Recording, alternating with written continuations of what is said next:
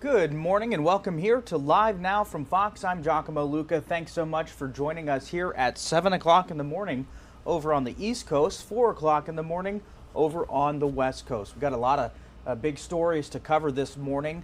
You are taking a live look there at the U.S. Capitol, the White House, and of course, New York, New York. We have a bunch of stories to get through already this morning. We have the debt ceiling deadlock continuing to be a problem there in Washington as lawmakers continue to fight over whether or not to raise that. There's also the end of Title 42 coming. That's quickly approaching. Sometime tomorrow we are expecting to get a decision there that will repeal that portion of the COVID era, I should say, policy that allows the expulsion of some immigrants. As well as this morning, we are also learning that George Santos, a representative, is expected to face charges. Those charges have not been specifically, those have not been unsealed yet, but we are expecting to get some more information on that sometime today. We have folks on the ground continuing to follow his story there. We'll be bringing you more on that. George Santos again showing a little bit more trouble there. That representative, the Long Island Republican, has been hit with several federal criminal charges. The nature of the charges currently filed under seal. It comes as New York and Washington prosecutors have been investigating a variety of false statements he made during his 2022 campaign for Congress.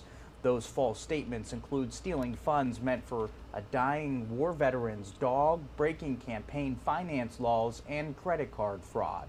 The 34-year-old is admitted to fabricating some of his background, but denies claims that could add up to criminal charges. It's been reported that Santos could be arrested anytime today. We have Robert Moses on the ground in New York following this story for us this morning.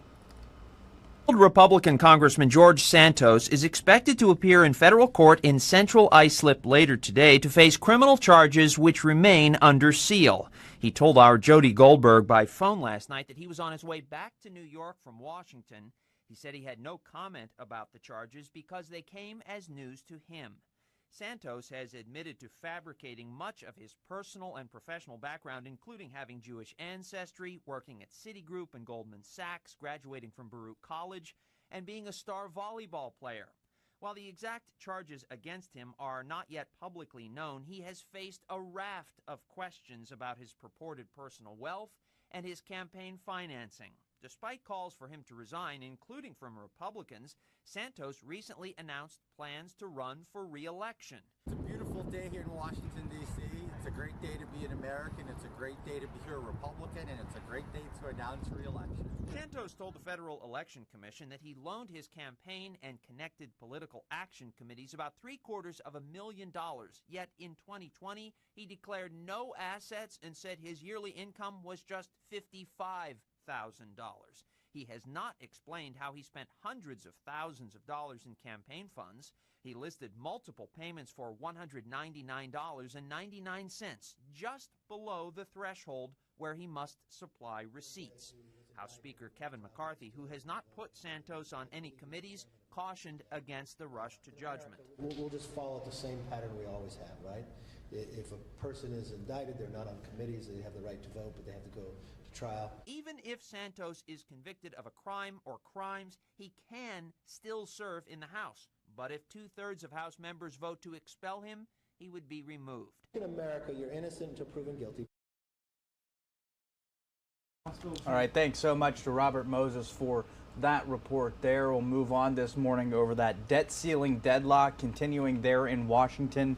We learned that no deal has been reached after the president met with House Speaker and House and Senate leaders just yesterday, according to Democrats and Republicans both meeting together, trying to reach a deal on this, but not really budging anywhere. We do know that the leaders in Washington are expected to meet again sometime on Friday. Let's listen in to Kevin Quirk following this story for us this morning.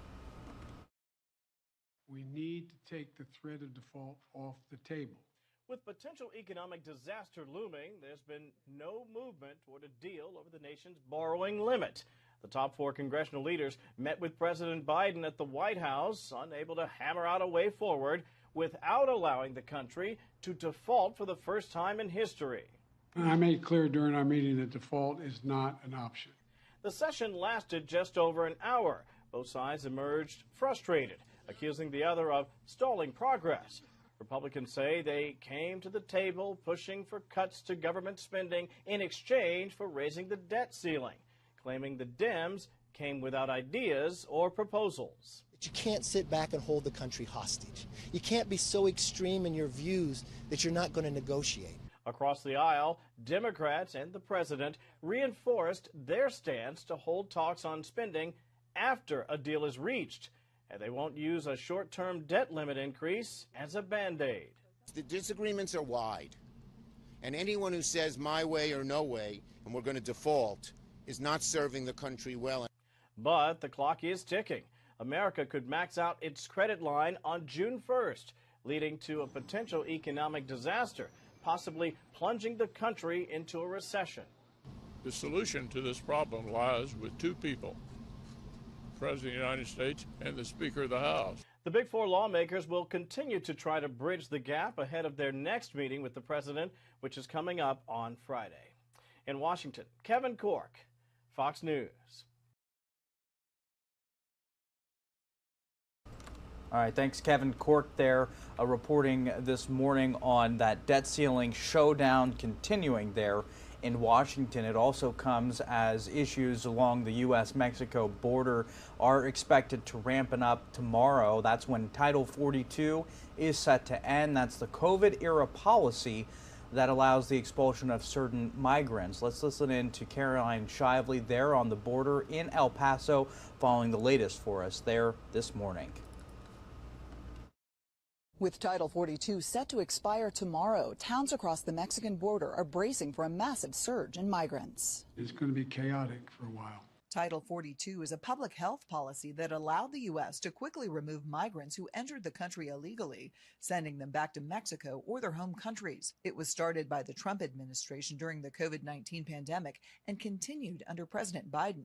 Once it ends tomorrow, border agents will refer back to Title 8, which could prevent migrants caught sneaking into the country illegally from legally entering the U.S. for at least 5 years. They're going to be subjected to Title 8, which is arrest, detention, arrest, and deportation. If you come back again, you're going to send to jail. Volunteers in El Paso are busy helping the hundreds of migrants already here, citing dwindling resources and available shelter space. People are desperate and hungry, so it's a humanitarian crisis. We are from Venezuela. Where are you sleeping? Spending the night? In the street.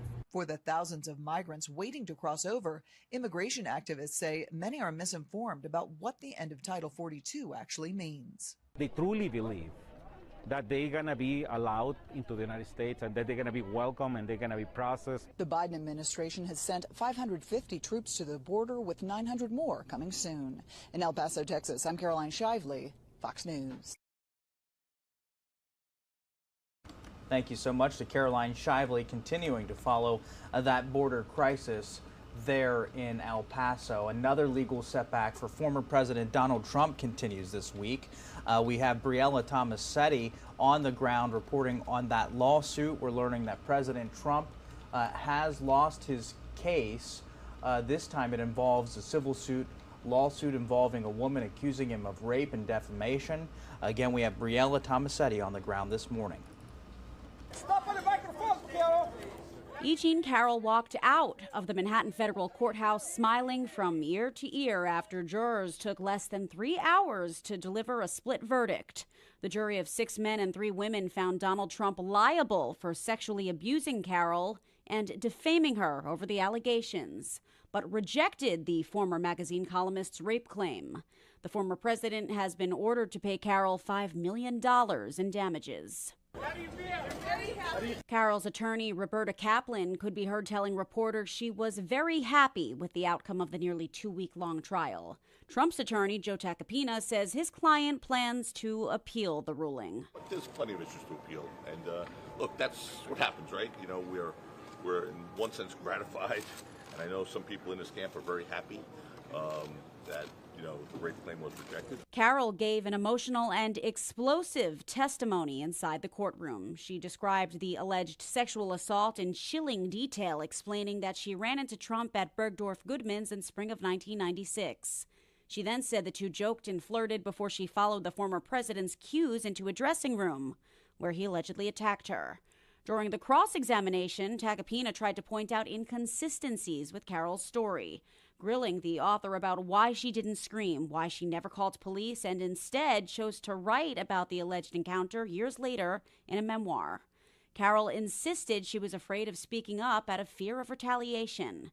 Trump never took the stand, but denied the allegations in a videotaped deposition from October of last year. After yesterday's verdict came down, the former president slammed it as a disgrace. I don't even know who this woman is. I have no idea who she is, where she came from. This is another scam. It's a political witch hunt. And somehow we're going to have to fight this stuff. Thanks to Briella Tomasetti there, continuing to report on the very latest out of that trial between E. Jean Carroll and Donald Trump. I do now want to go ahead and take you over to Israel now. We are seeing a bit of breaking news there in Gaza City, in the Gaza Strip. Palestinian militants in the Gaza Strip on Wednesday firing several barrages of rockets into southern Israel, and their first response to a series of Israeli airstrikes that have killed a total of 16 Palestinians, including 3 senior militants and at least 10 civilians. The rockets set off air raid sirens throughout southern Israel, where residents had been bracing for an attack since Israel carried out its first airstrikes early on Tuesday. There were no immediate reports of damages or injuries. Earlier on Wednesday, Israeli aircraft struck targets there in Gaza a second straight day on Wednesday, killing at least 1 Palestinian and pushing the region closer toward a new round of heavy fighting. You can see clearly a smoky day there in the southern portion of Israel and along the Gaza Strip. It's 7:12 right now over on the East Coast, 4:12 on the West Coast. We are going to take our short commercial break here on Live Now from Fox. When we come back, we'll reset with some of your top headlines and get back into all your news of the day happening here and around the world.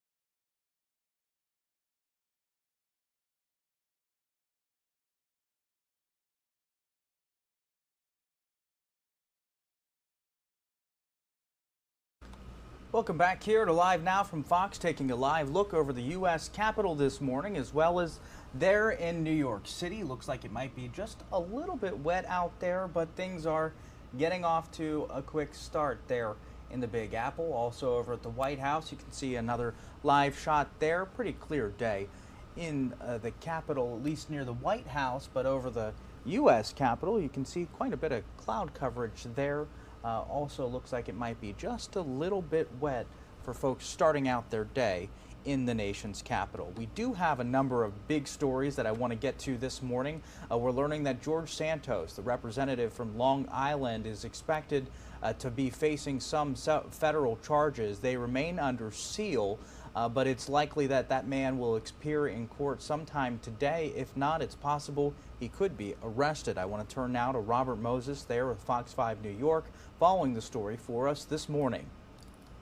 Embattled Republican Congressman George Santos is expected to appear in federal court in Central Islip later today to face criminal charges which remain under seal. He told our Jody Goldberg by phone last night that he was on his way back to New York from Washington. He said he had no comment about the charges because they came as news to him. Santos has admitted to fabricating much of his personal and professional background, including having Jewish ancestry, working at Citigroup and Goldman Sachs, graduating from Baruch College, and being a star volleyball player. While the exact charges against him are not yet publicly known, he has faced a raft of questions about his purported personal wealth and his campaign financing. Despite calls for him to resign, including from Republicans, Santos recently announced plans to run for re-election. It's a beautiful day here in Washington, D.C. It's a great day to be an American. It's a great day to be a Republican, and it's a great day to announce re-election. Santos told the Federal Election Commission that he loaned his campaign and connected political action committees about $750,000. Yet in 2020, he declared no assets and said his yearly income was just $55,000. He has not explained how he spent hundreds of thousands of dollars in campaign funds. He listed multiple payments for $199.99, just below the threshold where he must supply receipts. House Speaker Kevin McCarthy, who has not put Santos on any committees, cautioned against the rush to judgment. We'll just follow the same pattern we always have, right? If a person is indicted, they're not on committees, they have the right to vote, but they have to go to trial. Even if Santos is convicted of a crime or crimes, he can still serve in the House. But if 2/3 of House members vote to expel him, he would be removed. In America, you're innocent until proven guilty.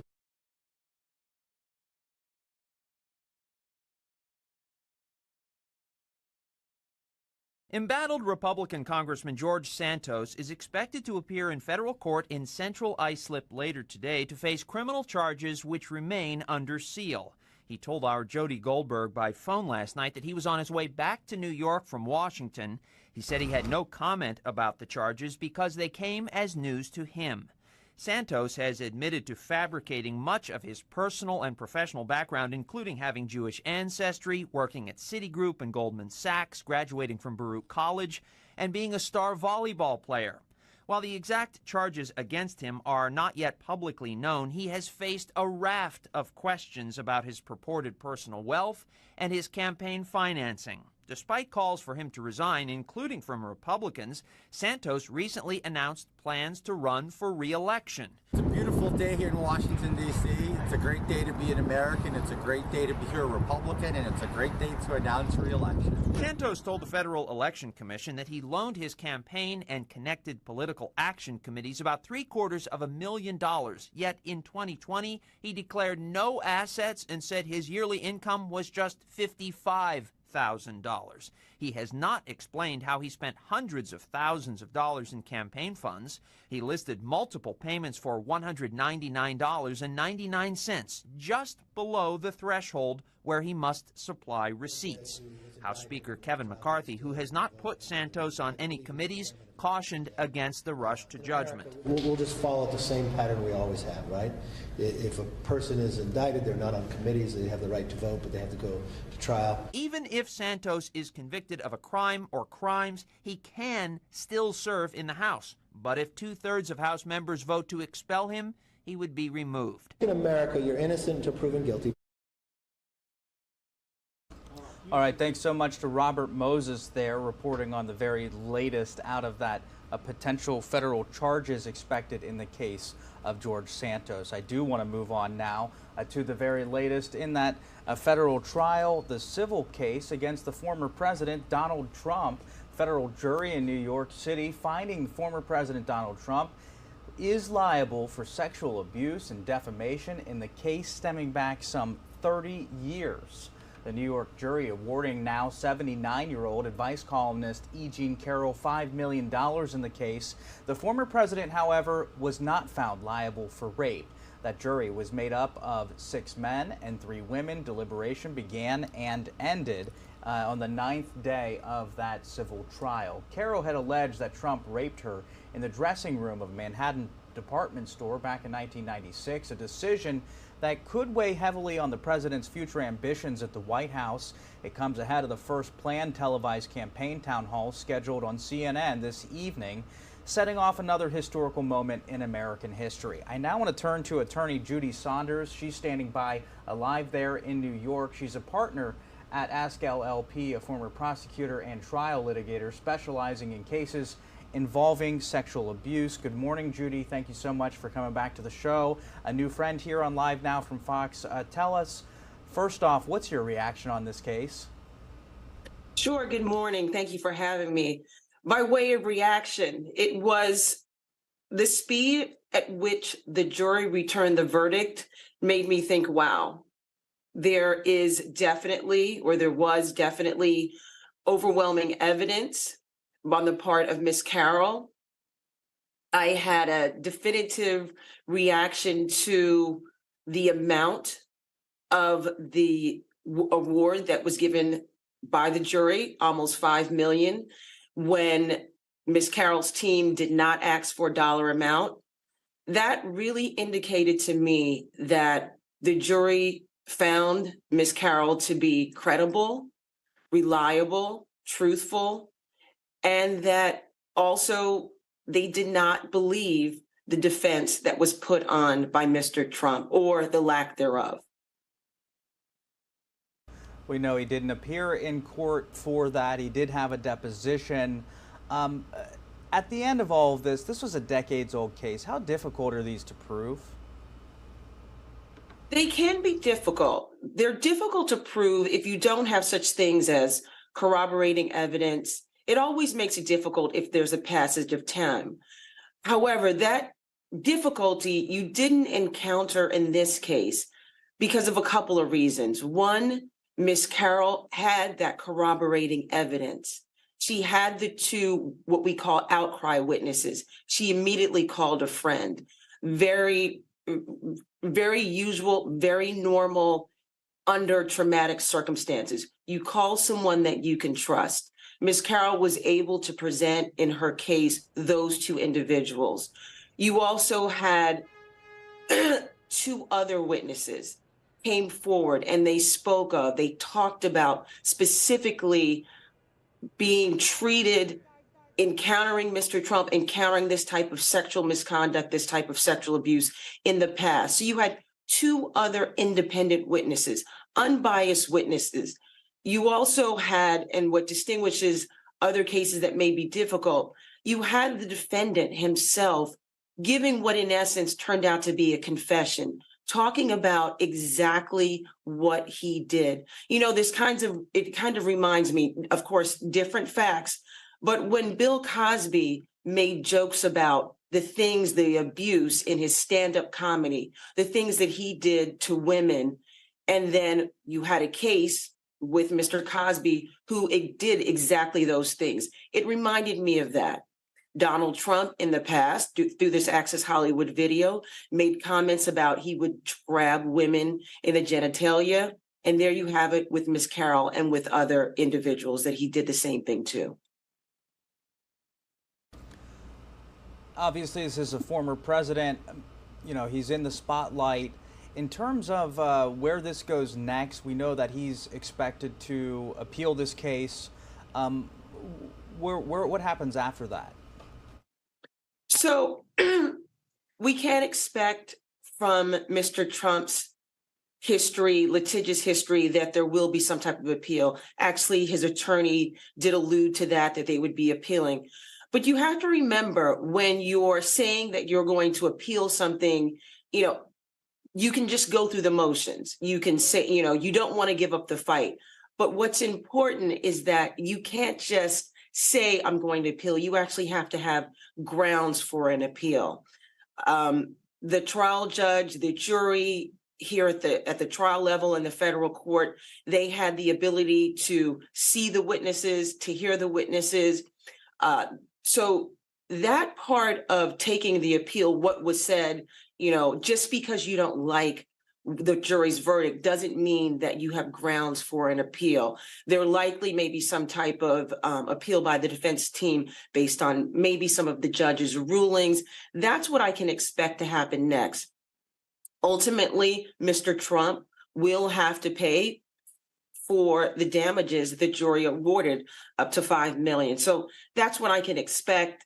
Politically, that is beyond my pay grade or scope of what I'm here to speak about. But in the legal sense, we can expect there to be some type of delay that will come by the way of appeal and posturing and outrage by the part of Mr. Trump about the jury's verdict. But we know that they found Ms. Carroll to be credible and they believed her. Now, you have represented a number of people who have survived sexual abuse and other, frankly, tragedies. What does this mean for survivors, for a case like this against the former president to have gone in the favor of someone like E. Jean Carroll? Mr. Trump is a powerful man in many senses. And this is a clear indication to survivors that regardless of your resources, your position, your authority, you can and you will be believed. This builds on the momentum of the Me Too movement. So many individuals are still fearful, they're still shameful, hiding in the shadows because of things that happened 10, 20, 30 years ago. You see that in cases that are being brought out in Maryland and Pennsylvania with the different archdioceses. And it's an indication to them that you don't have to live in that shame, in that humiliation. It is not you, the survivor, that has done anything wrong. It is the perpetrator. It's the institutions that cover it up. And that you will be heard, you will be believed. Now, Trump is expected to give his first town hall this evening. He's also continuing that bid for the White House. Do you think that this decision in this case will have any bearing on his political campaign and his where he wants to go next? Well, history speaks very clear to me that when you have these types of events with Donald Trump, with those that his advocates, his advisors, they will do their best to spin it.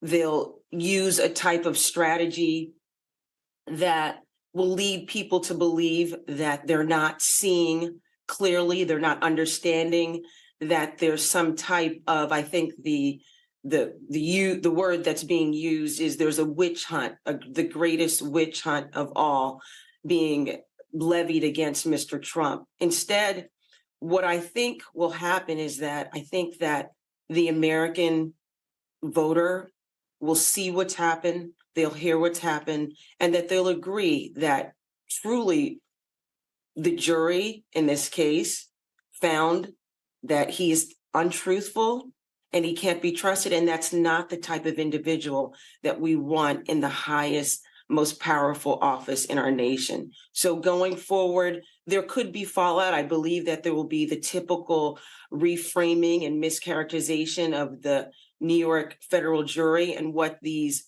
6 men and 3 women did. But, this will end with, hopefully, the American voter believing Ms. Carroll, believing other survivors, and finding that we don't want an individual that's been accused and found liable of these types of offenses to be running our country. I certainly hope to see some of the answers provided tonight, some of the questions that folks will be asking of him, and those responses as well, because I think this will be something hard to dodge for sure. Judy Saunders, thanks for joining us this morning. Any closing thoughts on this? Just the one question that you asked, what does this mean for survivors? And it's so important because for so long, thousands, hundreds of thousands of people, millions of people, generations upon generations, as Ms. Carroll said in her testimony, she comes from a silent generation. That silent generation predates her and postdates her. It's still going on. So you can come forward, you will be believed. And that's the type of work that myself and other attorneys do. And we're waiting to tell your story or allow you to tell your story, because actually no one needs to tell your story. You just need the right platform and you need the right space to tell it. Judy Saunders, attorney there and partner over at Ask LLP in New York and New Jersey. Thanks so much for joining us. We always appreciate your insight. Thank you. Take care. All right, folks, moving on this morning, we do want to get back into some of your top headlines. We will move over to continue our conversations about George Santos. He is some federal charges are expected to be announced sometime soon. We have Robert Moses on the ground in New York with that.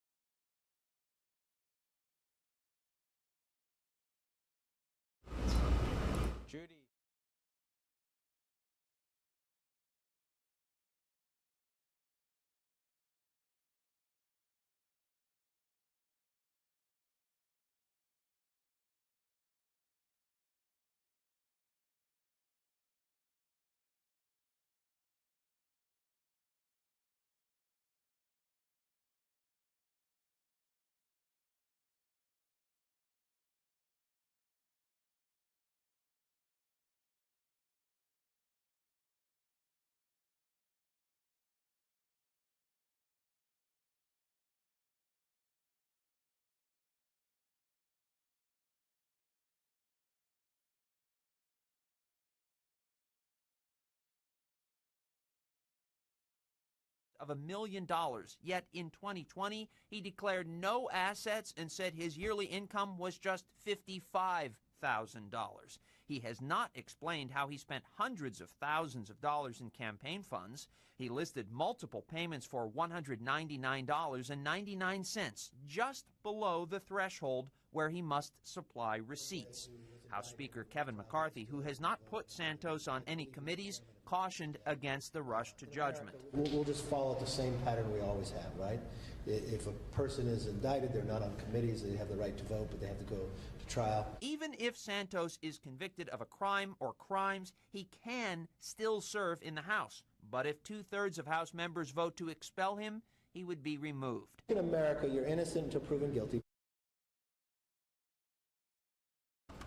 And you are taking a live look this morning right there at the courthouse that George Santos is expected to appear in sometime this morning. When that happens, we'll make sure to bring it to you as soon as possible. We are going to take a short break here at 7:33 over on the East Coast, 4:33 on the West Coast. This is Live Now from Fox. I'm Giacomo Luca. Stick with us. We'll reset and get back into your headlines in just 2 minutes.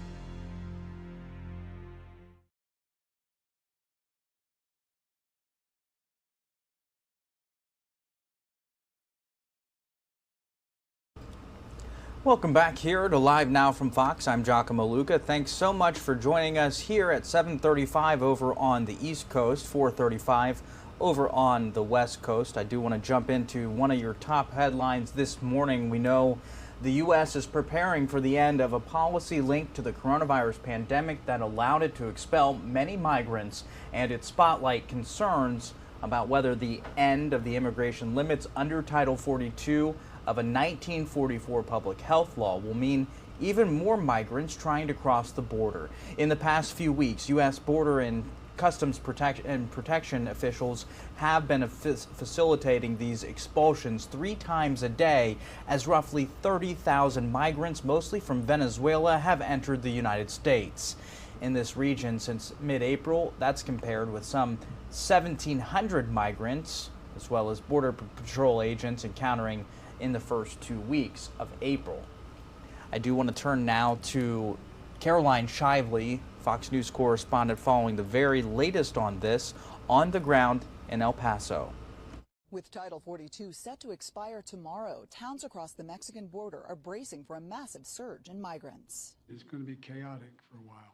Title 42 is a public health policy that allowed the U.S. to quickly remove migrants who entered the country illegally, sending them back to Mexico or their home countries. It was started by the Trump administration during the COVID-19 pandemic and continued under President Biden.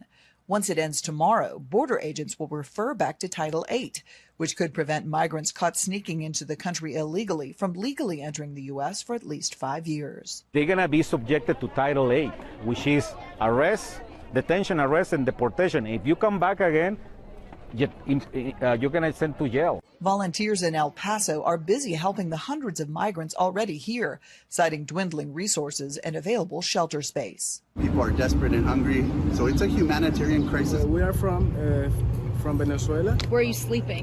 Spending the night? Oh, in the street. For the thousands of migrants waiting to cross over, immigration activists say many are misinformed about what the end of Title 42 actually means. They truly believe that they're going to be allowed into the United States and that they're going to be welcome and they're going to be processed. The Biden administration has sent 550 troops to the border, with 900 more coming soon. In El Paso, Texas, I'm Caroline Shively, Fox News.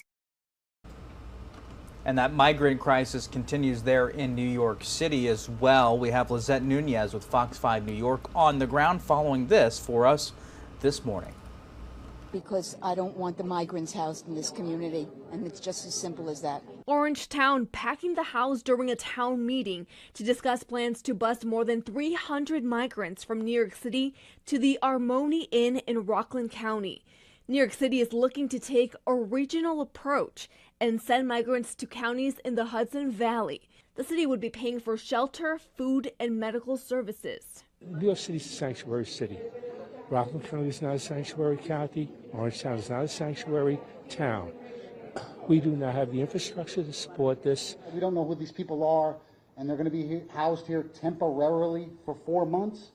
What happens after 4 months? According to the New York Post, a judge has halted the Armoni Inn from housing migrants temporarily after Orangetown officials hired legal counsel. A City Hall spokesperson telling the New York Post that the city will let the legal process play out in relation to the Armoni Inn, but said they still plan on moving migrants today in Orange County, barring any security issues. As Title 42, an immigration policy, is set to expire tomorrow, Governor Hochul has issued an executive order that will deploy 500 more members of the National Guard. Guard members will provide support at the Port Authority and shelters. The executive order will also speed up the access to more than $1 billion set aside in the new state budget to deal with the migrant crisis. All right, we will have a live report from Lizette Nunez sometime this morning. Coming up in just a few minutes, we will be bringing you back to that here on Live Now from Fox. But we're going to go ahead and take our third commercial break of the hour here on Live Now from Fox. It's 7:40 in the morning on the East Coast, 4:40 in the morning over on the West Coast. I'll see you back here in just a couple minutes.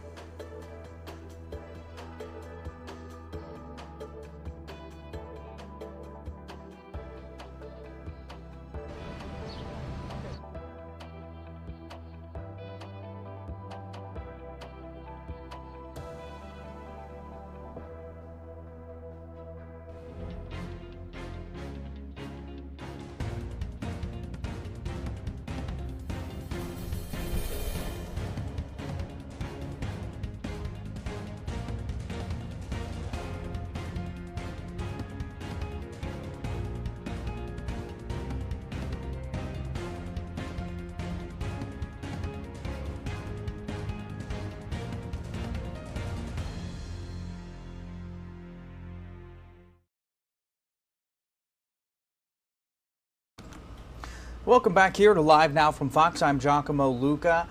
People in Rockland County now voicing their concern in New York and New Jersey over plans to send migrants from New York City over to the suburb. This as Title 42 is about to expire and officials are expecting increased arrivals of asylum seekers over to the city. I now want to bring in Fox 5 New York's Lizette Nunez on the ground with this report this morning. Good morning, Lizette. Good morning, Giacomo. We're hearing from people over in Orangetown, which is in Rockland County, and they are voicing their concerns. They're also pushing back against Mayor Adams' plan to bus migrants to the north. Now, we also, meanwhile, are hearing from Governor Kathy Hochul, who says she is deploying members of the National Guard to the Port Authority bus terminal. And it's just as simple as that. Orangetown packing the house during a town meeting to discuss plans to bus more than 300 migrants from New York City to the Armoni Inn in Rockland County. New York City is looking to take a regional approach and send migrants to counties in the Hudson Valley. The city would be paying for shelter, food, and medical services. New York City is a sanctuary city. Rockland County is not a sanctuary county. Orangetown is not a sanctuary town. We do not have the infrastructure to support this. We don't know who these people are, and they're going to be housed here temporarily for 4 months. What happens after 4 months? According to the New York Post, a judge has halted the Armoni Inn from housing migrants temporarily after Orangetown officials hired legal counsel. A City Hall spokesperson telling the New York Post that the city will let the legal process play out in relation to the Armoni Inn, but said they still plan on moving migrants today in Orange County, barring any security issues. As Title 42 in immigration policy is set to expire tomorrow, Governor Hochul has issued an executive order that will deploy 500 more members of the National Guard. Guard members will provide support at the Port Authority and shelters. The executive order will also speed up the access to more than $1 billion set aside in the new state budget to deal with the migrant crisis.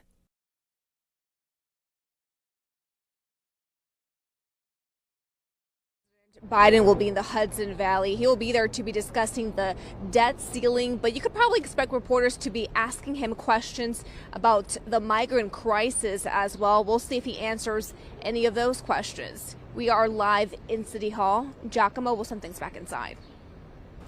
And where are these migrants being held in the meantime, Lizette? Oh, looks like we did lose Lizette's shot. Thank you so much for following that story for us there. We'll make sure to bring that back later if we can get it. That shot actually was going over to another shot that we had over in the New York City area, the Long Island.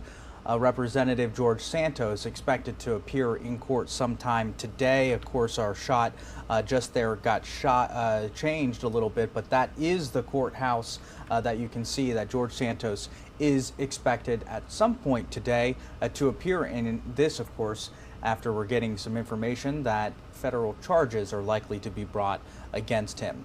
It's 7:46 on the East Coast, 4:46 over on the West Coast. Time to take our final commercial break of the hour here on Live Now from Fox. When we come back, we'll reset with all your top headlines.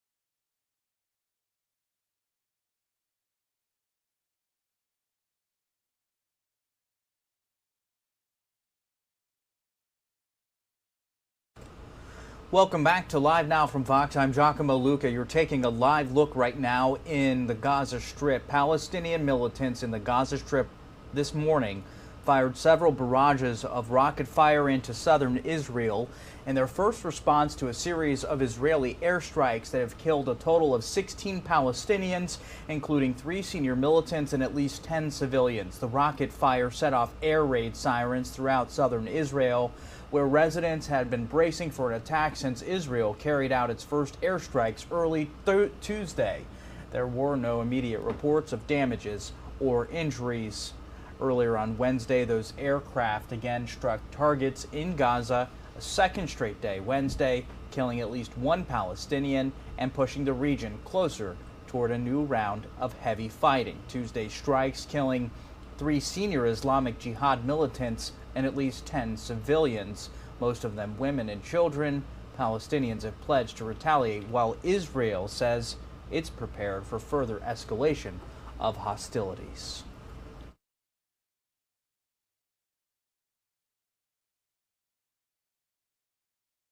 I do want to turn now to a couple of other live feeds that we have happening here and around the country. There's New York City, of course. Things moving nicely there in the Big Apple this morning. Also, big things expected to come out of Washington today and over the next couple of days. We are looking to the Capitol and the White House as the debt ceiling showdown continues.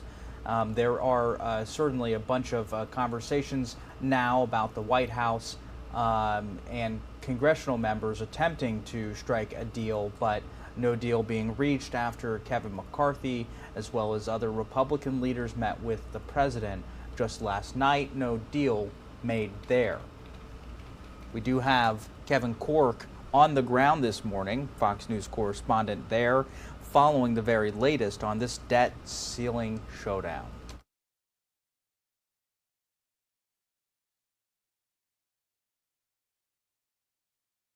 We need to take the threat of default off the table.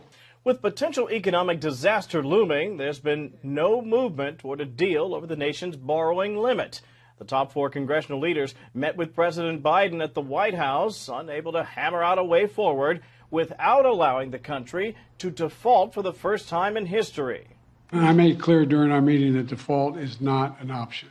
The session lasted just over an hour. Both sides emerged frustrated, accusing the other of stalling progress. Republicans say they came to the table pushing for cuts to government spending in exchange for raising the debt ceiling, claiming the Dems came without ideas or proposals. You can't sit back and hold the country hostage. You can't be so extreme in your views that you're not going to negotiate. Across the aisle, Democrats and the president reinforced their stance to hold talks on spending after a deal is reached, and they won't use a short-term debt limit increase as a Band-Aid. The disagreements are wide, and anyone who says my way or no way and we're going to default is not serving the country well. But the clock is ticking. America could max out its credit line on June 1st, leading to a potential economic disaster, possibly plunging the country into a recession. The solution to this problem lies with 2 people, the President of the United States and the Speaker of the House. The Big 4 lawmakers will continue to try to bridge the gap ahead of their next meeting with the president, which is coming up on Friday. In Washington, Kevin Corke, Fox News. Thank you to Kevin Corke for that reporting there on the debt ceiling showdown. Again, officials expected to meet again on Friday in Washington. Hopefully, a deal can be reached after months of impasse. A federal jury in New York City has found former President Donald Trump liable for sexual abuse as well as defamation in the case stemming back some 30 years. The former president, however, was not found liable for rape. The New York jury awarding now 79-year-old E. Jean Carroll, an advice columnist, $5 million in that case. The jury was made up of 6 men and 3 women. Deliberation began and ended on the 9th day of that civil trial at the Manhattan Federal Court. Carroll alleged that Trump raped her in the dressing room of a Manhattan department store in 1996, a decision that could weigh heavily on the president's future ambitions at the White House. It comes ahead of his first planned televised campaign town hall scheduled on CNN this evening. It's setting off another historical moment there in American history. I now want to turn over to Carol Lizette. Oh, excuse me, it's Briella Tomasetti with this report on that. Carol walked out of the Manhattan Federal Courthouse smiling from ear to ear after jurors took less than 3 hours to deliver a split verdict. The jury of 6 men and 3 women found Donald Trump liable for sexually abusing Carol and defaming her over the allegations, but rejected the former magazine columnist's rape claim. The former president has been ordered to pay Carol $5 million in damages. Carol's attorney, Roberta Kaplan, could be heard telling reporters she was very happy with the outcome of the nearly 2-week-long trial. Trump's attorney, Joe Tacopina, says his client plans to appeal the ruling. There's plenty of issues to appeal, and look, that's what happens, right? You know, we're in one sense gratified, and I know some people in this camp are very happy that, you know, the rape claim was rejected. Carol gave an emotional and explosive testimony inside the courtroom. She described the alleged sexual assault in chilling detail, explaining that she ran into Trump at Bergdorf Goodman's in spring of 1996. She then said the two joked and flirted before she followed the former president's cues into a dressing room, where he allegedly attacked her.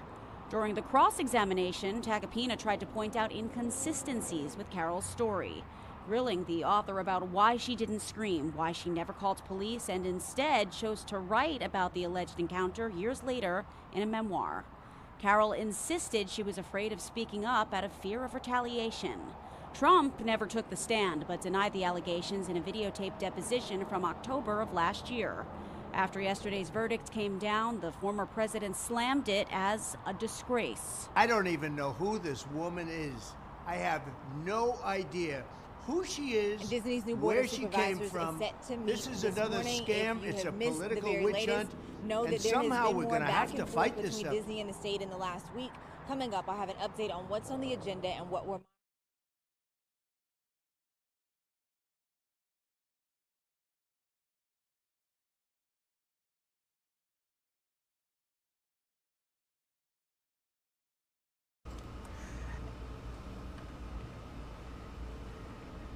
And more trouble for New York Representative George Santos. The Long Island Republican has been hit with several federal criminal charges. The nature of those charges currently filed under seal.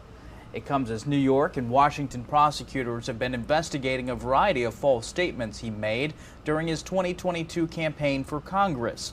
Those false statements include stealing funds meant for a dying war veteran's dog, breaking campaign finance laws, and credit card fraud. The 34-year-old's admitted to fabricating some of his background, but he denies claims that could add up to criminal charges. It has been reported that Santos could be arrested as early as sometime today. We did hear from the House Speaker, Kevin McCarthy, a Republican leader in Washington, following announcements of that just last night.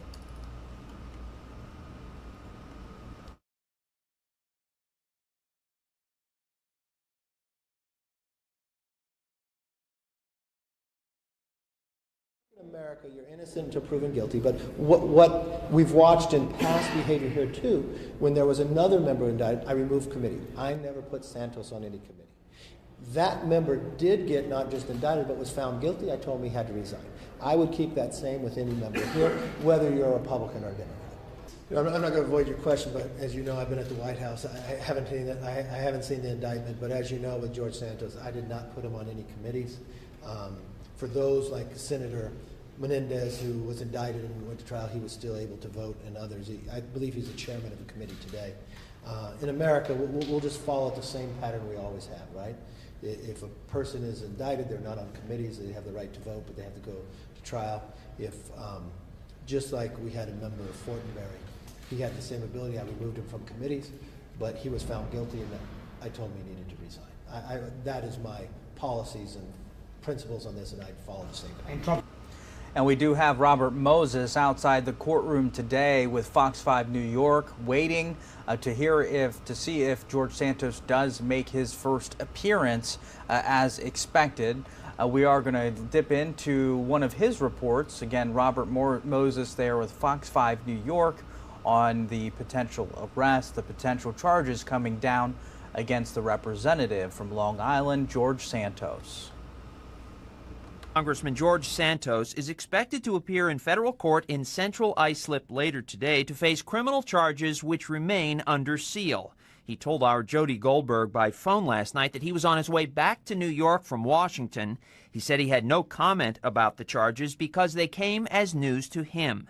Santos has admitted to fabricating much of his personal and professional background, including having Jewish ancestry, working at Citigroup and Goldman Sachs, graduating from Baruch College, and being a star volleyball player. While the exact charges against him are not yet publicly known, he has faced a raft of questions about his purported personal wealth and his campaign financing. Despite calls for him to resign, including from Republicans, Santos recently announced plans to run for re-election. It's a beautiful day here in Washington, D.C. It's a great day to be an American. It's a great day to be here a Republican, and it's a great day to announce re-election. Santos told the Federal Election Commission that he loaned his campaign and connected political action committees about $750,000. Yet in 2020, he declared no assets and said his yearly income was just $55,000. He has not explained how he spent hundreds of thousands of dollars in campaign funds. He listed multiple payments for $199.99, just below the threshold where he must supply receipts. House Speaker Kevin McCarthy, who has not put Santos on any committees, cautioned against the rush to judgment. We'll just follow the same pattern we always have, right? If a person is indicted, they're not on committees, they have the right to vote, but they have to go to trial. Even if Santos is convicted of a crime or crimes, he can still serve in the House. But if 2/3 of House members vote to expel him, he would be removed. In America, you're innocent until proven guilty.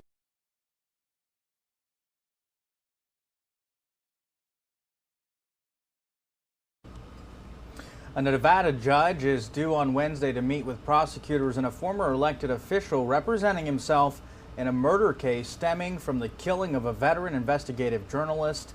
Robert Tellez faces trial in November in the fatal September 2021 stabbing of Las Vegas Review-Journal reporter Jeff German.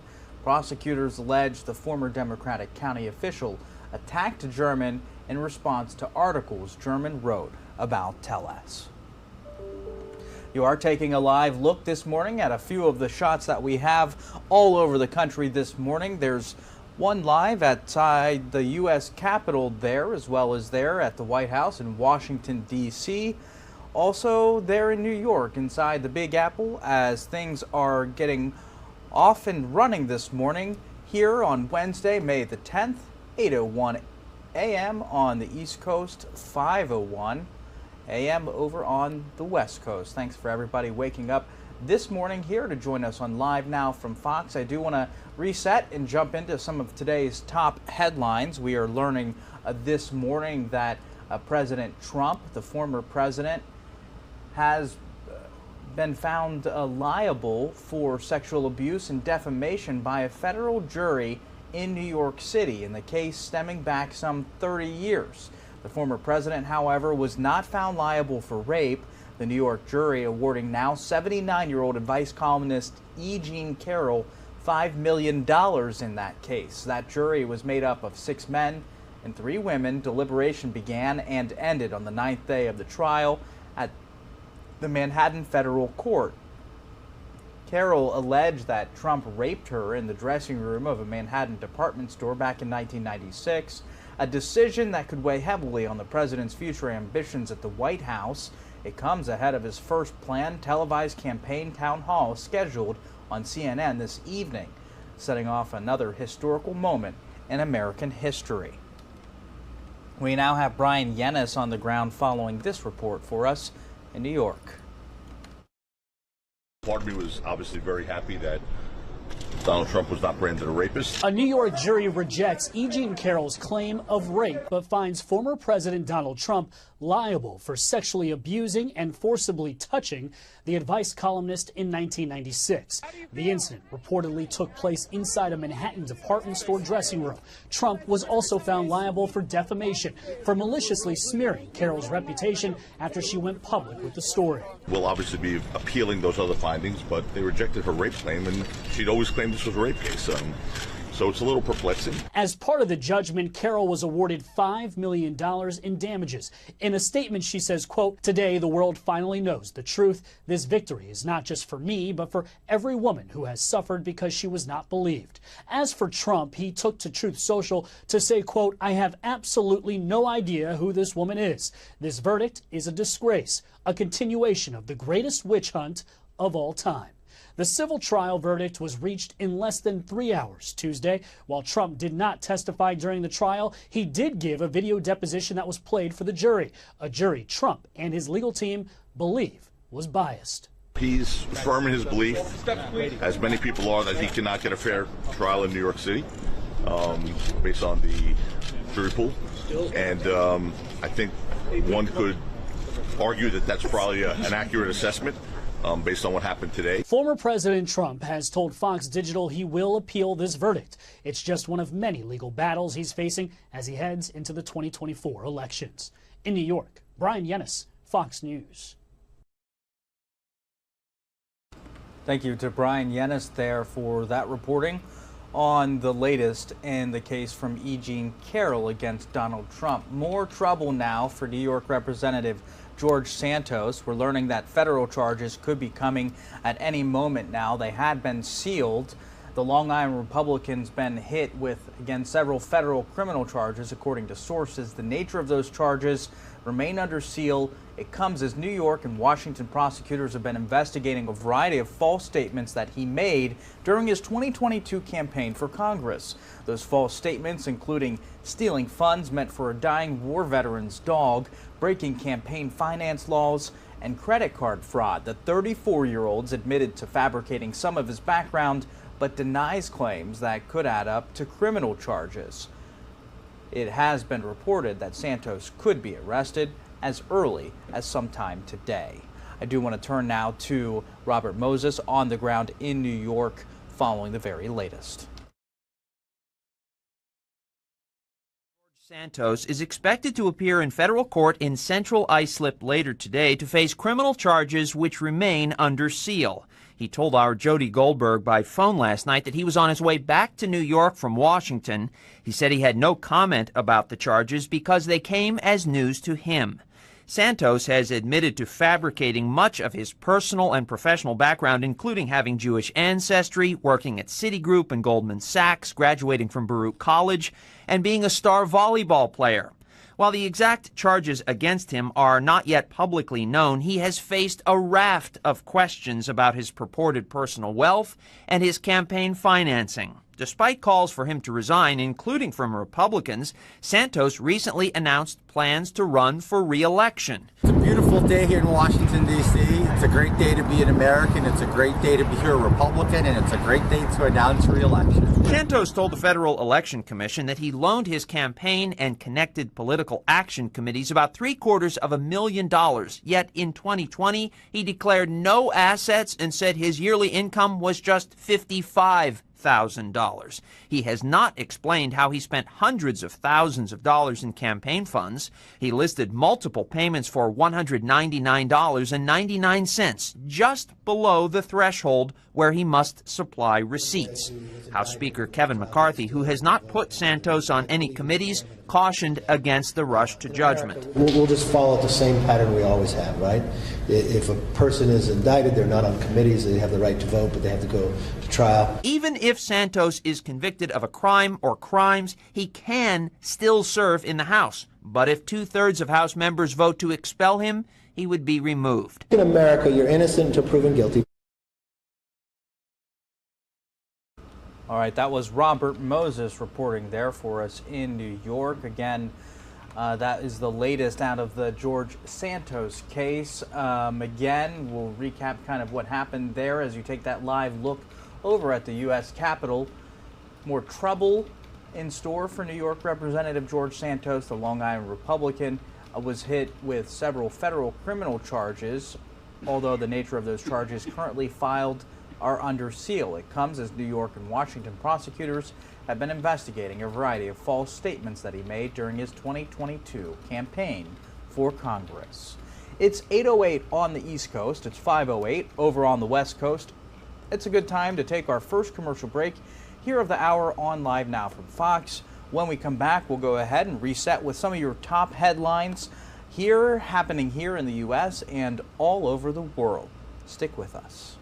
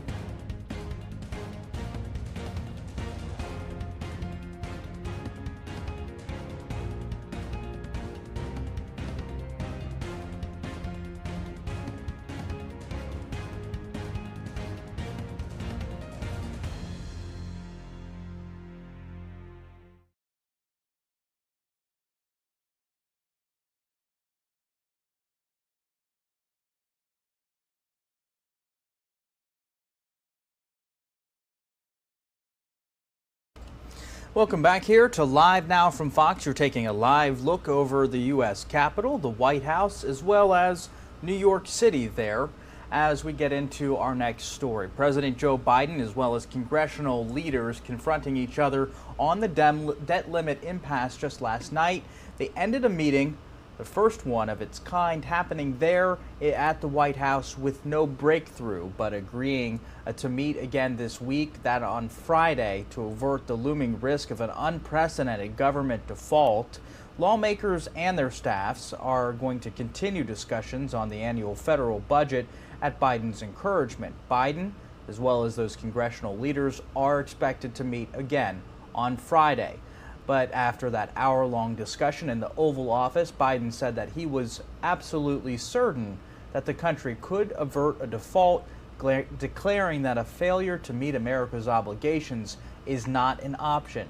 Still, time remains short after discussing this and continuing an impasse after several months. The government's bumping up against its legal limit for borrowing. It will not be able to pay all of its bills as soon as June 1st if Congress doesn't agree to raise the debt ceiling. That failure would send the country into default with wide-reaching economic impact at home and around the world. I want to now turn to Kevin Corke following the very latest for us in Washington. We need to take the threat of default off the table. With potential economic disaster looming, there's been no movement toward a deal over the nation's borrowing limit. The top four congressional leaders met with President Biden at the White House, unable to hammer out a way forward without allowing the country to default for the first time in history. I made clear during our meeting that default is not an option. The session lasted just over an hour. Both sides emerged frustrated, accusing the other of stalling progress. Republicans say they came to the table pushing for cuts to government spending in exchange for raising the debt ceiling, claiming the Dems came without ideas or proposals. You can't sit back and hold the country hostage. You can't be so extreme in your views that you're not going to negotiate. Across the aisle, Democrats and the president reinforced their stance to hold talks on spending after a deal is reached, and they won't use a short-term debt limit increase as a Band-Aid. The disagreements are wide, and anyone who says my way or no way, and we're going to default, is not serving the country well. But the clock is ticking. America could max out its credit line on June 1st, leading to a potential economic disaster, possibly plunging the country into a recession. The solution to this problem lies with two people, the President of the United States and the Speaker of the House. The Big Four lawmakers will continue to try to bridge the gap ahead of their next meeting with the president, which is coming up on Friday. In Washington, Kevin Cork, Fox News. You are taking a live look this morning over New York City there.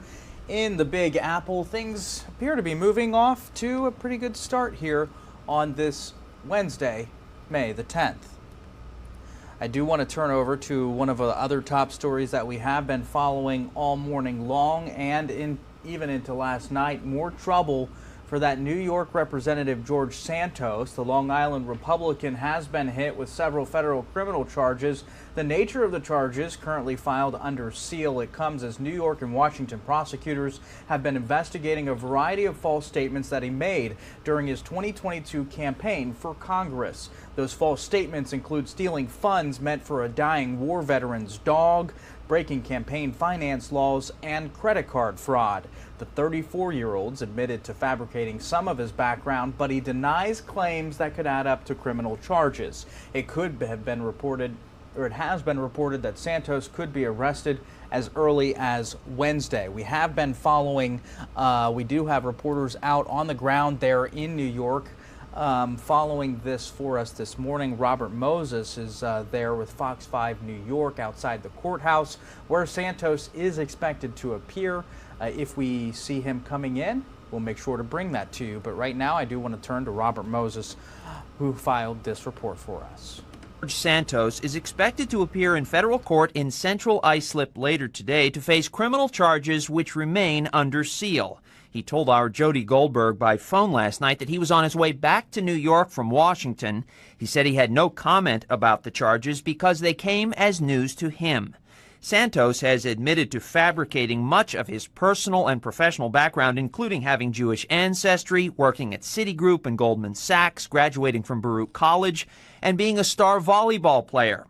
While the exact charges against him are not yet publicly known, he has faced a raft of questions about his purported personal wealth and his campaign financing. Despite calls for him to resign, including from Republicans, Santos recently announced plans to run for re-election. It's a beautiful day here in Washington, D.C. It's a great day to be an American. It's a great day to be a Republican, and it's a great day to announce re-election. Santos told the Federal Election Commission that he loaned his campaign and connected political action committees about $750,000. Yet in 2020, he declared no assets and said his yearly income was just $55,000. He has not explained how he spent hundreds of thousands of dollars in campaign funds. He listed multiple payments for $199.99, just below the threshold where he must supply receipts. House Speaker Kevin McCarthy, who has not put Santos on any committees, cautioned against the rush to judgment. We'll just follow the same pattern we always have, right? If a person is indicted, they're not on committees, they have the right to vote, but they have to go to trial. Even if Santos is convicted of a crime or crimes, he can still serve in the House. But if 2/3 of House members vote to expel him, he would be removed. In America, you're innocent until proven guilty.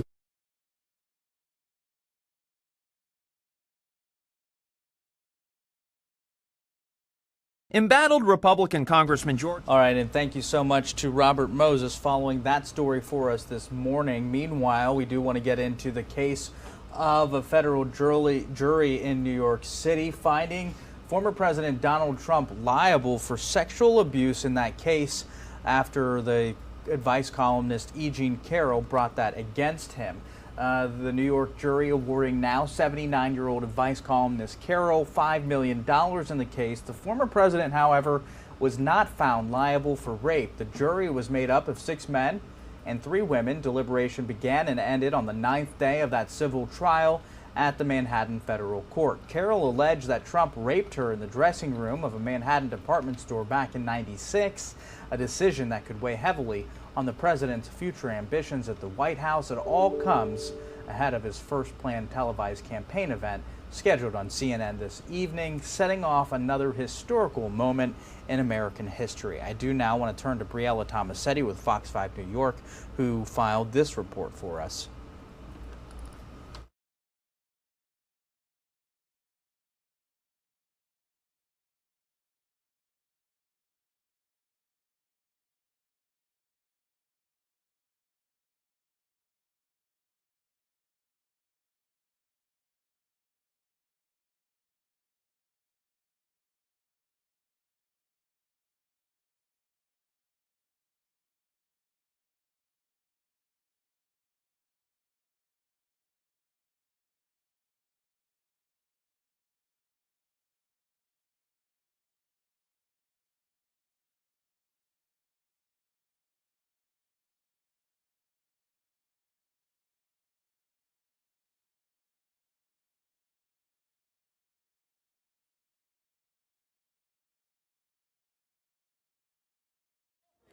E. Jean Carroll walked out of the Manhattan Federal Courthouse smiling from ear to ear after jurors took less than 3 hours to deliver a split verdict.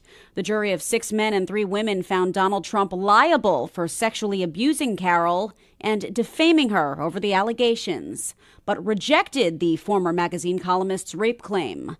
The former president has been ordered to pay Carroll $5 million in damages.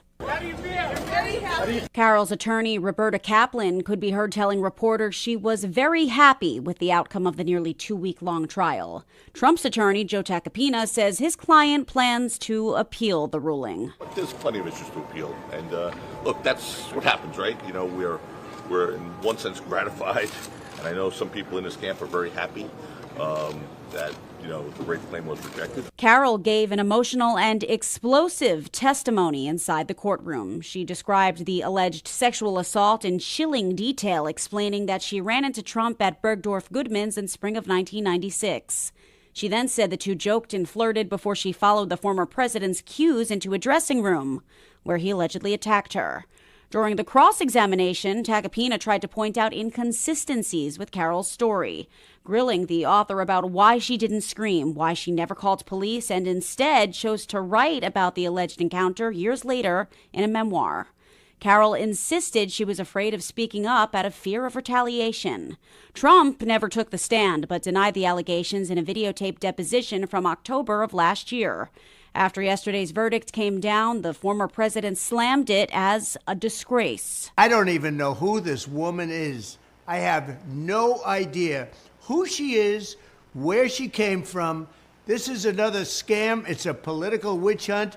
And somehow we're going to have to fight this stuff.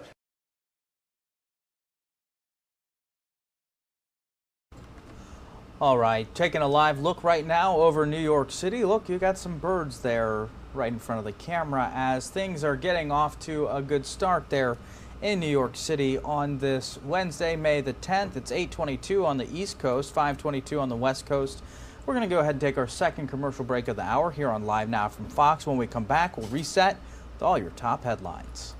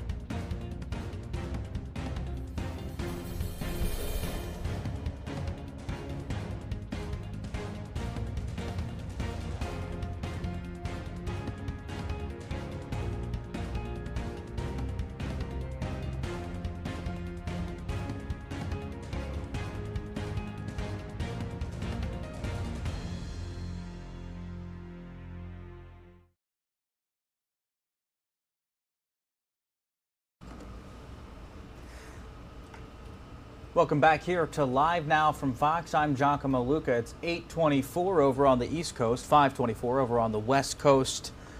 More trouble for New York Representative George Santos. You can see him there on your screen. The Long Island Republican's been hit with several federal criminal charges. The nature of those charges currently filed under seal, coming as New York and Washington prosecutors have been investigating a variety of false statements he made during his 2022 campaign for Congress. Those false statements include stealing funds meant for a dying war veteran's dog, breaking campaign finance laws, and credit card fraud. The 34-year-old has admitted to fabricating some of his background, but denies claims that could add up to criminal charges. It's also been reported that Santos could be arrested sometime today. I now also want to turn over to Andrew Kraft. He's following this conversation about George Santos, as well as the latest in the trial of former President Donald Trump that he lost just yesterday after a jury there in New York decided that Trump was liable for sexual abuse as well as defamation in that three decades old case. Let's turn now to Andrew Kraft with an interview with legal analyst Andrew Lee.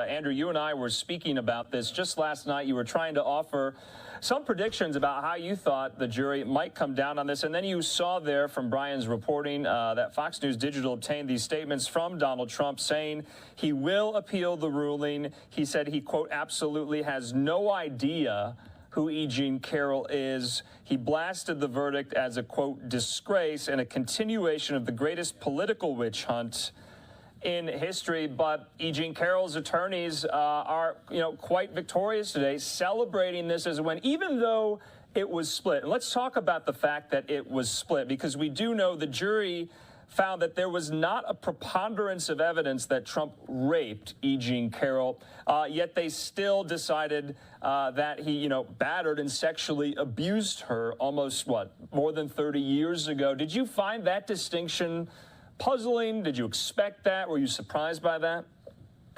Andrew, I was surprised how the verdict sheet was written in the first place. I was surprised in a case that was about sexual battery and defamation that they would even use the term rape. It's such a complex term, and it's not a criminal trial, and this case did not need rape to get to the result. So if you looked at the verdict sheet, and just to slow it down, a verdict sheet is a document that the jury's given that you have to say yes or no to questions. If you get yes, you go to the next question. If you say no, the case is over. And as you referenced a second ago, when it came to sexual abuse, sexual battery, and rape, there was a preponderance of the evidence, more likely than not. And then when it came to defamation, it was clear and convincing evidence. And what was interesting to me, again, is why you would need to separate rape as a choice from sexual battery. Why? Because battery just means a touching that's unwelcomed. And so one would assume that that includes a rape, although a rape is a bigger deal. So I was surprised that was there in the first place. That all being said, at the end of the day, I think Carroll's team should be very happy of what happened. And we should all expect Trump, like anyone else who lost this, will appeal. And one of the main reasons people appeal is not just because they're right, because they can use it as leverage to lower the damages award. Okay, Andrew, I have the jury verdict form here, and kind of going into what you were saying, I want to read the first question. This was put to the jurors. Did Ms. Carroll prove by a preponderance of the evidence that Mr. Trump raped Ms. Carroll? And they marked no. So, but then the next question was, did Mr. Trump sexually abuse Ms. Carroll? Yes. Now, when you talk about the appeal process, Andrew, there are monetary damages in this, upwards adding up to about $5 million the former president will have to pay Carroll. Is that what is going to be adjudicated in the appeal process about whether or not he has to pay this, or his actual guilt that was found in this lower court? Well, we would have to see how they notice the appeal. When you're dealing with the court that they're in right now in New York, you're going to see that they're going to have to put in what's called the first department. That's the appellate court. You have to put in specificity, which is interesting. Unlike other of the departments in New York, it's got to be very specific in the appeal. To answer your question, though, they can appeal a lot of different things. We heard that there's bias from the juries. That's an appeal of the entire process. But you can also appeal the damages as being excessive or against the weight of the evidence. And these all are going to be raised for certainty as we move forward. So there's the substance of the appeal, that procedurally it was wrong, an objection shouldn't have happened, so a ruling shouldn't have been made, and that went to reversible error. That's one thing. Or that the damages are excessive and they should be reduced by the appellate court. Also a viable solution. Setting both aside, though, very often a defendant that loses a case for approximately $5 million will bring the appeal and then settle on both sides of taking something in the neighborhood of 2, 5, or 3 because it's in everyone's best interest. I doubt Trump will do that. Probably will go to the substance because that's how he likes to battle. Okay, yeah, Andrew, just last question. This has been great, though. And I want to put to you something that some of Trump's attorneys and supporters have been saying today in the media, that if this was in any other jurisdiction, this outcome, this guilty verdict, being found liable, would not have been reached. Do you buy that?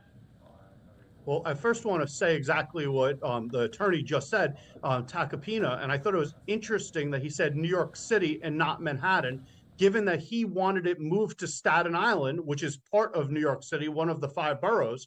So maybe he's just made a slip up there. That all being said, I don't necessarily buy that. I know on the social media sphere, people are all buying into this fact that New York is so liberal, and will go against Trump. But I don't think that's what this really came down to. I think what happened here is that we had one person testifying, and then we didn't have the other party testifying. We did have him testifying in a deposition with clips making him look terrible. Yeah. So I think it was just awful trial strategy by Trump and his team to just not show up and be so cursed in his responses in the deposition. It really smacked him with some egg on the face. No, you just reminded me of that because that was a question I had for you yesterday, and I thought that was interesting because today Trump was complaining on Truth Social that he didn't get a chance to testify. He couldn't bring his case, his defense. Yet that's what his attorneys, I thought, agreed before this even went to trial, that he was not going to be there in person. They were going to rely on some of this old deposition testimony recorded, and that's how he would, defend himself. His lawyers would present that on his behalf. He wouldn't be there in person. Andrew, it's even worse than that for Trump. Why? Because first they gave him a chance before the trial. Then they gave him a chance when the trial started. And this Thursday, when his attorney decided not to present a case and rest, we saw Trump put out a tweet that said something along the lines that he's returning back to New York because he's going to defend himself.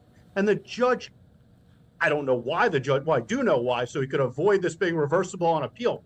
But what a latitude the judge gave him. No other attorney or a client would get this. The judge said, even though you rested, I'm going to give you till Sunday, midday, for you to unrest and still call Trump as a witness on Monday. And that deadline passed on Sunday, and Trump still didn't testify. So I don't see how any grounds of appeal is going to be on that basis that he wasn't permitted to testify. He was given every latitude to testify. Okay. The way they could appeal again are the damages or a ruling was against him. That's really all we're going to see, or the jury bias. Okay. Andrew Lieb, as always, we appreciate your insight into these major legal headlines. We'll probably bring you on again. It's always a pleasure, and talk then. Thank you so much. Thank you. All right, it's 8:33 on the East Coast, 5:33 over on the West Coast. I'm your host, Zach Horner, as we take you through all the big stories of the day from all around the country and around the world as well. Let's go ahead and get our third commercial break out of the hour. When we come back, we'll get into today's top stories, so don't go anywhere. We'll be back in 2 short minutes.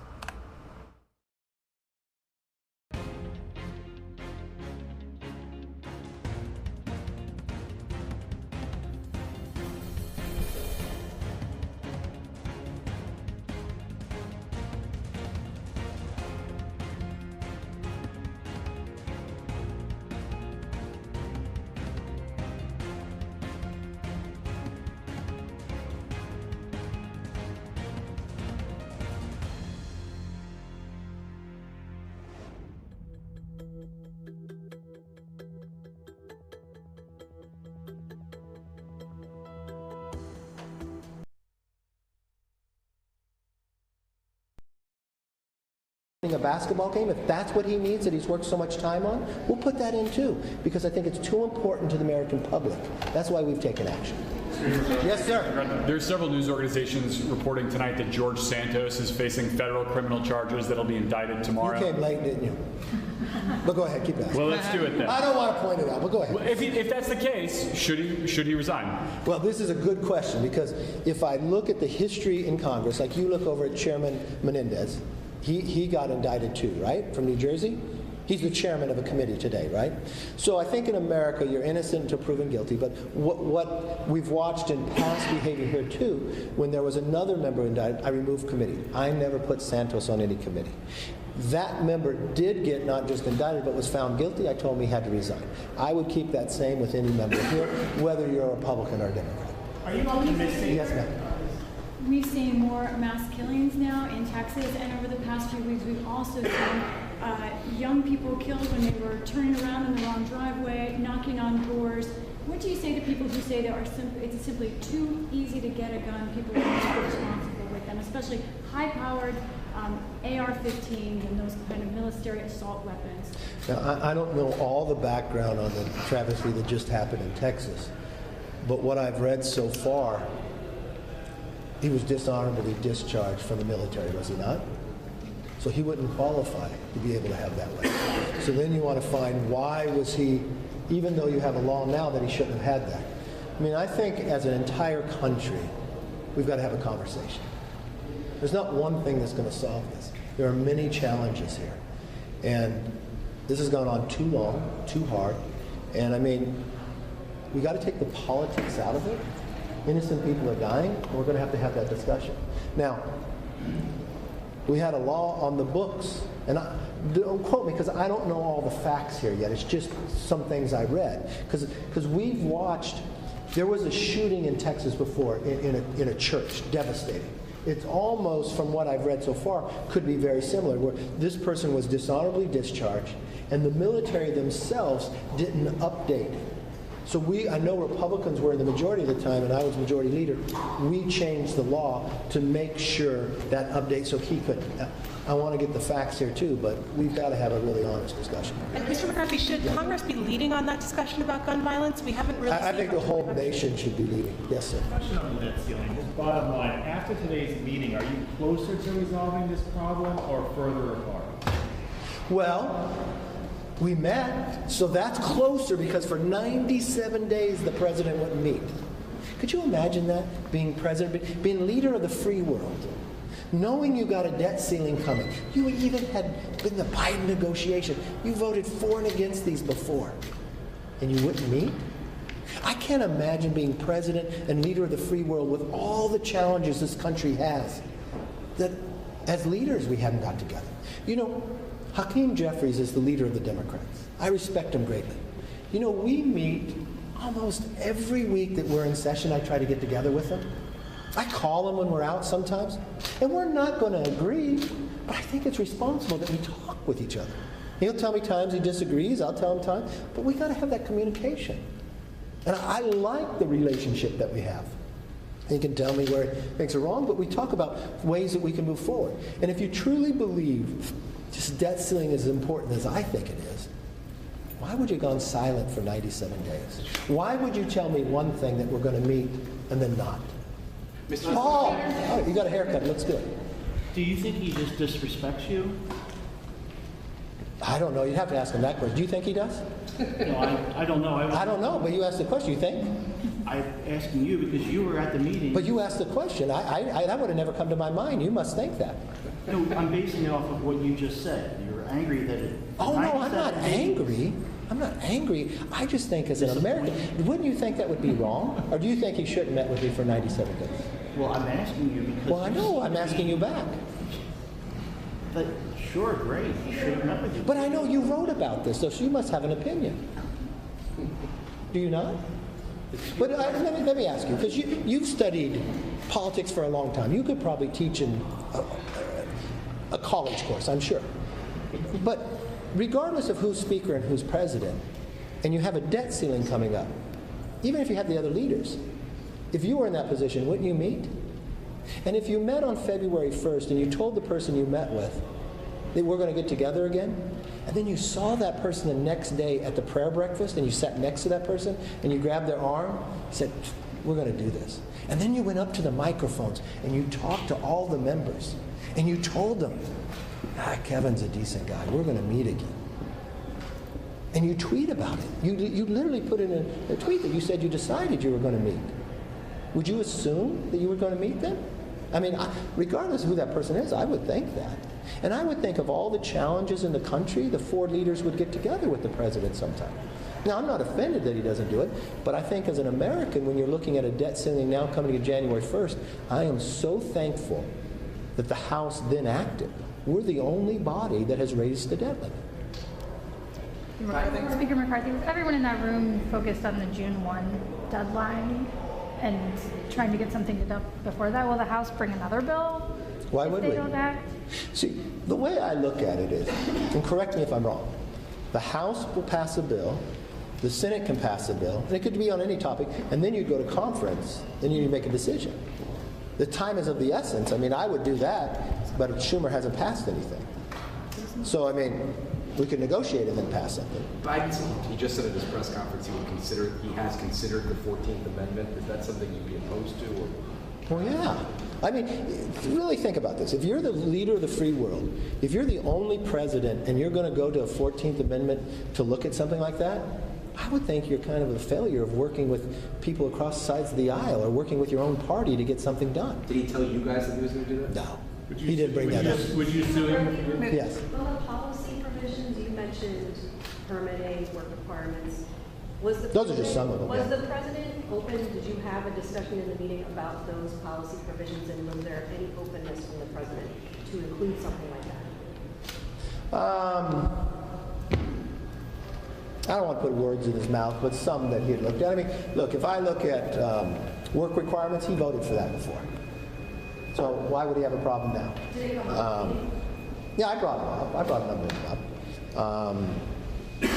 He didn't commit to any of them, but he thought permitting was something they could work on. But you could take it for this. On the fiscal 22 spending levels, is that a red line for you, or are you open to negotiation on that level? Look, I'm not going to negotiate with myself. That's what we passed. I really don't think it's draconian if we spend the amount of money we spent 5 months ago. And if you put it in a historical perspective. So when presidents propose their budgets, they go out 10 years, right? So the last budget that then Obama and Biden proposed, and you look just a number of years out, which would be this year, what we go back to in 2022 would be higher than what they would be spending.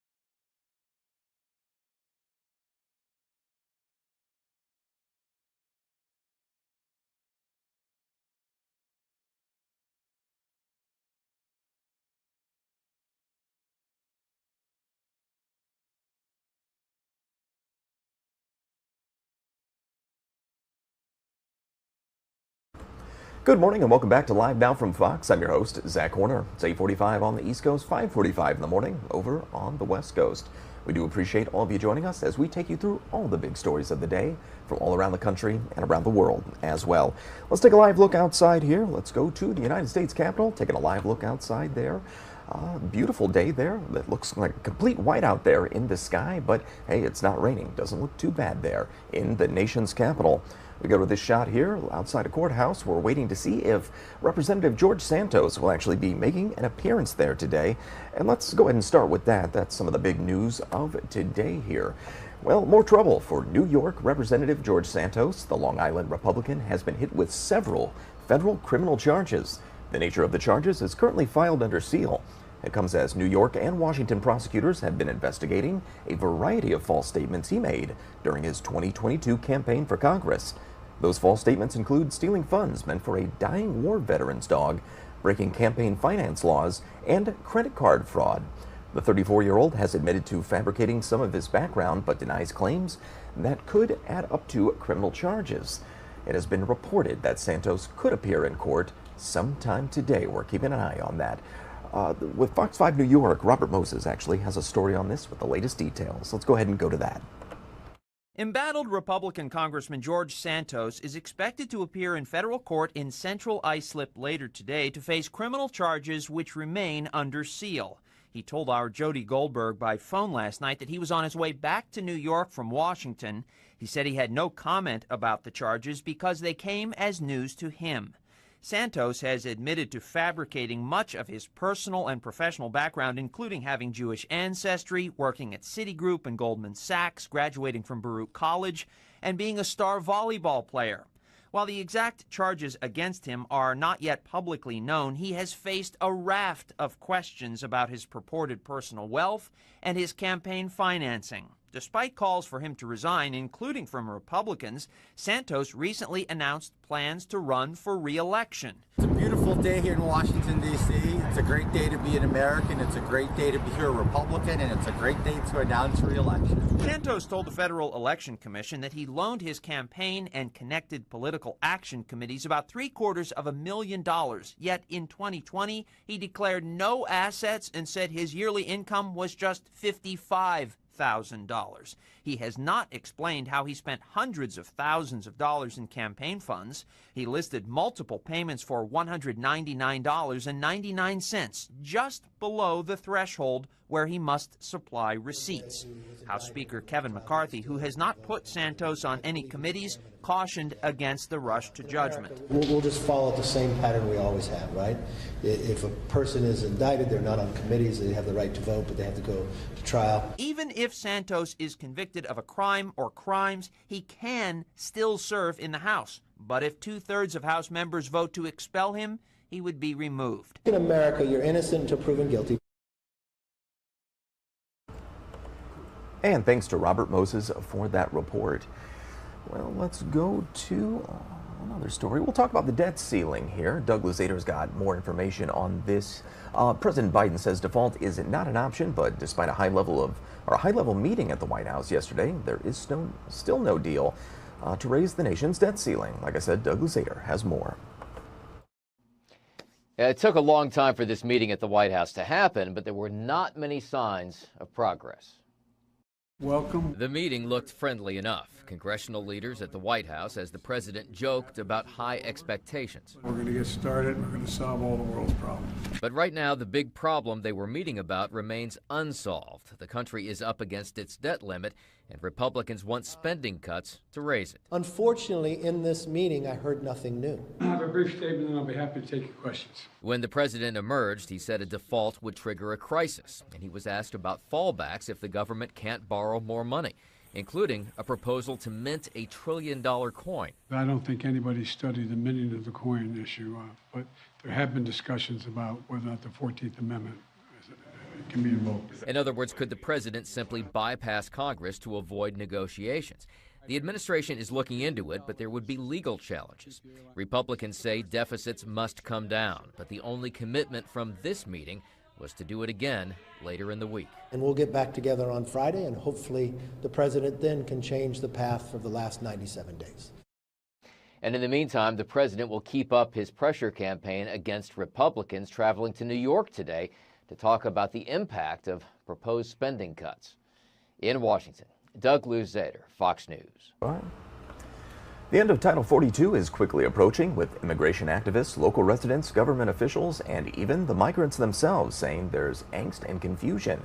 The Biden administration says the border is not open and is encouraging migrants to apply for asylum. Fox News correspondent Carolyn Shively is in El Paso, Texas, with the latest. It's going to be chaotic for a while. Title 42 is a public health policy that allowed the U.S. to quickly remove migrants who entered the country illegally, sending them back to Mexico or their home countries. It was started by the Trump administration during the COVID-19 pandemic and continued under President Biden.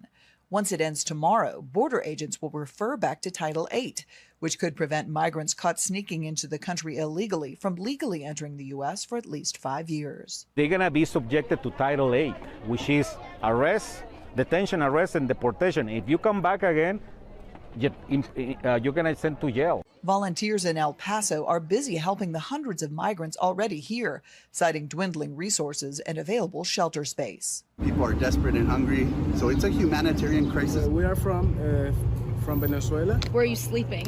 Spending the night? In the street.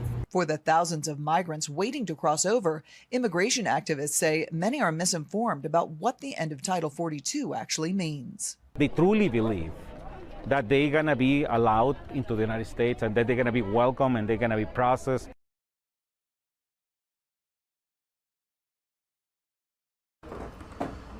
And right now we're taking a live look outside at the nation's capital in Washington, D.C. We're going to go ahead and take our last commercial break of the hour, but don't go anywhere. We'll be right back in just 2 short minutes with plenty more here on Live Now from Fox. Wait, what?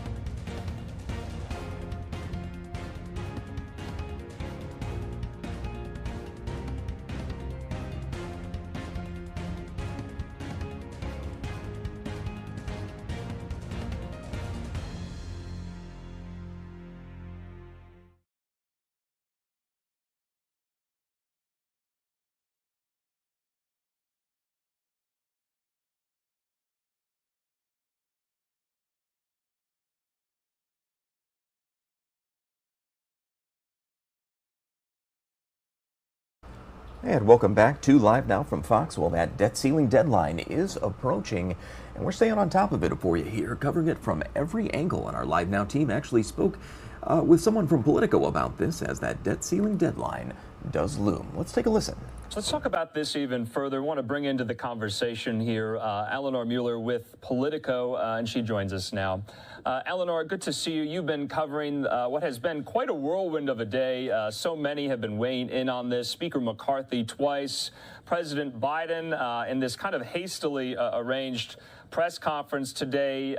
Do you think President Biden wanted to have the last word today to try to get his message out there about how this meeting went today?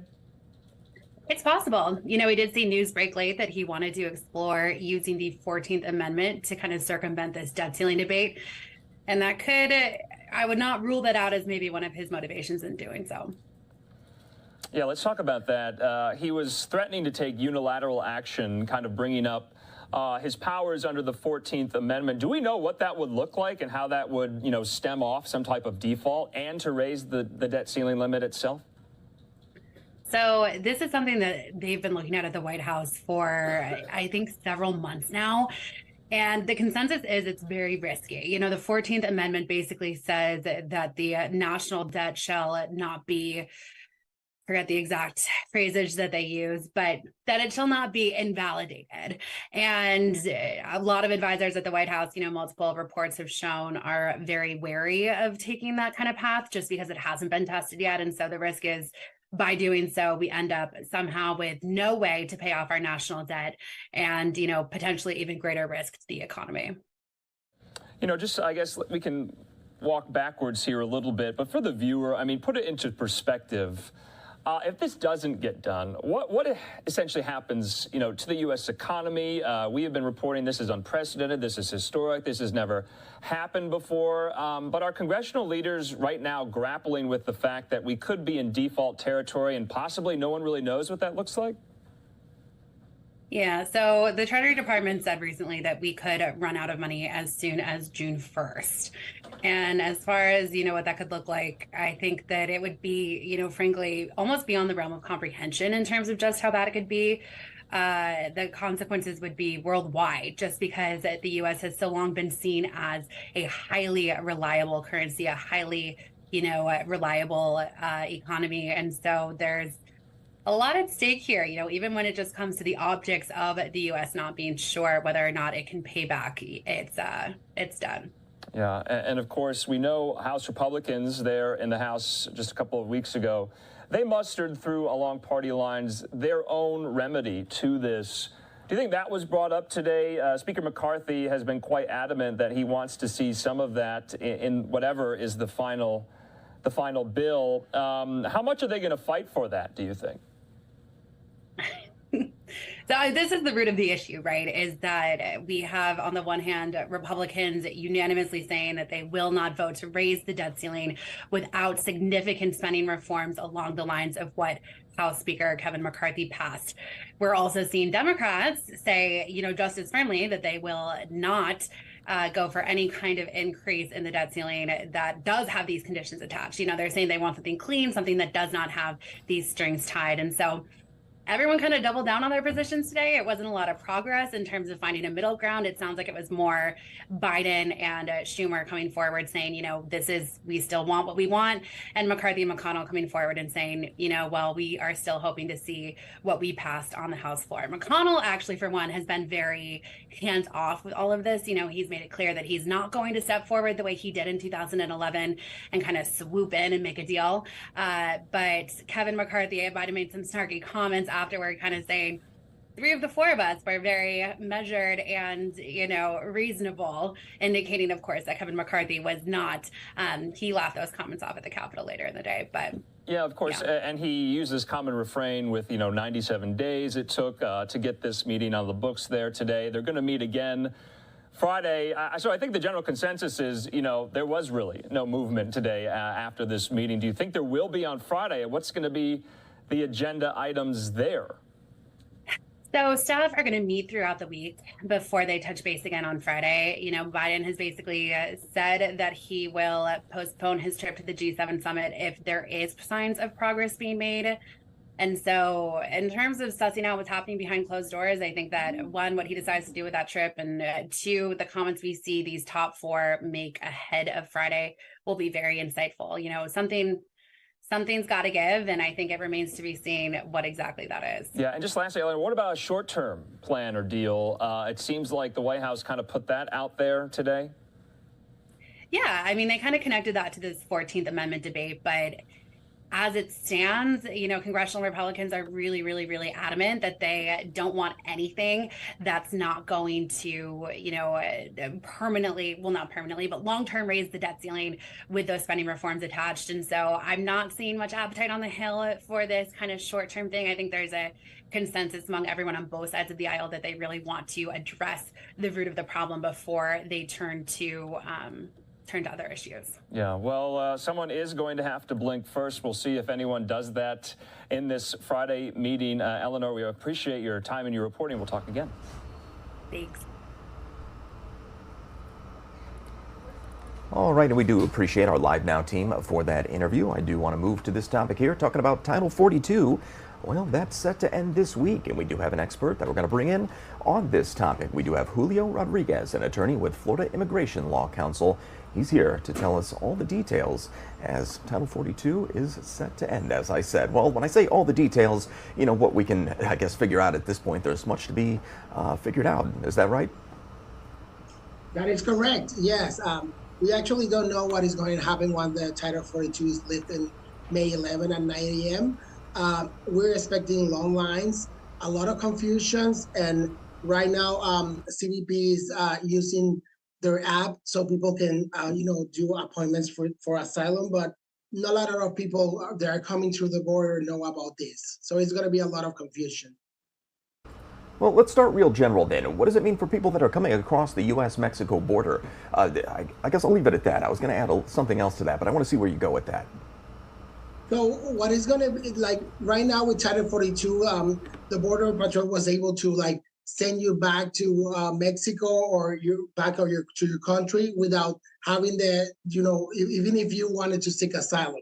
Right now, when that ends, they will need to give you a credible fear interview based on your allegations of the asylum. And once they get that, then they will be able to process you, and you have to have your date in court or with the USCIS Immigration Office, which will create a big backlog in cases. So it seems like what I'm hearing is it could make that claiming asylum process maybe a little more complicated. Is that true? It's going to make it complicated, and it's going to make it longer. Right now, I have seen cases. Right now, at the moment, I have seen cases for asylum waiting for 8 years. So imagine all those people coming in and I'm seeking asylum, and without Title 42, now they're going to enact Title 8, which is the immigration law that kind of give you the right to get a credible fear interview and be able to go in front of a judge to hear your case or an officer from USCIS. So there will be a lot of backlog. Right now, the court system has about 2 million cases pending, and that will be an increase, and it will create a huge, delay on the cases. Well, once Title 42 ends, do you feel like more people will be granted asylum versus being deported? Do you see any change there? I honestly don't see any change there. Asylum is really difficult to win in the United States. It has to be based on hard facts, evidence, persecution, political persecution, race. Right now, the percentage of asylums is 4% to win an asylum case in court. I don't think that will make a difference. I would think that it's going to be harder to win an asylum case because there's going to be so many stories related and from the same countries, and judges are used to hear the same story over and over. So they're going to start decipher which case is going to be different from the other based on the evidence and the allegations. Well, what sort of things disqualify a person from being granted asylum? That's a really good question. Thank you. The first thing is that they cannot be part of any gang or any related crimes against the government of the United States, or they cannot be being part of the persecution that they are alleging escaping from. Those are the first two. The other things is committing crimes in the United States that will ban you to get asylum here, and it will make you be more able to get out of the United States by being deported and removed. And obviously you're an expert on immigration, you deal with this all the time. So there's a lot of debate about Title 42 ending and what the United States should do about this. It's kind of another question I just thought of here. Do you think this debate is warranted? Do you think the fear that people have that all these migrants are going to come in a massive influx across the border, do you feel like there's any real concern there or reason to be concerned? Well, my experience as an immigration lawyer is that most of these people come here to the United States to work. They wanted to look for a better life. It's not easy to leave your culture, your country, the place that you were born. You have to be really desperate and in really desperate measures to leave your country. So the fact that these people are coming here, I see that they just wanted to look for a better life. I don't think that it will create a whole chaos like people are thinking about it. I just think that it's something that the government needs to take action on it. And right now they don't have the resources to do that.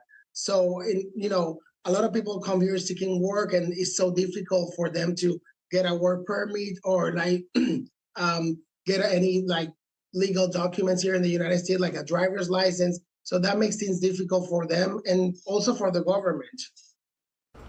And I want to ask you this too, as an immigration attorney, I want to ask you this bigger picture question. What do you think about the policy in the United States with immigration? Do you think there's anything there that really needs to change? Like, what stands out in your mind when you look at changing immigration policy in the U.S.? Well, definitely. We have a really good immigration law, but we really need changes. Like, I will say employment immigration needs a lot of amendments in their law. It's very difficult for immigrants to get jobs here, especially if they don't have qualifications or special qualifications. So I will definitely work with that, making people the process to get a work permit easier and faster. Sometimes people have to wait 6 to 8 months to get a work permit, and they cannot do anything while they're waiting for that work permit. And these are people who come here and they want to work right away. Right now, the immigration law based for employment base is specialized in people who has special skills and talents, but I will include other people who doesn't have those skills but really want to come here to work. That will be essential. And also, one of the challenges that I also see in the border is the lack of knowledge of what is going on in their countries.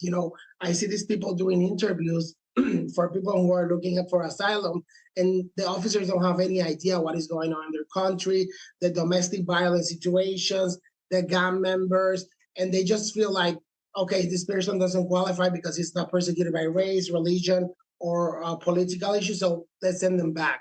So I will think that the officers need a lot of education in that area too. Very well said, and obviously a lot of expertise here. You've got a lot of knowledge on this, and we appreciate you coming on and helping clarify some of this, as there's been a lot of confusion on Title 42 that is set to end tomorrow. But that's all the questions I had for you, but as I always do, I want to turn it over to you. Is there anything that you want to add that I didn't ask you about before we disconnect? Well, I want to add that, we talk about asylum, and I wanted to add that asylum seeking is a tool that people can ask on the border, and most people don't know this. And there's also the CBP One app that people can go there and try to get an appointment. And I will encourage people to do that before coming to the border. But if they can, they really need to express clearly what are the reasons they are coming to the United States. I will suggest anyone who's dealing with that, and also seek for an attorney if you're looking for asylum, because it's a really complicated and complex issue in immigration. A very complex issue indeed. Julio Rodriguez, attorney with Florida Immigration Law Council. We do appreciate your time, sir. Thank you so much for joining us. Thank you. Take care. All right, it's 9:09 on the East Coast, 6:09 over on the West Coast. Let's go ahead and take another commercial break. We'll be right back in 2 minutes with plenty more here on Live Now from Fox.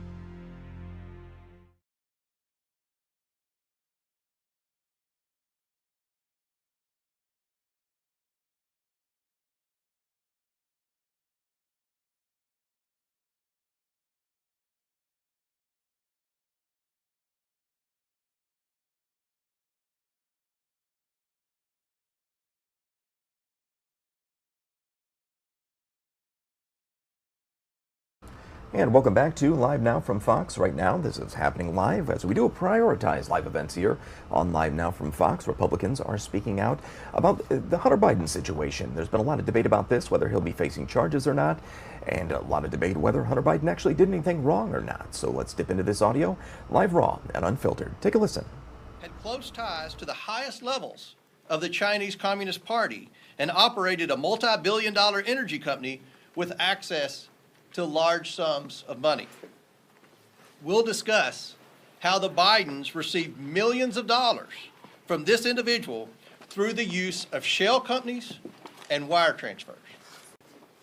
In March, the committee released its first bank records memorandum that showed a Biden associate, Rob Walker, used his company to funnel money from the Chinese to various Biden family members. Democrats dismissed the evidence, even though it was based on bank records directly from the bank. The Democrats on the Oversight Committee received the same records as the Republicans, and they were able to verify the information. Democrats said all the bank records showed were Papa John's and Starbucks receipts.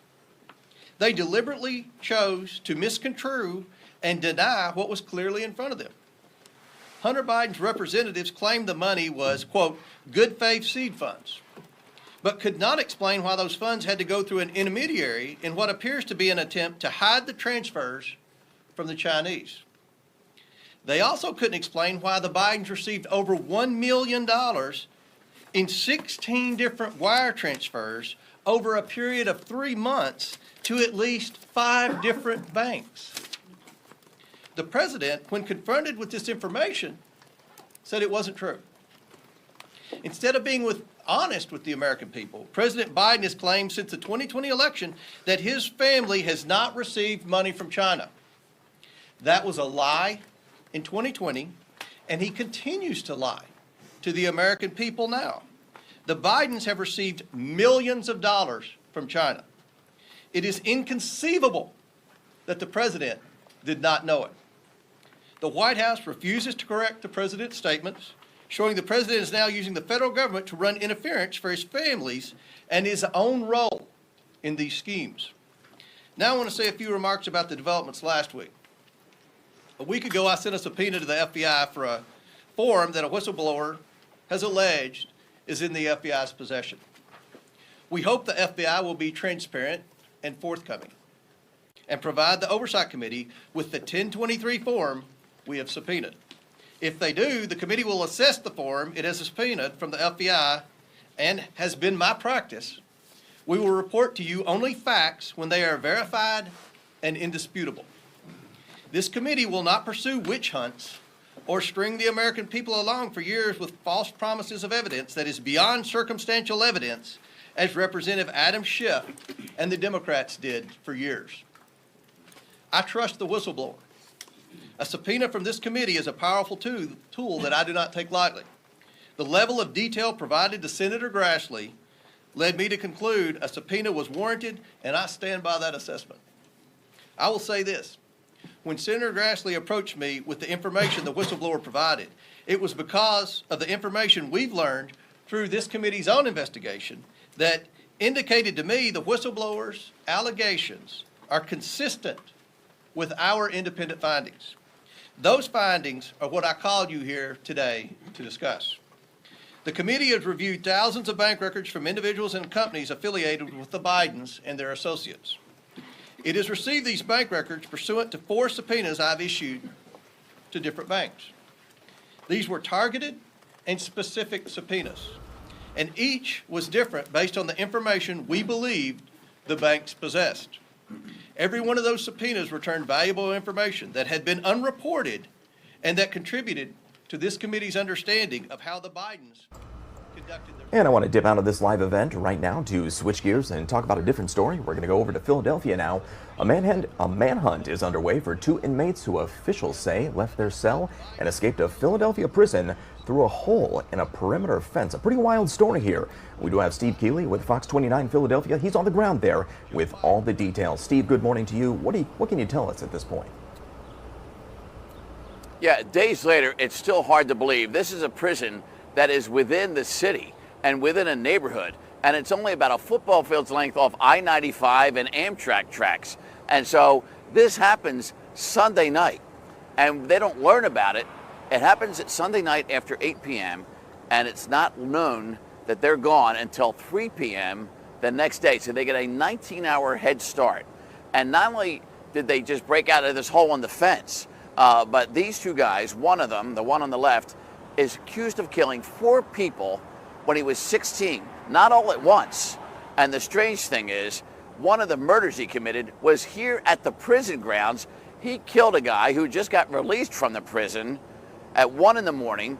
They were waiting for him to get out, and they shot him a bunch of times, and then he killed people elsewhere, and they finally got him, and they get him into custody, and now he escapes from the very same prison where he's committed a murder, according to investigators. So anyhow, they get out, these two guys get out of their cell somehow, and a report we said they compromised the door of their cell, and they get out of the housing unit. And so did nobody see them? No, because that was, quote, unmanned at the time. Now, the union repping the corrections officer says it's never manned, and the management, trying to come up with answers in this massive embarrassment, said that, well, we do man it. That's not true. Maybe somebody was like going somewhere else at the time or going to the bathroom at the time. But either way, they get out of the inside place first, their cells, then they get to the outside. They cut a hole in a fence. Well, how do they get a tool to cut a hole through a steel fence? And then they climb over another fence to get out. And as we come back to a live picture, look at the razor wire and look how high up the walls and the fence are. Well, they must have got out the back somewhere, which is up against the Delaware River. But how did they get a tool to cut the fence? Was it an inside job? Did somebody working in the prison give them the tools and the know-how to get out? Or was somebody who knows about the prison cut the fence themselves or get them the tools or was waiting for them when they got out? These are all of the many questions that are still unanswered. Now listen to both the commissioner of the prisons here in Philadelphia and the union representing all the corrections workers who just 5 days before said they are severely understaffed here by 40%. And just last month, the prisons commissioner herself told the city council here that they were short 820 people, which is about 40% of the staff that they would need to be fully staffed in the prisons. Our job is to hold everyone accountable to do the job that they've been hired to do. How are you going to rebuild trust with the community when they know that a person that committed 4 murders was able to get out through a hole in the fence? Yeah, that's a lot of rebuilding. I mean, we have victims' families here, and my heart goes out to them. That's why we're out here, to provide as much information to get these folks back in custody. That's part of our investigation, to see what happened, what was followed, what wasn't followed. It's in any other industry. This is not unique to prisons. Wherever you may have lapses in people following across every industry, you have to see what happened and what didn't happen. We're no different, but that's why we're combing through the timeline. When you say a complete section, that is not true, but for this event, we're looking to see what that timeline and video review will tell us. You have to watch our wordplay. Entirely meaning someone might have got sent over there for 5 minutes and then called somewhere else. It's a shame. You know, it's time for new leadership, and that's scary. You can't cut corners inside a prison. You can't. One thing is for sure, you cannot cut corners, you cannot cut posts. Were they able to compromise their cell door and get out? Thank you. That's the last question. She got the last question. Thank you. My job. All right, so there's so many remaining questions, and chiefly among them, for the people that live around here and have businesses right across the street, how did they not get any alert or warning? So when the prison administration finds out these two guys escaped at 3 p.m. Sunday, the city mayor and the prison commissioner and the police department have a news conference here 4.5 hours later. And of course, that's not carried live in prime time on a Sunday night. So until the late news goes on at 10 and 11, that's the first inkling that the neighborhood knows that there's an accused 4-time killer that just escaped the prison down the street from where they live. They had no idea. So they wake up to the news Monday morning and Tuesday morning scared out of their minds, wondering what could have happened and how did they get away from the prison, and did they carjack somebody that we haven't found the victim of yet. So there's so many other questions. Chiefly, Zach, where are they now? And now they've had so many hours to get away. They could either be on Wyoming Street here in Philadelphia or in the state of Wyoming, for all we know. The U.S. Marshals has upped the reward, which is now about $25,000 for each guy, to help get that word out to be on the lookout for them. The problem is, Zach, you're doing this nationally, but how many national broadcasts with all the other news going on are going to put these pictures on, whereas if they're not in the Philadelphia area, they can go hide in plain sight right now, and God knows where they are right now, Zach. And the manhunt continues for 2 dangerous individuals. Of course, if anybody sees them, make sure you report that to authorities. Steve Keeley with Fox 29 Philadelphia with all the details this morning. Steve, thank you so much. We appreciate it. It is 9:22 on the East Coast, 6:22 in the morning over on the West Coast. Let's go ahead and take another commercial break. We'll be right back in just 2 short minutes with plenty more here on Live Now from Fox.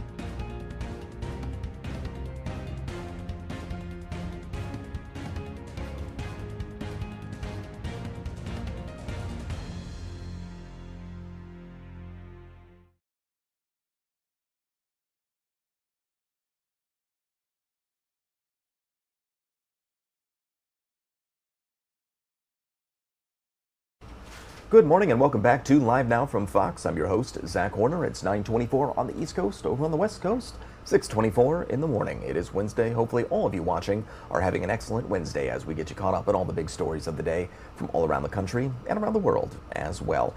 Taking a look at some of our live looks, actually let's go to this. I like to put this up every once in a while. This is our X-Rad weather radars, tracking the latest weather across the country here.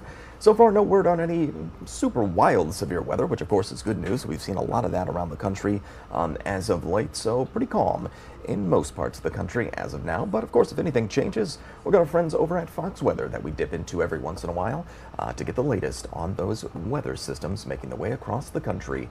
Right now, a live event happening. We do have Republican lawmakers. They are giving an update about the Hunter Biden, or I guess the entire Biden family investigation. That's what they're speaking about right now. I want to dip into that and play it live, raw, and unfiltered. About these transactions and these business dealings, and also has denied receiving any money for himself or his family from Chinese connections. That has been proven to be a lie. And I'll yield back, Mr. Chairman. Thank you. Thank you, Mr. Speaks. Next we'll have Ms. Mace. Thank you, Chairman Comer, for your leadership. In less than 100 days of subpoena power, this has been one of the most in-depth investigations the House Oversight Committee has ever had in recent history. And I would hope that the media here today would put as much attention and interest and focus on this as they have a former president. For years, the left has said no one is above the law. Well, put your money where your mouth is and prove that, because the American people do not trust the federal government. They don't trust Congress. They don't even trust current presidents because of the kind of possible and alleged corruption that we see at every level of government, and no one is ever held to account. I try to call the balls and strikes regardless of whether or not you have an R or a D by your name. I've been accused, all of us have been, over this particular issue that we're conspiracy theorists. We're not. What we're proving to you today is showing you actual bank records, actual evidence of shell companies and businesses, or more businesses and more Bidens involved that we knew of. You have to issue more subpoenas because every time we turn over a rock, there's more information, there's more possible corruption, there's more possible allegations that need to be investigated. This is what we know today. Money flowed from the Chinese Communist Party, aligned with individuals into American shell companies, and then that money was wired and transferred to Biden family members. This could be the most corrupt scheme in American politics, where a sitting vice president, where we saw members of his family, 9 members so far, there may be more, that were enriched from countries all over the world. And we're providing more information about Romania today. We know about China. We know that the president denied this during an election in 2020, continues to deny it to this day. And we want everyone held accountable if they have violated their oath of office. We shouldn't have folks that are in office that are betraying their oath of office. We shouldn't have people in office that are betraying their country. If they're paying loads of cash to their family members from adversaries of ours around the world, it's wrong, whether you have a Republican or a Democrat by your name. And we saw evidence of intentionally taking steps to hide the sources of money coming directly from China through a series of financial gymnastics. Joe Biden's political career was winding down at the time, and this was one of the Biden family's last chances to cash in on the name. We have evidence of Chairman Yi Jinping, who is believed to be affiliated with Chinese Communist Party intelligence organizations and has even been accused of gathering intel for Communist China. Yi started CEFC in China. His agent in America, Gong Wendong, which Andy Biggs mentioned earlier, formed CEFC Infrastructure Investment US on May 11th, 2017. On May 18th of 2017, Dong used one of his Chinese companies, Shang Huaxin, to fund CEFC infrastructure in an attempt to hide the source of the money. And you see this pattern repeated over and over and over again. On June 30th, 2017, Shanghai Huaxin sent $10 million from China to CEFC infrastructure. Then on August 4th, 2017, CEFC infrastructure wired $100,000 directly to Hunter Biden's own corporation, Owasco PC. Hunter's Owasco also received $500,000 from another entity affiliated with Yi, State Energy HK Limited. State Energy HK appears to be part of Yi's personal slush fund to potentially commit bribery and launder money. The Chinese Communist Party affiliated entities may have bought influence with the Bidens that they couldn't get otherwise, and obviously for good reason. These alleged layering schemes are repetitive. They knew what they were doing, they knew how to do it, and they did it multiple times all over the world. If it looks complicated and sounds complicated, it was intentionally made to be complicated so you could not follow the money. And what we're trying to do today is show you how to follow the money. The Committee of Oversight, we need to pursue the Chinese relationship with the Serbian politician Vuk Jeremic, who first attempted to introduce Yi to the Bidens in 2015. From August 2015 to June of 2016, State Energy HK paid Jeremic's company $3 million. When Jeremic ran for UN Security General, who did he turn to? It appears he turned to Hunter Biden. On June 16, 2016, Jeremic wrote to Hunter asking if he could meet with the Vice President's National Security Advisor, Colin Kahl, related to the elections for UN Security General. The meeting appears to have happened because on July 2, 2016, Jeremic informed Hunter that my meeting, quote, with Colin did not last very long, but it didn't go too bad, I think. What is suboptimal is that the Office of the Vice President seems to be outside the decision-making loop on the UN Security General elections issue. These people didn't come to Hunter Biden because he understood world politics or that he was experienced in it or that he understood Chinese businesses. They wanted him for the access his last name gave them. Access to the Chinese Communist Party they couldn't otherwise get. In March of 2017, the same Chinese company that sent $3 million to Vuk Jeremic sent $3 million to one of Biden's associates, who siphoned off 30%. As Andy Biggs mentioned, we see that repeated over and over again. Siphoned off 30% or $1 million to Hunter Biden, James Biden, Hallie Biden, why she would need that, and an unknown Biden bank account. The committee has written to Vuk Jeremic and Rob Walker, but they have both refused to cooperate with the Oversight Committee. The Biden family needs to answer for this, and the DOJ needs to get off its ass and investigate. We've done the work for them so that they can't screw it up now. If these allegations, any of these allegations are proven true, then someone with the last name Biden needs to be charged, prosecuted, and maybe spend a little time in prison to take to account and responsible for the actions they've taken today. Also, as mentioned by the chairman, I want to thank you, the legislative priorities we have of our committee, this is not a witch hunt. This is not a conspiracy theory. If there are anti-corruption laws that need to be made stronger, we will also do that. And I appreciate your time today. Thank you, Mr. Chairman. Next we have Representative Armstrong. Well, thank you, Chairman Comer, and thanks for everybody for all the hard work. One of the common responses we hear about this investigation is that it all happened after Joe Biden left office. But that is not true. I'm going to detail a specific set of payments made to members of the Biden family from Gabriel Popovich during Joe Biden's time as vice president. The committee has obtained the bank records for one of the companies of a close Biden associate, Rob Walker. Walker used his company, Robinson Walker LLC, to receive money from foreign companies. He then sent the money to various Bidens, including Hunter Biden, James Biden, Hallie Biden, and another Biden account. Walker's LLC received 17 payments from Bladen Enterprises Limited. The first payment was made in November of 2015, and the last payment happened in May of 2017. 16 of the 17 payments occurred while Joe Biden was vice president. Bladen Enterprises is affiliated with Romanian businessman Gabriel Popovich. Popovich is a Romanian businessman who, at the time of these payments, was subject of a high-profile corruption investigation. In fact, he was convicted of one such obstruction charge in 2016. Popovich's company paid Walker LLC just over $3 million. And like clockwork, Walker dispersed approximately $1 million of that money to the Bidens. If that sounds familiar, it should. It's essentially the same structure Walker and the Biden family had with the Chinese money, a 1/3 cut. So what were the vice president's duties related to Romania at this time? Well, in May of 2014, Vice President Biden visited Romania and delivered a speech about corruption, saying it can represent a clear and present danger not only to a nation's economy, but to its very national security. And in September of 2015, Vice President Biden welcomed the Romanian president to the White House, and they spoke about anti-corruption policies. 5 weeks later, after the White House meeting, Rob Walker's company's bank accounts began receiving payments from Popovich's company. Walker then sent a portion of each installment payment to Hunter Biden's business, Owasco, and another company, EEIG, which was owned by close Hunter Biden associate James Gilliar. Another Biden bank account that Hunter claims is his, and in one case, $10,000 to Hallie Biden. Let's be clear. The $3 million sent to Rob Walker and dispersed to the Biden family appears completely separate and distinct from legal work performed by the law firm associated with Hunter Biden. This is simply not how legal fees are paid. I spent 10 years collecting legal fees. Nobody would pay or receive payments this way. It makes absolutely no sense.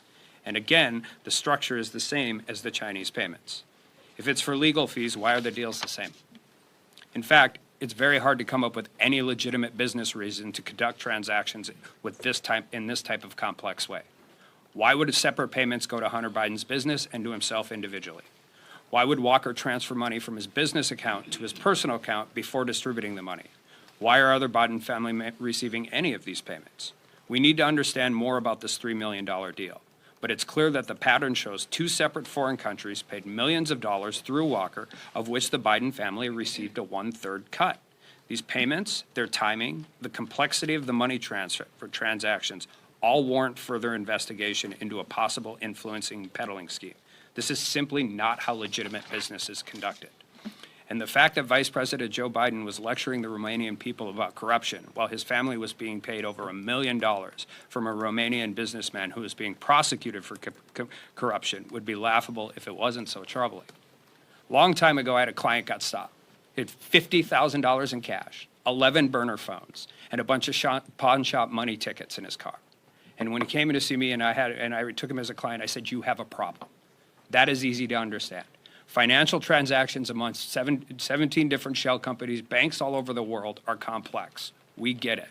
But the pattern is emerging, and there is no reason that legitimate business is ever conducted in this matter. And with that. Hold on. Thank you, Representative Thompson. Next we have Representative Donald.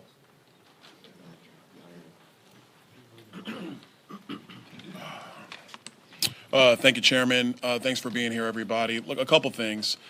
First, what we're seeing here, what we're witnessing with the Biden family, frankly, is just a web of concealment, of deception. A lot of people would say corruption. But let's be very clear. You have this many companies involved, this velocity of transactions, size of transactions. Like my colleagues have said, this is not how normal businesses operate.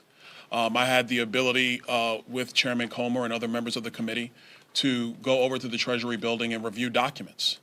And having read those documents, one thing became pretty crystal clear, that there were many people who had serious questions about the transactions and about the velocity of these transactions, and they either get very, very deep into concealment, hiding money, shifting money, and for the purpose, we don't know, because one thing everybody in this room and the American people definitely know is that the Biden family doesn't really have a business.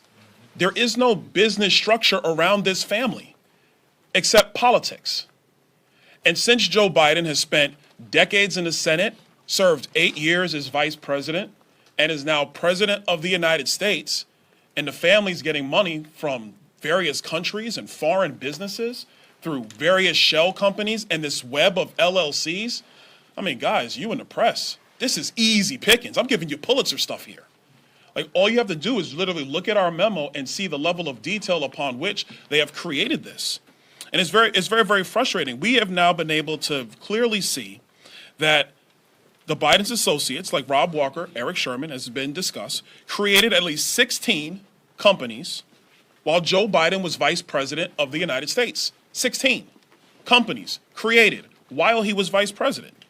Now the list is 20, and as we continue our investigation, that list is growing. And like I said before, the question is, to serve what purpose?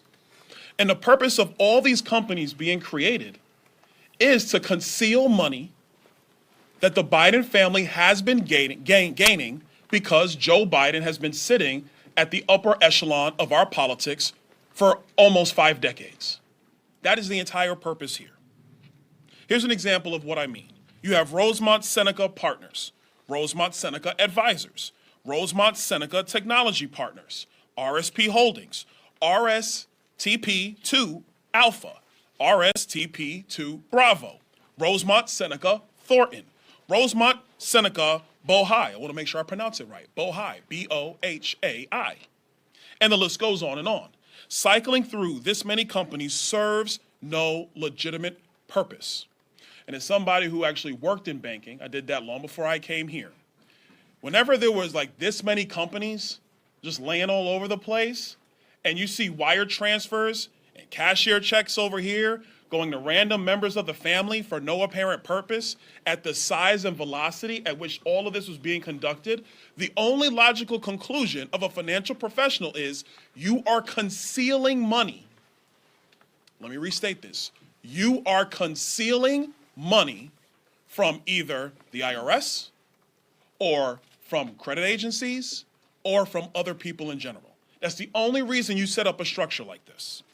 Some of these companies were connected to Hunter's personal professional company, Oswego, or Skinny Atlas, Scale Atlas, however you want to pronounce it. And the list goes on. And Mr. Biggs, he talked about Hudson West 3 and some of those other issues that were going on as well. One thing I want to make sure is that all of this has happened and Joe Biden is aware. Nobody in this room can logically sit here and say that the President of the United States had no idea that these companies were being formed while he was vice president of the United States. And I will add you, he was probably in better mental shape then than he is today. You know, I'll throw that out there. And so what this committee is going to continue to do is pursue this investigation. We are going to continue to document, and we're going to provide that information to all of you. And if you are just joining us here on Live Now from Fox, this is a live event happening right now. Republican lawmakers talking about the investigations into the Biden family, in particular talking about Hunter Biden there. We'll bring you any updates as they become available. I do want to switch gears. You see on the side of your screen in that sidebar a little bit of information. We are following this breaking news this morning. Representative George Santos has been arrested. Pretty big news here today, folks. This is what we know so far. The Associated Press is reporting this here. What I'm about to read, U.S. Representative George Santos, the New York Republican, infamous for fabricating key parts of his life story, was arrested on federal criminal charges on Wednesday, obviously today, ahead of an expected court appearance. U.S. Attorney Breon Peace said the indictment seeks to hold Santos accountable for various alleged fraudulent schemes and brazen misrepresentations. Taken together, the allegations in the indictment charge Santos with relying on repeated dishonesty and deception to ascend to the halls of Congress and enrich himself, Peace went on to say.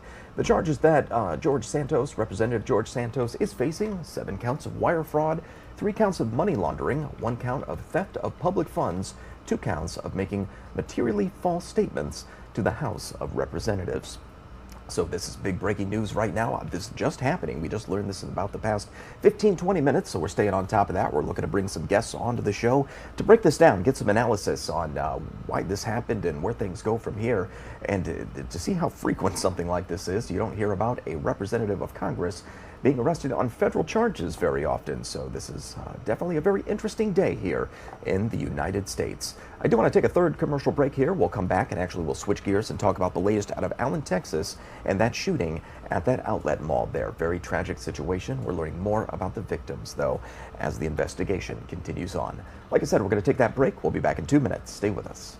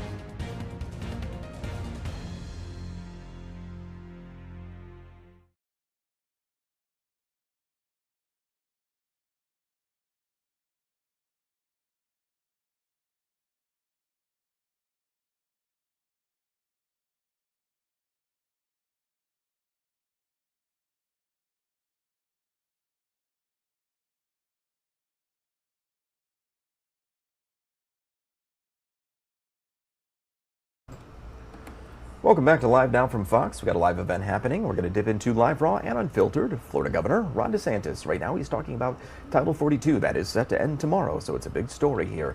Let's hear what Governor DeSantis has to say. Take a listen.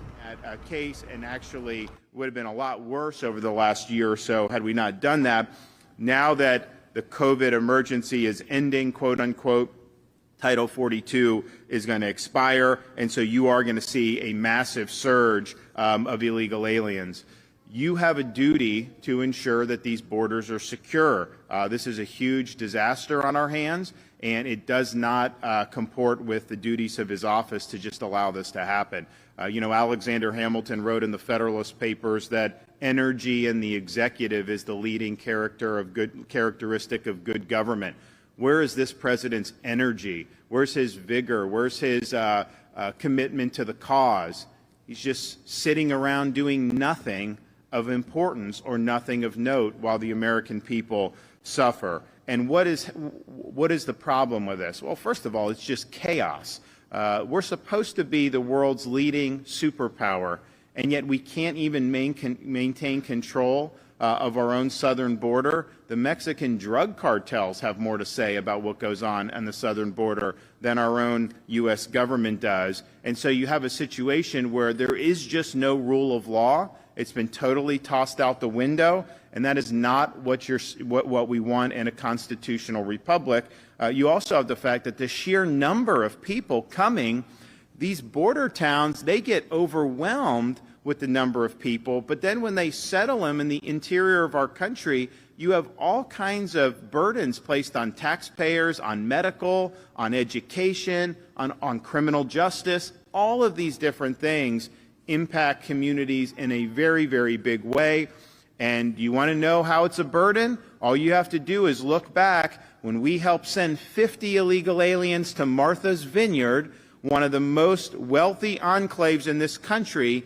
They removed them off that island the next day because they said they couldn't accommodate 50. Well, look at some of these other places. They're getting thousands of people coming illegally, and yet they're just supposed to grin and bear it. Of course, you do have criminal aliens that are coming across the border, and people say, Florida, you're not on the border. What do you care? Well, October 21, you had an illegal alien stab a man to death right here in Jacksonville. March of last year, illegal alien murdered a couple who were participating in Bike Week in Daytona. And in September, we had an illegal alien drive a front loader at a construction site that killed a sheriff's deputy in Tampa Bay. And so you've seen this happen just in Florida. You're seeing it happen all over the country. You also have massive amounts of fentanyl that are pouring into our country. Tens of thousands of deaths because of fentanyl every single year, and it's all coming across the border. It's all being run by the drug cartels, and this border situation is saying you're going to be able to move as much fentanyl across the border as you need to. We had just last year over 100,000 overdose deaths, and I think you're likely to see that continue with the amount of product that's being moved in. So this is a huge, huge dereliction of duty to ignore the security and the borders of your own country. But as I mentioned, we saw this from the very beginning of the Biden administration, and we've worked very hard to do, look, states are limited in terms of what they do. I think a good reform federally would be deputize states to enforce immigration law. Texas should be able to send them back to Mexico or back to these other countries. You shouldn't have to turn them over to Border Patrol and then Biden orders them released back into our own country. Of course more people are going to come if that's the case. So I wish states would be deputized to do more. But as it is, we're doing the limit of what states can do. We have sent, in 2021, when this thing was really taken off, we sent Florida law enforcement to Texas. And if you are just joining us here on Live Now from Fox, this is Florida Governor Ron DeSantis talking about the end of Title 42. That'll be happening tomorrow. We're getting a lot of different analysis on that, as it's going to be a big deal. A lot of people think it's going to be as that comes to an end tomorrow. Want to switch gears, though, and go to Allen, Texas. We're learning about the latest in that mass shooting there. One of the first people wounded in the shooting is recovering after surgery. That's good news. And he's calling the heroic actions of a security guard who died. And he's recalling those actions, rather. Fox 4's Hannah Patah is live in Allen, Texas, with the story as we learn more about the victims and survivors in that mass shooting. Hannah, good morning to you. What can you tell us? Good morning to you as well. Good news, absolutely, about the survivor's recovery, but that survivor's lawyer says it's news he, at least right now, is not celebrating. So we're joining you live from a city called Allen. It's a suburb in North Texas, about 30 miles north of Dallas, and that's the site of the mass shooting that happened over the weekend. So we're in the parking lot of the Premium Outlet Mall where that shooting took place. If you look behind me, you'll see the growing memorial that's taken place here. You'll see the 3 tents right now only because we've had a a bit of rain here in North Texas over the past couple of days, but there are several crosses out for those 8 victims of the mass shooting. And throughout the morning here, we've seen people come by, pause, pay their respects. Some people we've seen bring bouquets of flowers, talk to one another, sometimes in many cases speaking to strangers, and just sit with the fact that 8 lives here in North Texas, some children were lost over the weekend. Now, one of the survivors, we're learning more about his story and how it intertwines with the story of one of the victims.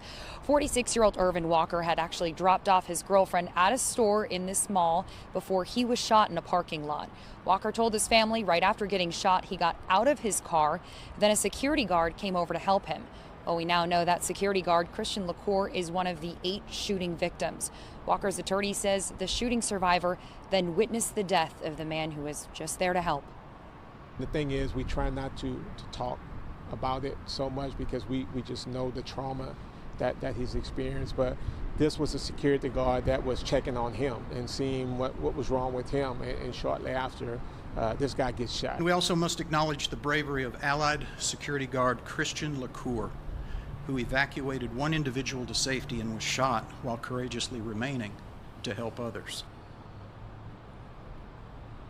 An outlet store manager describes LaCour as a warm and helpful person. Manager says it's going to be difficult to return to work here knowing LaCour will not be here. Survivor's girlfriend, who he had dropped off before that shooting, also survived. Walker had a successful surgery on Monday to help him recover from that shooting. However, we're told he still has bullet fragments in his body. Reporting live in Allen, Texas, I'm Hannah Battah. Back to you. Plenty of healing that needs to happen there physically as well as emotionally. Fox 4 Dallas, Hannah Battah, we appreciate your time. Thank you so much. It is 9:52 on the East Coast, 6:52 in the morning over on the West Coast. Let's go ahead and take our last commercial break of the hour. Don't go anywhere. We'll be right back in just 2 short minutes with plenty more here on Live Now from Fox.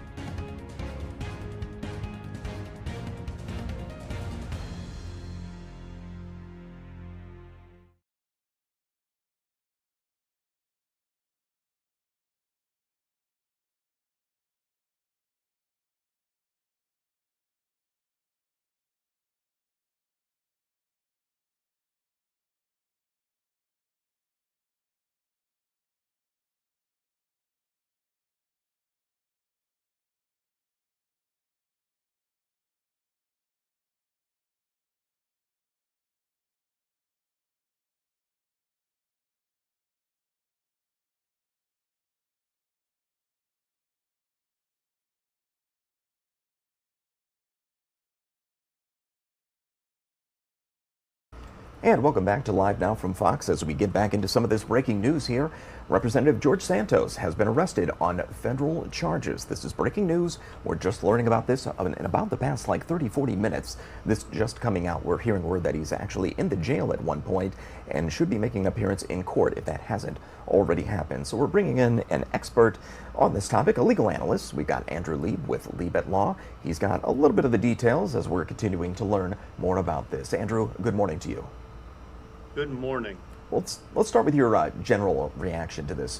What do you think? It's not every day that a representative of Congress gets arrested.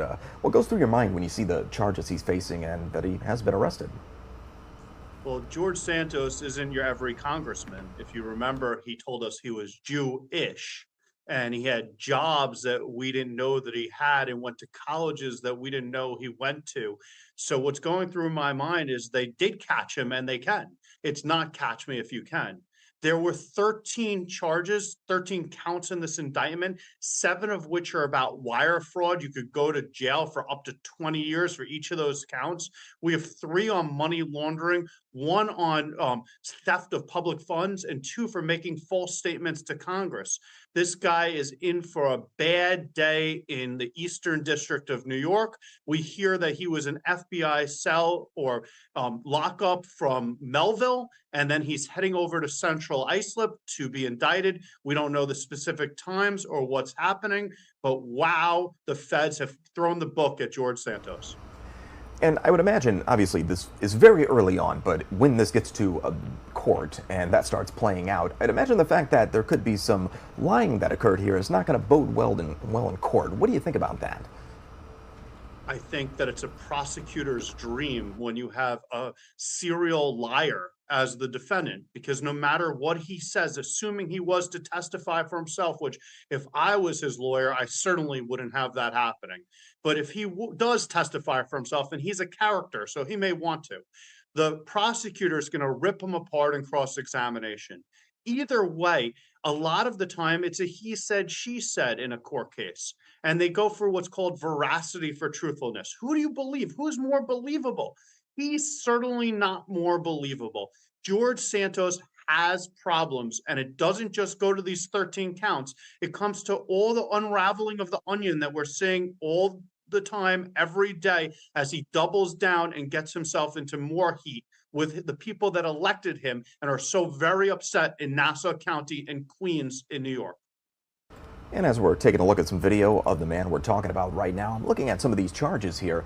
The 7 counts of wire fraud, there's money laundering, theft of public funds, and making materially false statements to the House of Representatives. Out of all those, do any of those strike you as worse than the others? You kind of alluded to this earlier, but just curious where your mind goes with that. Well, it depends how you define worse. I generally define worse with how many years you're going to be in jail. And if we're going with that, 7 counts that each carry up to 20 years of wire fraud, meaning using the wire, the radio, telephone communications to do a fraud, interstate, mind you. And he did this with election campaign. There's a guy that's saying, hey, he swindled $3,000 out of me. So many people feel like they were defrauded by George Santos. Even my most staunch Republican friends, people that would double down on anything Republican at any time, are unhappy with George Santos when they live in that district. It's the rug has come out from under him, and I feel terrible for people in the district who all feel bamboozled, both on the Republican and Democratic side, by having him as their congressman when this house of cards, these lies have come crumbling down. And he is a sitting congressman right now, so what does it mean for his Congress seat? What are the problems going to be there? What do you think? Well, we learned about that from Kevin McCarthy yesterday when he was doing the press conference on his meeting with Biden on the debt ceiling. He actually fielded questions on this. And he said he wanted to see the charges first. Well, now he sees the charges. Kevin, what are you going to do about this? The secondary thing, though, is Kevin McCarthy has said to him, hey, listen, we're not having him on any of the committees.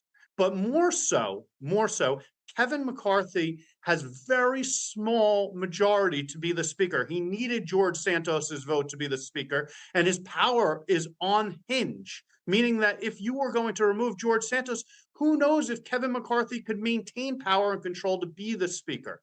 So I doubt that George is going anywhere unless he is going to be losing this case, because at the end of the day, you can be in Congress even as a convicted even if you're convicted, unless there's that two-thirds vote to remove you. So I doubt that that's going to happen. But as of today, I would be willing to bet my bippy he's going to be released. He's going to be continuing to serve in Congress, and he's going to continue, unfortunately, making a mockery of the people he represents in Nassau County and in Queens. And based on what you said there, I think I kind of know the answer to this, but you mentioned that jail time, the potential for jail time here. Obviously, we're talking about a congressman here. Is there any real likelihood that this person could really go to jail? Of course, there's some likelihood, but is it really going to happen, do you think?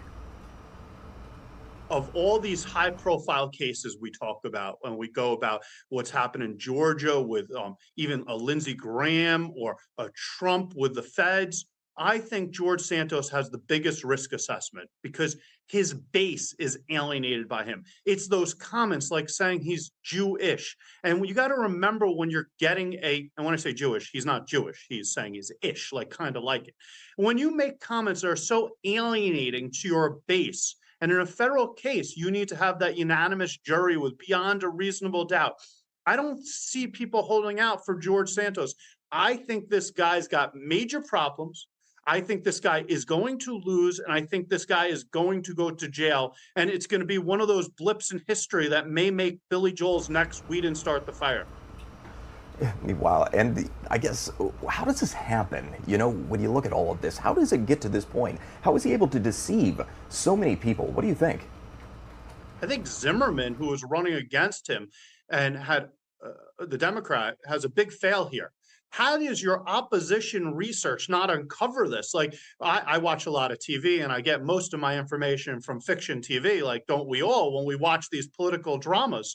And I always thought that your opposition research would be strong enough that this would have come out in the election, in the campaign. I don't know how we got here. I don't know. It's a fail for the Democrats. It's a fail for the Republicans who didn't vet him. How are we letting this person who has issues in Rio de Janeiro we hear about? He is just a walking disaster for everyone involved and a black eye on our political system.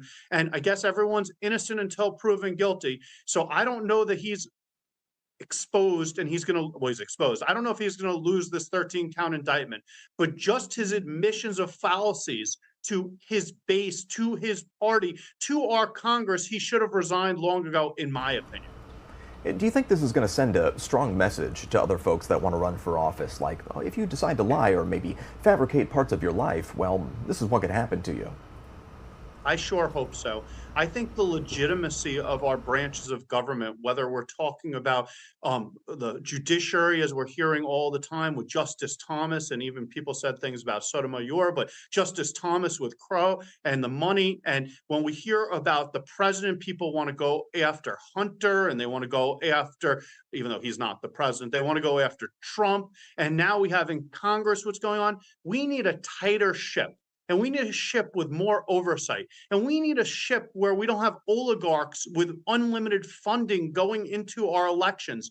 We need to have a reset in legitimacy. And I hope anyone that wants to serve in any of the three branches of government is on notice right now that you will be under a microscope and you have to live beyond what you expect of the citizenry. You have to set the example if you want to be sitting in that seat. Things are certainly going to get very interesting there in Washington, D.C. as this all plays out. Andrew Lieb, we do appreciate you joining us, but I want to turn it over to you, actually. Anything you want to add that I didn't ask you about on this particular topic before we disconnect? Well, you're a thorough interviewer, and I think you asked a lot of important questions. But I think the most important thing that we need to all say to ourselves is not what Andrew Lieb thinks. It's not what you think. It's not what people at home think. It's what the jury of his peers are going to think. And I have to push back on the people fighting against Trump and saying that Trump shouldn't have lost yesterday. We have a system, a criminal justice system, where we trust our jurors. And when our jurors make a decision, they speak for us, the people. We have a representative jury, and I trust the legal system, and I'm happy to see that we're formally charging him, and we should be proud that our country gives people innocent until proven guilty with a system of justice. Absolutely. All right, Andrew Lieb, legal analyst with Lieb at Law. Thank you so much for joining us this morning. We do appreciate your insight. You take care. Thank you. All right, it's 10:05 on the East Coast. It's 7:05 in the morning over on the West Coast. It's a big day. We got a lot of news to follow here. Breaking news in several different fronts and also following a number of live events. We're going to have it all for you here on Live Now from Fox. But I think this is the time we should take our first commercial break of the hour. We'll get that out of the way. We'll get back and jump right in to all those top stories. Stay with us.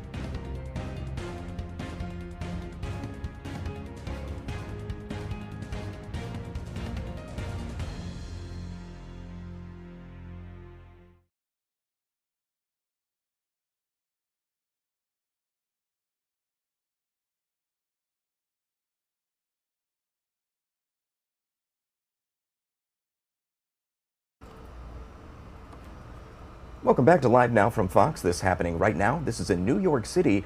Some community advocates, they're calling for the arrest of, in the case of that Jordan Neely situation, the person that was choked out on that subway. These folks are now calling for an arrest. I want to dip into this event. Let's take a listen. Who killed someone and said it was self-defense? All we had was a video. That's it. But people stepped out. They didn't say we need an investigation. They didn't say we should wait and see. Immediately decided that Mr. Alba was innocent because of the fact that he was self-defense. Why would some of those same people now say we have to wait for an investigation? We do need an investigation. That investigation has to start with charges. Right. Period.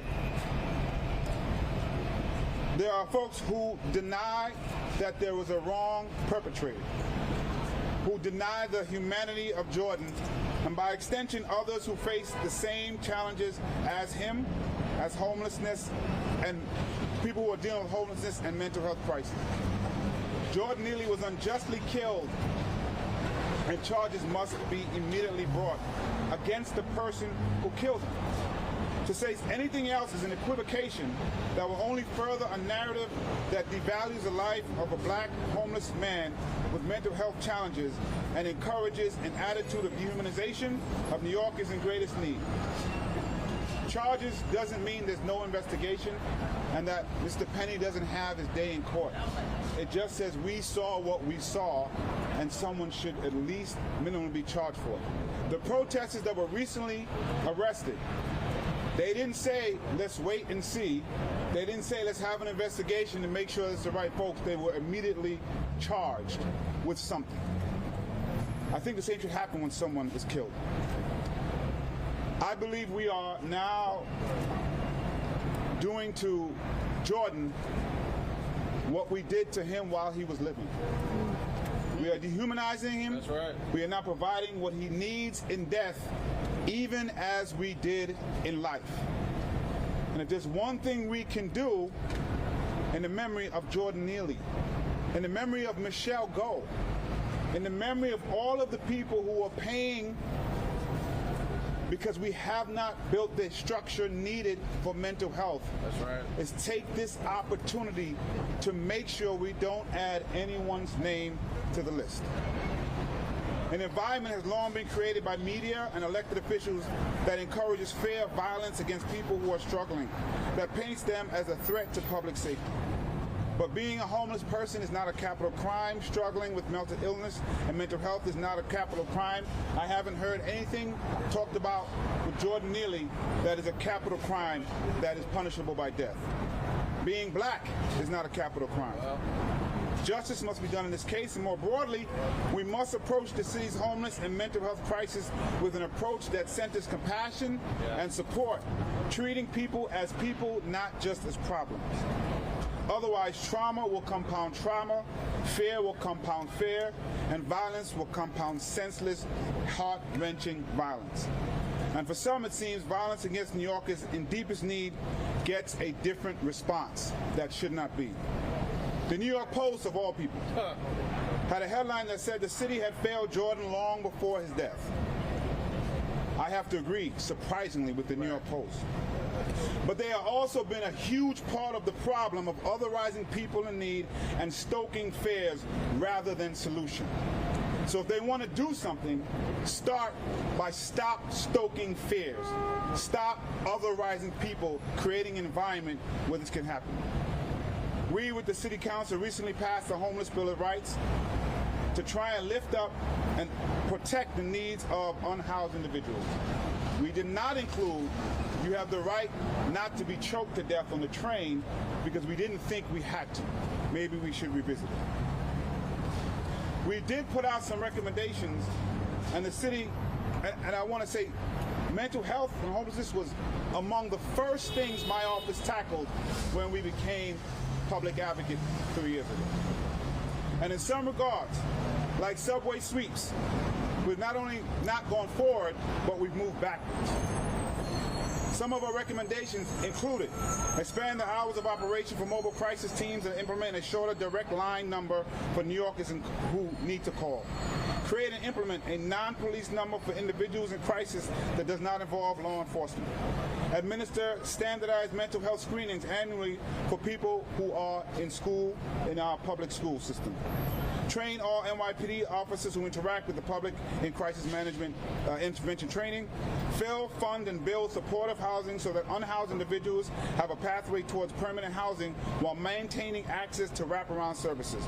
We also call to push for respite centers to be expanded, mental health urgent care centers and drop-in centers to expand. Helping homeless individuals doesn't mean hiding them. Not seeing the problem doesn't mean that the problem is solved. That's right. Helping people in mental distress doesn't mean silencing or ignoring them. If we treat people as threats, we encourage fear and violence instead of support. These recommendations have been out for years. We put out another report saying that we're not moving fast enough on these reports. We just finished a state budget. The governor and others spent more political capital dealing with bail reform. By the way, she said she was responding to articles like those in the New York Post, not facts. What if we had spent that political capital to build out the infrastructure of mental health and housing that is needed? But we didn't. My hope is that we can do some of that at least in this city budget as we close it out in June. With that, I'd like to call one of the folks who has been pushing as well, our comptroller, Brad Lambert. Thank you, Public Advocate. Good morning, everyone. Good morning to the advocates. Good morning to all of you. We're here a week after Jordan Neely was killed as we continue to ask what is it that we need to do to honor Jordan's humanity and move forward in a way that recognizes it. And I think that involves three things. That involves accountability for his killing, that involves reconciliation in our city, and that involves building the systems of care and health and safety that could have, should have saved Jordan Neely's life, and that we have too long failed to build and deliver, and let's be clear, that are the best path to safety, genuine safety, for all New Yorkers. Jumaane focused on accountability for Jordan's killing. I want to focus on reconciliation and on building that system of care and health and safety that Jordan and all New Yorkers need. So the night that Jordan was killed,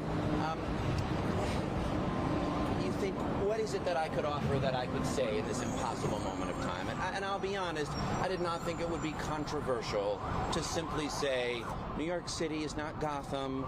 We can't be a city where you could choke someone to death who's experiencing a mental health crisis without any consequence. And also, we can't be a city where people cheer it on when someone is killed. And I think that's just plain common sense. We understand people are feeling anxious, that people are feeling fear, that could get turned into anger. But I really think we all know what you have to do in a moment like this is take a deep breath, pause, find compassion and common sense, and then move forward in a way that's just more grounded. And I just honestly did not think it would be that controversial, that we would wind up in a week where, rather than starting to move forward to accountability and building better systems, we'd be arguing with each other about whether we want to live in a city where people cheer on vigilantism, and we have to ask the question, is it okay or is it not okay to choke someone to death, to take the law into your own hands, especially, as Jumaane said, in a system where no evidence has been provided that your life or safety was genuinely at risk. So step one is for the city to kind of come together and say, you know what, we all need a city of health and care and safety. So I was glad to see that the mayor is speaking today at 11:30. I hope the mayor also will step forward and say, let's bring the city back together around that vision of what accountability, reconciliation, and systems of care and health and safety would look like. And I hope that's the message that he'll deliver today at 11:30. And then I want to talk just a minute, and then we're going to hear from some advocates who know about what a genuine system that builds from the kinds of recommendations of the Public Advocate's Good Report, and also builds from evidence around the country about what works. So when we say our systems failed, we don't mean let's just throw up our hands and shrug and say we don't know what works, because we've got good evidence about what works a lot of other places. So the cities of Denver and Eugene, Oregon, they have a mental health crisis response that is working better than ours is working. It's working better to reach out to people without incidents of violence, and instead to connect those people, to remove them from the situations where a call has been made that there's an emergency, where there is a crisis, and to connect them to care. So let's learn from the places that are doing it better, and let's do it better here.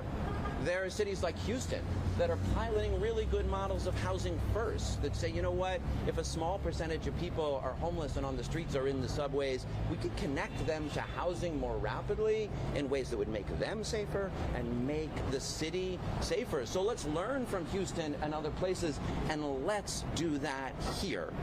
And then finally, there are things we actually are good at and pioneer, but that we just aren't doing enough. And the best there, in my opinion, is permanent supportive housing, which New York City helped to pioneer at places like the Times Square Hotel, and then in 2015 built an ambitious commitment to 15,000 units of supportive housing. But you know what? We are behind on that commitment because we haven't put forward the resources and the commitment to create the units, to rent the units that will provide that supportive housing. And as a result, only 1 out of 5 people who's eligible for, who need supportive housing, can get it in New York City today.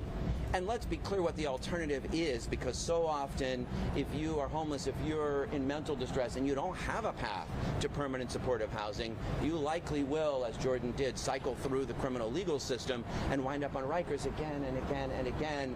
A fifth of the people, more than 20% of the people at Rikers, according to the monthly DOC dashboard that we put up, have severe and persistent mental illness. So Rikers has become de facto our largest mental, I don't want to call call it a mental health facility because it's not a healthcare facility, our mental illness detention facility, but it's not a therapeutic facility.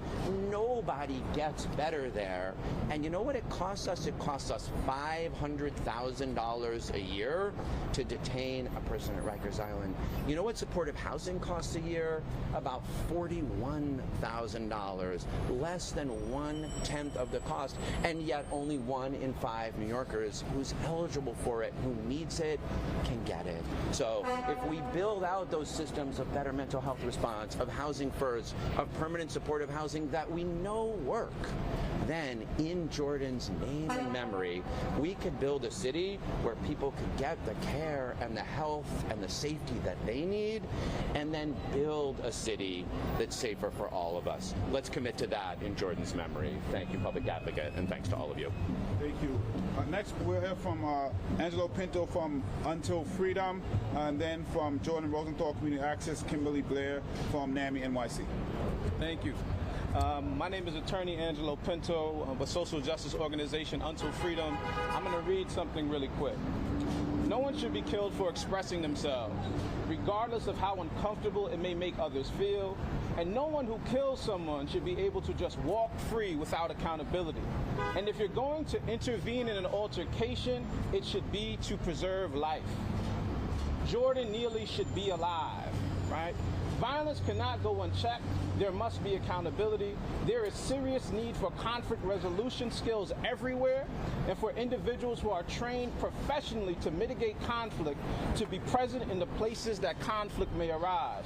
We have relied on violence so long, while the culture of violence in America has become so pervasive that nobody is safe. We need something different. Oftentimes, the organization that I work for, we take a radical approach at looking at things. And when we say radical, we just mean that we try to get to the root of the issue, to pay attention to it, to mitigate it, to resolve it. And I would be remiss not to mention that there's a racial dynamic present in the murder of Jordan Neely. Right? And oftentimes what we see in New York City and around the country is that black pain goes ignored. It goes ignored. When a black death happens, when black trauma happens, right? When a black man is homeless and seeking help, all of those needs go unignored. But to add insult to injury, oftentimes we have white institutions that make black folks suffer more. And those institutions are not held accountable. And in this instance, we have a white citizen who has decided to take... And if you are just joining us here on Live Now from Fox, we're listening into this event here. Raw and unfiltered New York City community advocates, they're calling for an arrest in the death of Jordan Neely. That was that subway chokeout death we've been covering here on Live Now from Fox. I do want to go to a quick commercial break. When we switch gears, we're going to go live out in Long Island. Actually, the representative George Santos has been arrested today. Big news and a lot of different angles where to cover on this. We've got Alexis McAdams with Fox News Channel. She's actually there live. We'll talk to her after this quick 2-minute commercial break.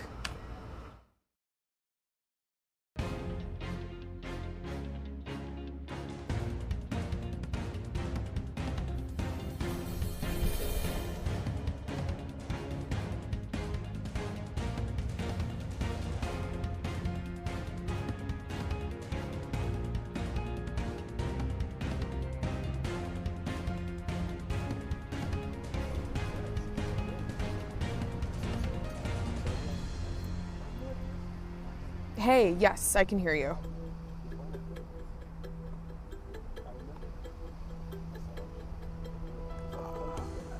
Okay. Yeah, I mean, maybe right where I'm, I was gonna say, campaign, when I say campaign finances, or I'll say, you know, I don't know, whenever you want to pull it up, it's fine. When I look, I just don't want to be reading on camera. Cool, cool. Yeah, whatever works. Copy. We're gonna take us a little early.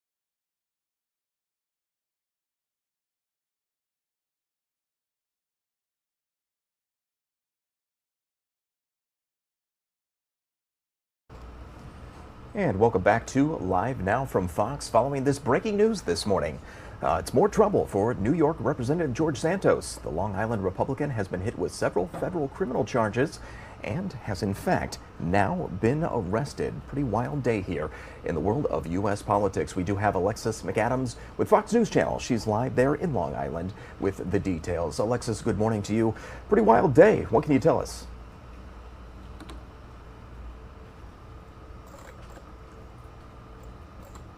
Santos in that courtroom behind me around 1 o'clock this afternoon.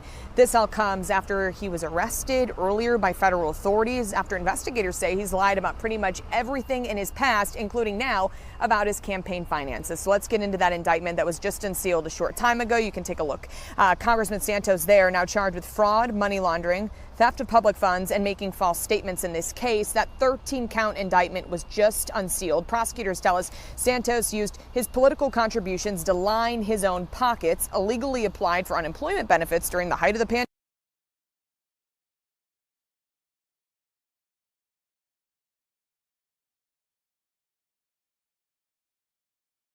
Financial devastation.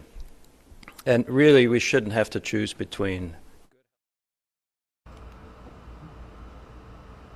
And it looks like we lost Alexis there. We had her for a moment and then she disappeared. But as you can see, we've got a lot of folks on the ground there covering this from every angle. We're actually going to bring in experts as well, legal experts, to talk about Representative George Santos facing about 13 federal charges. Pretty serious stuff. We did have an attorney on not that long ago who said that this could result in like 20 years of prison if he serves that, if he serves any. Obviously, that remains to be seen. This is all very early on. Important to note, he is presumed innocent until proven guilty, so he has not been convicted. He's just been charged at this point. But this has been a very hot button issue here in the United States for quite some time.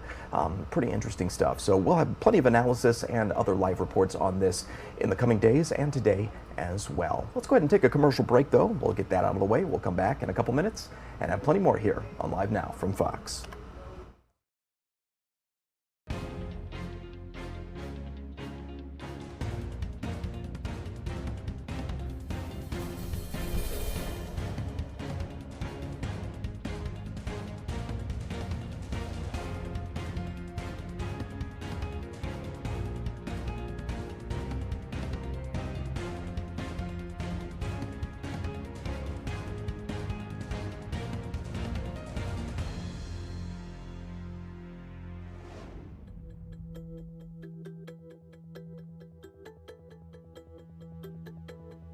So beyond the label of safety net,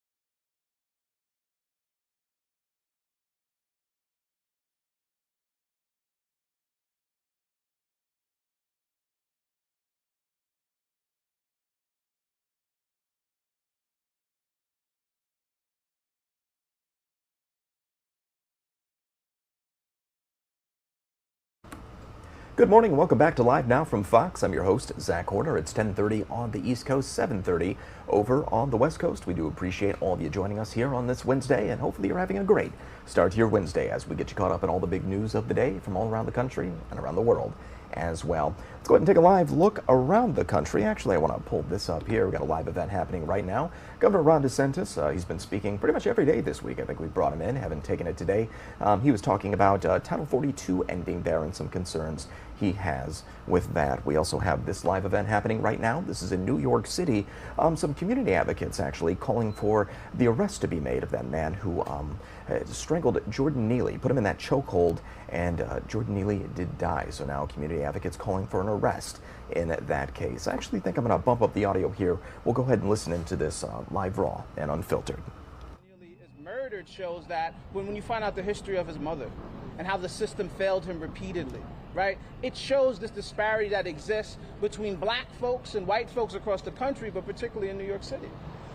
And I just want to add, I think, just to add to that, it's all true, but if you happen to be black and homeless, homeless and have a mental health crisis, I don't even know how you make it through. And I just want to be clear that I don't know Daniel Penny. Right. I don't know what his intent. I don't know anything about that. A court should play that out. What I do know is that Jordan Neely was failed in life, is being failed again. I do know last year we had more homeless deaths than ever in the city. Most of them were also black. Most of them were been poor, low income. So we have a problem that we need to address, and we haven't addressed it at all.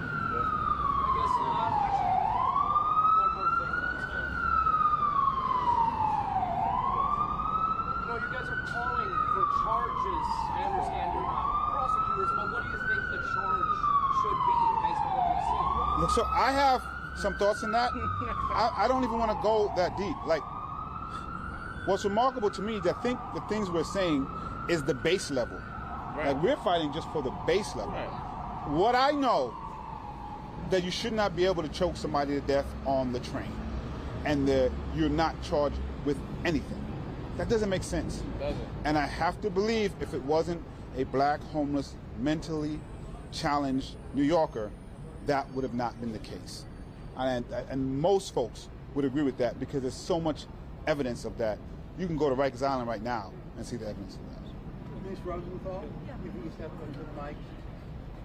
You said Mr. Neely did nothing wrong. How do you know he wasn't threatened or acting in a threatening manner? So I would say that Mr. Neely was talking and lamenting about his current circumstances, and we as society have implemented public policies that criminalize being homeless or, lots of other quality of life types of situations. So when I think about this and not doing something wrong, it's also this subjective question of what's wrong, which I guess you could also revert back.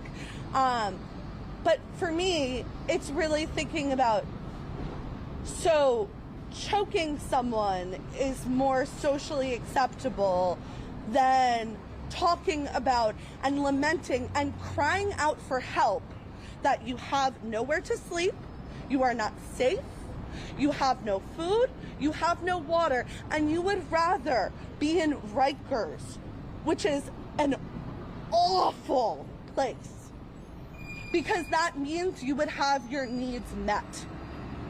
That's what I'm referring to.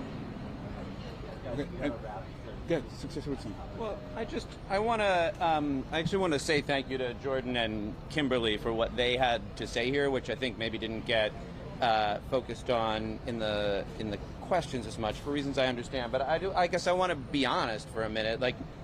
Your willingness to open up, it's uncomfortable, and I'm sure it's uncomfortable for you to do in front of all these cameras. I don't know about y'all, it was uncomfortable for me. It's like it causes us discomfort to hear about people's challenges and struggles, and I don't doubt for a minute that it was deeply uncomfortable to be in that train car. I was not there, but I'm guessing like every one of you have been in subway cars recently with folks who are in distress, who are crying out. And we got a lot of strategies to use for dealing with that discomfort, right? Sometimes you put your headphones on and you just like look at your phone and you try not to look up. And sometimes you move away. Or sometimes if you got some experience and you feel it, you say, is there a way I could actually reach out to help?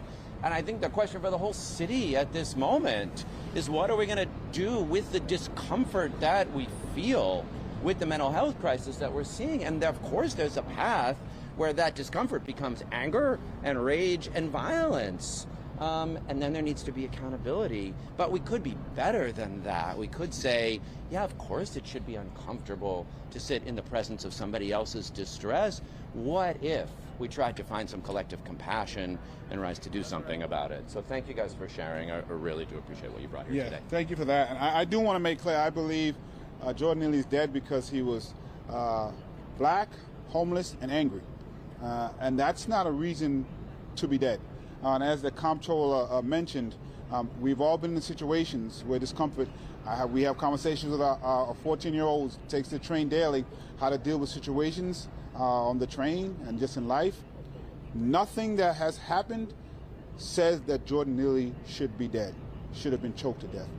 That's all that we know, all the facts that we have. And I'll end by saying, if we continue to try to treat people as invisible, if we continue to try to treat people as if they should just be over there, particularly people who all they want to do is be heard and get their basest humanity recognized and met with needs, we're going to continue to have problems and issues. And my hope is we hear a pathway forward through our mayor and his press conference.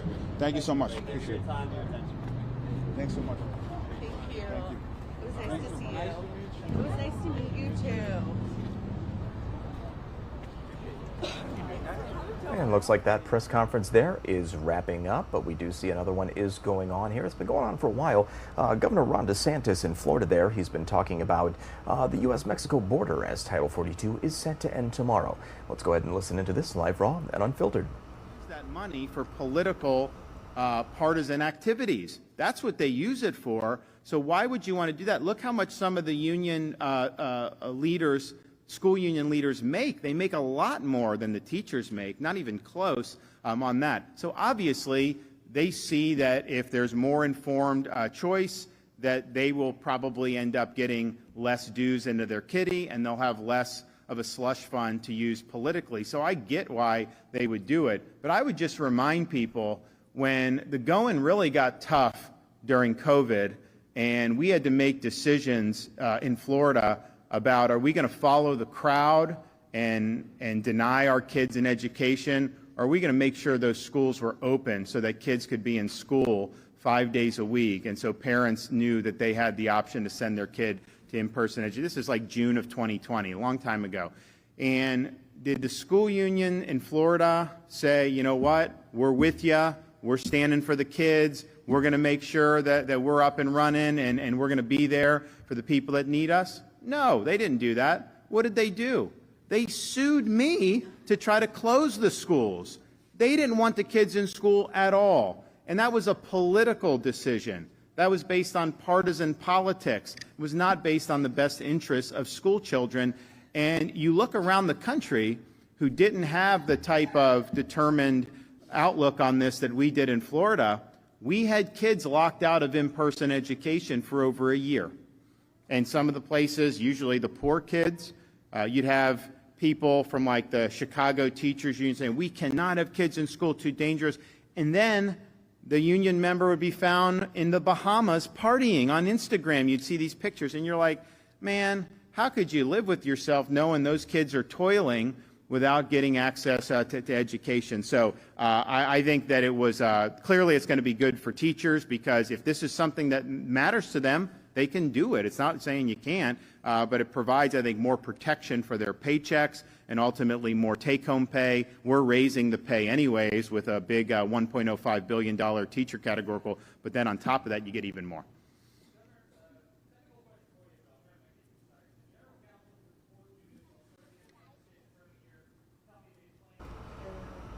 And we're going to go ahead and switch gears here and go to another live event happening right now. In the Senate, we've got Senator Mitch McConnell. He's actually talking right now and discussing the debt ceiling crisis as we get closer to that deadline. Let's go ahead and bump the audio up and listen in live, raw, and unfiltered.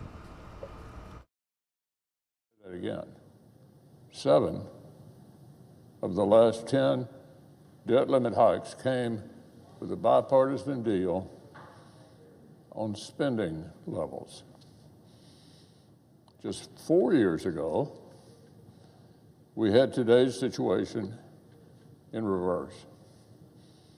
What happened? Secretary Mnuchin was sent to negotiate with Speaker Pelosi. They struck a caps deal, and the debt limit was addressed. Exactly the situation we have now in reverse.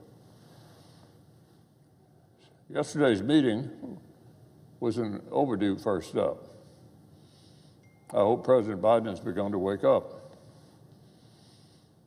Every rank and file Democrat in the House and Senate say the president's refusal to negotiate is untenable. The Democrats can't waste any more time. The White House has to stop sleepwalking toward default and reach a spending deal with the Speaker. Now, on another matter, tomorrow Senate Republicans will create 2 more opportunities to hit the brakes on runaway regulation.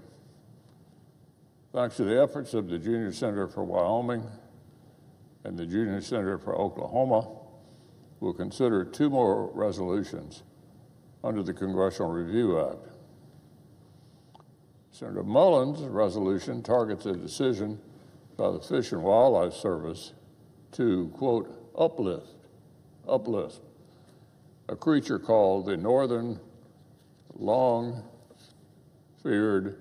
bat as an endangered species. This designation would have massive repercussions for landowners, businesses, and infrastructure projects across as many as 37 of our 50 states. More than 3,000 infrastructure and development projects are currently in limbo. 3,000 infrastructure and development projects currently in limbo, waiting for the extra environmental consultations that the Endangered Species Act will require if this case of uplifting is allowed to stand. And get this, the Biden administration itself admits that the recent declines in the population of this particular bat are due mostly to fungal disease, not human development. I don't care how long this bat's ears are, it can't get veto power over 37 state economies. Senator Mullins' resolution would prevent this absurdity. The second resolution, sponsored by Senator Lummis, targets the Biden administration attempt to make a sweeping change to the very definition of the word habitat in federal law.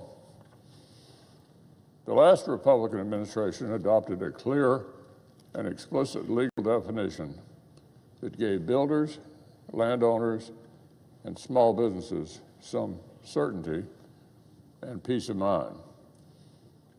But President Biden has let the far left throw all of that into chaos. Now, American families and businesses could be facing decreased property values and predatory legal challenges if they wind up on the wrong side of Democrats moving the goalpost. Senator Lummis' resolution will reintroduce certainty and common sense. So I would urge every senator to support both measures later this week. Now, Mr. President, on one entirely different matter, yesterday the University of Louisville's legendary men's basketball coach, Denny Crum, passed away at his home. For 30 years, Coach Crum helmed my alma mater's basketball squad and led the Cardinals to unprecedented success. Denny revolutionized the program and transformed the team into a spectacle all Kentuckians were eager to tune into. He was a true legend. Unique among coaches at that time, Denny sought to play the toughest teams in the country early in the season, knowing that those hard-fought matchups would prepare the Cards better than anything else for postseason success. That bold playbook earned the coach nicknames like Cool Hand Luke and for always keeping his eye on the big dance, March, Mr. March.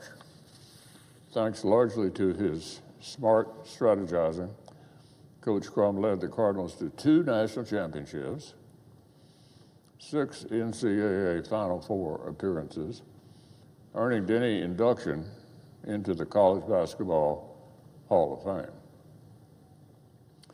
He brought national recognition to our school and city and forged a deep connection with the U of L community through his calm leadership, both on and off the court.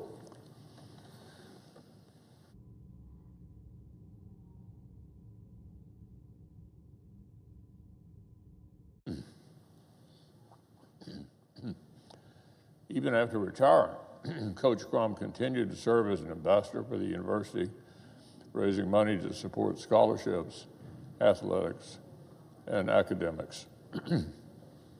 Denny was a great coach. He was a great friend. And more than anything, a great man. Elaine and I send our deepest condolences to Denny's wife, Susan, and his family, friends, and fans as they mourn the loss of Denny Crum.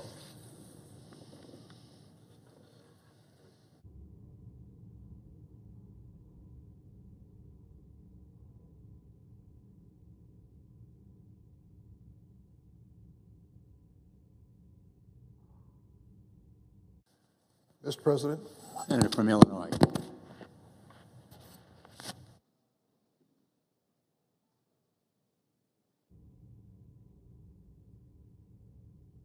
Thank you, Mr. President.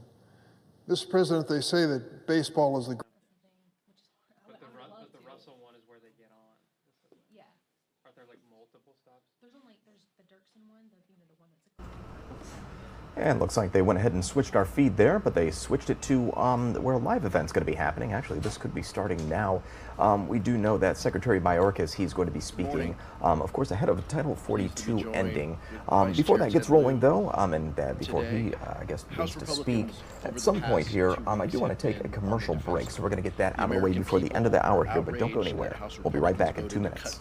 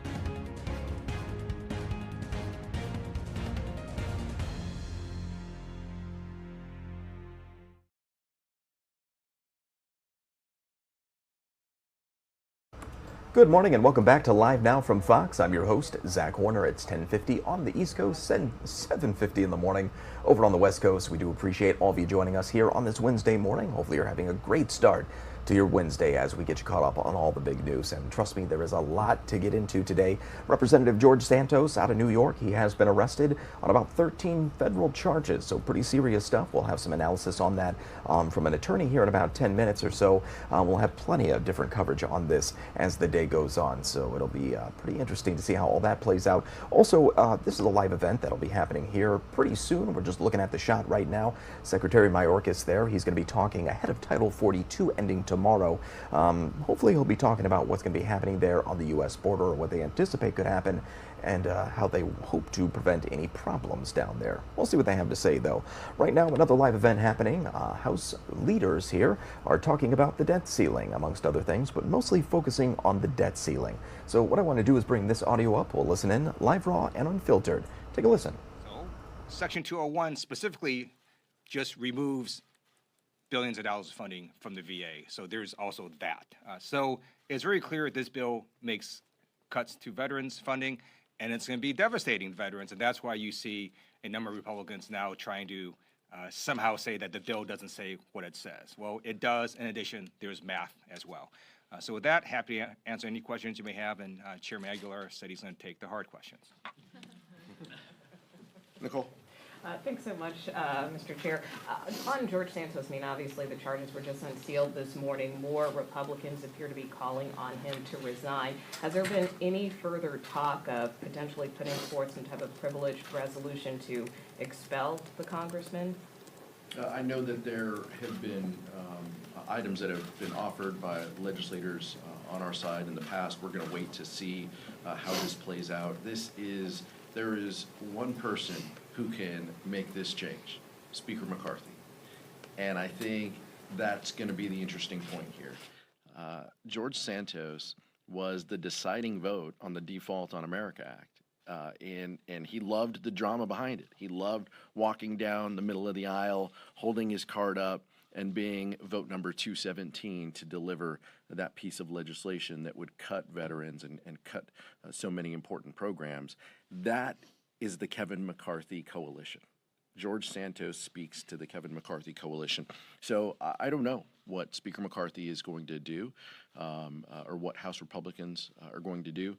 We're digesting the charging documents, but the level of fraud, the level of extremism, the continued lies throughout all of this, these are things that we've known, but clearly the DOJ has been working on this now. It's just an unfortunate thing that that we're all colleagues together, and this level of fraud that's been perpetrated on the people of New York. But this is at the hands of Kevin McCarthy. But we're going to keep our options open and see where we go from here. Vice Chair, anything on that? Sure. The Republican member of Congress, purportedly known as George Santos, is entitled to the presumption of innocence, just like anyone else in America, in a criminal court of law. The House is not a criminal court of law. The House has its own rules. The House can choose to expel a member. Robert Garcia has put forward a bill to do that. If Speaker McCarthy were to put that bill on the floor, then I would vote for it. Nick? When the border bill comes up, I believe, tomorrow, do you expect all Democrats to oppose it? We'll see. And you tell me what the final construct of the border bill is. In the dark of night, they made more changes. I haven't seen every single change that they have made to this bill. You guys are reporting that there could be more changes. So you tell me what the final language is, and I'll give you a whip update from Democratic Whip Catherine Clark. But we don't know what that final construct is. I think what's important here, too, is going back to the Default on America Act. Republicans, own the cuts to Customs and Border Patrol related to that bill. Their bill would have cut 2,400 Border Patrol agents. So now this piece of legislation says we're going to plus up the border. We're going to add law enforcement officers at the border. Your bill 2 weeks ago did the opposite. And so we're, color us confused here, but that's, I think, where we're at. I mean, in addition to, expanding child detention and doing so many terrible things, eliminating our asylum process that would likely have impacts to Ukrainian refugees as well. There is so much terrible policy in this bill, but I'm just a little confused that they want to cut Border Patrol agents 2 weeks ago and now add them back. So I don't know what their strategy is on this. Max? On the debt limit, you mentioned you want Senate Republicans to take the wheel here and kind of step up. We just saw over the weekend 43 of them signed this letter saying no clean debt limit. How do you reconcile that fact with what you're calling for? No, all I'm saying is, we need some rational leadership here, and I'm just pointing out the obvious that I don't think House Republicans.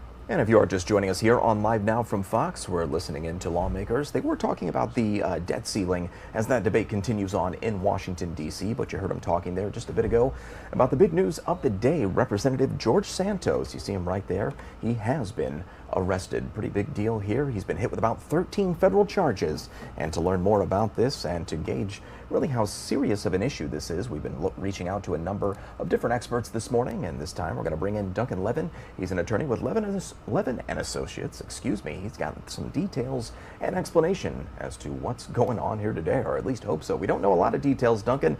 Good morning to you, but we do know about those 13 charges. What do you make of that? Yeah, good morning. I mean, it's a wide-ranging indictment, obviously extremely serious charges right now. The bulk of it basically focuses around his solicitation of fraudulent political contributions. The contributions went to a company that he said was a political fund, but really it was just an out-and-out personal theft. The prosecutor's alleging today that he took the money that he raised for these political funds and actually just used it to buy fancy clothing and make credit card payments. And so on some level, it's just this tawdry personal theft case of money that was supposed to go to a political fund that instead just went to line his own pockets. The indictment also goes on more broadly to allege that he falsely claimed uninsurance benefits made during the coronavirus pandemic, and that he received about $24,000 in unemployment benefits that he wasn't entitled to. And finally, they are looking into and have charged him with knowingly making false statements on his financial disclosure forms in 2020 and 2022, which was meant to mislead the House of Representatives and the public. And so it's very wide-ranging. The charges are extremely serious and really range from out-and-out fraud to personal theft. And when Representative Santos is asked about these charges, or I guess before he actually got charged, he's been asked about a lot of this. And he tends to kind of brush it off almost, kind of nonchalantly. What do you make of this, of the seriousness of the charges? He could be possibly going to jail, right? Is that a possibility here?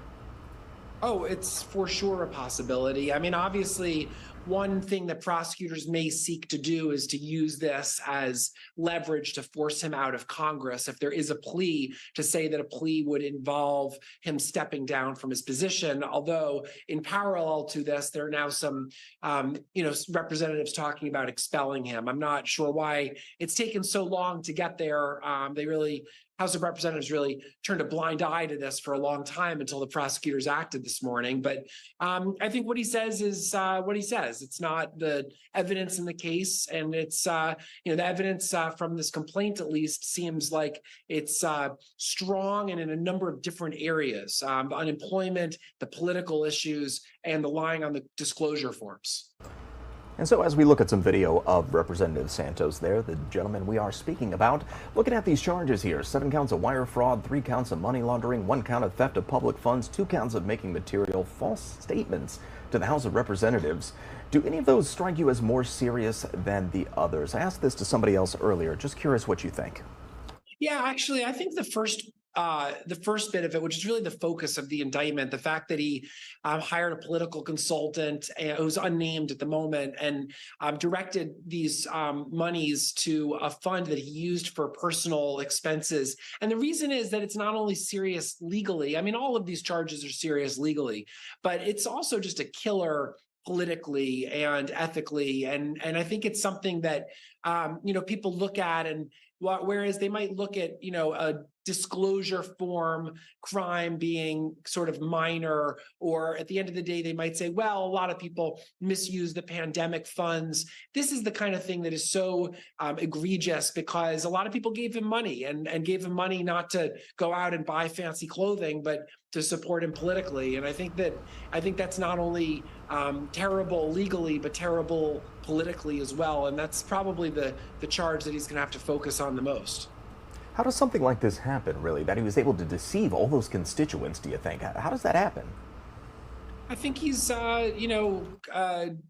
one lie spiraled into another lie that spiraled into another lie. And before you know it, it's a whole scheme. And so I think that at the end of the day, people bought what he was saying, and he's a compulsive liar. And we just got to the point now where it got out of control, and now it's all finally caught up to him.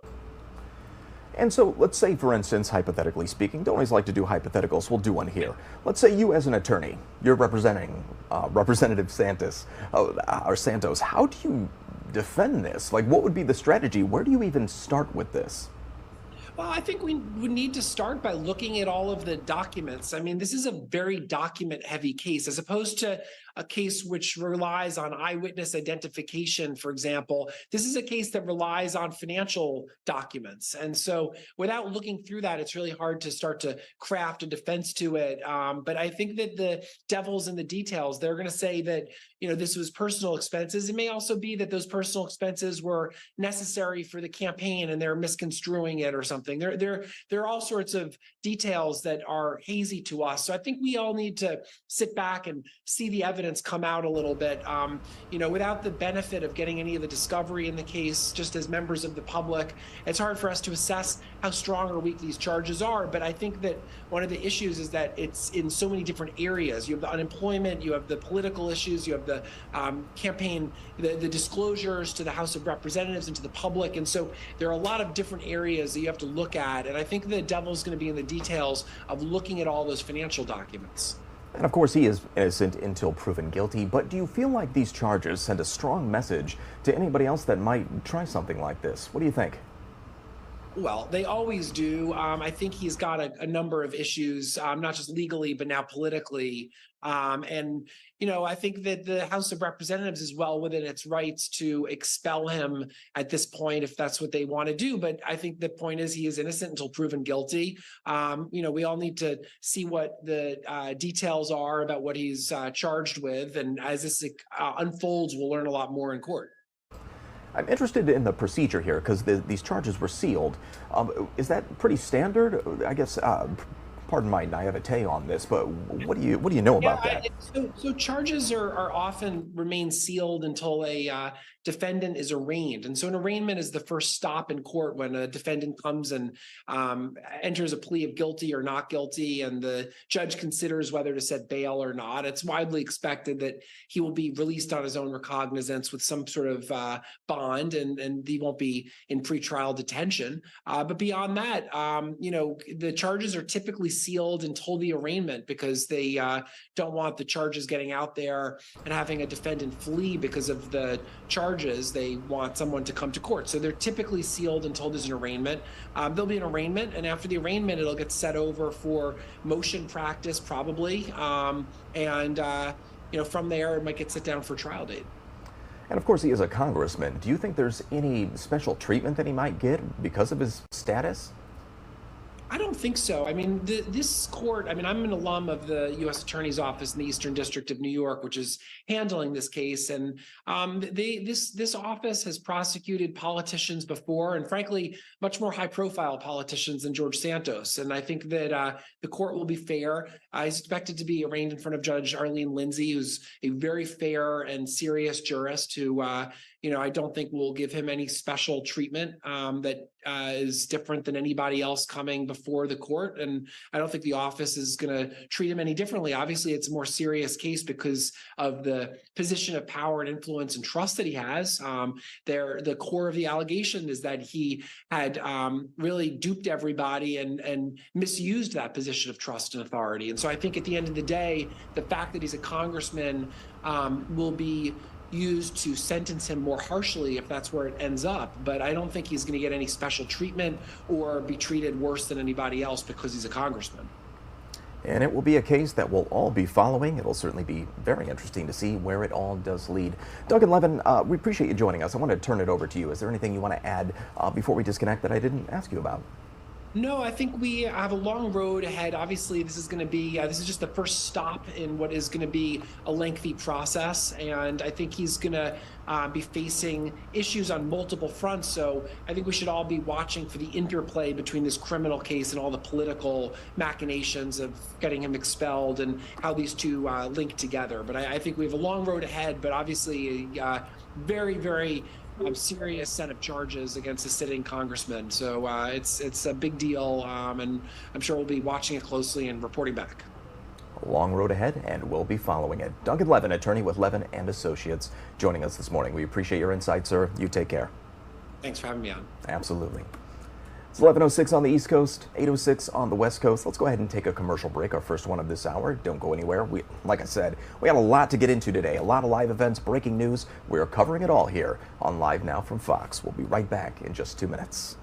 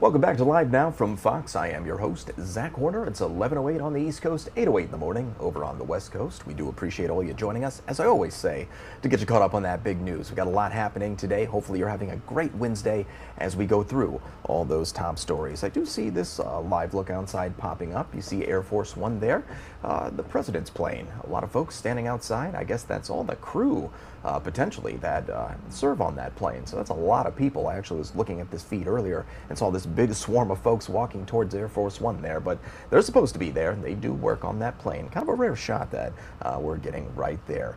And taking a look at some of our other live shots, this is where Secretary Mayorkas will be speaking at some point. I believe it's supposed to have already started, but as it typically happens, these things tend to start a little late on occasion. And there is there's a meeting going on about the fighting in Sudan right now. That's on one of our other sources. Let's go ahead and get that queued up, and let's just bring up the audio and listen in and see where they're at in this conversation. But they are in fact talking about Sudan. This is the United States Department of State representative there. Let's take a listen.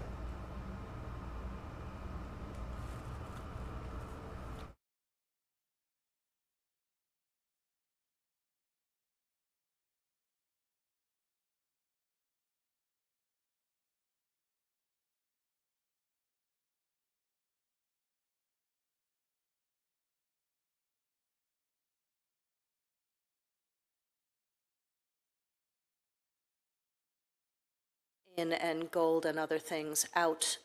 We are working intensively also with other partners in the gold supply chain, including UAE, on these problems. But you are absolutely right. Prigozhin has brought nothing good to Sudan, and he's strip mining the country of its gold and its future. And my time's expired. I just want to say, first of all, I want to take either you, and knowing how many demands on their time up, someone on sitting in a classified setting having this conversation, because the scope of the Wagner's operations, I just saw Facebook shutting down 100 plus accounts. They are working on so many different fronts in the African venue context that is so disturbing, and I'd like to better understand our efforts to counter their malign activities. Good. We'll look forward to that. Thank you.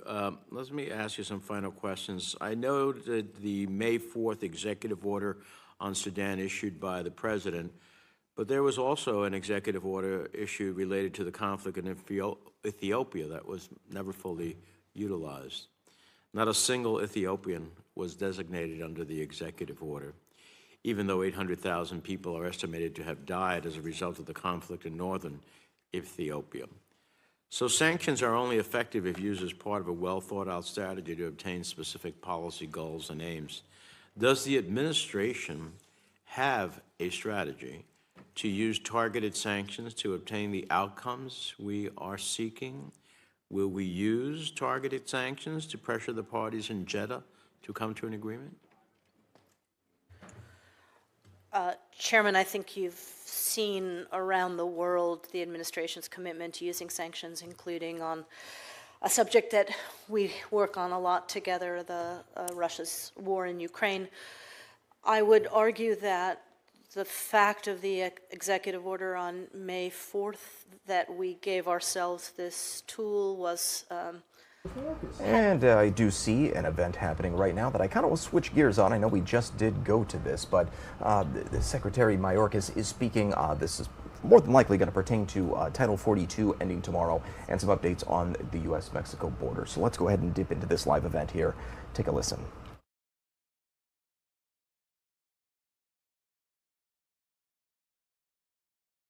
Have arrived lawfully through the pathway we have made available to them, and we reduced border encounters from these groups by 90% between December of last year and March of this year. Our president has led the largest expansion of lawful pathways ever. At the same time, we are clear-eyed about the challenges we are likely to face in the days and weeks ahead, which have the potential to be very difficult. Even after nearly 2 years of preparation, we expect to see large numbers of encounters at our southern border in the days and weeks after May 11th. We are already seeing high numbers of encounters in certain sectors. This places an incredible strain on our personnel, our facilities, and our communities with whom we partner closely. Our plan will deliver results, but it will take time for those results to be fully realized, and it is essential that we all take this into account. I cannot overemphasize that our current situation is the outcome of Congress leaving a broken, outdated immigration system in place for over 2 decades, despite unanimous agreement that we desperately need legislative reform. It is also the result of Congress's decision not to provide us with the resources we need and that we requested. Our efforts within the constraints of our broken immigration system are focused on ensuring that the process is safe, orderly, and humane, all while protecting our dedicated workforce and our communities. Let me be clear. The lifting of the Title 42 public health order does not mean our border is open. In fact, it is the contrary.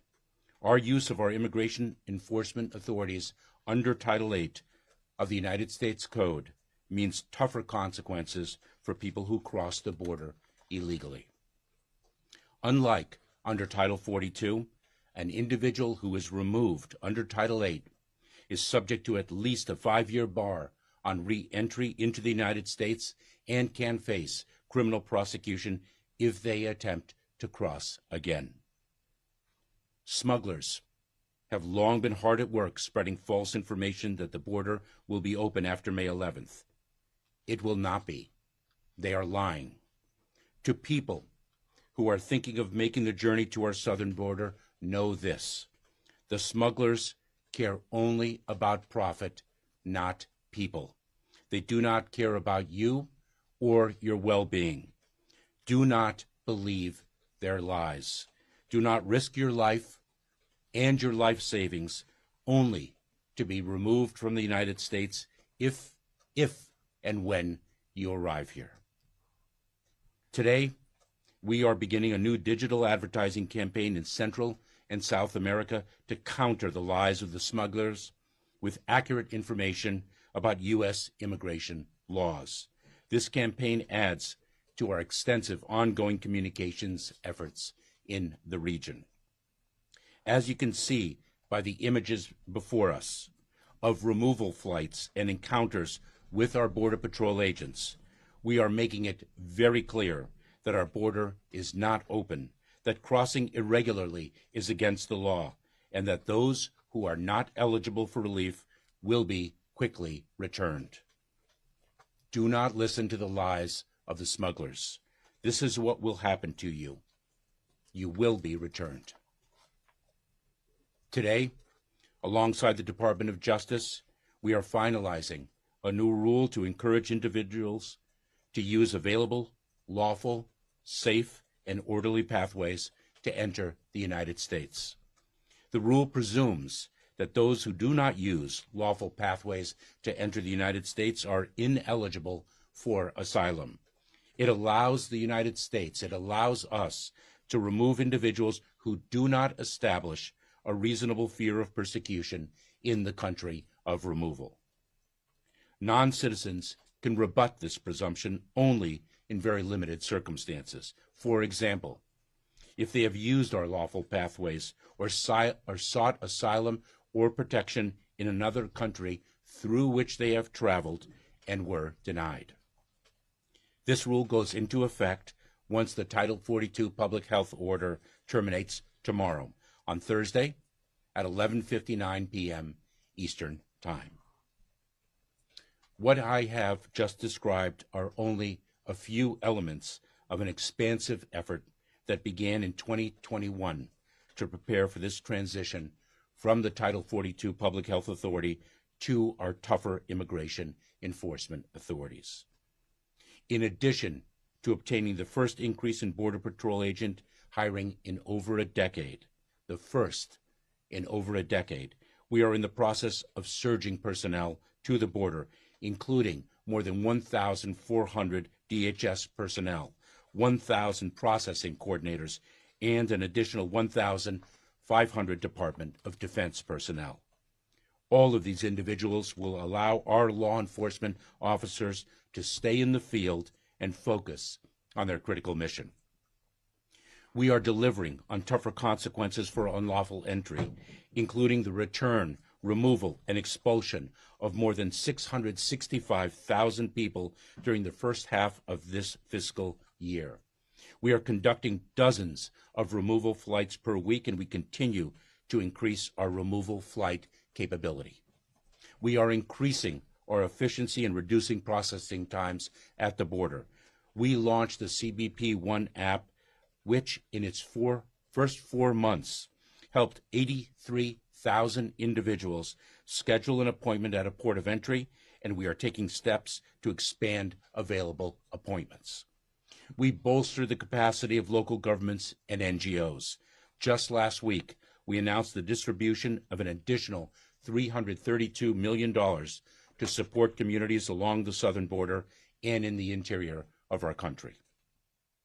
We are leading an unprecedented law enforcement disruption campaign that has led to the arrest of nearly 10,000 smugglers who profit from vulnerable immigrants.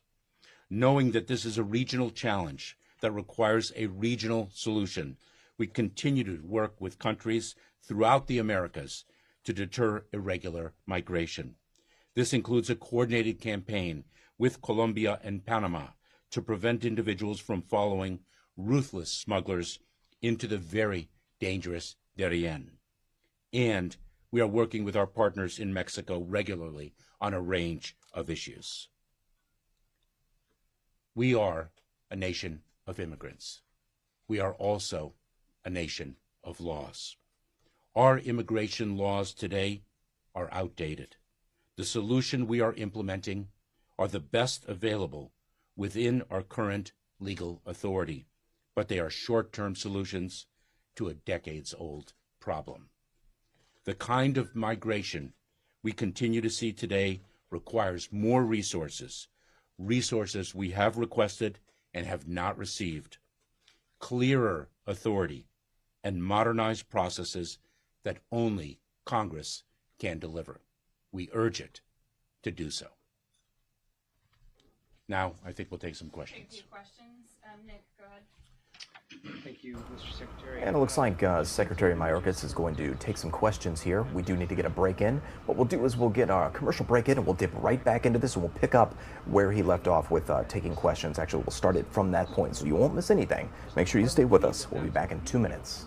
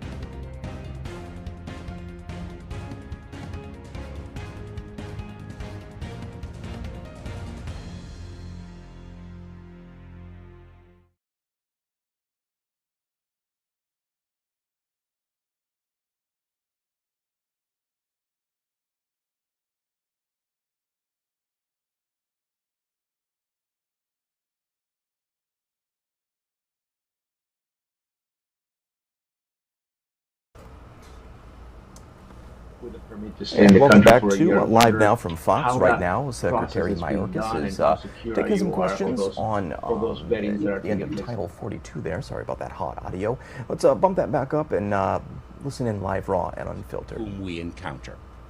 Individuals, the vast majority of individuals will be returned, those who do not qualify, from Border Patrol stations or Immigration and Customs Enforcement detention facilities. We often, as has every administration, release individuals into immigration enforcement proceedings, and those individuals, if they do not qualify for relief, will be removed. We screen and vet individuals whom we encounter. Michelle. We promised to build an immigration system based on equity. Is there any plan for America in your equity plan? Thank you, Mr. Secretary. Just to follow up on the credible fear question, can you give us an idea of what percentage of migrants you think will be receiving those screenings? Is it all, most, half, some? And can you also speak to the agreement with Mexico? I know you guys have specifically said they're planning to take back people from the 4 nationalities, the Cubans, Venezuelans, Nicaraguans, and Haitians, but is there a possibility that they would take back any other nationalities as well? Michelle, Let me break it down a little bit. We are giving the option to individuals who are in our custody the option of voluntarily returning to the country from which they came because of the consequence of a removal. People have to understand that under Title VIII of the United States Code, when one is removed, one faces at least a 5-year bar to reentry. And so we will give people an opportunity to avoid that tougher consequence by voluntarily returning. If they do not take that option and they do not claim fear, they will be removed immediately. If they do claim fear, they will encounter a higher threshold under our asylum rule unless they have accessed our lawful pathways or sought relief in another country and been denied. We are surging, as I mentioned, Michelle, asylum officers to ensure that that screening process, that credible fear screening process, is done fairly, with access to counsel, but expeditiously. Suzanne, So how do Americans gain from the immigration path you're opening, sir? I mean, nobody ever asked this question. Do Americans gain from all the immigrants you're bringing into the country that drive down wages, that push up rents? Sir, we are a nation of immigrants, and we are a nation of laws. Individuals who qualify for relief under our laws have a basis to remain in the United States. The contributions of immigrants to this country is quite clear. Thank you. Next to Suzanne. Morning. Do you guys anticipate requesting supplemental funding for the border from Congress? Last I heard, there hadn't been a request made. If you do anticipate it, like what type of criteria would trigger that kind of request from you guys? In December of this past year, we sought more than $4 billion in funding to address our resource needs because we are operating within an entirely broken immigration system, and that is something about which there is unanimity. We did not receive the funding that we requested. We received approximately half of what we requested and half of what we needed, which is why we are encountering some of the challenges. We have sought a reprogramming, and we have communicated to Congress that reprogramming is a fraction of what we ultimately need. We have time for one more, Rob. Gary Grunback I'm from so sorry. Gary Grunback from NBC News. You mentioned some of the immigration proceedings to Pedro. Are you prepared to start releasing migrants into the U.S. without court dates and without a way to track them to reduce overcrowding? So when, like other administrations, when we release individuals, we release them on conditions. And their compliance with those conditions is absolutely necessary. And if they fail to comply, we will seek to apprehend them and remove them.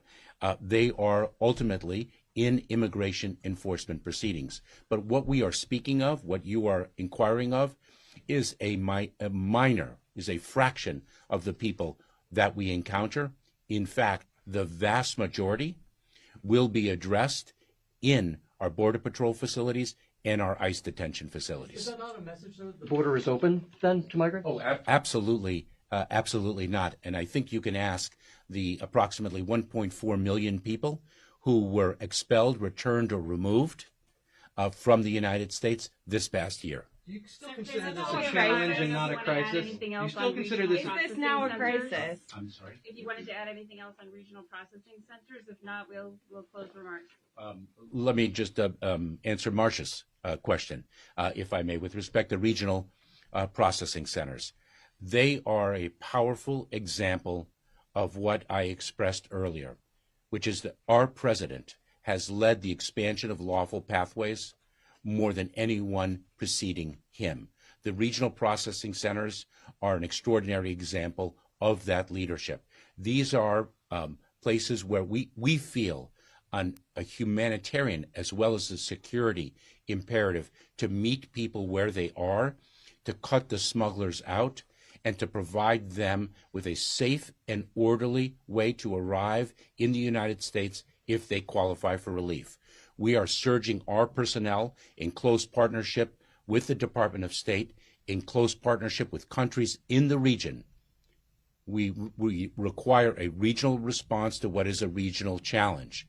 We will, in these regional processing centers, screen individuals to determine whether they are eligible for refugee status in the United States, whether they qualify for what we are expanding in our family reunification programs, or whether on an individualized basis, on a case-by-case basis, as the law requires, whether they are eligible for other humanitarian relief. That is what we are doing. The phenomenon of migration is different than it was 10, 12 years ago. We are seeing an unprecedented level of migration throughout the hemisphere. I believe there are approximately 20 million displaced people in our hemisphere. In addition, the smugglers control the migratory paths. We will cut the smugglers out. We will reach qualifying individuals where they are and provide them with a safe and orderly pathway. If they arrive at our southern border, they will meet consequences. We urge migrants, once again, not to believe the smugglers who are lying to them solely to make a profit. We are building lawful pathways for you to come to the United States. Do not place your life and your life savings in the hands of ruthless organizations. Thank you very much. All right, Alejandro Mayorkas there giving a statement ahead of the end of Title 42, which does come to an end tomorrow. We will have extensive coverage of that.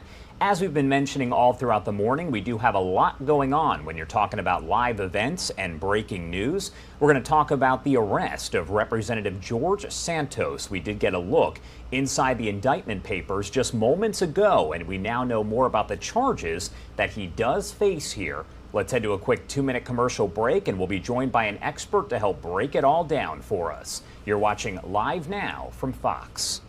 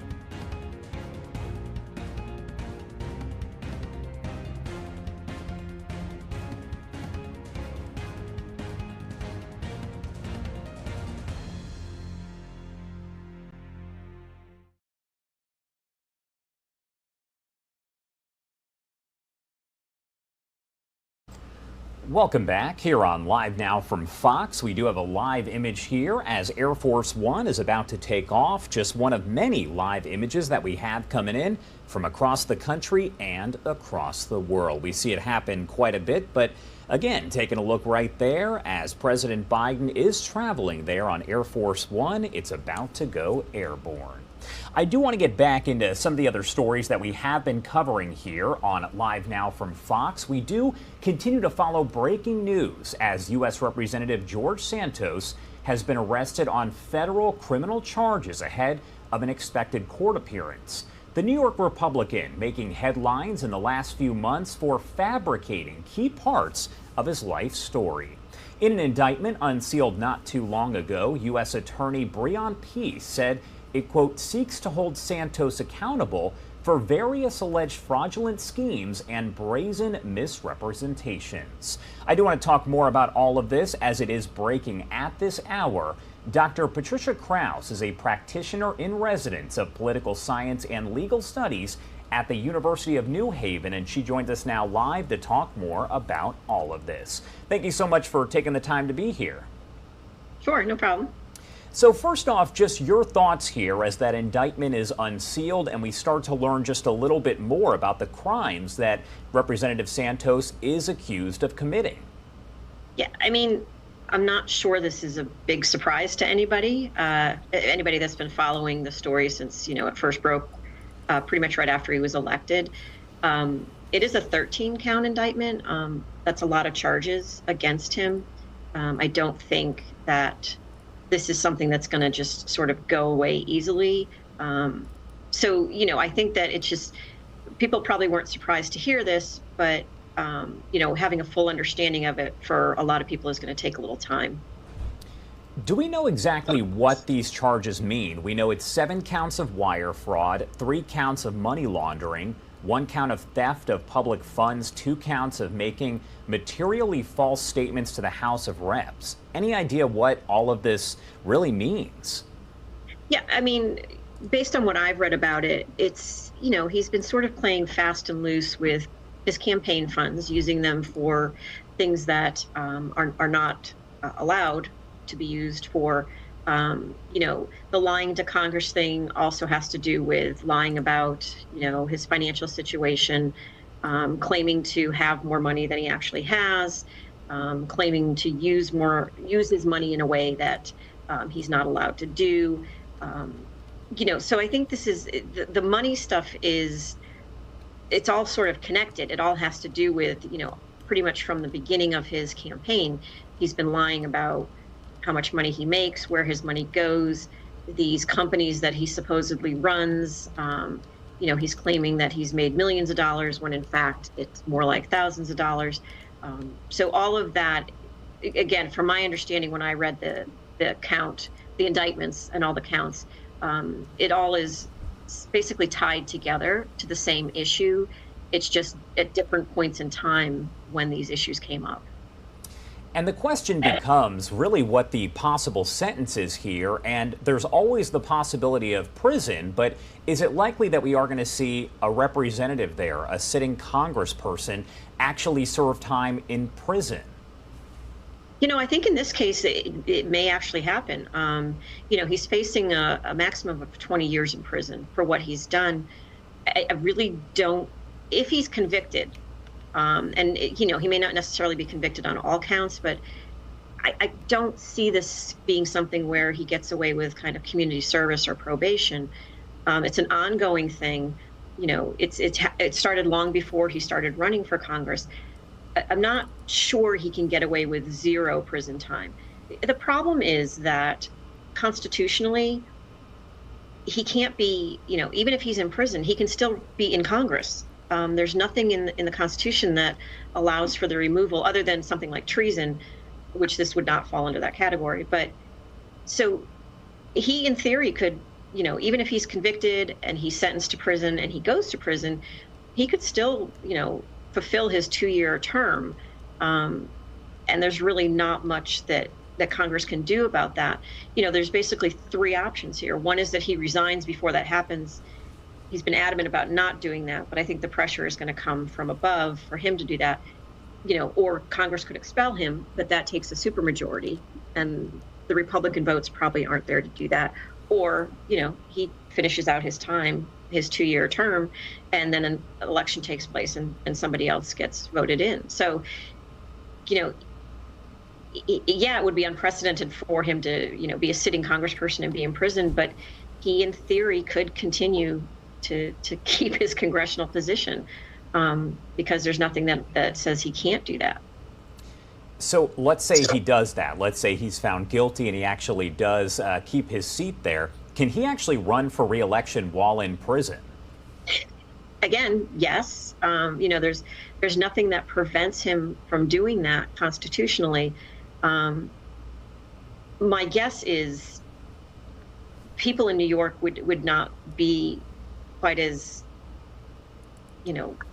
duped the second time around, that, they would, even if he runs through a primary from prison, I do believe that the people of New York in a primary would choose somebody else to run for that seat, because that's a horrible, picture for New York if you have somebody in prison that gets reelected to Congress. So I don't think that would happen, but nothing stops him from. Now he would not be allowed to vote on issues in Congress from prison, nor serve on committees. But it doesn't take him away from being in that position. So I don't see him being able to win re-election under any circumstances, whether he goes to prison or not, but he's not disqualified from doing so. This has to be pretty rare to see a sitting congressperson actually arrested on federal charges. I imagine this doesn't happen very often. No, and I think, again, something I was reading this morning, it's happened. There's been 4 Congress people expelled from Congress over the course of our history, and 2 of those were, back in Confederate times.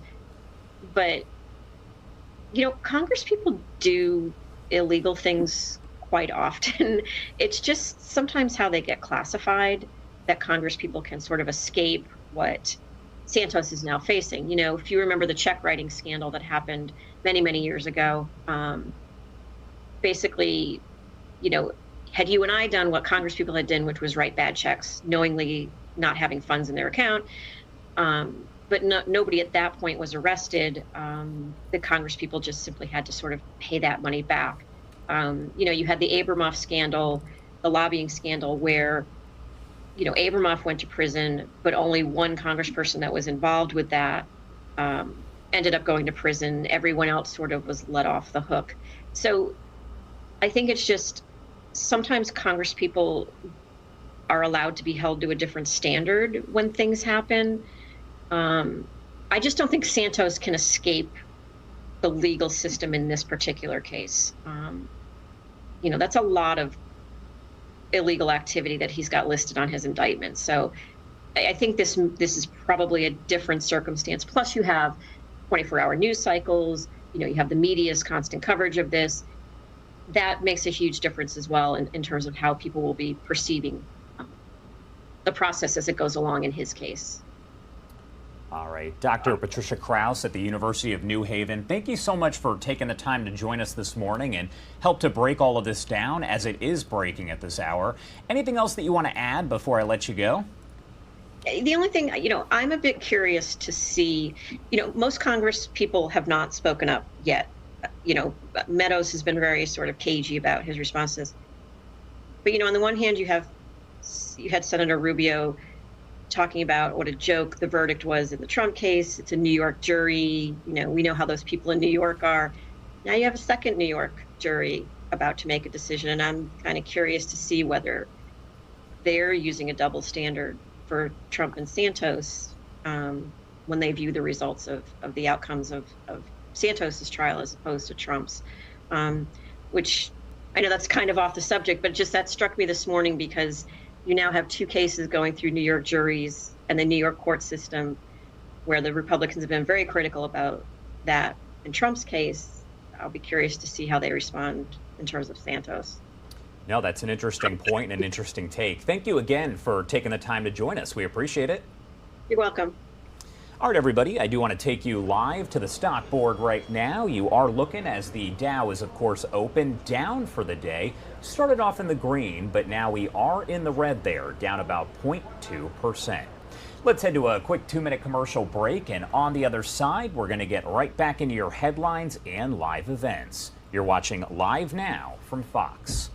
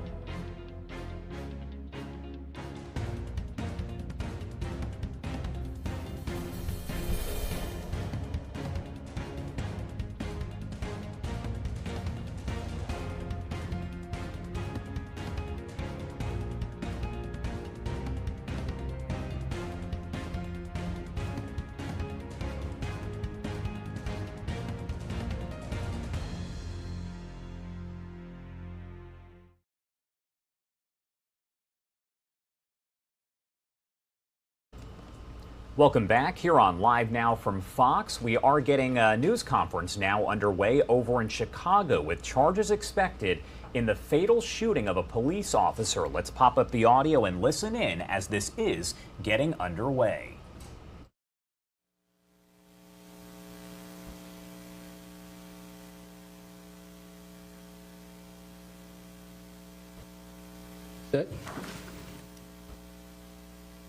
Good morning.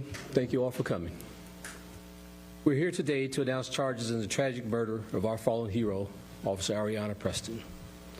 She was a beloved daughter, sister, and friend who wanted to make a difference in this world. Those who knew her will tell you that that's exactly what she did.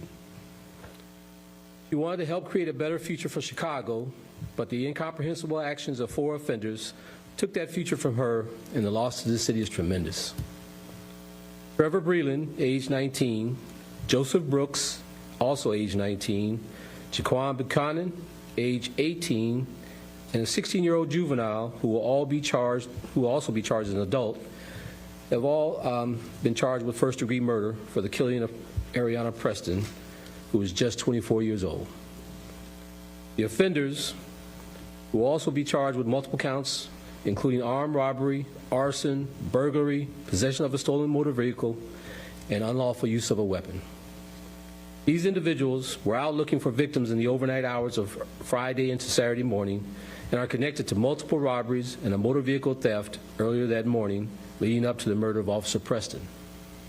As Officer Preston was returning home from her tour of duty early Saturday morning, 4 offenders pulled up in a stolen vehicle. The offenders quickly exited the vehicle and ran towards Officer Preston while armed. An offender fired at Officer Preston, who returned fire. The offenders continued to shoot Officer Preston, and an offender stole Officer Preston's weapon before all offenders fled the scene in a stolen vehicle. An officer from the 4th District was responding to a call of a traffic crash when he discovered Officer Preston. This officer immediately rendered aid and drove Officer Preston to the hospital, where she was pronounced. I'd like to take this time to ask that everyone keeps this officer and all the responding officers that day in your prayers as they process the trauma that they experienced. I want to thank the community for its help in bringing closure to and justice to Ariana, and thanks to our detectives from Area 2 and the officers who worked tirelessly to identify and apprehend these individuals. With the grief of losing a fellow CPD officer, they worked their investigation to bring justice to Ariana and her family. I also want to thank our federal partners, including ATF and FBI, who's represented here today by Christopher Amon, Special Agent in charge of the ATF, and Daenerys Coleman, Assistant Special Agent in charge of the FBI, who offered support and resources throughout this investigation. I also wanted to acknowledge Cook County State's Attorney's Office, who's represented here today by Chief Deputy Assistant State's Attorney Thora Martin, for working with us. To all of our community members who have supported and shown kindness in the wake of this heartbreak, thank you from the bottom of our hearts. I ask that everyone continue to pray for Ariana's family and as they navigate this world without her. While we know this does not ease the pain, we hope that knowing the people responsible for her murder have been caught and brings a small measure of peace to them. Though Ariana is not physically here with us, her spirit and service of kindness will forever carry on, and we will never forget her. Right now, I'd like to bring up the Commander of the 5th District, Commander Tyrone Pendarvis. Tyrone? Sir. How you doing today? My name is Commander Tyrone Pendarvis of the 5th District, and I came to speak on Ariana Preston.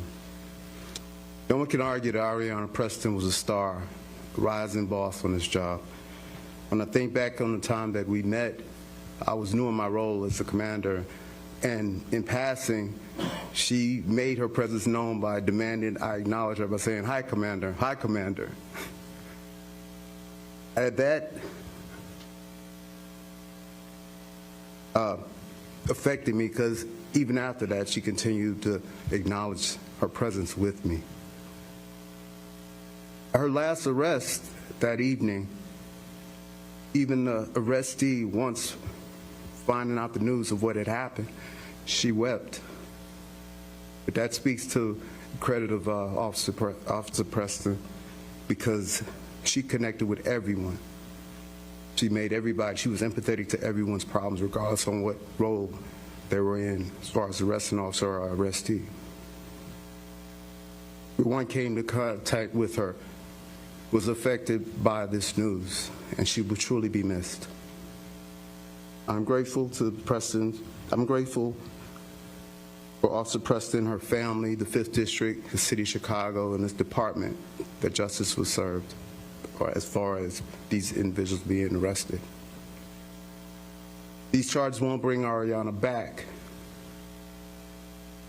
but at least it'll put us on a journey to get over this loss. Not as if we'll ever get over the loss. But from day forward, we vow to always honor the brave officer, extraordinary person of Police Officer Ariana Preston. Thank you. I'd like to have some.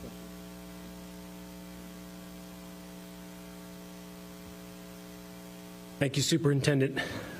First of all, on behalf of ATF, we want to send our sincere condolences to the family, friends, and colleagues of Officer Preston and the entire Chicago Police Department. This tragic violence is unacceptable here in the great city of Chicago. Our law enforcement partnerships will not allow this to continue, and these charges today represent the efforts of the collaboration among the men and women of CPD, ATF, FBI, the State's Attorney's Office, and the citizens of Chicago. I've directed every ATF resource available to investigate the crimes not only charged today, but resources to assist CPD in solving firearm violence affecting Chicago each and every day. And finally, ATF and our partners will honor Officer Preston's memory by focusing our resources on investigating prolific, violent gun offenders with a sense of urgency that is so desperately needed to prevent another tragedy. Thank you very much. Chris, right now, we'll take any general questions you have. If I can't answer, Chief Rossetti from the Tech Division will answer, or anyone else on the dais here. Joni Lum from Fox 32. It seemed like you were able to move quickly on this. Was it previous investigative information or a community tip that helped turn this for detectives? A combination of all the above. We got community input and support with some information, but also Great work by Area 2 Detective Division in following up. They did a tremendous job in piecing this together, but it was a combination of both. Morning, Superintendent Sam Charles from the Tribune. Could you say if the suspects were charged today, if they had been involved in any other incidents in and around the area prior to Officer Preston's shooting? That morning, they had committed several other armed robberies and a motor vehicle theft. All within the same general area or more spread out? It was spread out across several districts, but within that morning's time frame just prior to. Thank you. GN, I just wanted to ask, had at least, well, I've been told at least 2 of those suspects had active warrants out for other incidents. Can you kind of speak? Other 2 suspects had warrants as well, and what their previous. They were currently, they did have juvenile arrest warrants. And then my other question is, you said that the 16-year-old adult, are we able to get his name? Car that was involved, you said it was. Yes, I'll leave that to Chief Rossetti. The vehicle that was stolen and used in the commission of this offense was taken on the 4700 block of South Indiana at approximately 12:45 a.m. on the morning of Saturday, May 6th. Taken like an hour before this happened? Yes. Thank you. The stolen vehicle was a red Kia Forte. Superintendent Patrick Smith from WBEZ. Can you say anything more about what the alleged offenders here did after the shooting of Officer Preston? It's still an active investigation with some details to be cleared up, so I don't want to get all into that, if you would.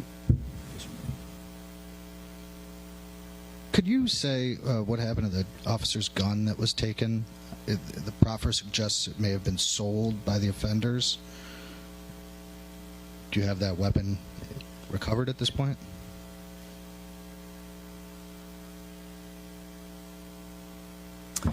We are investigating this incident as involving the weapon being stolen at the time that the offense was committed, and we have not recovered Officer Preston's weapon at this time.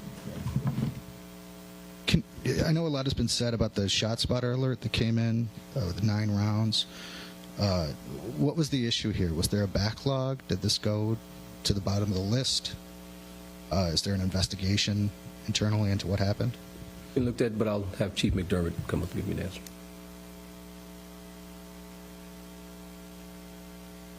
Morning, everybody. I don't think it's appropriate at this time for me to comment on our gunshot detection technology or response times, but I'll be more than happy to get with anybody offline through News Affairs to answer your questions, go through a timeline if you want. You know, this is a time we should be focusing on grieving and offering our thoughts and prayers to the Preston family and being there for Ariana's friends and fellow Chicago police officers. You know, this is a terribly tragic incident, and I don't believe we should be placing blame on anyone other than squarely on the backs of the 4 offenders who are discharged with murder. Interim Superintendent Carter, I'm Suzanne Lomigno with CBS 2 News. Question regarding something you mentioned. You said that the officer that responded rendered aid and he was responding to a traffic crash. Did I understand that correctly? And if that is correct, did her Apple Watch alert dispatch? Did it call 911 to say that she was in a traffic crash? And is that why you responded there? That is the alert, yes. And just to follow up on Mr. McDermott, any response that you have regarding the time that it took to get there with Apple Watch and just the ShotSpotter alert?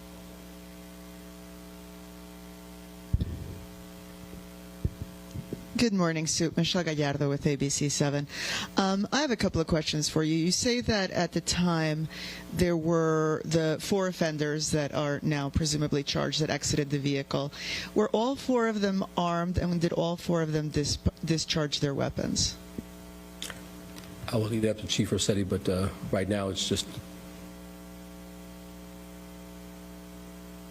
We know that at least 3 of the 4 offenders exited the vehicle. And we believe that at least 2 of the offenders fired their weapon. Do we know which ones? This is still an ongoing investigation. We don't have that specific information right now for you. Okay.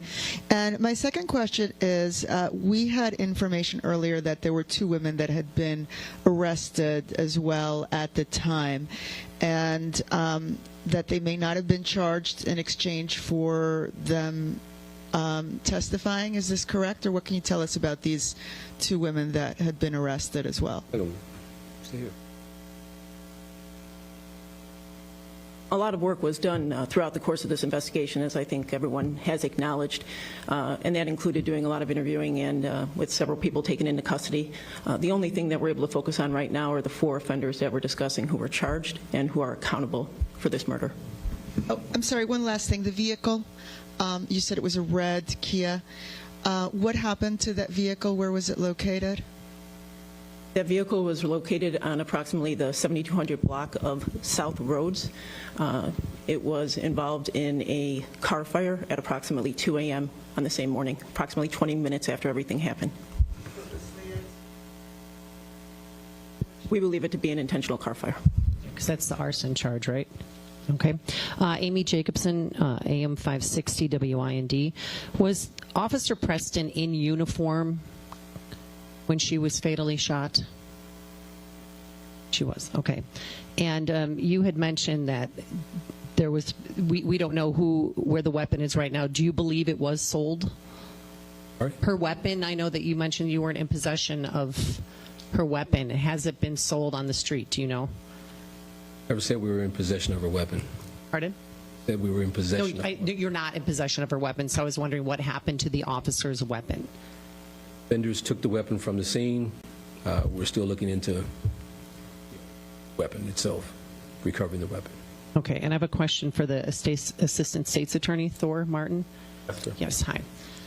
I'm not sure which one of these 19-year-olds, but people, the neighbors say they are known thugs, known drug dealers and arms dealers at their young age of 19. One of these 19-year-olds pushed his mom and a television down the stairs. Why weren't these individuals behind bars?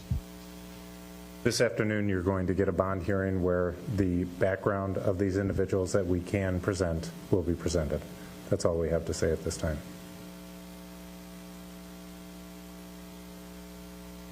Thank you. All right, so as you saw there, we do have 4 people that have now been charged with murder in the death of a Chicago police officer. She was killed during an armed robbery as she did finish up her shift there as a Chicago police officer.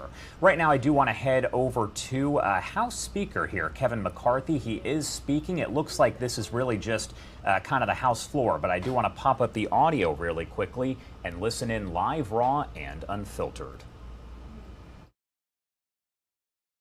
Question is postponed.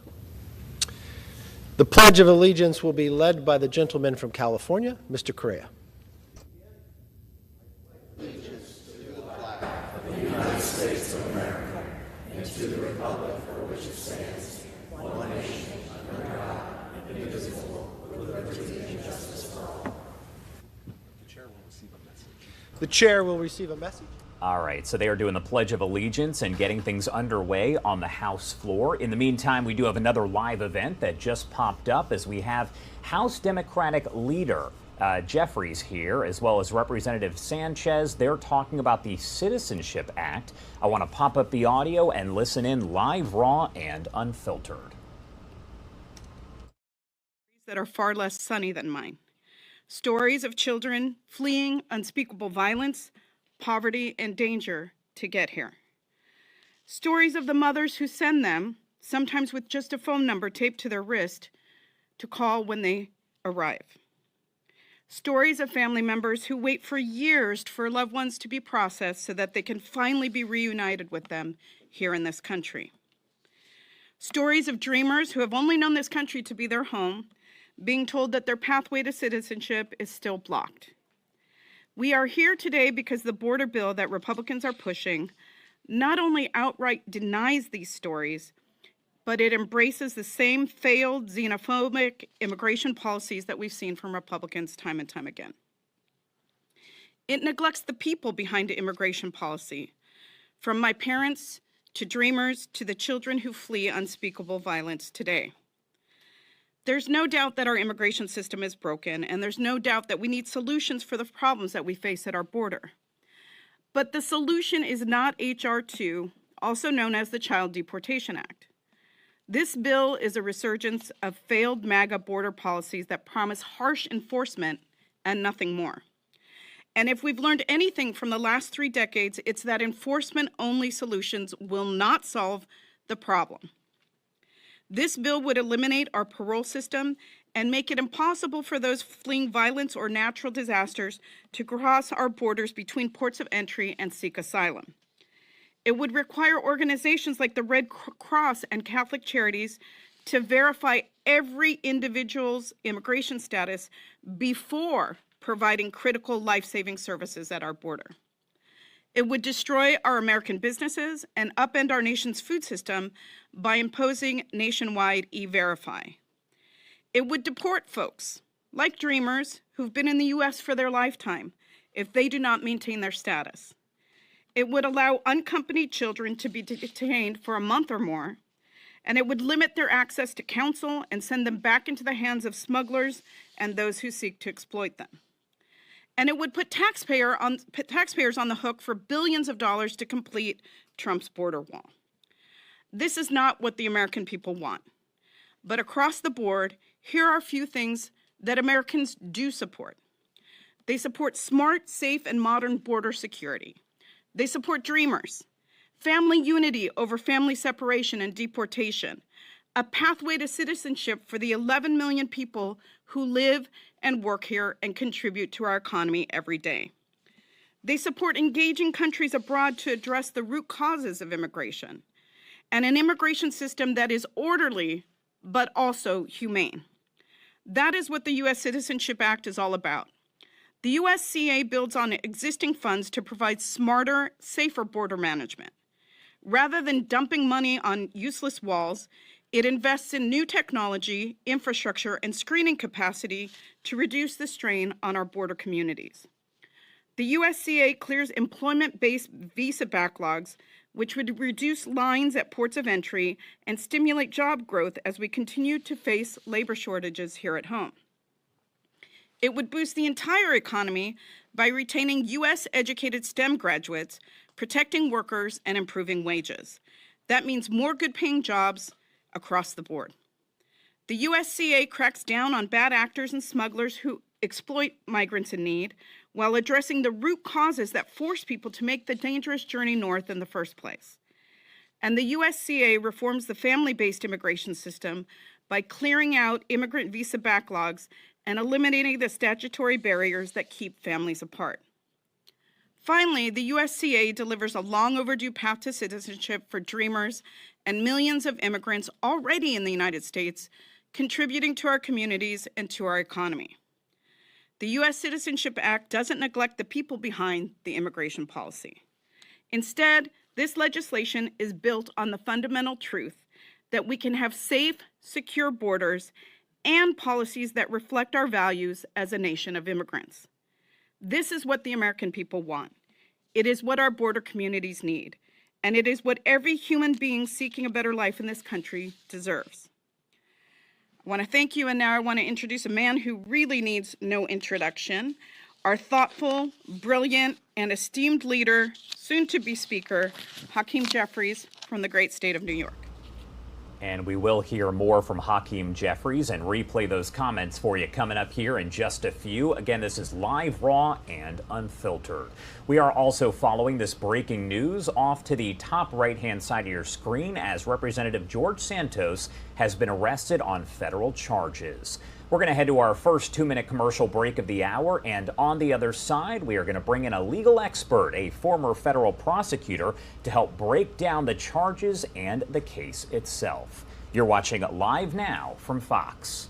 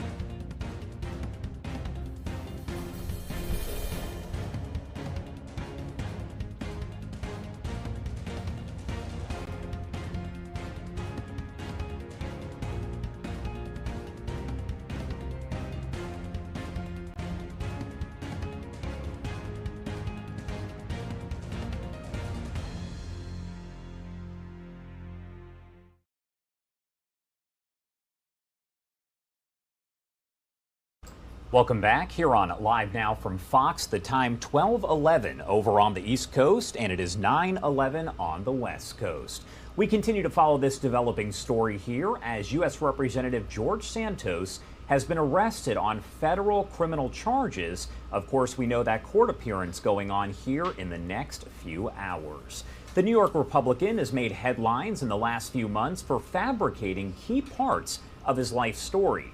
In an indictment unsealed not too long ago, U.S. Attorney Breon Peace said it, quote, seeks to hold Santos accountable for various alleged fraudulent scheme and brazen misrepresentations. I do want to talk more about all of this, so let's bring in Nima Rahmani, a former federal prosecutor. Thank you so much for taking the time to join us here. Of course, Josh. Great seeing you as always. All right. Thank you. Yeah, we love you. You're a friend of the show, so we appreciate you joining us here to help break this stuff down. What were your thoughts when you did hear this morning that these charges had not only been filed, but that the arrest had actually been made? Josh, my charges are this is going to be bad for Santos. I mean, we're talking about 3 different sets of crimes, but they're all readily provable by the U.S. Attorney's Office. So I fully expect Santos, given his personality, to litigate this, but ultimately he'll have to plead or he'll be convicted. So what do we know about the case against him now, and what do the charges themselves actually mean? Because it sounds like from reading it that they're all essentially financial in nature. They are. The first set of counts relates to campaign finance violations. So Santos allegedly solicited funds for his congressional campaign, but he used them for personal purposes, including designer clothes, maybe those sweaters that he's wearing, to pay off credit card debt, to take out cash. So you can't do that. Campaign funds need to be used for campaigns. You can't launder them into your personal bank account and use them for personal reasons. So that's the first set of charges. The second relates to good old unemployment insurance fraud. So the allegations are that Santos was working, he was employed by an investment firm down in Florida, which was later shut down. But during the height of the pandemic, he applied for unemployment insurance benefits and he received those benefits. So you can't do that. That's unlawful. That's fraudulent. That's the second. The third is an interesting set of charges, which relates to disclosures that candidates for Congress have to make. And interestingly enough, Santos actually inflated his salary, inflated the assets in his bank accounts, and didn't disclose the salary he was receiving from that Florida company. So you can't do that. That's unlawful. So that's the third set of charges in this case. What are we thinking here for a possible sentence? Assuming that he could be found guilty there, what kind of sentence are we looking at? Could he actually do prison time? We're talking about a sitting U.S. congressman who could be behind bars. It's certainly possible he does prison time. Now, the statutory max on the wire fraud, the most serious counts, that's 20 years. Obviously, Santos isn't going to do 20 years. And you really look at the sentencing guidelines for cases like this, and we're talking about a fraud of approximately $100,000 or so. If you're looking at the unemployment insurance benefits and the money that he allegedly stole from his campaign committee. Now, under the guidelines, that's not a huge amount when you're looking at folks like Elizabeth Holmes that, have stolen hundreds of millions or even more. But for someone like Santos, he could easily get a year or 2 in prison. And it's really going to depend on him. Is he the type of person who is going to double down on his lies, push the case to trial, testify and perjure himself? I mean, he certainly lied before. That's the type of thing that could end up really upsetting a federal judge, and he could get hammered and end up doing more time. But if he gets the right judge, if he accepts responsibility and pleads guilty, I think he'd be somewhere in that range or even less, depending on how truthful and honest he is. And let's say, just based on your experience here, assuming this does actually go to trial, there's no guilty plea or anything of that nature, how long might we be waiting here between where we are now at his arrest to the actual trial itself? Josh, we may be waiting quite some time. In fact, we may see a trial after the November 2024 election because it's the defendant's right to a speedy trial. And that's certainly something that the defendant can waive if Santos and his lawyers need more time to prepare for trial. They haven't received the discovery yet. So to the extent his lawyers say, hey, we need more time district judges tend to routinely grant those requests for continuance. And we've talked about this in the past, but of course cameras are not allowed inside of the federal courtrooms there. Do you think it's possible that any exception is ever made for a case like this one that is so high profile and so many people across the country are paying such close attention? Josh, I don't think so. That's the federal rules of criminal procedure, and we'd need Chief Justice John Roberts to kind of step in and make an exception. So unfortunately for us, members of the public who like to cover these cases, there will be no cameras in George Santos's trial. Do you think the eyes of the nation being on this case and the extensive media coverage change anything when it comes to the case eventually going to trial, assuming that it does? I think it does. Jurors, they're ordinary people, and they have to be affected by media coverage and political pressure. Whenever you have a sitting member of Congress going to trial and you have the Department of Justice prosecuting that individual, there's going to be a lot of pressure on those jurors to return a guilty verdict. So we'll see if they're swayed by outside influences or not. Were you surprised at all to see an actual arrest, quote unquote? We don't know if handcuffs were used, if he turned himself in, how this works, but are you surprised that it did actually go down like this as a quote unquote arrest? Josh, I am surprised. Normally, with someone like this who isn't a risk of flight, who's not a danger to the community, again, these are serious charges. But oftentimes, prosecutors will give an individual like this, a target, the opportunity to surrender himself with a notice to appear or something similar, as opposed to sending agents to arrest a defendant like this. All right, Nima Rahmani, former federal prosecutor, thank you so much as always for taking the time to join us and help kind of break down this story here as people are watching across the country, and this is all kind of developing this morning. Is it possible that we are going to see any other charges against him in the future? Is that a possibility?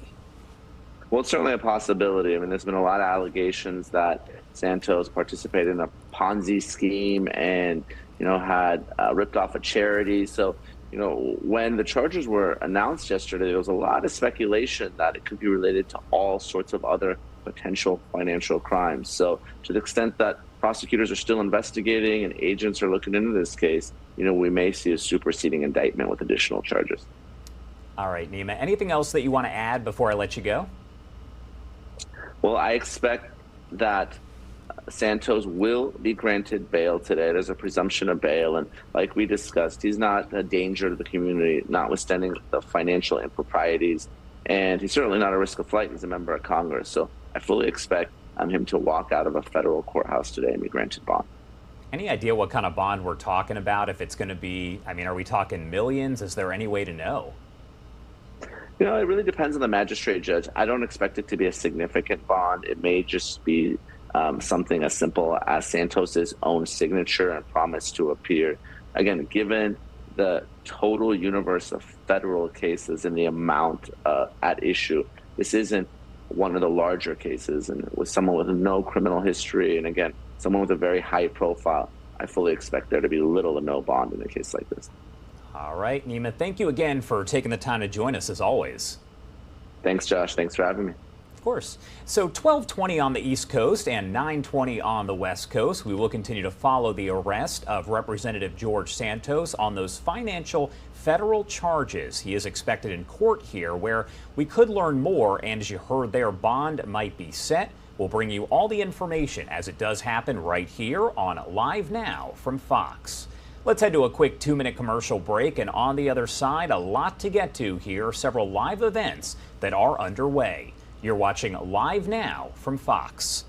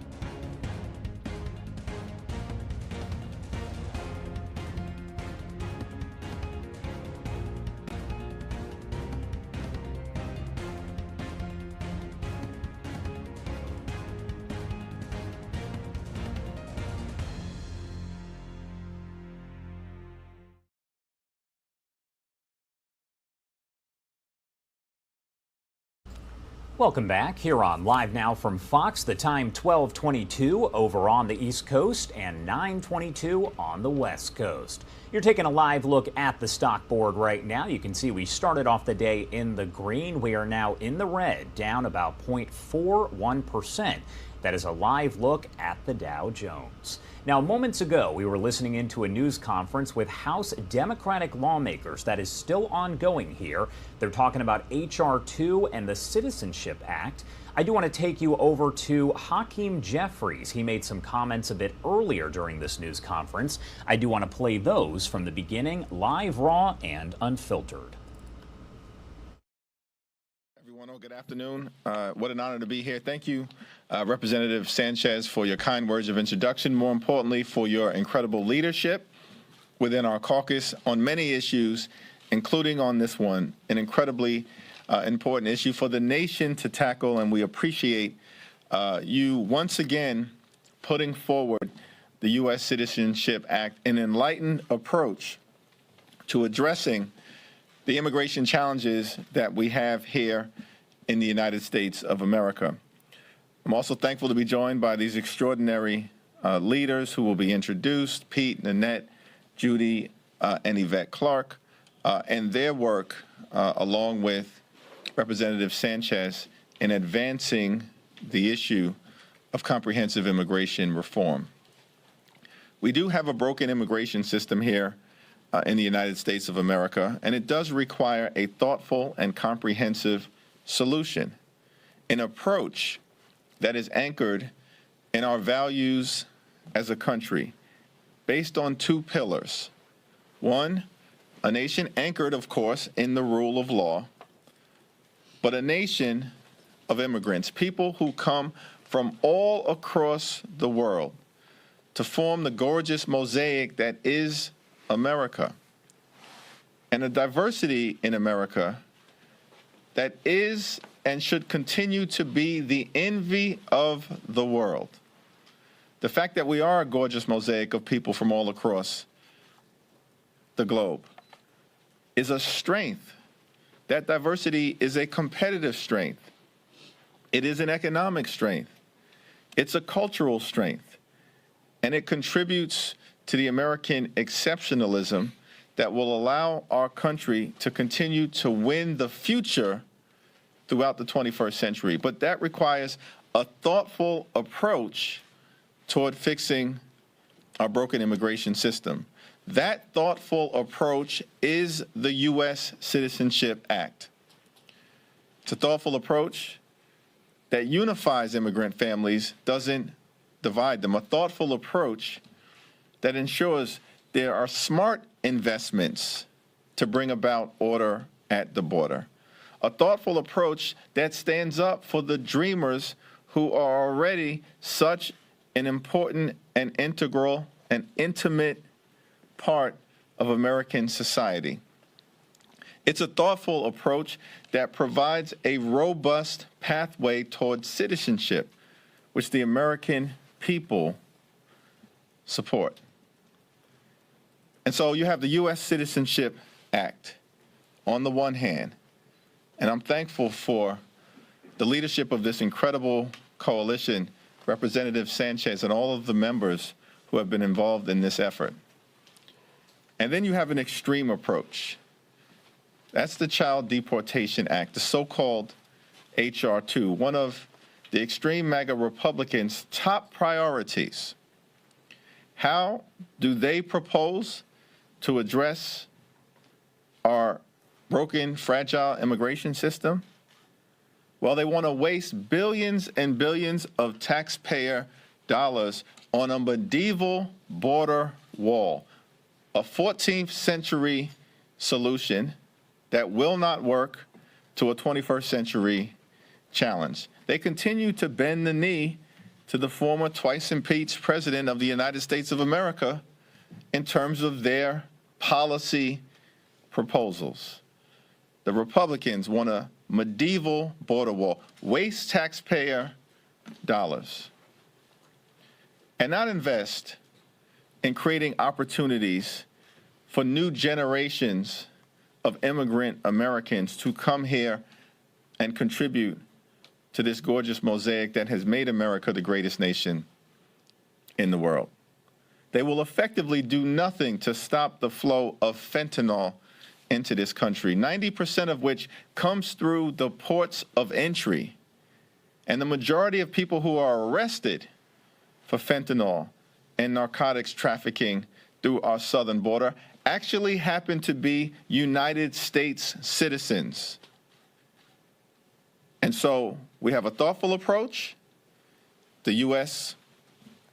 Citizenship Act, and then we have the extreme MAGA Republican approach that is not anchored in facts or data or thoughtful, compassionate solutions consistent with who we are as Americans. The Republican approach is anchored in xenophobia and fanning the flames of hatred and distrust and of irresponsible policies that will do nothing to solve the problem. So thank you, Representative Sanchez, for your leadership on this issue. I thank this tremendous coalition of members of the House Democratic Caucus, and it's now my honor to yield to another champion for sensible, comprehensive immigration reform who has led from the moment. You're listening to some comments that were made just moments ago there. That news conference still underway about H.R. 2 and the Child Deportation Act, as the Democrats have called it there. That is House Democratic leader Hakeem Jeffries delivering comments. Once again, this is still ongoing, but I did want to play those comments for you right here. All right, everybody, let's take a look at the stock board once again as we continue to follow the latest here. You can see we are in the red right now, down about 0.44%. That is a live look at the stock board and the Dow. Back to the headlines here. President Biden and congressional leaders confronted each other on the debt limit impasse yesterday, ending their meeting with no breakthrough, but agreeing to meet again this week to try to avert the looming risk of an unprecedented government default. Dr. Antonio Saravia is an associate professor of economics at Mercer University. He joins us now live to talk more about what the debt ceiling even is and help break it all down for us. Thank you so much for taking the time to be here. My pleasure. All right, so I do want to go back to basics here. Can you break down what this debt ceiling is? Because so many people have used the term and heard the term over the last several months. Break it down for us. Yeah, so the debt limit or the debt ceiling is essentially the maximum amount of money that the federal government can borrow. Now, it's important that people understand that this is the maximum amount of money that the government can borrow to meet its existing obligations. So essentially, this is how much more debt you can engage in to pay already what you have spent on. That's the debt limit. We have it since 1917 when Congress created it via the Second Liberty Bond Act, and it's been in place ever since. Problem is that the national debt has increased under every presidential administration since Herbert Hoover. So at the moment we have piled in such a big amount of debt, we're at about 130% of GDP. And this is why we have these difficult negotiations every time we get to this point. And that was going to be my next question here, is why is there so much trouble coming up with a bipartisan solution to this? Right, so I think Republicans are seeing kind of the big problem, right? So it's like, we enjoy the tequila today, but the next generations are going to have the hangover. Essentially, our government spends too much money. That's what's going on. Our last fiscal surplus was in 2001. So we have more than 20 consecutive years of fiscal deficits. But not only we have fiscal deficits, but these fiscal deficits are getting larger and larger. Last year, 2022, our fiscal deficit was $1.38 trillion. So no matter how much taxes are raised, no matter how many new taxes you create, you're never going to be able to cover that gap. The problem here is spending. And so what Republicans are trying to do is say, okay, the U.S. is not going to default. The U.S. has never defaulted. But come on, let's agree on reducing that mandatory spending so we can start reducing these deficits and not have to have this problem again and again. So the big question we get time and time again here, not just what is the debt ceiling, but also as the average American, how does this affect me? Why should the average American be paying attention to these ongoing talks? So I would put it in two different ways, right? So we, the average American, should be worried because if the U.S. doesn't, or the government, the Congress doesn't reach an agreement on the debt ceiling and the U.S. default, that would be really bad. It would be really bad because it would mean that the government would stop paying its debt. And so you can imagine, right? So if there is a contractor building a highway or a public school or, facilities or whatever, those guys don't receive payment anymore. That means unemployment. That means that the stock market plummets. That means that interest rates go up. So if you have a credit card, your interest rate is going to go up. So that would be a really massive downturn. We will get into a very deep recession. And not only the U.S., but also the entire world. As you know, the U.S. concentrates a lot of the assets from the rest of the world. So it would be bad for that. But let me tell you this.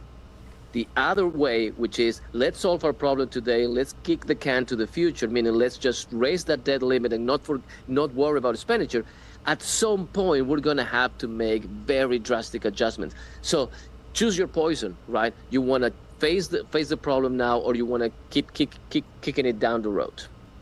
And I guess the next question then becomes, when would we start to feel the effects? As you mentioned, credit card payments and things of that nature could go up. But how soon would that happen? All right, so let me start by saying, based on our previous experience, right, the debt ceiling has always been raised, right? It has been raised 74 times since 1962. We haven't failed once, right, to actually reach the debt limit. So if I'm based on that previous experience, I would say that's not going to happen. In fact, markets are already, don't already believe that the solution is going to be reached. If you look at the stock market, nothing has happened. There's no panic there because we expect that that's going to be lifted. If it doesn't, we don't know when the day is. Economists call that the X date, the day in which the U.S. will stop paying its debt. Some people say that that could come as early as June 1st. But again, in all likelihood, the debt limit is going to be lifted again. My last question for you, what is the next step here? What happens next? Because it sounds like Biden and McCarthy are going to meet again later on this week. So where does this kind of go from here? So again, if we revise our previous experiences with this, they are going to continue the negotiations. The Democrats are going to have to give in a little bit and promise to reduce some expenditures. The Republicans are going to kind of find a middle ground. And this could come down to the wire. Remember, we had episodes in which this could come to like minutes, hours only left before the debt limit will enter into effect. So maybe we're going to expect tense negotiations in the next days and hours, but eventually my guess is that it's going to be lifted like the 74 previous times. Thank you so much for taking the time to join us and help break that down, because even I hear debt ceiling. I say it time and time again, but that was kind of a way to simplify it for the everyday folks, including myself there. All right, thank you so much for taking the time to be here. Is there anything else that you want to add about all of this before I let you go? No, I guess the last word would be we need to be careful. We really need to be careful. We're spending too much money. Our debt is already at 130% of our GDP. It's time for us, for the U.S. government, for voters to think carefully about that and start reducing that expenditure. That's essentially, at the end of the day, the core problem we have. But thank you very much. Thank you for having me anytime. All right, thank you very much. 12:37 over on the East Coast, everybody, and 9:37 on the West Coast. My name is Josh Breslow, and I'm here to bring you all of your top stories and live events from across the country and across the world. Let's head to a quick 2-minute commercial break, and on the other side, we'll get back into your headlines and live events. You're watching Live Now from Fox.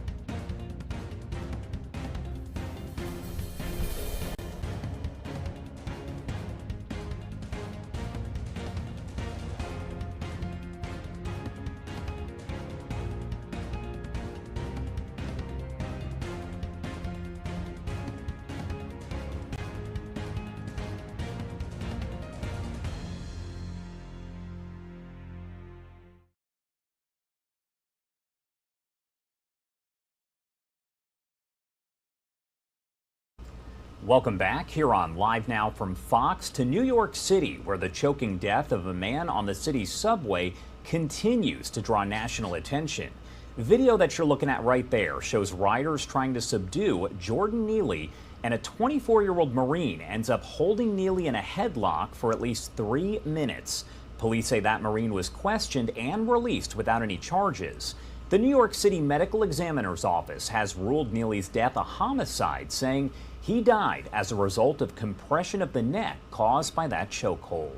The Manhattan DA says his office will review autopsy reports and other evidence, and we know there have been countless protests that have been held over the last week or so.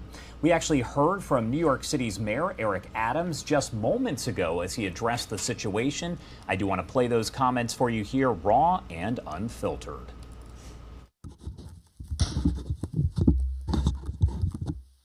My fellow New Yorkers, this has been a week of strong emotions in our city. One of our own is dead. A black man, black like me. A man named Jordan, the name I gave my son. A New Yorker who struggled with tragedy, trauma, and mental illness. A man whose last words were a cry for help. A man named Jordan Neely. Jordan's death has devastated his family and shocked his fellow New Yorkers. Today, I'm here to talk about Jordan's life before he got on that train. The circumstances surrounding his death are still being investigated. And while we have no control over that process, one thing we can control is how our city responds to this tragedy. One thing we can say for sure, Jordan Neely did not deserve to die. And all of us must work together to do more for our brothers and sisters struggling with serious mental illness. I want to state up front that there were many people who tried to help Jordan get the support he needed. But the tragic reality of severe mental illness is that some who suffer from it are at times unaware of their own need for care. And all too often, they're caught up in this cycle of violence, sometimes as perpetrators or far more often as victims. In many cases, and through no fault of their own, they resist treatment, walk away from a chance for recovery, and disappear into the shadows.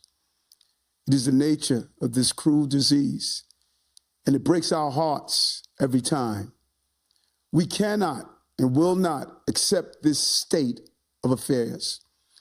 We will not walk by those in need, step over those who are suffering, or ignore those calls for help. We will respond with care, compassion, and action. We can and must do everything possible to help and heal our brothers and sisters in crisis. From the very beginning of this administration, I have called for changes and reforms to the way we address serious mental illness in our city. Changes that will support and amplify the good work that so many dedicated people are already engaged in.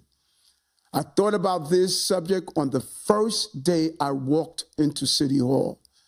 I brought it up in my very first conversation with the governor, and I have directed our city government to do all they can to help those who are suffering from serious mental illness. Tens of thousands of Americans and their families are forced to fend for themselves because we have not devoted the resources needed to provide appropriate mental health care. It is time to build a new consensus around what can and must be done for those living with serious mental illness, and to take meaningful action despite resistance and pushback from those who misconstrue our intentions. It starts with addressing the issues of mental health across the board, taking action to treat people before they are in crisis. And it means that we must give people in crisis the care they need for as long as they need it. In November 2022, I announced that our city personnel and contractors must have a better understanding of the legal options and responsibilities when they engage with those who are unsheltered and experience a psychiatric crisis. And in March of this year, we released a mental health plan that outlined a comprehensive strategy for treating New Yorkers in need and preventing the condition that so often led to severe mental illness. Our vision is to create a better system that goes beyond one incident or tragedy, a continuum of care that keeps people connected to the support they need to stay well. Because we look to prevent and minimize the impacts of mental illness, there's an immediate need to address those who are clearly in need of treatment. We already have the authority to do so, and we must use it. Under New York state law, our mobile crisis clinicians can bring people having a mental health crisis to a hospital for medical evaluation. And if physicians at that hospital find that the person has a mental illness and is dangerous to themselves or others, they have the authority to admit that person and retain them for treatment, even if the person does not agree to it. Our Coordinated Behavior Health Task Force, also known as CBHT, is the guiding force behind this effort. Made up of a key staff from across city government, our state partners, and the community-based groups we contract with for street and subway outreach, the task force meets weekly. Their job is to find solutions for those unsheltered New Yorkers who are struggling with mental illness and refusing efforts to connect them with housing and support. Through the work of the task force, we have managed to bring many people in crisis to the hospital for desperately needed care. We are helping them stabilize and heal from the ravages of homelessness and long-term untreated psychosis. And most importantly, we are connecting them with supportive housing and all the care and services they will need to succeed when they return to the community. When people are referred to these kinds of services, whether by a court order or other means, a good outcome depends on their participation and cooperation. Service providers make repeated attempts to keep those who need help engaged in the programs that are available to them. But there's no guarantee that those efforts will succeed. This is the kind of care Jordan needed, and that so many were trying to get for him. It wasn't always successful. Over the last several years, Jordan interacted with many city agencies and community-based organizations and providers. He had various encounters with the criminal justice system and was provided services to help him live safely in the community. But those efforts were not enough, and we must find ways to strengthen our system. It starts with investigation and accountability. Next week, we will bring together the leaders of the 5 organizations that we contract with to provide homeless outreach services for a summit on improving outcomes for people with serious mental illness. All of us will sit down at City Hall to develop an action plan to ensure accountability when there are missed opportunities to get those in crisis the help they need. We're also opening this discussion up to other stakeholders as well, including our faith leaders. Later today, I'm convening a meeting with a group of our faith leaders to discuss how we can address this challenge together. They are on the front lines of this issue, and we need their help and support. I urge all New Yorkers to do what they can to help other New Yorkers in need by joining up with groups like New York Cares, a volunteering organization that does great work for our city, or the Street Homeless Advocacy Project, an outreach organization founded by my good friend, civil rights leader Norman Siegel. We know that New Yorkers care, and we want our laws to reflect that as well.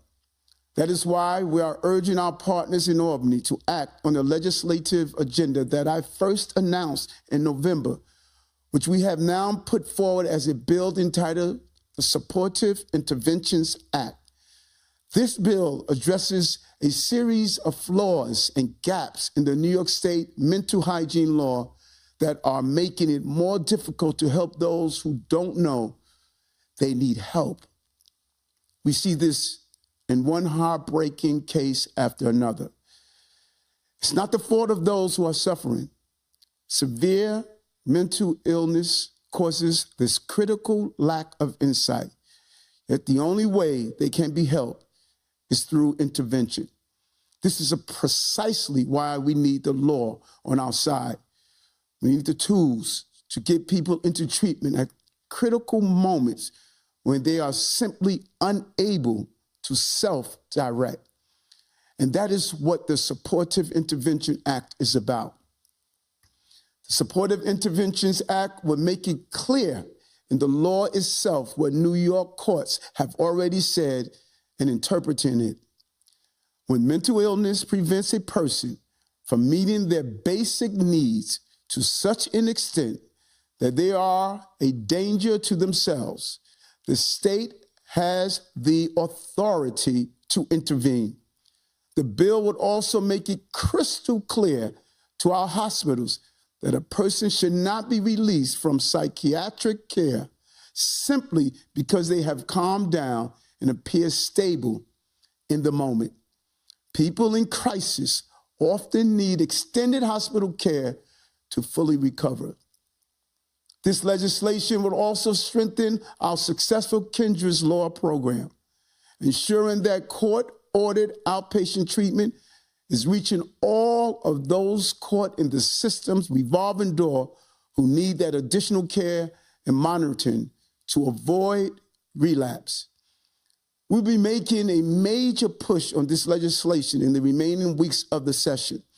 I'm proud of the strong support we have received for it from the folks doing this important work in the trenches every day.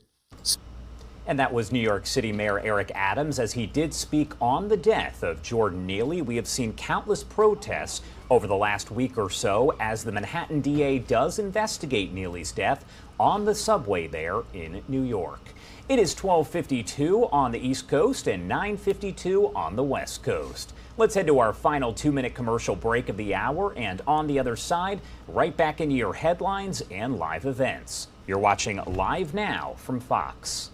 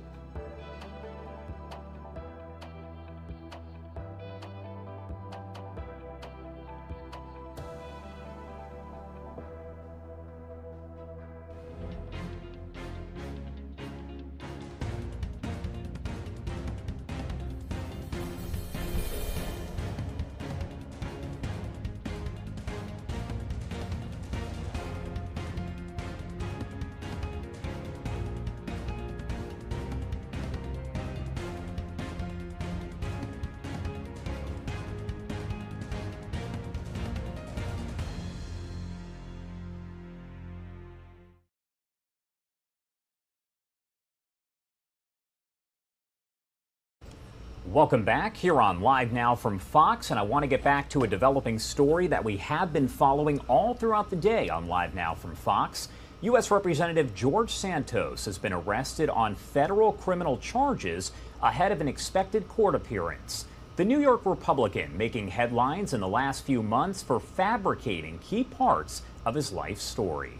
In an indictment unsealed not too long ago, U.S. Attorney Breon Peace said it, quote, seeks to hold Santos accountable for various alleged fraudulent schemes and brazen misrepresentations. The charges include 7 counts of wire fraud, 3 counts of money laundering, 1 count of theft of public funds, 2 counts of making materially false statements to the House of Representatives. I want to talk more about all of this, so let's bring in Eric Snyder, a top attorney and chairman of bankruptcy at the firm Wilk Auslander. Thank you so much for taking the time here to join us. Hey, thanks for having me.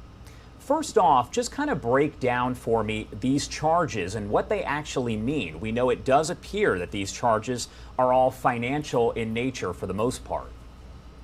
Right, that's right. So they really go into the thread that runs between all of them is the fraud. When you make a misrepresentation of something that's important in legalese, a material fact, and you do it because you want to make sure somebody relies on it so you can get something out of it, and that other party does rely on it, and then there are damages. So, for example, when he told his contributors, and they're listed in the indictment as contributors 1 and 2, that their contributions are going to go for TV ads and right for the campaign, but then he wrote himself a check, which he used to satisfy personal debts and expenses.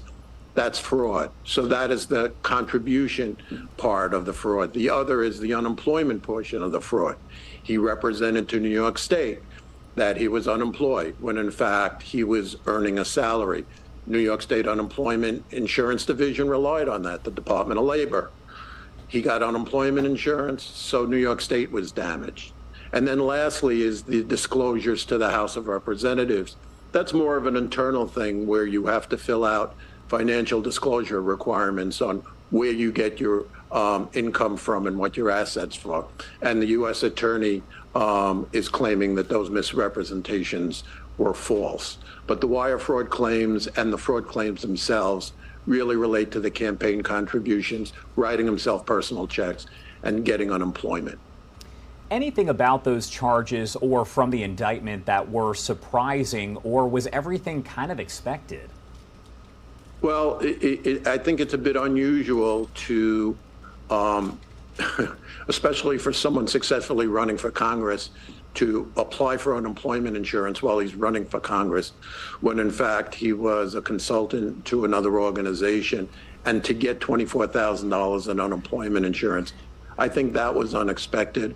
Also, because of the scrutiny that campaign disclosure forms receive, to actually ask contributors to contribute to your campaign, but then write yourself personal checks that you used, and the U.S. Attorney was able to trace it to purchasing clothing and other personal expenses and satisfying debt.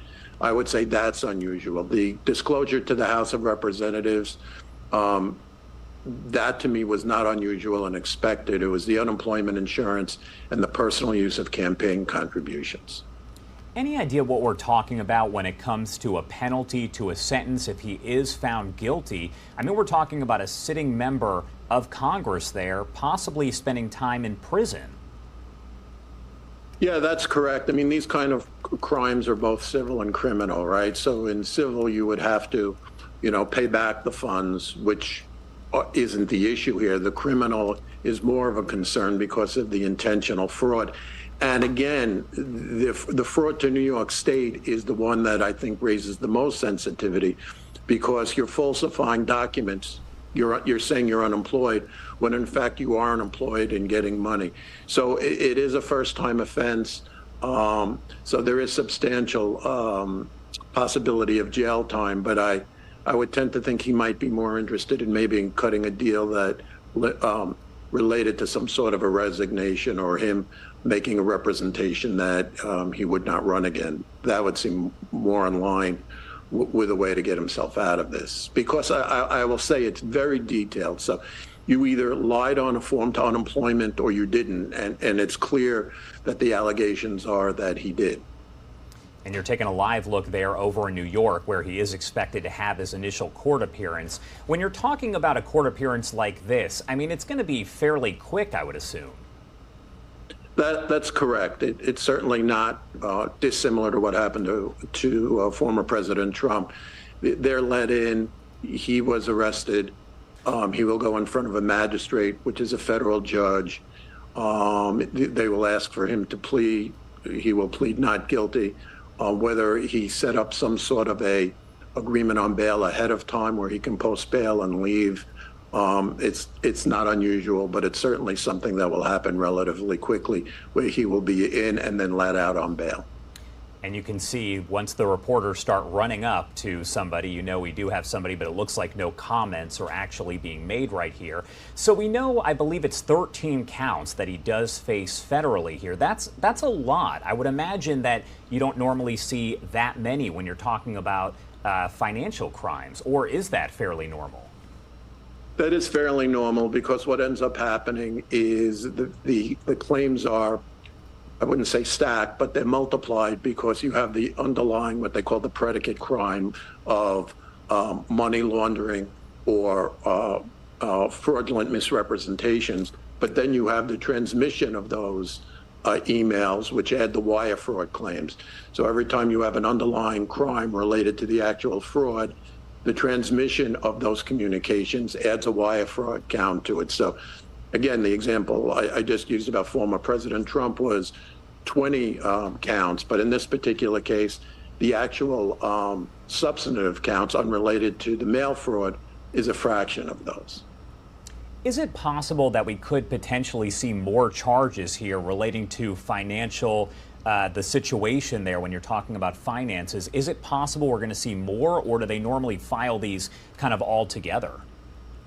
Well, again, this has been going on, from what it seems, for over a year now. It was in coordination with the Queens County District Attorney, the FBI, and the U.S. DOJ in Washington, as well as the U.S. Attorney in the Eastern District of New York. So a lot of shoe leather and a lot of time has been put into presenting what's here now. There's nothing to suggest that they can't add on to it, but I believe they've done a lot of the legwork already. And this would be, if not all, then substantially most of the charges. All right, Eric Snyder, thank you so much for taking the time here to join us and help break it all down for us. Is there anything else that you want to add about this before I let you go? Nope, that's it. Thanks for having me. All right, thank you so much. We appreciate it. Want to take you back out live over outside the courthouse there in New York, as we did see folks running up to someone as they were walking inside. But as we do take a look at this live shot, you can see it appears that the camera has now moved back to another position.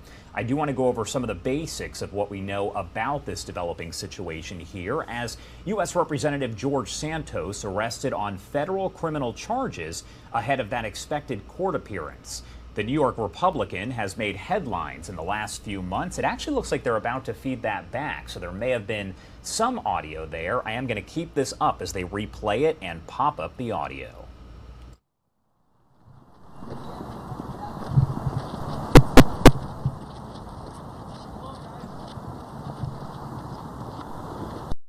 Do you know which exit Mr. Santos will be using?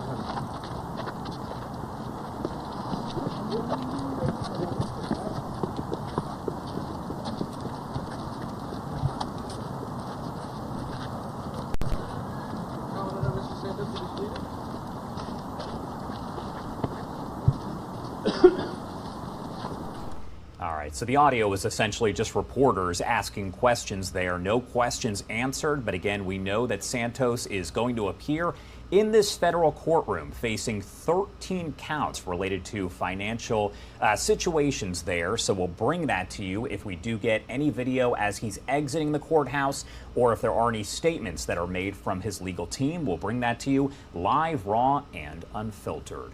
You are taking a live look here over in New York, as we do expect to hear in the coming, I would say, 30 minutes or so from President Biden. He is speaking over at a community college there in New York. So again, we'll bring that to you live, raw, and unfiltered. We also have a live camera that is coming from D.C. right here. This is the Senate GOP Democrat luncheon. If we do get any comments made right there, we'll bring it to you as well. You can see the podium, per usual, is set up there. So again, we'll bring that to you if comments are made. I want to take a live look at the stock board right now. You can see we started off the day in the green, but now we are in the red with the Dow down about 0.63%. It is now 1:05 on the East Coast and 10:05 on the West Coast. Let's head to a quick 2-minute commercial break, and on the other side, right back into your headlines and live events. You're watching Live Now from Fox.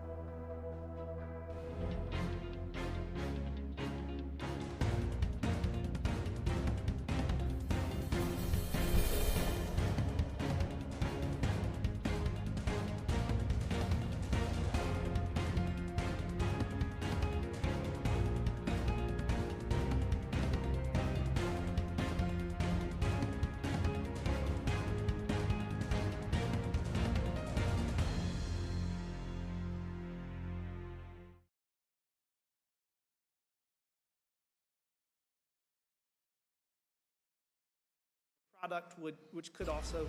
Welcome back here on Live Now from Fox. Want to turn down that audio as we are listening in to the House Oversight Committee. I do want to pop up the audio and see the discussion that is now underway as we prioritize live events right here on Live Now from Fox. Almost zero professional team reflects the makeup of the people that they serve, whether it's the United States, whether it's local. So, I mean, I don't see that as being relevant. So you also talk about the fact that this is important. Everybody wants to do this, but I'm okay with Illinois doing whatever y'all want to do. But you currently have a $140 billion deficit with your pension. And when you go into austerity measures, you're going to come to Congress and you're going to say, we have a massive deficit. We're going to have to go into austerity measures. It's going to impact all these people. It's going to be so sad.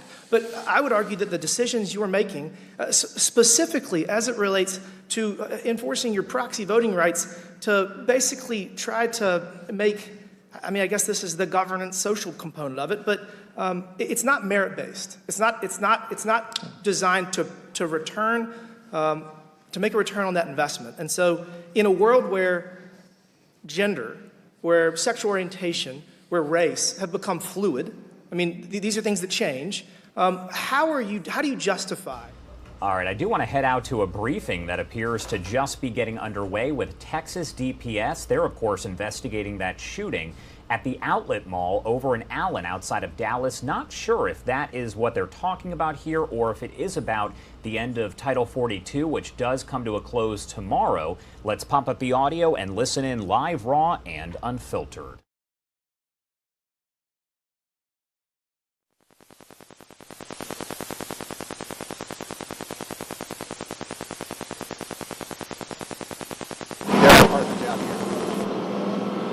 So as the Major alluded to,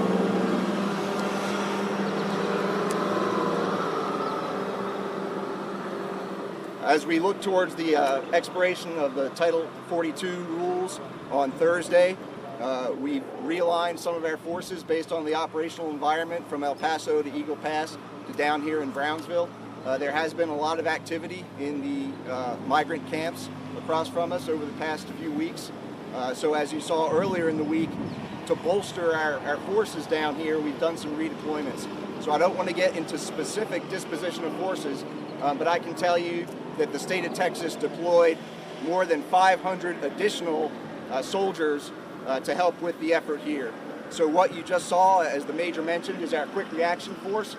They are specially trained military police soldiers, and you saw they're specially equipped. So they're down here to put eyes on the key terrain in Brownsville and help maintain order. They're well trained, well disciplined, well motivated, just like all my soldiers and airmen are, and they're proud to be here. Again, this is an entirely state effort. This is Texans serving Texas. Again, you've got some soldiers and airmen who are literally serving in their backyard, whether that's El Paso or here in the RGV. So our heart's in this mission, and we're going to do our best for the people of Texas. I'll just say that that's only a fraction of our capability that you just saw. We're doing riverine operations with small watercraft. We have small UASs that are flying, providing that aerial picture and command and control, and then a wealth of medical communications capability. Our engineers who have emplaced over 70 miles of concertina wire or C-wire since this operation began, and are making other improvements for the security of the border. And they've been working really hard, especially over the last week as we look at that Title 42 expiring. So with that, I think I'd like to get into some questions. I'm so sorry, just if you could repeat your name. Yeah, it's Brigadier General Matt, M-A-T-T, Barker, B-A-R-K-E-R. Brigadier General, with these 500 additional troops that you're talking about through OLS, are those the ones that Governor Abbott announced, the 545 that he announced earlier this week, or are those additional or separate from that group he announced? That is the same group. They started deploying on Monday morning, and we received our last forces here in McAllen yesterday. And they're all, the 545 are here? No, they're around the border. As for your QRF, is this the first time, or how many times have you used a quick reaction force out on the U.S.-Mexico border in the past? I'll have to check on when we used it on the border, but that force is a standing force that's specially trained for civil disturbance operations. So anytime we look like it might be a civil disturbance, those forces are ready to go. That's a Corps Guard mission, always has been. Is there any concern right now, based on the amount of people on the other side of the border, that there could possibly be a disturbance that may warrant that kind of concern? Well, we always keep our ear to the ground and have information sharing with our law enforcement partners, especially Department of Public Safety and the municipal agencies. So if we do think there's a credible threat, obviously we'll reevaluate, but we're well prepared for any contingency. Thank you, sir. With Right Title 42 lift. 1 second, we'll get you next. Sir, what would you say is your biggest challenge at this time right here in Brownsville? I would say just the volume of the problem, as we've discussed. It's been growing, and you've seen some of the totals as opposed to what we've seen historically. And that's why we're taking proactive measures with barriers and with additional forces to explain that migrants should go to the port of entry and not do this dangerous crossing in these other ways. With Title 42 lifting tomorrow, sir, what's y'all's biggest fear and what do you guys want to do?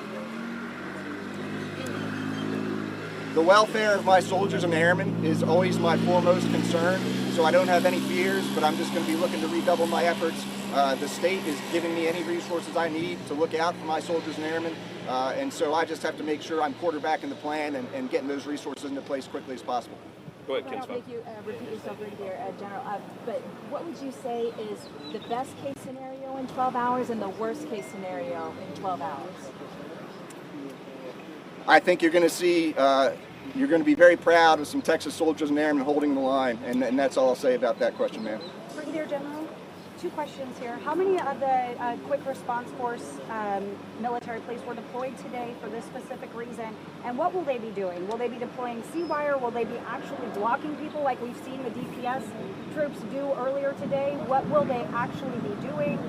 Can they put hands on people? Are they deputized? What are the logistics of this team? So this team is here to prevent, deter, and if necessary, interdict illegal activity. So because we are guardsmen and we are a state force, we are allowed to assist law enforcement. So when we talk about, obviously my soldiers and airmen are empowered to do whatever they need to defend themselves, but short of that, we're really looking to our Department of Public Safety partners who are obviously authorized, if they see criminal activity, to act on that criminal activity. And at that point, my soldiers and airmen on the ground will follow the guidance of DPS to assist with those apprehensions, to include the necessary level of force to make the apprehension. But you are willing to use force in these apprehensions?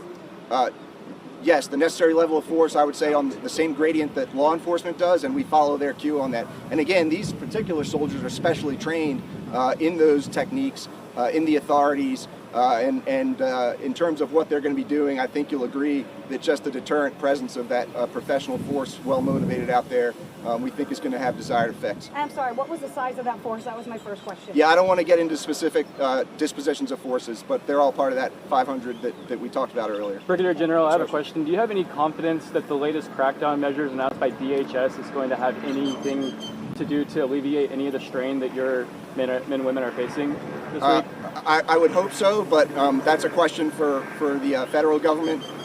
We're just doing our best here to deter and interdict with the resources we have just within the state of Texas. One more question if somebody's got one. Go ahead, sir. Federal government plans for your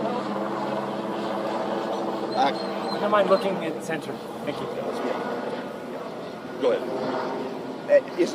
I can't think of a specific instance. There hasn't been a large request for the state of Texas. The federal authorities are down here doing their thing. We deconflict with them, but largely it's separate efforts with the Border Patrol processing. To be clear, as to today, did they ask you to be doing this today? No. Thank you. All right, everybody, we appreciate it. If you have any clarification or follow-ups, I'm available afterwards. We will not be doing breakout interviews. That right there was the Texas National Guard. They are speaking about preparations underway for the end of Title 42, which does expire May 11th. That is tomorrow.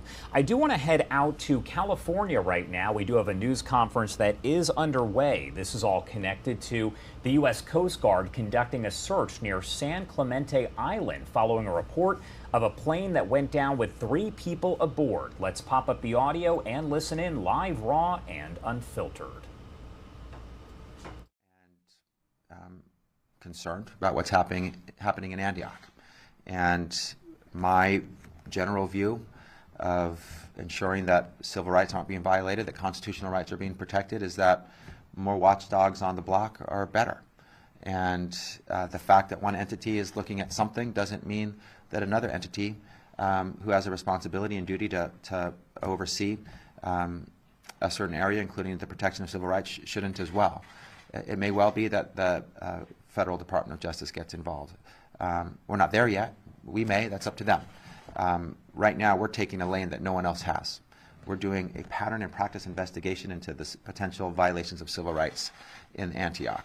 That's different than what Contra Costa County is doing. It's different than what the FBI is doing. If the U.S. Department of Justice chooses to move in as well, and they feel it's necessary, that's their call. That's up to them. We're willing to work with anyone and everyone if they wish to work with us to ensure that Antioch is safe as a community and that the community members' civil rights and constitutional rights are protected and not violated. Thank you. Thank you. Hi. Hi, Attorney General. Thank you for holding this. I was wondering if you could elaborate a little bit about what a pattern and practice investigation is. I'm just not that Thanks. Thank you. Of course. Maybe I'll start by talking about what it's not. A lot of times when you think about an investigation, people think about a criminal investigation, and they think about a specific individual with specific conduct and whether that conduct rose to the level of a violation of criminal law. That's not what we're doing. We're not in the criminal space at all. We're in the civil enforcement, looking at civil rights, and we're not looking at specific individuals per se, although the acts of multiple individuals over time lead to patterns, lead to practices. We're looking at things like the data regarding the use of force, the number of times excessive force has occurred in the Antioch Police Department by any and all of its police officers over time, and what that trend line is, what that data is, how does it compare to others. Against whom is the excessive force being used? Here we see that it's 2.5 times more likely to be used against African American community members. That's concerning. That pops from the page when we're looking at the data regarding the patterns and practices in the Antioch Police Department. We're looking at the use of canines as well. And so if you look at some of the consent decrees that we've entered into in other jurisdictions where we've conducted a pattern and practice case and brought it to conclusion, places like Bakersfield Police Department, Kern County, you will see a very broad area and swath and spectrum of patterns and practices, policies that we get involved in to reform conduct in a certain law enforcement agency. It could involve discipline when an officer violates the law and violates someone's civil rights, appropriate supervision, appropriate hiring practices, arrests, stops, searches, use of force, when there's a jail involved, and in custody deaths, or even when there's not a jail involved, in custody deaths with a police department. So there's a whole range of issues that are potentially areas of interest to us. We're going to start with the data that we have, the texts that we've seen, and where that leads. And we have authority under our pattern and practice duties and obligations, which are provided to us under California law, California statute, to seek documents, conduct interviews, get information to be able to identify exactly what the patterns are in the Antioch Police Department, what the practices are, and to determine whether they violate the civil rights and constitutional rights of Antioch Police or Antioch community members. Thank you. Thank you. Hi. Hi, your office has been a collaborative here with the Vallejo Police Department for almost 3 years. That's going to be ending in a little over 3 weeks. How does the structure of that review compare to this civil rights investigation, and what are your plans for Vallejo moving forward? Thank you. We generally have two buckets, if you will, two approaches to investigations or work with law enforcement agencies, police departments, sheriff's departments. One is what we're seeing today with Antioch Police Department, a pattern and practice investigation where they haven't reached out to us at Antioch to ask us to come in, and we don't need their permission to get involved. We're using our existing authority under California statute to launch a pattern and practice investigation, whether they wish for us to do so or not. And of course, we invite collaboration, we invite partnership, we invite cooperation by the Antioch Police Department to share with us information, to commit to change if necessary, if the data shows that. But that collaboration, partnership, and cooperation is not necessary for us to conduct this investigation and get to a final resolution. There are other types. The second type is what we call our collaborative reform work, where a law enforcement agency realizes that they have a problem when it comes to potential violation of civil rights over time, with patterns of civil rights violations, practices of civil rights violations, or potentially a recent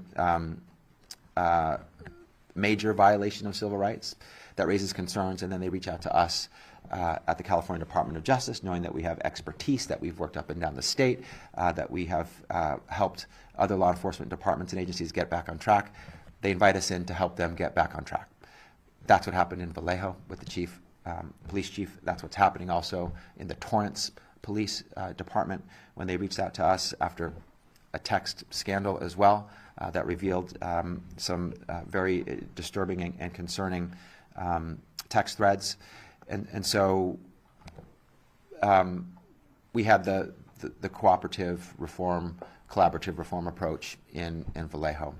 The police chief that we worked with on that is not there anymore. And so we're going to have to determine what happens next. Our interest and focus on Vallejo, its practices and policies has not changed. What may change is how we are involved in shaping and reforming those policies. If there's an opportunity for ongoing collaborative reform work, we invite that. If there's an opportunity for another type of approach, including a pattern and practice investigation, that's on the table as well. Thank you. Thank you. Hi. Hi. I think when a lot of people saw those texts, they had an emotional reaction. Can you talk about how your thinking has changed since when you saw those texts and what your reaction was? Or was it like, oh wow, we can do this, we can do an investigation, how do we do it? And what was the time, why did it take so long to announce this investigation? Not so long, but tell me about your evolution, please. I'll say I joined the people that you're referring to in having an emotional, visceral, guttural reaction. I was disgusted. It was painful. It was awful to see what was said, the racism, the misogyny, the homophobia shared so casually amongst those whose duty it is to keep us safe, to protect us, and to honor, recognize, protect our civil rights and our constitutional rights, and to see those very clear and unhidden expressions of racism, misogyny, and homophobia connected to official duties. It was very disturbing. And my reaction was, we have a duty as the Attorney General and the California Department of Justice to ensure that the people of Antioch's civil rights and constitutional rights are not being violated by their police department. That is why we have been given pattern and practice duties. And so every case is different, and the Antioch Police Department was already squarely on our radar because of, separate from any texts, because of the data and evidence around their use of force, disparate impact based on race, deaths in custody, and other data points. The text thread was a new and painful addition to the set of evidence and data that we were considering. And I think the text story broke not so long ago, and we're here today launching a pattern and practice investigation. So, and Antioch has been a police department of concern for us, and obviously not just for us. All right, that is a news conference underway with California's Attorney General Rob Bonta saying that they are investigating civil rights violations, including excessive force complaints with the Antioch Police Department. So that is the announcement just being made, and our Fox 2 San Francisco team is out there providing this feed for us. As you can see in the bottom right-hand side of your screen, we did have a feed from our Fox 11 LA team. It appears that it's going in and out right now, but the U.S. Coast Guard is out conducting a search near San Clemente Island following a report of a plane that went down with 3 people on board. Now, at this point, we don't have any other information just yet, and you can see, honestly, the shot appears to have dipped out completely, but if we get it back, we'll bring it to you live, raw, and unfiltered.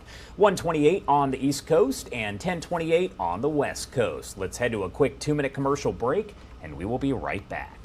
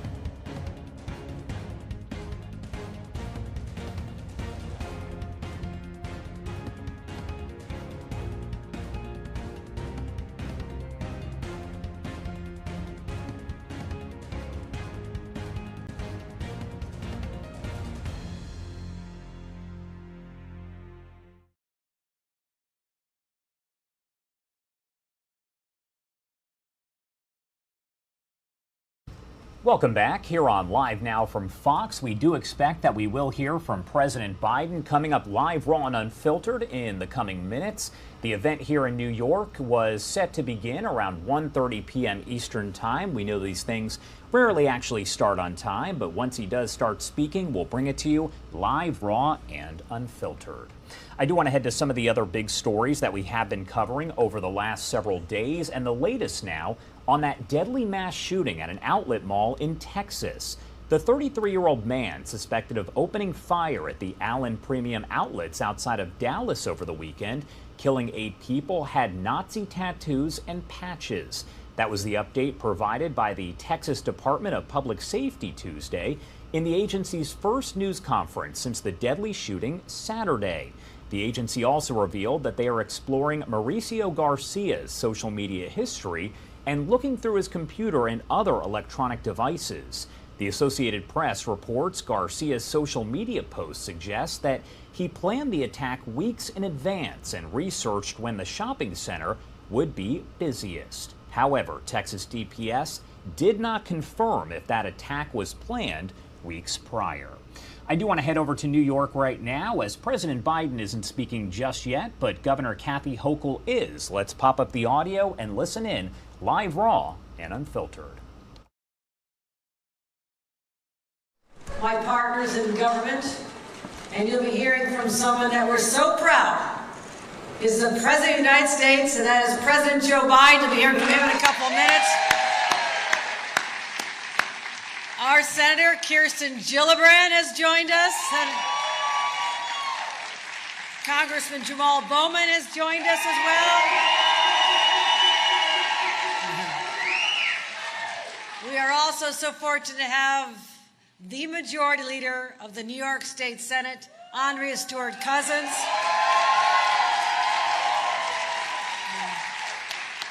I believe that we also have Congressman Mike Lawler in the House. Yes, Mike Lawler. County Executive George Latimer is here.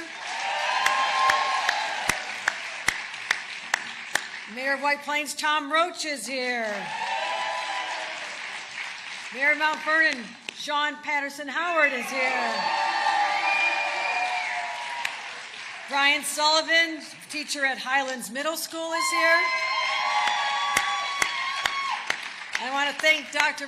Belinda Miles for hosting us here today. Thank you. We also know that Majority Leader of the United States Senate, Chuck Schumer, is working right now with the future Speaker of the House of Representatives, and that would be our very own from Brooklyn as well, Hakeem Jeffries. They're both working together, working with our president, working being the operative words here. You get elected, you work together to do the job, and having to encounter a lot of opposition from guess who? Yeah.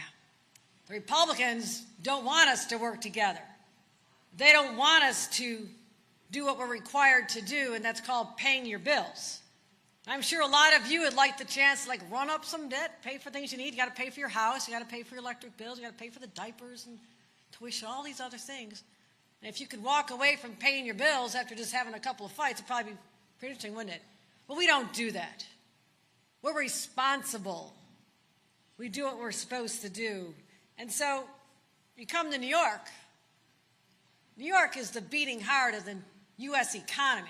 That's right. So you mess around with the debt ceiling, you're hurting New York. You're hitting us hard. And not just the state in general, but let's think about who. How about the students right here at SUNY Westchester who will have their financial assistance unavailable to them? It'll put us closer to a recession, cause unemployment to go up. It'll be devastating. It also shakes the confidence of the rest of the world in the United States of America. And we don't need that at this time. We need friends. We don't need people to question our ability to govern. And Brinkman's ship is their attempt, Republicans' attempt to just bring it right to the edge. make everybody all anxious, affect the stock market, because they don't care.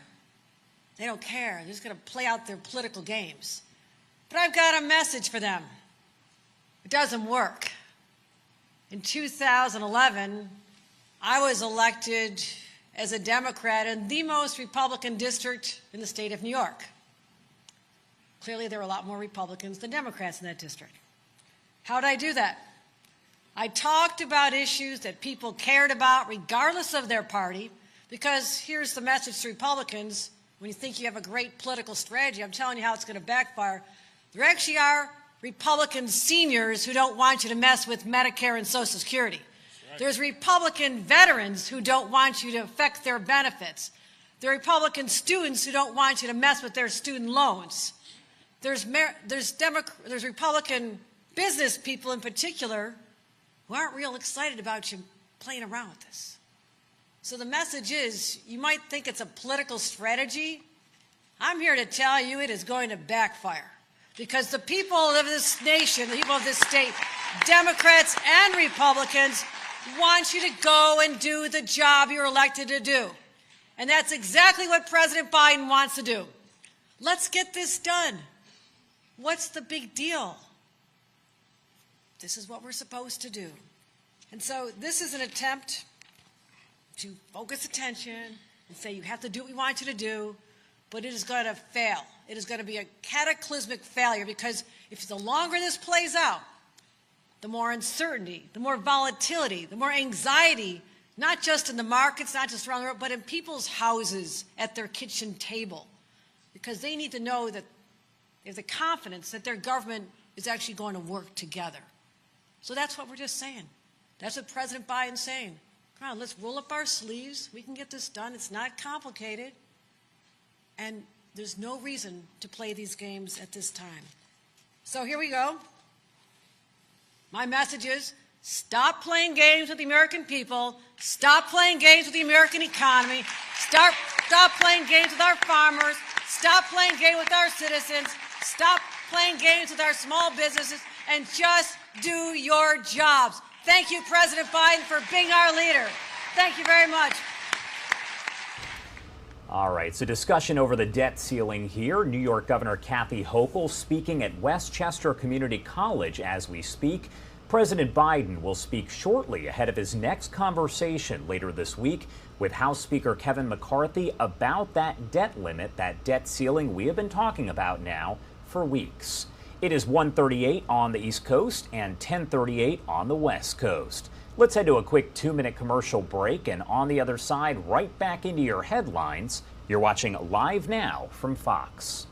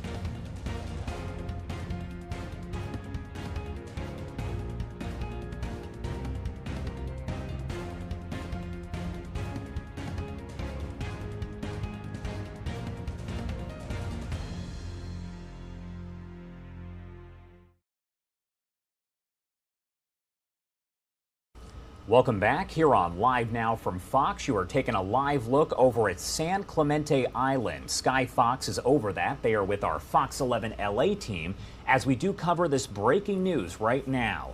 Search and rescue efforts underway for 3 people aboard a plane that went down near San Clemente Island.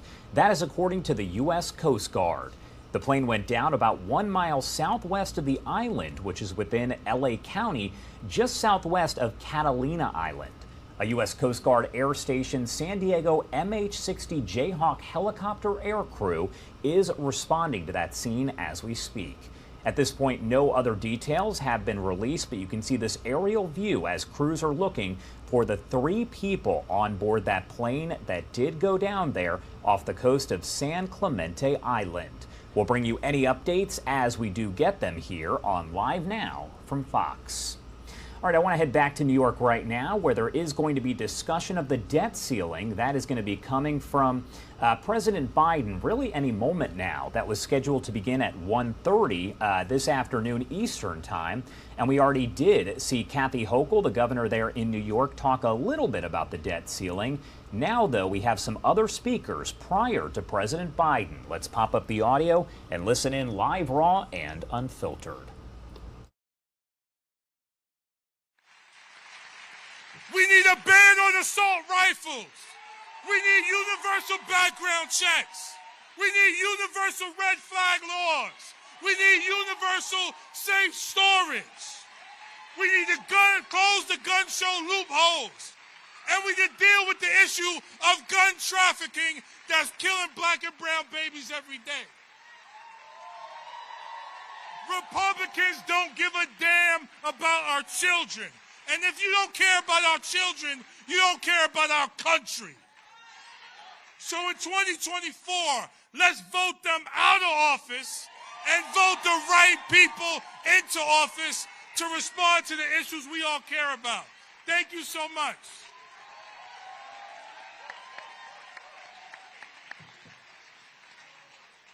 Holy moly, Jamal Bowman's in the house. Well, this shows how much the people of Westchester want to get something done. And we are so grateful that our president is here right now to stand up for our veterans, to stand up for our students, to stand up for our children, and to stand up for our families. So thank you. But to be honest, none of us really want to be here. But Speaker McCarthy has different plans for this country. Speaker McCarthy wants to put the full faith and credit of the United States at risk. Never before in our nation's history have we had a speaker who did not put the families of America first. Never before have we had a speaker who's unwilling to do the right thing in the face of grave danger and threat to our country. Our governor, our congressman said it right. Who's being put at risk here? Everything that we did over the last 2 years to help families recover from COVID is going to be thrown out the window. All those veterans who we now have health care, who are exposed to burn pits, thrown out the window. All the resources that we put to end gun violence, to stop gun trafficking and have mental health for violence disruption, out the window. I see the moms are here. Thank you, moms, for being here.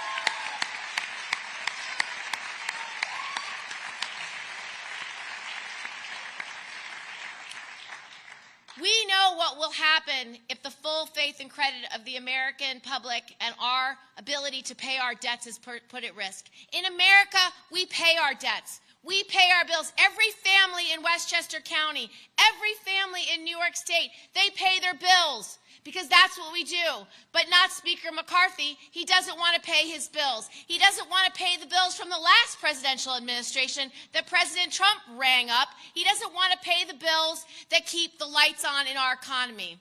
If McCarthy has his way, do you know what's going to happen?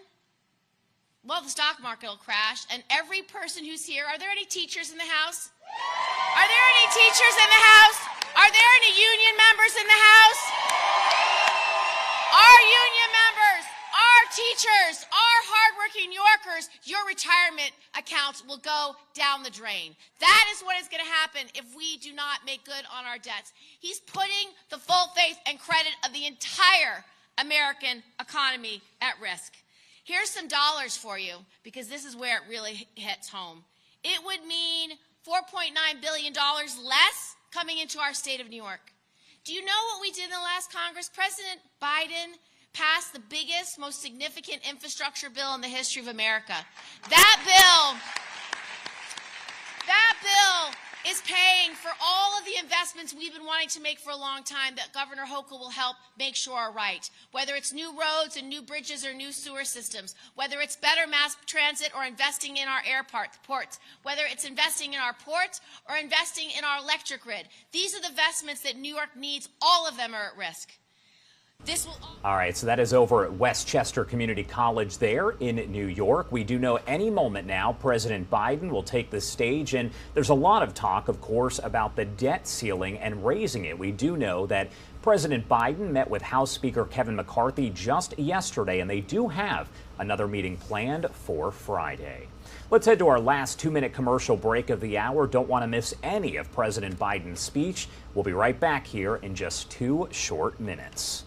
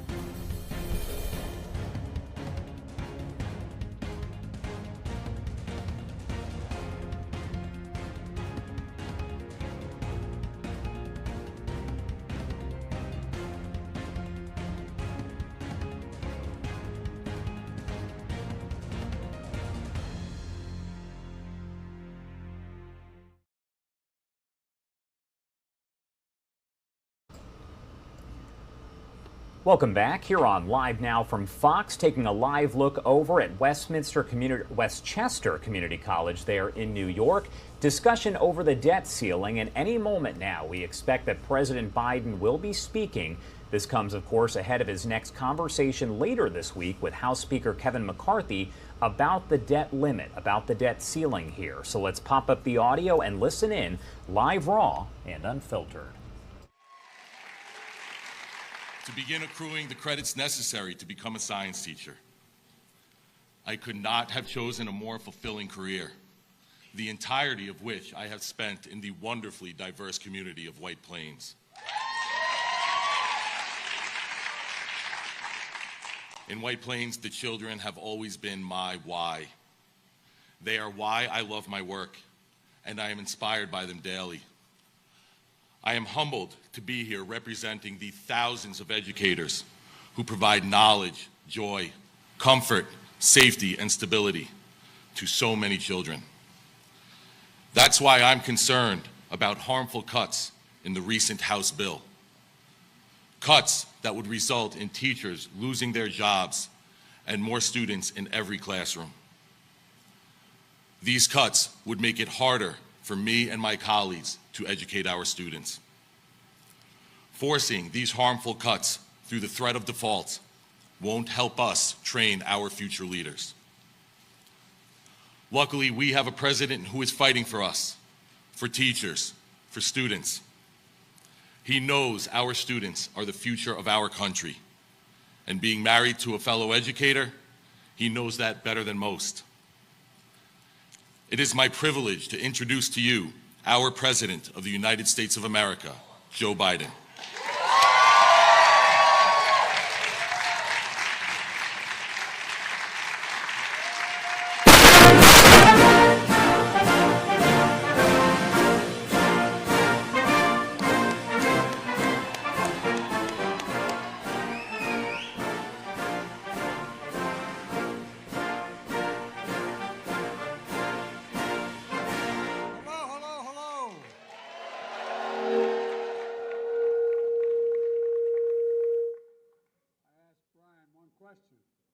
What position did he play? It looks like he spends a lot of time in the gym. Please sit down, sit down, sit down. It's good to be back. It's good to be back. Governor Hochul, thank you for welcoming us to your state. And she's helping New York lead the way in making things in America. And I mean making things in America, not importing them, making them, sending products out, bringing jobs back. And my friend, the Majority Leader, Chuck Schumer, can't be here today. I don't know what he's doing. He's just down there trying to settle a crisis. He's the best there is, man. And I want to thank him for working so hard for the people of the state and for being such a great partner. Nobody's been a greater fight for women's rights in the Congress than Senator Kirsten Gillibrand. God love her.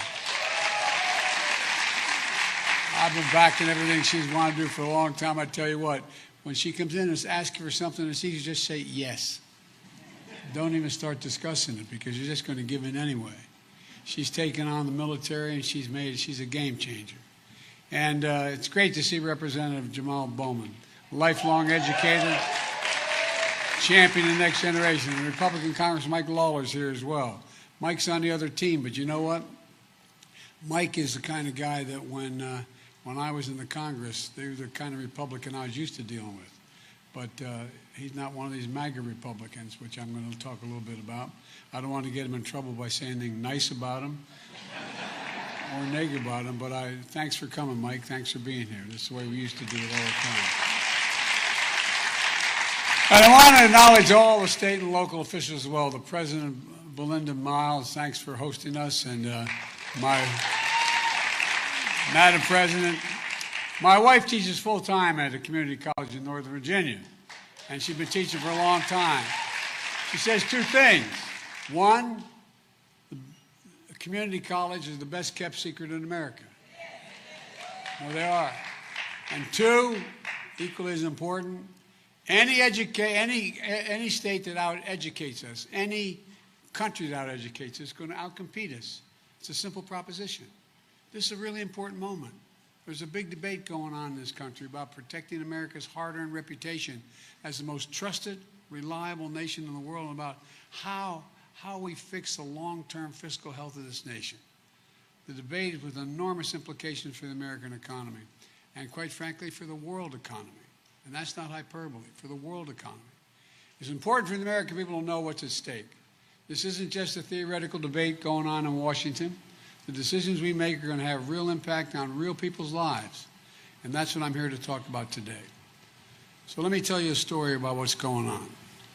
There's a very extreme wing of the Republican Party, and the House of Representatives refer to themselves now. I've been calling them this for a while, but now they refer to themselves as the MAGA Republicans. And they've taken control of the House. They've taken control. They have a speaker who has his job because he yielded to the, quote, MAGA element of the party. They're doing the best, to the best of my knowledge, what no other political party has done in the nation's history. They're literally, not figuratively, holding the economy hostage by threatening to default on our nation's debt that we've already incurred. We've already incurred over the last couple hundred years, unless we give in to their threats and demands as to what they think we should be doing with regard to the budget. This would be incredibly damaging. Here's what the Speaker has put forward for the Republican proposal. He says he's going to take the funding, how we fund government, back to what the levels were in 2022, before the omnibus bill. And they exclude any cuts in defense. They said we're going to go back to spending what we spent in 2022. but we're not going to make any cuts in defense, which we spent in 2023. We're calling for in 2023. You may remember in the State of the Union, I got our Republican colleagues to agree somewhat spontaneously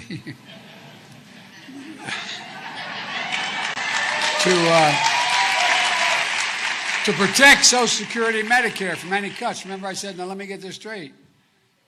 You're not going to cut Medicare, you're not going to. They said, that's right. I said, well, you know, you're on camera. They can see you. Well, so far, they're not cutting Social Security so far.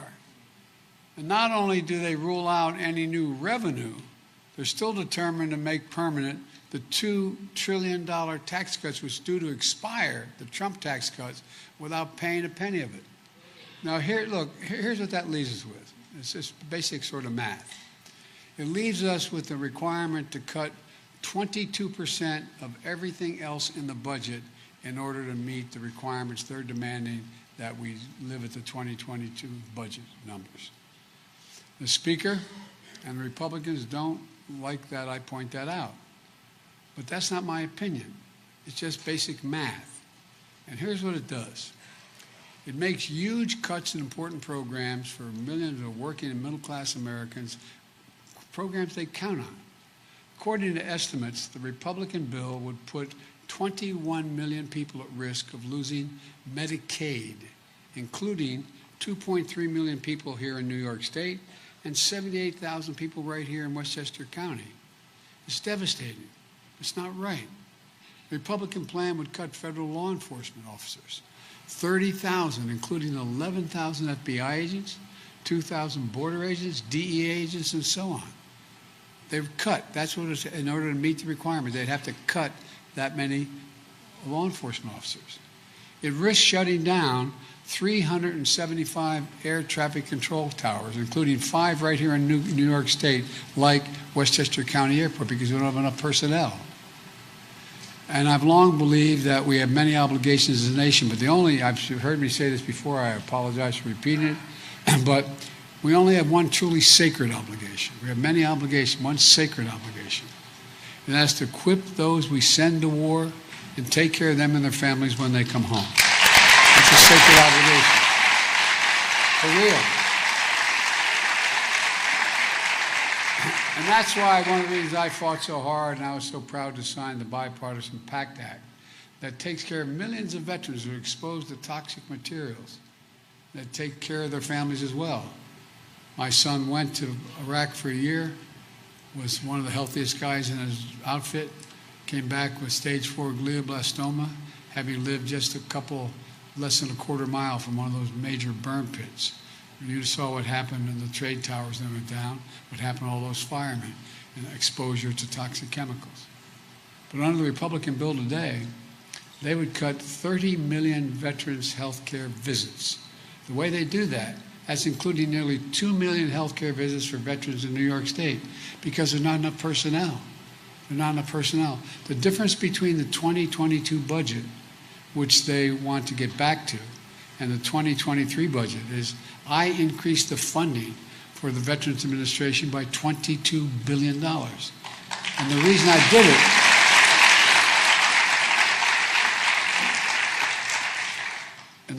did it, and probably some of you know of these folks, the number of, more veterans are committing suicide than are being killed in battle. And so they pick up the phone, they call the VA in their area. I need help. We'll come in 6 weeks. Come in and whatever. Well, we ended that. Now they want to go back to the levels where we cut those folks that now provide that kind of help. This amounts to a $22 billion cut in veterans' health care. Now they dispute this. They nowhere in their actual proposal are their exclusive protection for veterans. But they say it's unusual language we use with presidents these days. They say I'm lying when I say that. Well, the truth is, why do so many veterans groups, why have they spoken out in opposition to the Republican proposal? They're not all Democrats. They know what's going to happen. Folks, that's a game Republicans are playing. Anytime you single out the impact of their overall cuts, they tell you, no, it's not true. but they're wrong. They want to protect something, they would have written it down and say, we're protecting it. You can't cut this program. You can't cut it. So you can see it. Here's another example. Under the Republican plan, nationwide, 100,000 teachers and support staff would lose their jobs at the very time we're attempting to overcome the incredible deficiencies that occurred as a consequence of what happened with the pandemic. So many kids, the average student out there is about 1.5 years behind. We don't need fewer teachers, we need more teachers. And by the way, no, I'm not being solicitous. What we should be doing, and I'm proposing when I try to finish this job, and proposing that we, for example, if we start, instead of Head Start, which they want to cut 21,000 Head Start spots in this state alone, we should be sending, all the studies show that if we send, no matter what the background of a child, if we sent that child to a school at age 3, learning reading, writing, arithmetic, age 3 and 4 and 5, we end up increasing by 56% the chance they'll graduate from high school and go on beyond high school. But look, we're here at a community college. And by the way, this is one beautiful community college. No, it really is. The property here is amazing. And the consequences here would be severe. Here in New York, it would cut the maximum Pell Grant that millions of students use to get to community college by nearly $1,000. It would eliminate Pell Grants entirely for 5,000 New York students. And here at another devastating consequence they don't want you to know about. Moody's, not a Democratic outfit, a respected Wall Street analytical firm, said the Republican plan would cost the country 780,000 jobs. Yesterday, I brought the congressional leaders together at the White House to make sure America doesn't default on its debt, and for the first time in our history. And by the way, I know the speaker keeps saying, 93 days ago I said to Biden, I want to talk to him. And I said, fine. I said, you put down your budget, I'll put down mine. I laid mine down in detail on the 9th of March. He didn't put down his so-called budget. I don't know what you call it. His connecting the two items. He didn't do that until 5 days after he did it. I invited him to the White House. So folks, look, let's be clear. The debt we're talking about is accumulated over 200 years. The last administration alone, the last guy who served in this office for 4 years, increased the total national debt by 40% in just 4 years. Over the last decade, the single largest contribution to the debt, aside from the pandemic, were the Trump tax cuts skewed to the wealthy and large corporations for $2 trillion. It made it clear, I made it clear, America is not a deadbeat nation. We pay our bills. And I was pleased, but not surprised, by the Republican leader in the United States Senate, McConnell, who said after the meeting in the White House, and he went to the press, he said, the United States is not going to default. It never has, and it never will. We shouldn't even be talking about it. And folks, Republicans in Congress used to understand this. In fact, under the previous president, Republicans voted to avoid default 3 times. This is not your father's Republican Party, though. You know, here's what's happened if MAGA Republicans get their way. American defaults on our debt, higher interest rates for credit cards, car loans, mortgages, payments for Social Security, Medicare, our troops, veterans, could all be halted or delayed. According again to Moody's, 8 million Americans would lose their jobs, including 400,000 New Yorkers alone. Our economy would fall into recession, and our international reputation would be damaged in the extreme. We shouldn't even be having this situation, talking about this situation. As you know, I do an awful lot of foreign policy with my stint as a senator for all those years and then as vice president. And I've traveled the world. I've met with over 88 heads of state so far. They all are looking at me. Are you guys serious? No, I'm serious. Because if we default on our debt, the whole world is in trouble. This is a manufactured crisis. There's no question about America's ability to pay its bills. America has the strongest economy in the world, and we should be cutting spending and lowering the deficit without a needless crisis in a responsible way. I believe in cutting spending and cutting the deficit. In my first 2 years in office, I'm the only president in history that's lowered the deficit in those 2 years by a record $1.7 trillion. $1.7 trillion. And the budget I proposed back in March would cut the deficit again by nearly $3 trillion in the decade ahead. For example, my budget cuts $30 billion in wasteful spending on tax subsidies to the gas and oil companies. They earned tax subsidies aren't all bad, but they earned $200 billion last year. Do they need a $30 billion subsidy? Well, look, it cuts wasteful spending for big pharma. We pay more for our prescription drugs than any nation in the world, any advanced nation in the world. You can get the exact same drug if you fly to Paris or London or to Germany, anywhere you've traveled, Canada, and then you pay here, you pay a lot more. On big pharma, we cut that spend by $200 billion by expanding the Medicare's power to negotiate prescription drug prices and making drug companies pay rebates when they raise prices faster than inflation.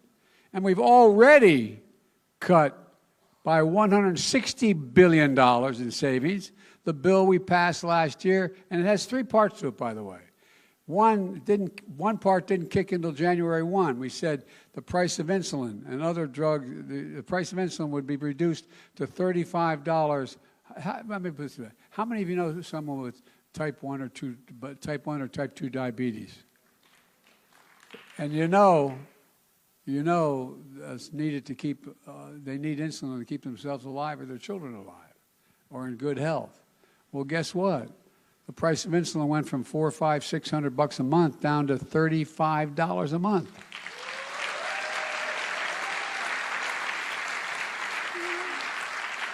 For those on Medicare. And here's the deal.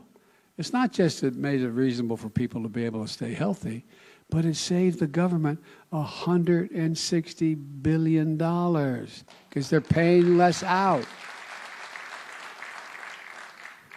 And by the way, the other cuts that are coming up because of what we did in with regard to being able to negotiate with Medicare, it's estimated we're going to save another $200 billion. For example, any of you know someone who's on Medicare and also on a cancer drug? Well, guess what? They're paying right now sometimes $12,000, $14,000, $16,000 a year for the cancer drug. Well, beginning this next January, the most any senior is going to have to pay is $3,500 for all of their drugs. And beginning in 2025, they've paid no more than $2,000 for all their drugs. Well, by the way, that saves the government another $200 billion because you're not paying out for all the drugs come forward and they come at a reasonable price. My budget also cuts tax loopholes. Look, I don't have anything against Wall Street or hedge funds executive, but just pay your taxes, man. No, I'm serious. Hedge funds executives pay a lower tax rate than the middle-class worker who works for them. No one earning less than $400,000 is going to see a single penny in increase in their taxes under me. Not a single penny. They haven't yet, and they won't. If you're making more than $400,000, well, start to pay your fair share. Look, instead, we're making the biggest corporations begin to pay their fair share. I'm not talking about 70% tax rates. For example, at least pay something. Folks, let me ask you this. Does anyone think we have a fair tax system in America? No, I'm being deadly earnest. I'm not being a wise guy. In 2020, you got tired of hearing me say this. I pointed out there were 50 major corporations, 55 of the Fortune 500 companies that paid zero in federal income tax after having made $40 billion in profits. $40 billion. So we instituted and got passed a corporate minimum tax of 15%. Well, guess what? Y'all are paying more than that. Just 15%. And it paid for everything we did. Look, I proposed a billionaire minimum tax. There are now went from about 760, I think the number was, to around 1,000 billionaires in America. Well, that's great. If you want to be a billionaire, you can make it. I'm not one of these guys that say you shouldn't be able to do that. And if you want to be, if you're a multimillionaire, I'm not trying to say that can't happen. But at least pay something. The average tax paid by the 1,000 billionaires in America, individually, the average tax paid is 8%, E-I-G-H-T, 8%. No billionaire should be paying a lower tax rate than a school teacher or a firefighter.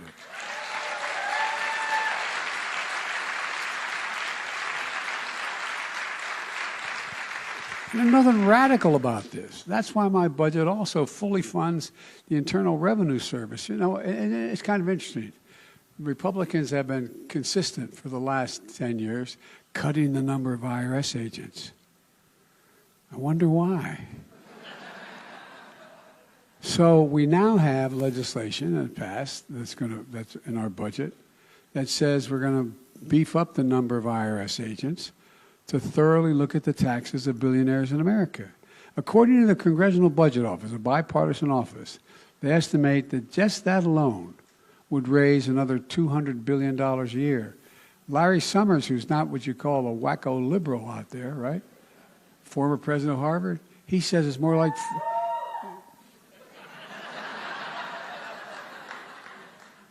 My kids who went to Penn would disagree, but that's okay.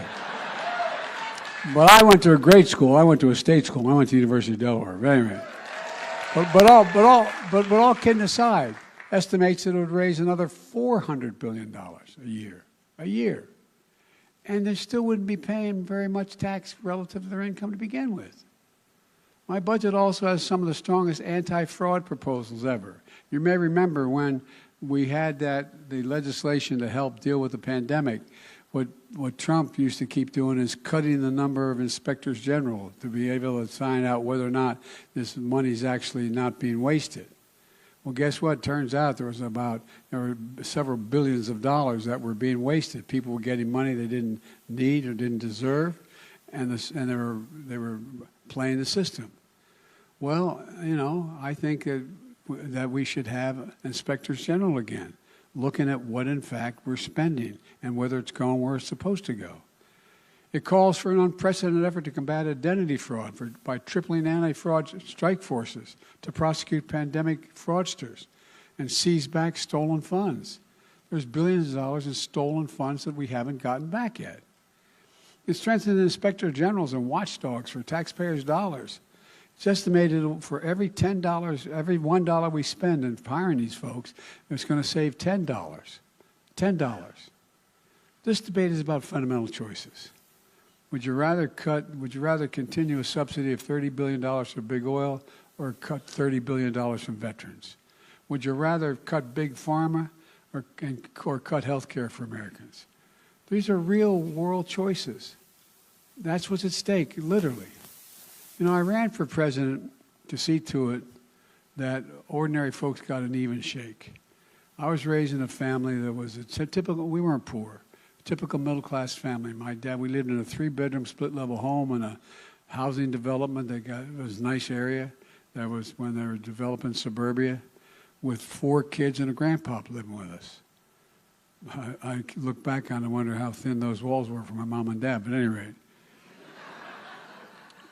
But, you know, the truth of the matter is that, you know, my dad did fine. I guess by the time he retired, he managed an automobile dealership. He was probably making the equivalent of $20,000 a year, which would be like, what, 60 or 70 or 80? I don't know what it would be. But my point is that I've always thought the middle-class folks are getting the short end of things. I think the trickle-down economy, not much ever trickled down on my dad's table that I can recall. And so when I ran, and my whole career as a senator was about making sure middle-class folks get an even shot. That's why I believe we should grow the economy from the middle out and the bottom up, not the top down. The wealthy will still do very well.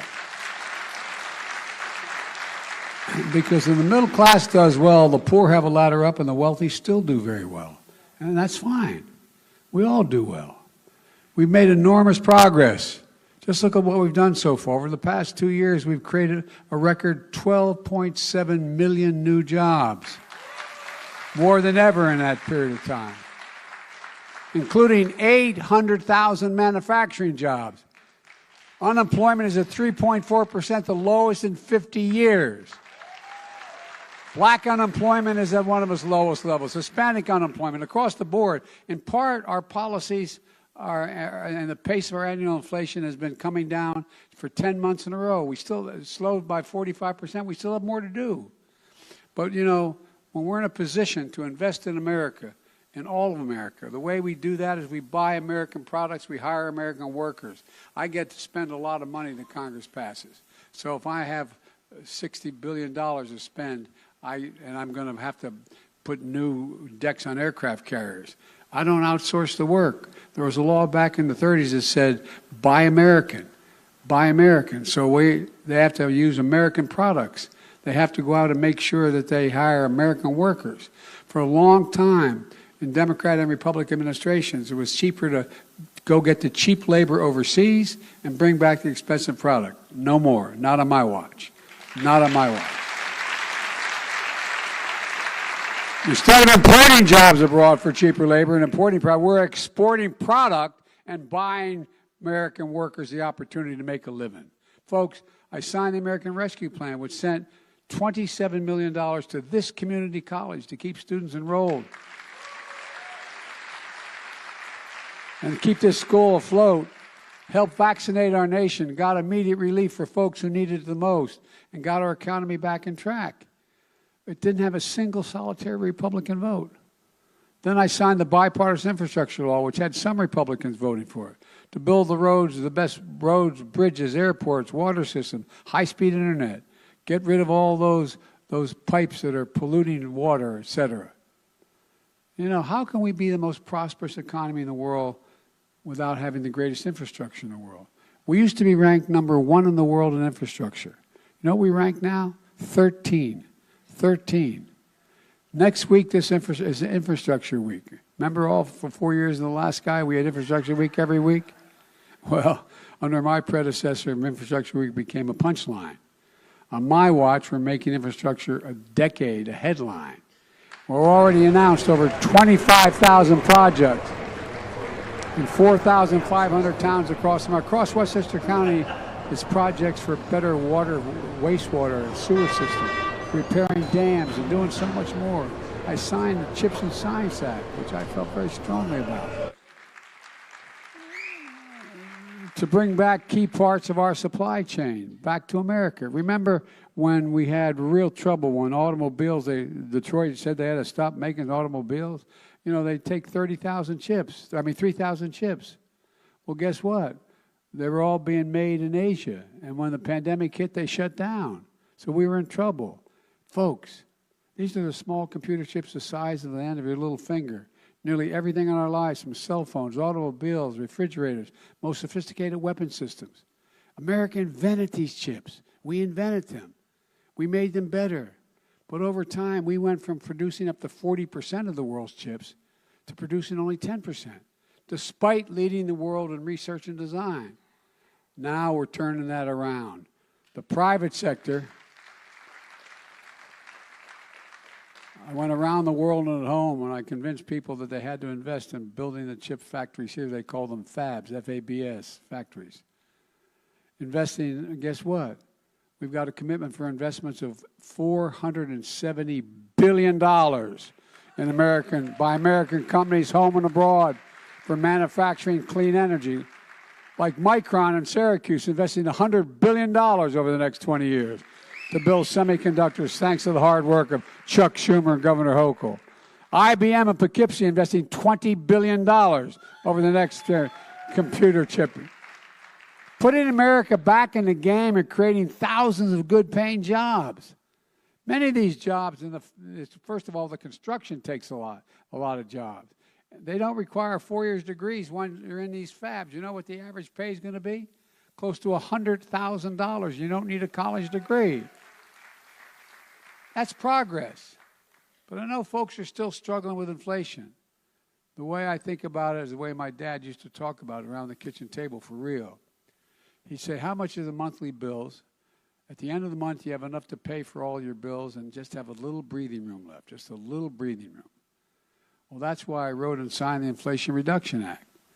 Americans pay more in prescription drugs, I said, than any advanced country on earth. All right, President Biden there speaking in New York, speaking, of course, about the Inflation Act, but also about the debt ceiling here. We do have to head to a quick 2-minute commercial break, but on the other side, we'll pop that audio back up and listen in, live, raw, and unfiltered.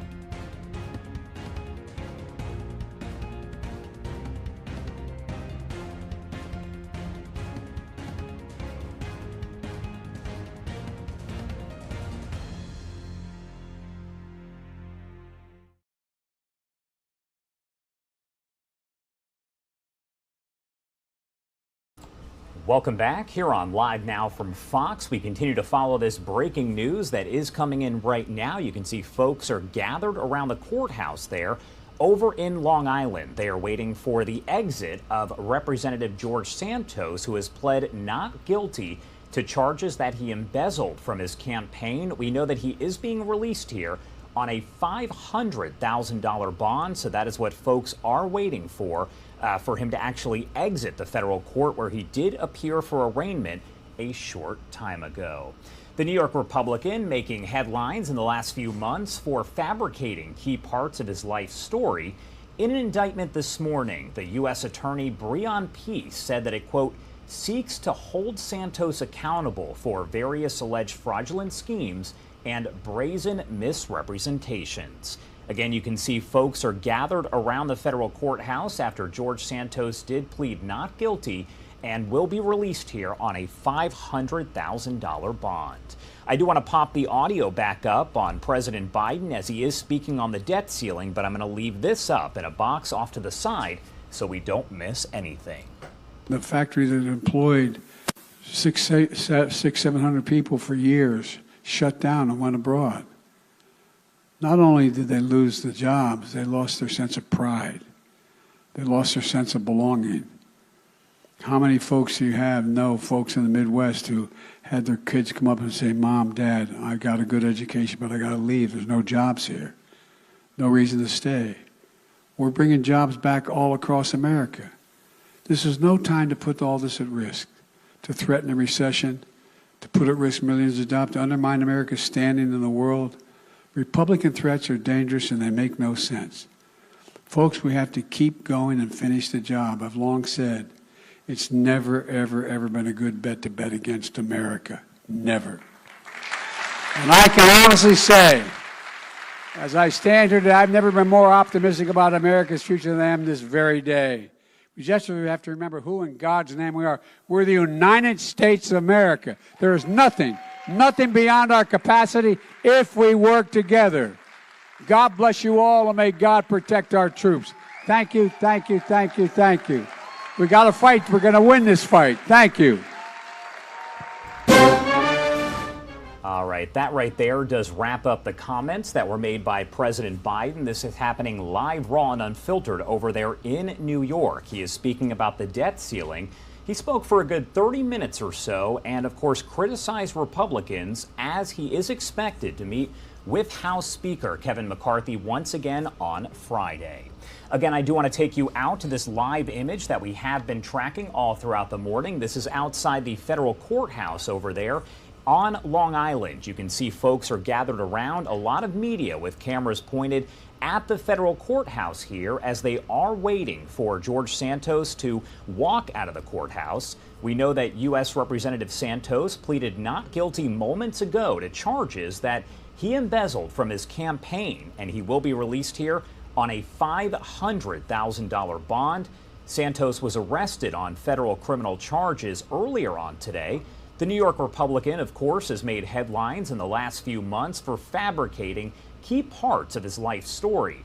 Now, in an indictment unsealed this morning, U.S. Attorney Breon Peace said it, quote, seeks to hold Santos accountable for various alleged fraudulent schemes and brazen misrepresentations. Again, any moment now, we do expect that Santos will walk out of the federal courthouse, so we'll bring that to you live, raw, and unfiltered. Based on his previous interviews, it is unlikely that he will speak, but there is always that possibility, and his legal team could speak as well. He does face charges including 7 counts of wire fraud, 3 counts of money laundering, 1 count of theft of public funds, 2 counts of making materially false statements to the House of Representatives. Again, he could come out of the courthouse any moment now. We don't want to miss it, but I do actually want to head to a quick 2-minute commercial break. Keep an eye on the door there as it does open each time. That is not him, so let's head to a quick 2-minute commercial break and we will be right back.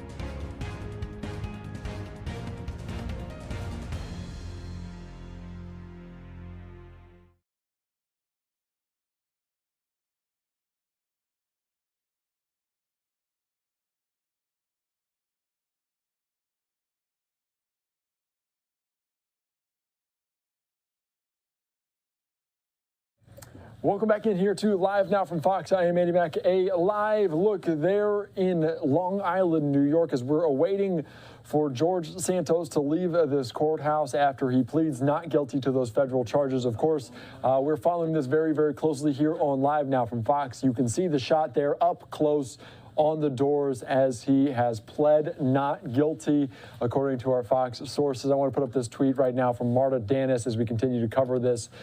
Santos pleads not guilty, released on a $500,000 bond, as he has also surrendered his passport. This is a live picture as we continue to follow this breaking story.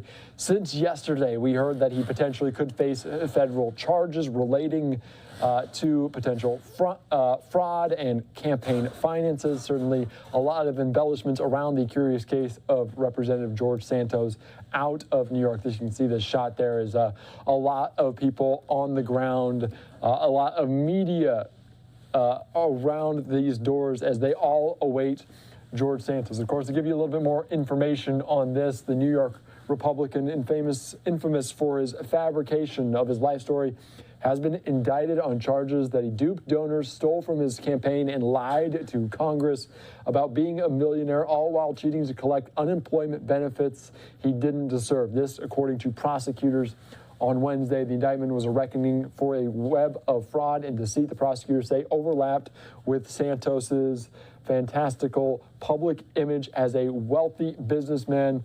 Of course, he surrendered on Wednesday and was taken to a federal courthouse in Long Island, where he made a potential court appearance today on those charges of wire fraud, money laundering, theft of public funds, and making false statements to Congress. A live picture right there. I want to put up both live pictures that we get here just so you can get a sense of what we're looking at on Live Now from Fox. There's a lot of people just waiting outside of the courthouse.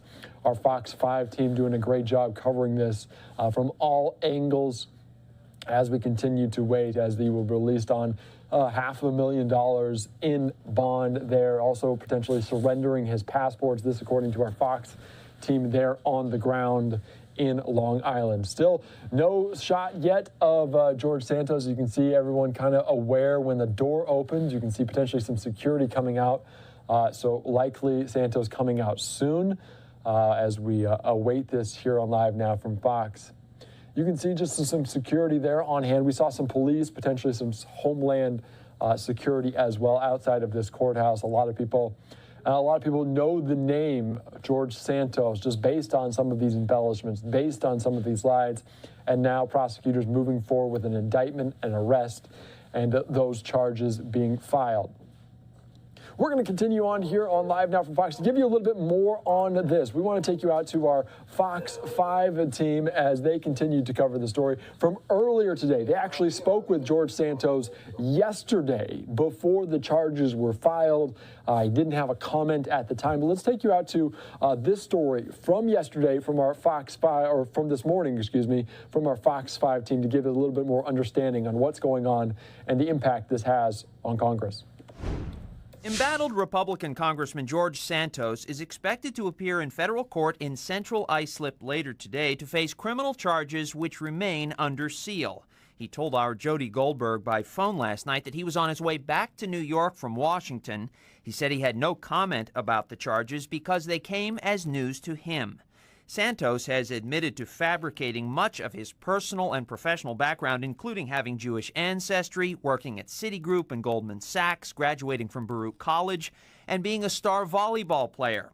While the exact charges against him are not yet publicly known, he has faced a raft of questions about his purported personal wealth and his campaign financing. Despite calls for him to resign, including from Republicans, Santos recently announced plans to run for re-election. It's a beautiful day here in Washington, D.C. It's a great day to be an American. It's a great day to be a Republican, and it's a great day to announce re-election. Santos told the Federal Election Commission that he loaned his campaign and connected political action committees about $750,000. Yet in 2020, he declared no assets and said his yearly income was just $55,000.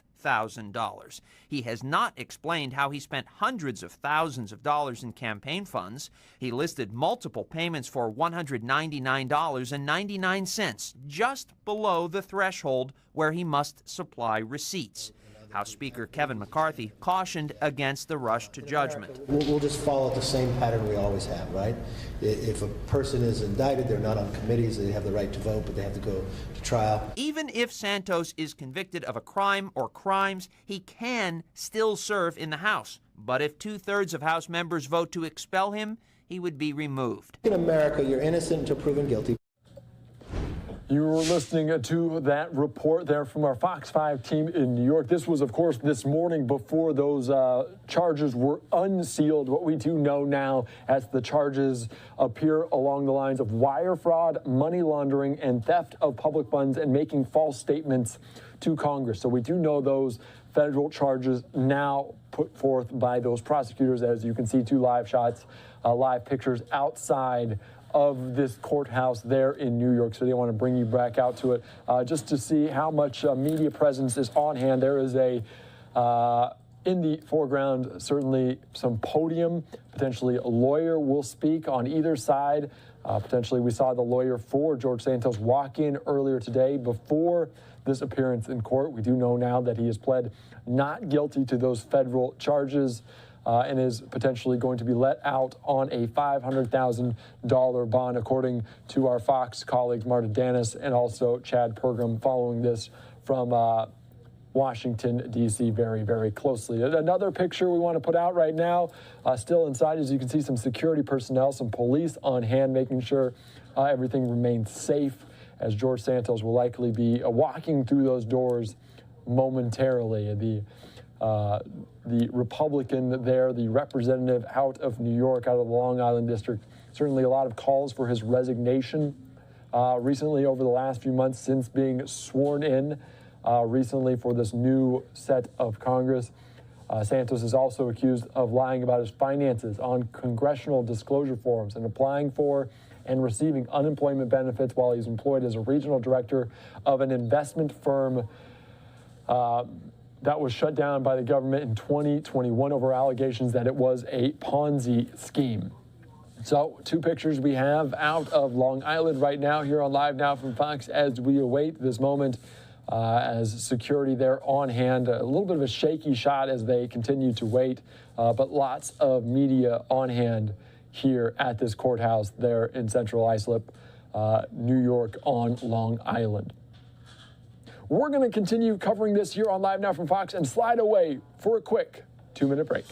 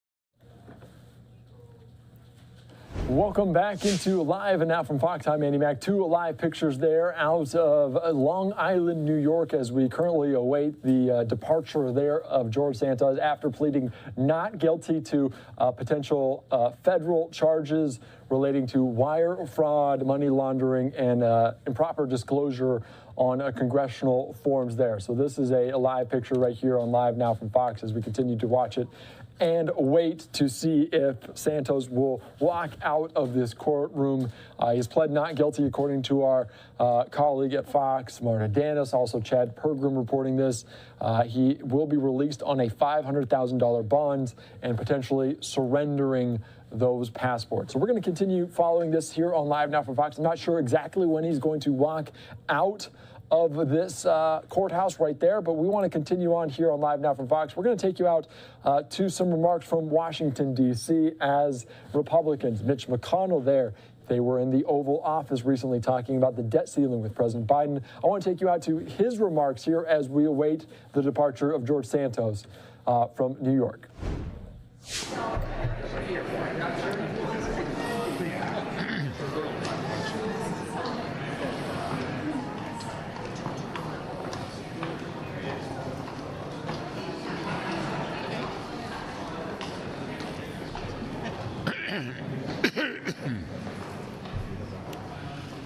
Well, good afternoon, everyone. Just to follow up on yesterday's meeting down at the White House, I think it was a good time to remind everyone that 7 of the last 10 times we've raised the debt ceiling, it's had something attached to it, almost always related to spending, not surprisingly. So the notion that this is unheard of is nonsense. As you may recall, I've consistently said since February, the way this dilemma is dealt with is determined by the American people.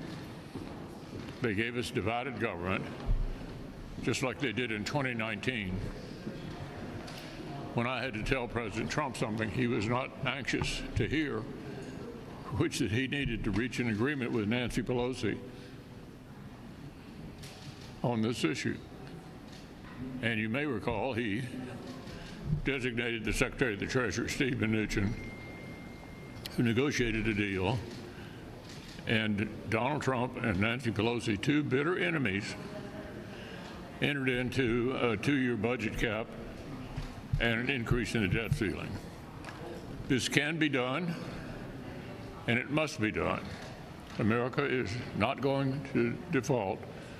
And for whatever may have been said publicly after the meeting yesterday, the fact of the matter is, ultimately, an agreement will be reached between Joe Biden and Kevin McCarthy, and the country will not default.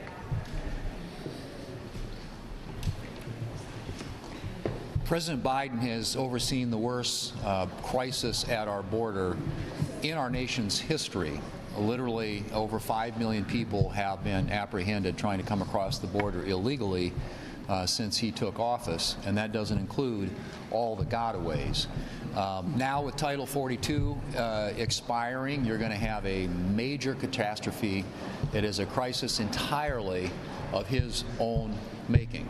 And if you look at just the raw numbers, under the previous administration, that number of people trying to come across the border illegally on a daily basis was 1,800. Under the Biden administration, it has been 6,300 per day trying to come across the border illegally. And last weekend, they were saying it was 8,700 up to that number, and they're predicting that it could be up to 13,000 per day when Title 42 is officially off the books. That is a disaster. That is a catastrophe for the Border Patrol. It's a catastrophe for the communities along the border, and it's a catastrophe for the American taxpayer. The president, again, certainly has at his disposal the authority to re-implement or come up with a Title 42-like proposal that he could do on his own. He doesn't need Congress to do that, but he has been unwilling to do that. And this is just an example, in my view, of a broader pattern of areas where the president has failed to step up to the plate. First being the no plan to withdraw from Afghanistan. No plan to deal with the effects of spending and inflation and higher interest rates. And most recently, going for literally 90 days without sitting down and talking to Speaker McCarthy about how to end this debt limit crisis. The president, when he was a senator, was opposed to raising the debt limit, and he described it as being an utter disregard for our financial future. So he had a very different view when he was a member of the United States Senate, and now he wants to do this without any discussion or conversation about how we might achieve some spending reform, some budgetary restraints that would do something about the debt. This is a crisis of his own making, and if in fact the country goes over the cliff, he will be the first president to preside over a default of our American government. And I certainly hope he comes to his senses. He's got time to do that. I hope the next couple of days are constructive, and that when they meet again on Friday, there will be a meeting of the minds about how to resolve this crisis in a way not only that deals with the debt limit, but also in a way that deals with the debt and the out-of-control spending that's contributing to it.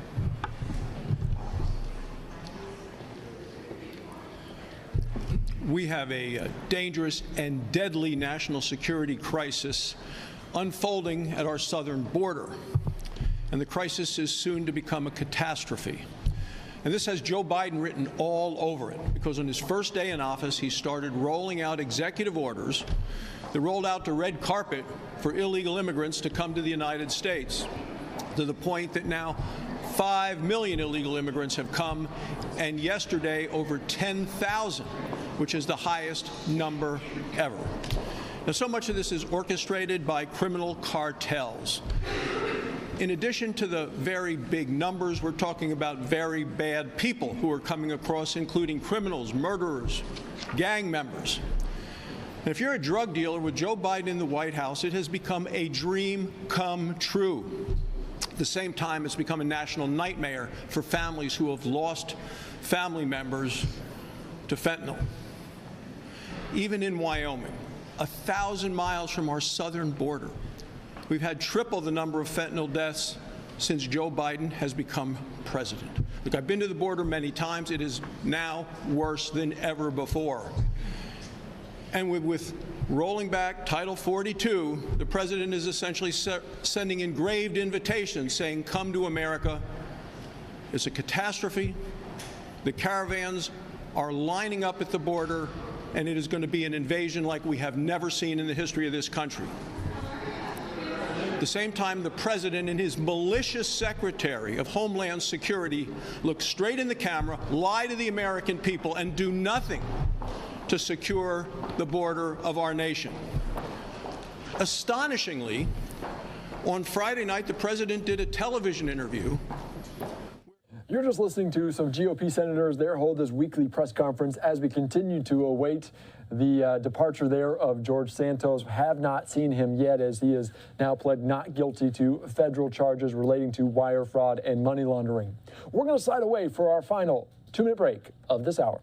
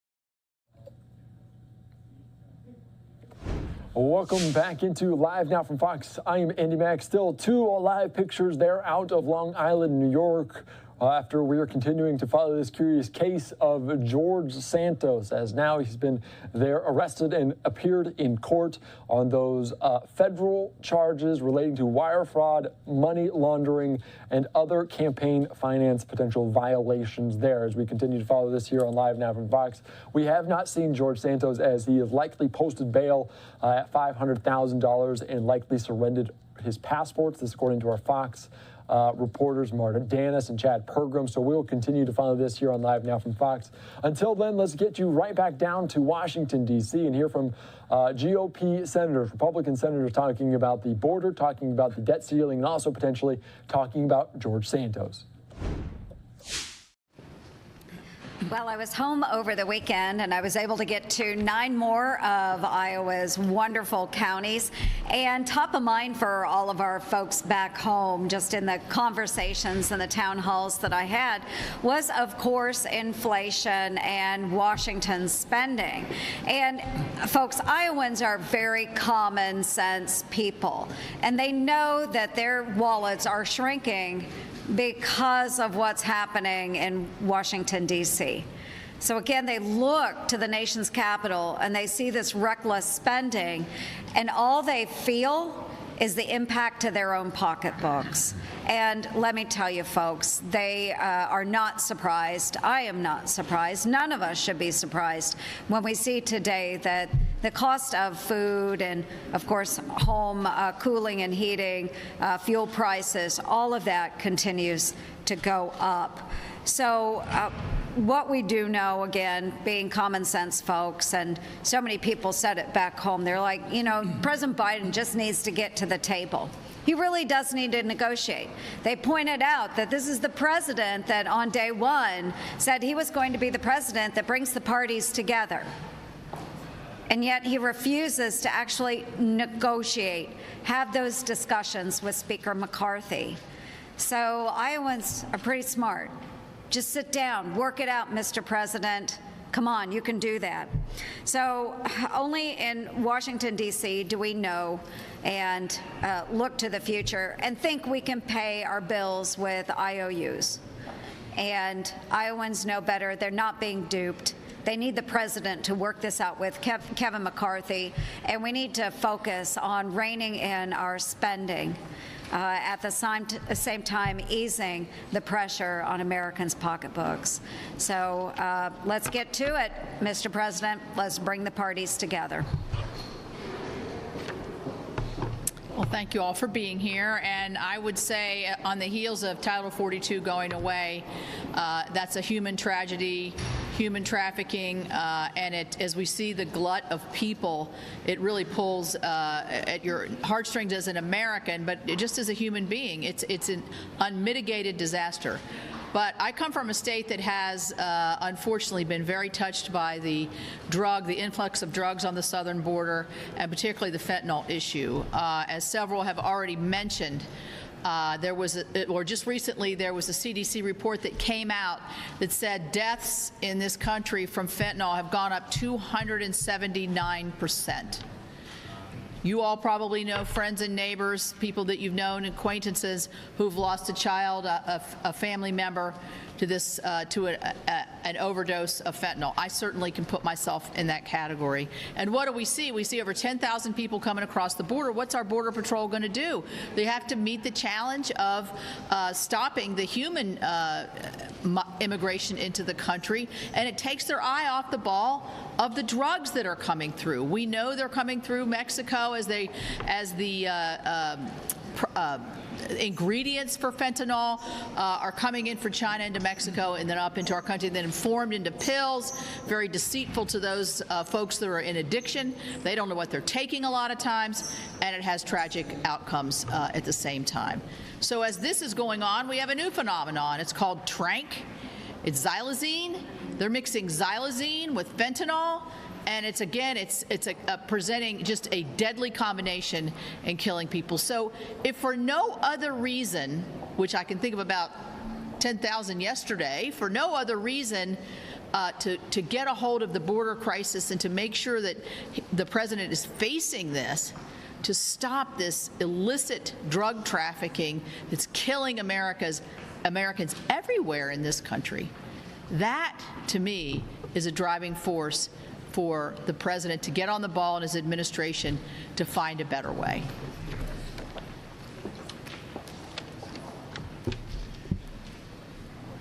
If Secretary Yellen's correct with her forecast, we're 3 weeks away from today from facing a potential default on the American credit.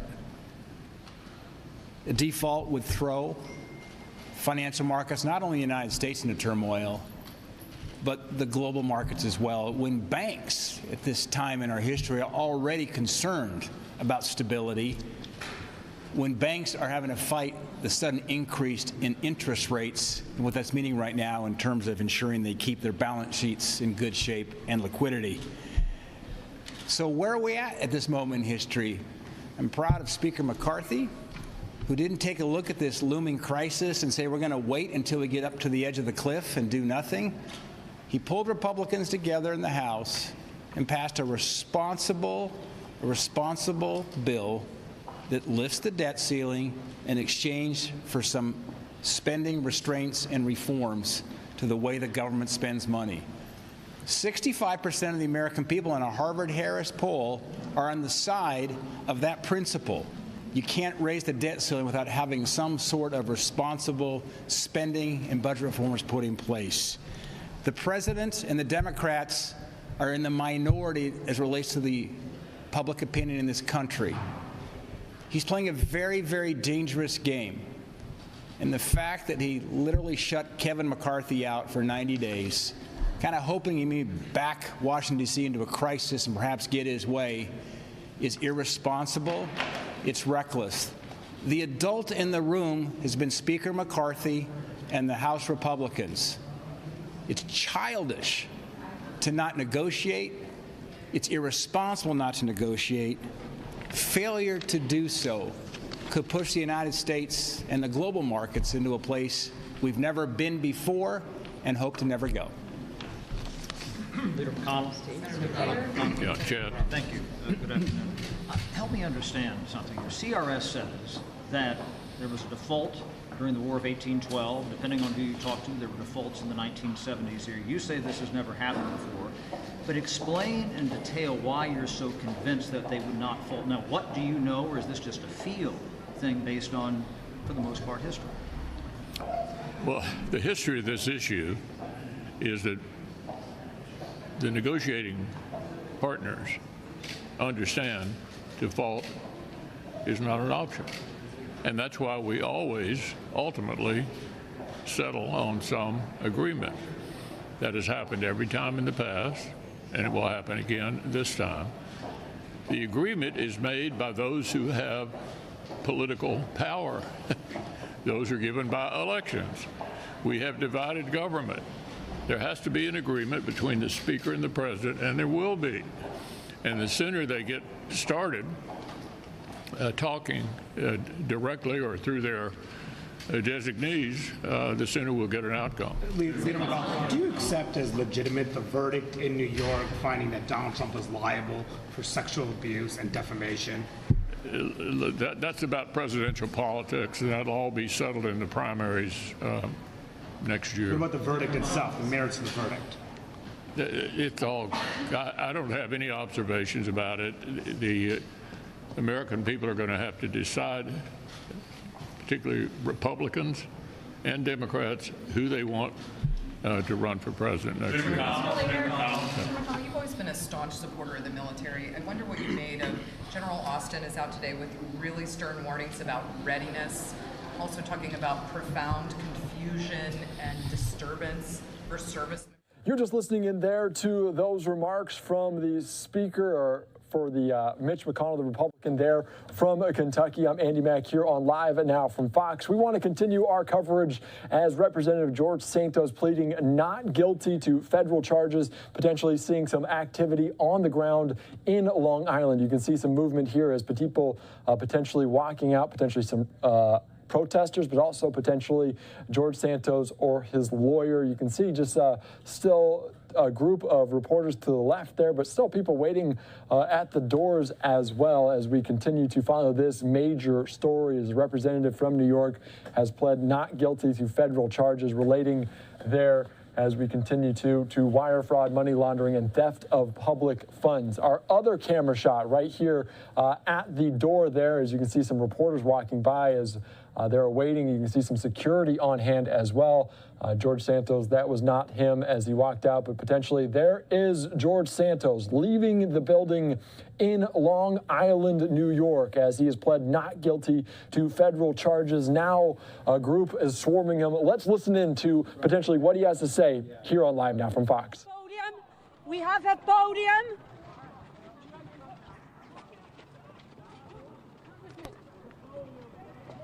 There's a podium, guys. Folks, calm down. There's a podium.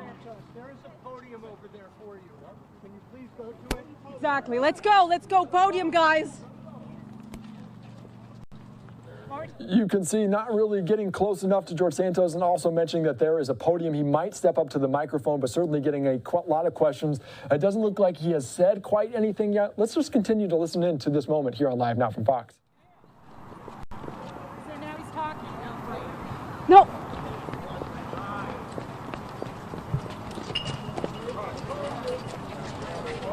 Going backwards. Go to the field. We're taking Oh my God.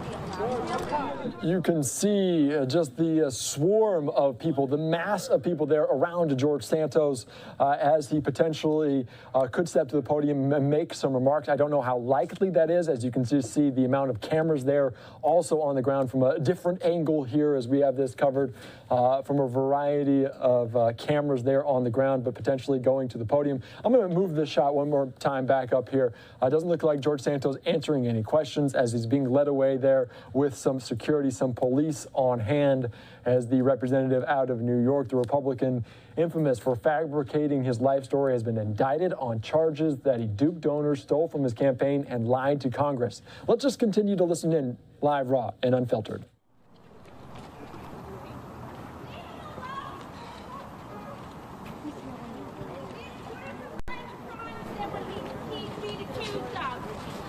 Let's talk about the judiciary stealing children. Liar! Let's talk about the children being stolen by the judiciary and CPS. Liar! We don't want you here. Liar!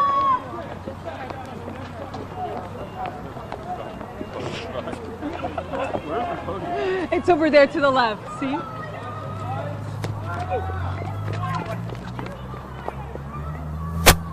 It appears that George Santos... Over here. It appears that George Santos might be walking over to that podium as we just lost that other shot. But you can see some signs there as well as other people on the ground there as he could potentially make remarks, as you can see now, talking to some supporters. We don't have the other shot right now, right there in front of George Santos, but from this far away angle, we're still working to get that other shot, but he certainly pled not guilty to federal charges there for wire fraud, money laundering, and theft of public funds and making false statements.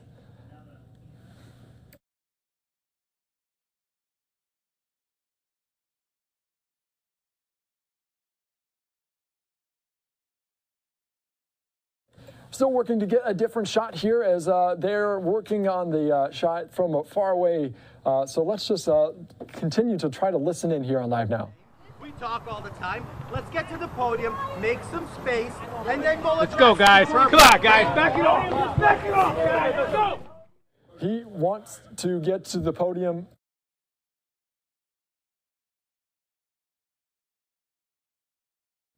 So George Santos says he's going to the podium as we can see the mass of people now heading back over to the podium. Of course, this as the indictment reckoning for a web of fraud and deceit the prosecutors say overlapped with Santos's public image as a wealthy businessman. and a fictional biography that began to unravel after he won the election last fall. You can see a lot of people there lining up, waiting for George Santos to step to this podium here, as we already have a camera right there. As you can see, George Santos walking up. He's pled not guilty. He's released on $500,000 bond, but also potentially surrendering his passports.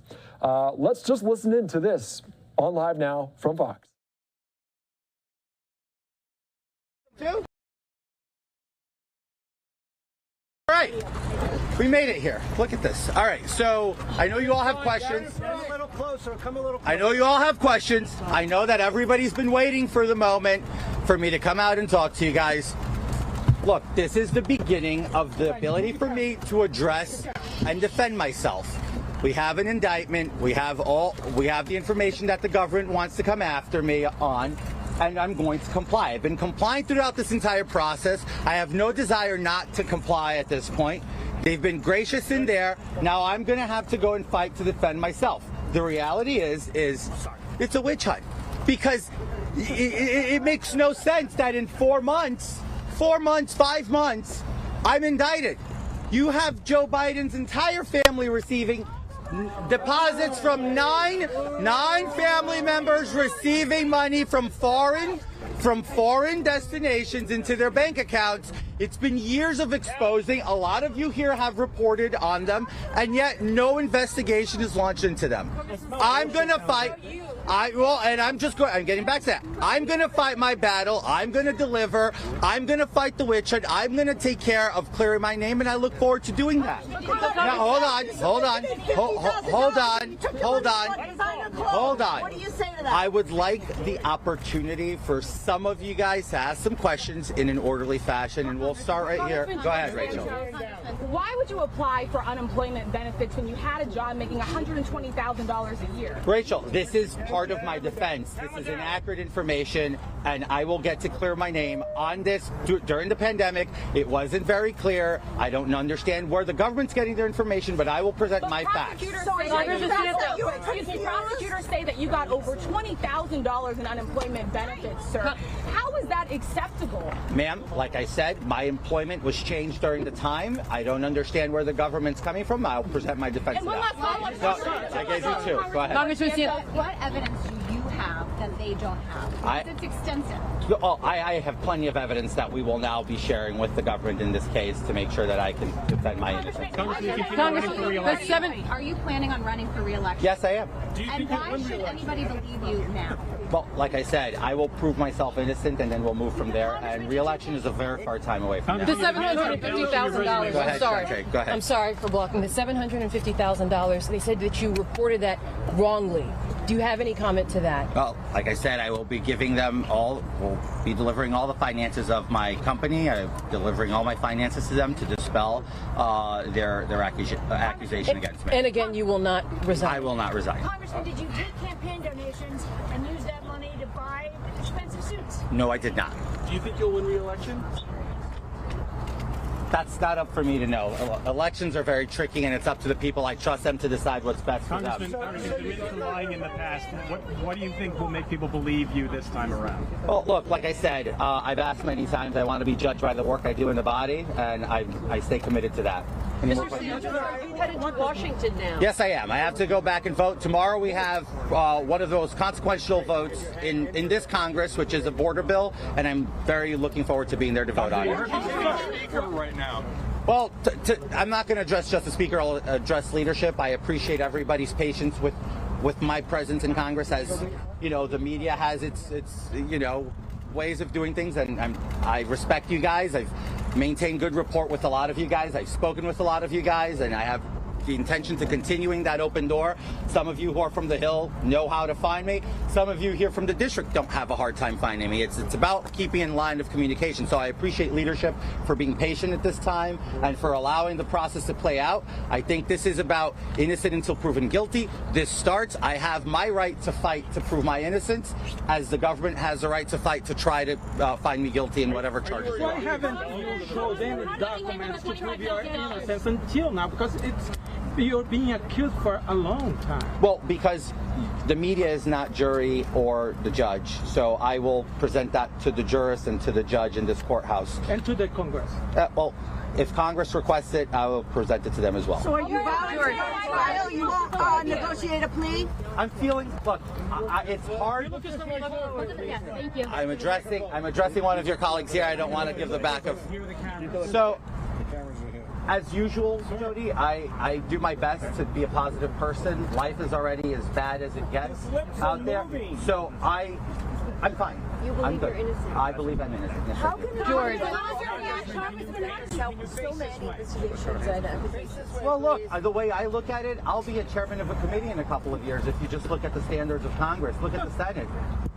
George, a bill that helps states recoup COVID money, yet you're being alleged that. Well, it's alleged, right? So are you accusing me, or are you going to allow the process to play itself and allow me to clear my name? That's my question to you. George, Congressman, How did you first learn about the charges against you, and also can you talk about the process of surrendering? Did they arrest you? It was no. It was very amicable, very peaceful. These guys did a phenomenal job.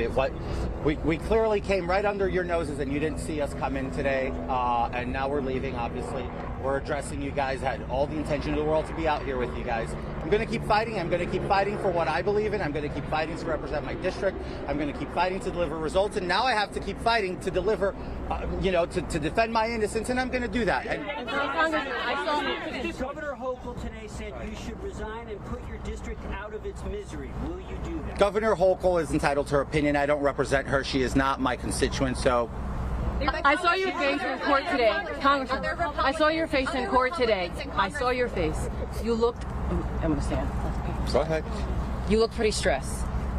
When I saw you sit down and the judge first started speaking, what was going through your mind? What are you feeling after being in court today? Well, when it's your first time in experiencing something of this nature, I think everybody would show some kind of stress, right? I quite frankly don't believe I was stressed. I did the best I could to just keep my composure. I was fine. But again, this has been an experience, for a book or something like that. So anyway, I appreciate you guys. Here's what we'll do. I will, guys. I will. You see. That is information you'll never get, because that is the media's. Your intention is to go harass them and make their life miserable. You're not getting that. All right, have a good George, where's your husband? You were just listening there, George Santos making those brazen remarks after these indictment on federal charges. Let's get you a different shot here on Live Now from Fox as he's getting now in the vehicle. He said he's going to head back to Washington, D.C. to vote on a potential Title 42 bill or something related to the border, but you can see him getting in the car after pleading not guilty to these federal charges. Certainly a wild press conference there, saying he will continue to battle. He will not resign. Of course, we will soon hear potentially from leadership as well. We did not hear Mitch McConnell say anything about George Santos, but we did not know a ton of information when he did talk. But you can see just the amount of media presence there in Long Island as George Santos stepping to the podium after being indicted, after pleading not guilty to those federal charges there. So just to give you a little bit more information, of course, Santos indicted on charges that he duped donors, stole from campaign, and lied to Congress about being a millionaire. Of course, the indictment, quote, seeks to hold Santos accountable for various alleged fraudulent schemes and brazen misrepresentation. This, according to the U.S. attorney there. Taken together, the allegations in the indictment charge Santos with relying on repeated dishonesty and deception to ascend to the halls of Congress and enrich himself. Santos also has been called to resign, but you heard him say emphatically that he will not resign here, just as he was recently sworn in there to that Congress, heading back to Washington, D.C. after being released on bond. Certainly a very curious case of George Santos that we will follow here on Live Now from Fox. We're going to slide away for a quick 2-minute break.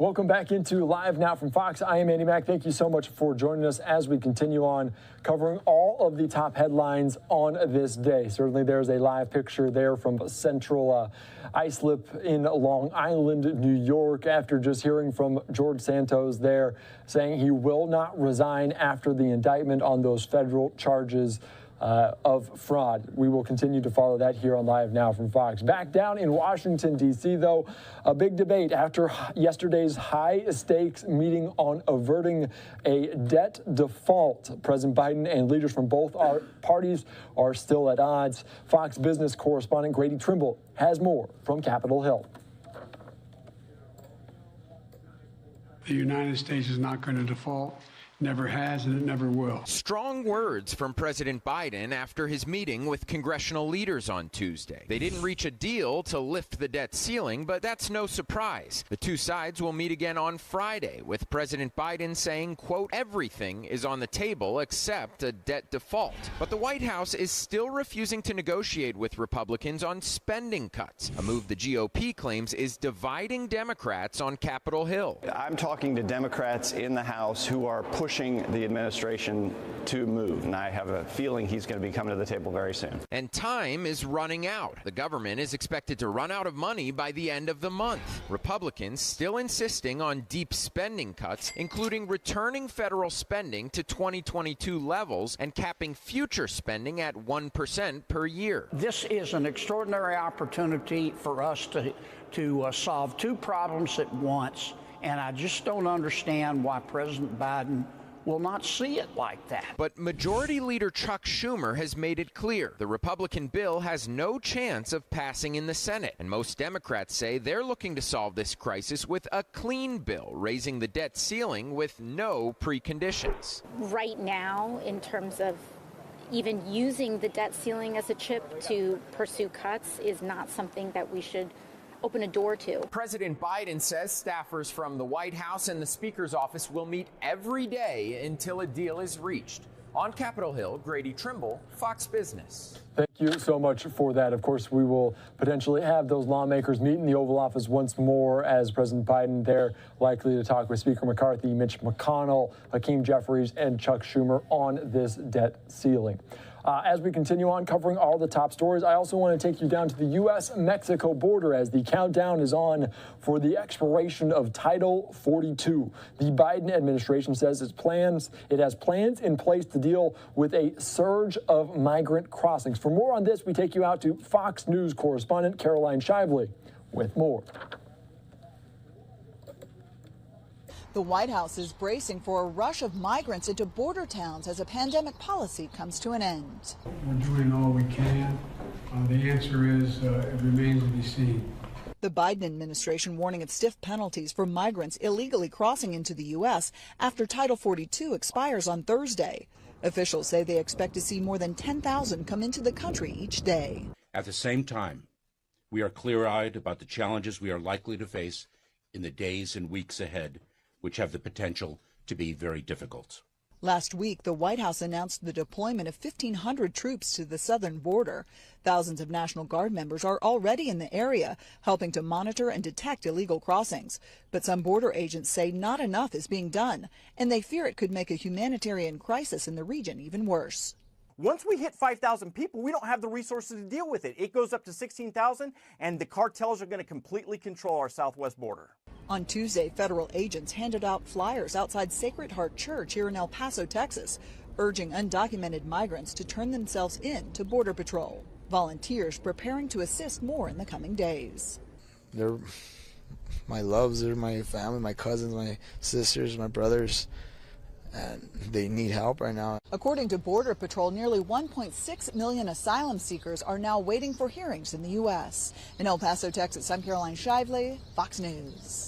Thank you so much for that report, Caroline. Of course, I want to put up a tweet now from Bill Melugin, who's constantly at the U.S.-Mexico border, especially with the end of Title 42 coming just tomorrow. According to their Border Patrol agents, they apprehended more than 10,000 migrants who crossed illegally yesterday. Monday also broke the 10,000 threshold. I'm told these are the highest single-day totals ever recorded, and it's expected to go even higher after Title 42 drops tomorrow. So a story we will continue to follow here on Live Now from Fox.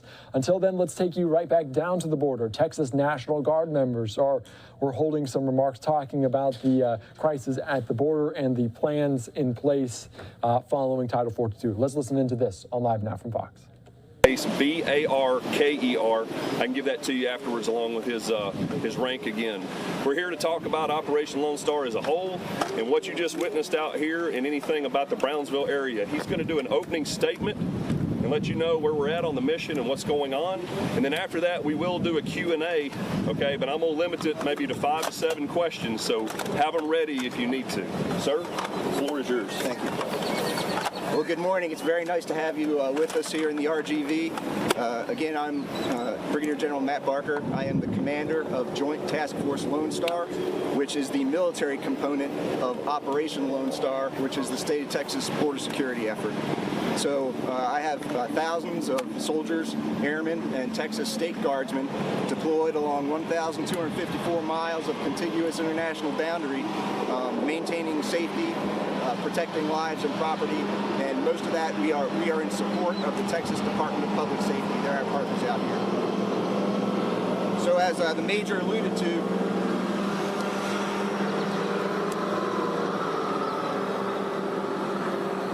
as we look towards the expiration of the Title 42 rules on Thursday, we've realigned some of our forces based on the operational environment from El Paso to Eagle Pass to down here in Brownsville.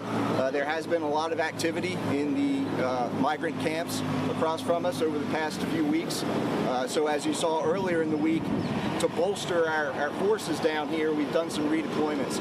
So I don't want to get into specific disposition of forces, but I can tell you that the state of Texas deployed more than 500 additional soldiers to help with the effort here. So what you just saw, as the Major mentioned, is our quick reaction force. They are specially trained military police soldiers, and you saw they're specially equipped. So they're down here to put eyes on the key terrain in Brownsville and help maintain order. They're well-trained, well-disciplined, well-motivated, just like all my soldiers and airmen are, and they're proud to be here. Again, this is an entirely state effort. This is Texans serving Texas. Again, you've got some soldiers and airmen who are literally serving in their backyard, whether that's El Paso or here in the RGV. So our heart's in this mission, and we're going to do our best for the people of Texas. I'll just say that that's only a fraction of our capability that you just saw. We're doing riverine operations with small watercraft. We have small UASs that are flying, providing that aerial picture and command and control, and then a wealth of medical communications capability. Our engineers who have been placed over 70 miles of concertina wire or C-wire since this operation began, and are making other improvements for the security of the border. And they've been working really hard, especially over the last week, as we look at that Title 42 expiring. So with that, I think I'd like to get in some questions. I'm so sorry, just if you could repeat your name. Yeah, it's Brigadier General Matt, M-A-T-T, Barker, B-A-R-K-E-R. Brigadier General, with these 500 additional troops that you're talking about through OLS, are those the ones that Governor Abbott announced, the 545 that he announced earlier this week, or are those additional or separate from that group he announced? That is the same group. They started deploying on Monday morning, and we received our last forces here in McAllen yesterday. And they're all, the 545 are here? No, they're around the border. As for your QRF, is this the first time, or how many times have you used a quick reaction force out on the U.S.-Mexico border in the past? I'll have to check on when we used it on the border, but that force is a standing force that's specially trained for civil disturbance operations. So anytime we look like it might be a civil disturbance, those forces are ready to go. That's a Corps Guard mission, always has been. Is there any concern right now, based on the amount of people on the other side of the border, that there could possibly be a disturbance that may warrant that kind of concern? Well, we always keep our ear to the ground and have information sharing with our law enforcement partners, especially Department of Public Safety and the municipal agencies. So if we do, think there's a credible threat, obviously we'll reevaluate. But we're well prepared for any contingency. Thank you, sir. With Title 42 lift. 1 second. We'll get you next. Sir, what would you say is your biggest challenge at this time right here in Brownsville?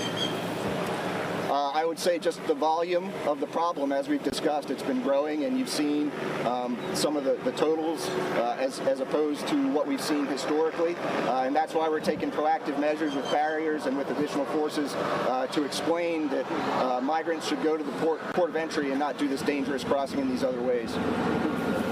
With Title 42 lifting tomorrow, sir, what's y'all's biggest fear and what do you guys want to do? The welfare of my soldiers and airmen is always my foremost concern, so I don't have any fears, but I'm just going to be looking to redouble my efforts. The state is giving me any resources I need to look out for my soldiers and airmen, and so I just have to make sure I'm quarterbacking the plan and getting those resources into place quickly as possible. Go ahead, Ken. I'll make you repeat yourself, Brigadier General, but what would you say is the best case scenario in 12 hours and the worst case scenario in 12 hours? I think you're going to see, you're going to be very proud of some Texas soldiers and airmen holding the line, and that's all I'll say about that question, ma'am. Brigadier General, two questions here. How many of the Quick Response Force military police were deployed today for this specific reason, and what will they be doing? Will they be deploying C-wire? Will they be actually blocking people like we've seen the DPS troops do earlier today? What will they actually be doing? Can they put hands on people? Are they deputized? What are the logistics of this team? So this team is here to prevent, deter, and if necessary, interdict illegal activity. So because we are guardsmen and we are a state force, we are allowed to assist law enforcement. So when we talk about it, you know, obviously my soldiers and airmen are empowered to do whatever they need to defend themselves, but short of that, we're really looking to our Department of Public Safety partners who are obviously authorized, if they see criminal activity, to act on that criminal activity, and at that point, my soldiers and airmen on the ground will follow the guidance of DPS to assist with those apprehensions, to include the necessary level of force to make the apprehension. But you are willing to use force in these apprehensions? Yes, the necessary level of force, I would say, on the same gradient that law enforcement does, and we follow their cue on that. And again, these particular soldiers are specially trained in those techniques, in the authorities, and in terms of what they're going to be doing, I think you'll agree that just the deterrent presence of that professional force, well motivated out there, we think is going to have desired effects. I'm sorry, what was the size of that force? That was my first question. Yeah, I don't want to get into specific dispositions of forces, but they're all part of that 500 that we talked about earlier. Brigadier General, I have a question. Do you have any confidence that the latest crackdown measures announced by DHS is going to have anything to do to alleviate any of the strain that your men and women are facing this week? I would hope so, but that's a question for the federal government. We're just doing our best here to deter and interdict with the resources we have just within the state of Texas. One more question if somebody's got one. Go ahead, sir. Federal government Don't mind looking at the center. Thank you. Go ahead. I can't think of a specific instance. There hasn't been a large request for the state of Texas. You know, the federal authorities are down here doing their thing. We deconflict with them, but largely it's separate efforts with the Border Patrol processing. To be clear, as to today, did they ask you to bring this today? No. Thank you. All right, everybody, we appreciate it. If you have any clarification or follow-ups, I'm available afterwards. You're just listening there to Texas National Guard members as they brace for that surge following Title 42's expiration. A story we'll continue to follow here on Live Now from Fox. A live picture at El Paso, one of the main corridors there, as there's a Texas tactical force installed by Governor Greg Abbott. You heard Texans protecting Texans, so certainly something we're going to continue to follow here on Live Now from Fox. I do want to take you back out to the East Coast as President Biden just touched down answering questions on the debt ceiling, potentially answering questions on Title 42 after those remarks in New York on the economy. Let's listen in to what he had to say just moments ago. To the Chinese President Xi Jinping, why has this not happened yet, and what is the progress on making this conversation happen? It's in progress. It'll work out. When? Mr. President. 2:30 on. Mr. President, you said you're likely to delay your trip to the G7. No, I didn't say that. You said you're considering. I didn't say that either. What I said was, depending on the state of play in the negotiations, it's possible I would either have to delay my trip, not go and do it virtually, or not go. What has to happen, Mr. President? What has to happen? I'll tell you when it happens. Okay. Well, one of the things I didn't know I had to be as president was a fortune teller. Mr. President, when you said yesterday that the border could be chaotic for a while, does that mean you feel your administration was not prepared for the end of Title 42 this week? No. What I was saying is it takes time to put some of what we want to do in place. For example, opening up consulates in other countries like Colombia and other places. That could make a big difference. Take one more question, and then we're all going to lose our hearing. Do you agree with Speaker McCarthy that this has to get a appeal in principle before the beginning of next week? I'm not going to make those kinds of judgments. I've been involved in negotiations my whole career. Some negotiations happen in the last second. Some negotiations happen way ahead of time. And we'll see. Thank you. Thank you. You were just listening in there, President Biden certainly answering some questions. Let's continue.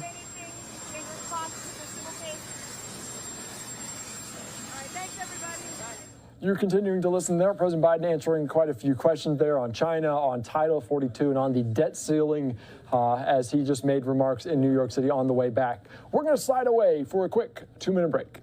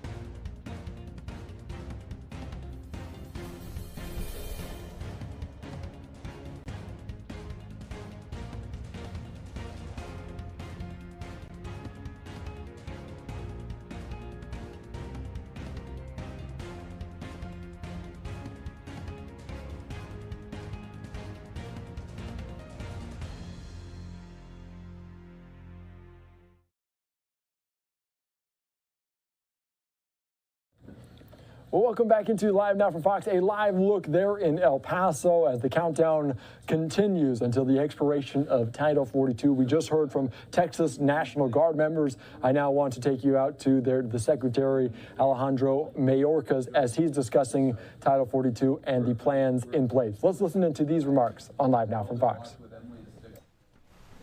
Good morning, and thank you for joining us this morning. To my left is the Acting Commissioner of U.S. Customs and Border Protection, Troy Miller. Ricardo Zuniga, to my right, from the United States Department of State. As you know, on Thursday, tomorrow, May 11th, at 11:59 p.m. Eastern Time, the Title 42 public health order will terminate. At that point, we will once again process people at our southern border using our immigration enforcement authorities under Title 8 of the United States Code. Our overall approach is to build lawful pathways for people to come to the United States and to impose tougher consequences on those who choose not to use those pathways. We are taking this approach within the constraints of a broken immigration system that Congress has not fixed for more than 2 decades, and without the resources we need, personnel, facilities, transportation, and others that we have requested of Congress and that we were not given. We have seen the effectiveness of our approach. More than 100,000 people from Cuba, Haiti, Nicaragua, and Venezuela have arrived lawfully through the pathway we have made available to them. And we reduced border encounters from these groups by 90% between December of last year and March of this year. Our president has led the largest expansion of lawful pathways ever. At the same time, we are clear-eyed about the challenges we are likely to face in the days and weeks ahead, which have the potential to be very difficult. Even after nearly 2 years of preparation, we expect to see large numbers of encounters at our southern border in the days and weeks after May 11th. We are already seeing high numbers of encounters in certain sectors. This places an incredible strain on our personnel, our facilities, and our communities with whom we partner closely. Our plan will deliver results, but it will take time for those results to be fully realized, and it is essential that we all take this into account. I cannot overemphasize that our current situation is the outcome of Congress leaving a broken, outdated immigration system in place for over 2 decades, despite unanimous agreement that we desperately need legislative reform. It is also the result of Congress's decision not to provide us with the resources we need and that we requested. Our efforts within the constraints of our broken immigration system are focused on ensuring that the process is safe, orderly, and humane, all while protecting our dedicated workforce and our communities. Let me be clear. The lifting of the Title 42 public health order does not mean our border is open. In fact, it is the contrary. Our use of our immigration enforcement authorities under Title 8 of the United States Code means tougher consequences for people who cross the border illegally. Unlike under Title 42, an individual who is removed under Title 8 is subject to at least a 5-year bar on re-entry into the United States and can face criminal prosecution if they attempt to cross again.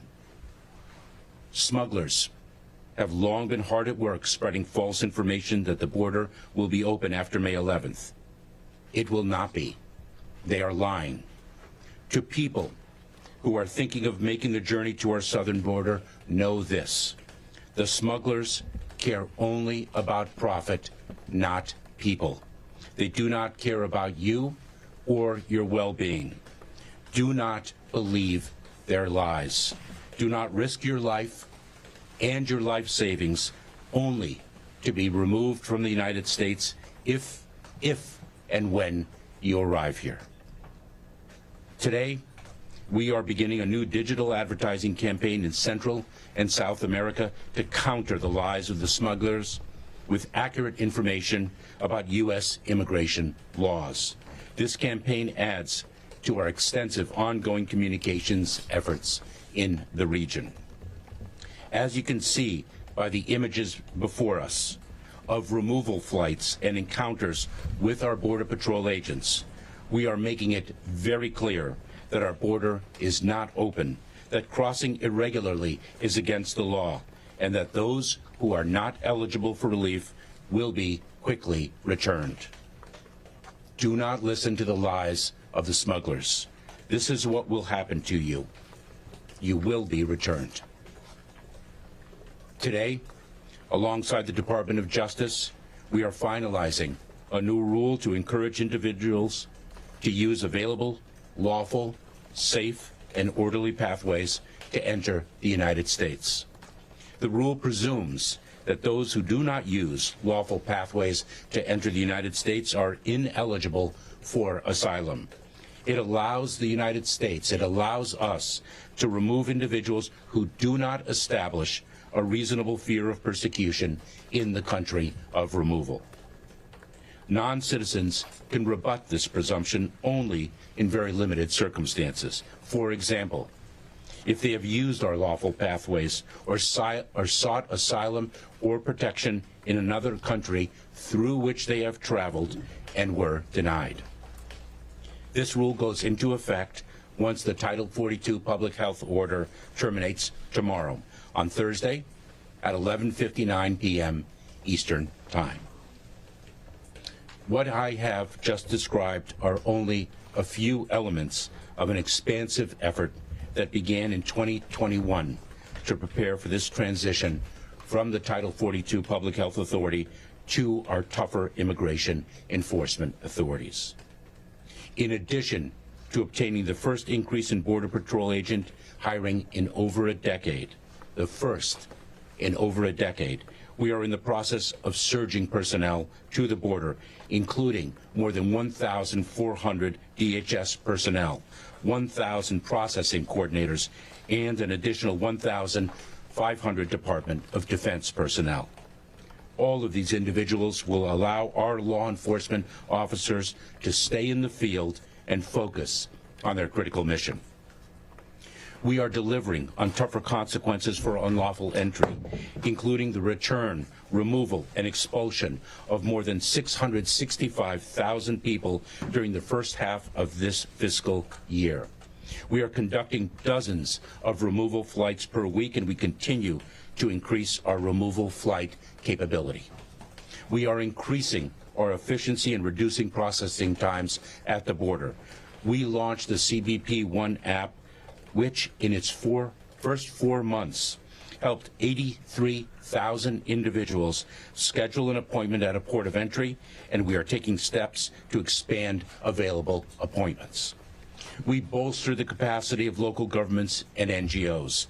Just last week, we announced the distribution of an additional $332 million to support communities along the southern border and in the interior of our country.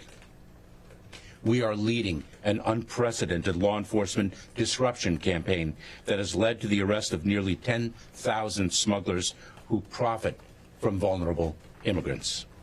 Knowing that this is a regional challenge that requires a regional solution, we continue to work with countries throughout the Americas to deter irregular migration.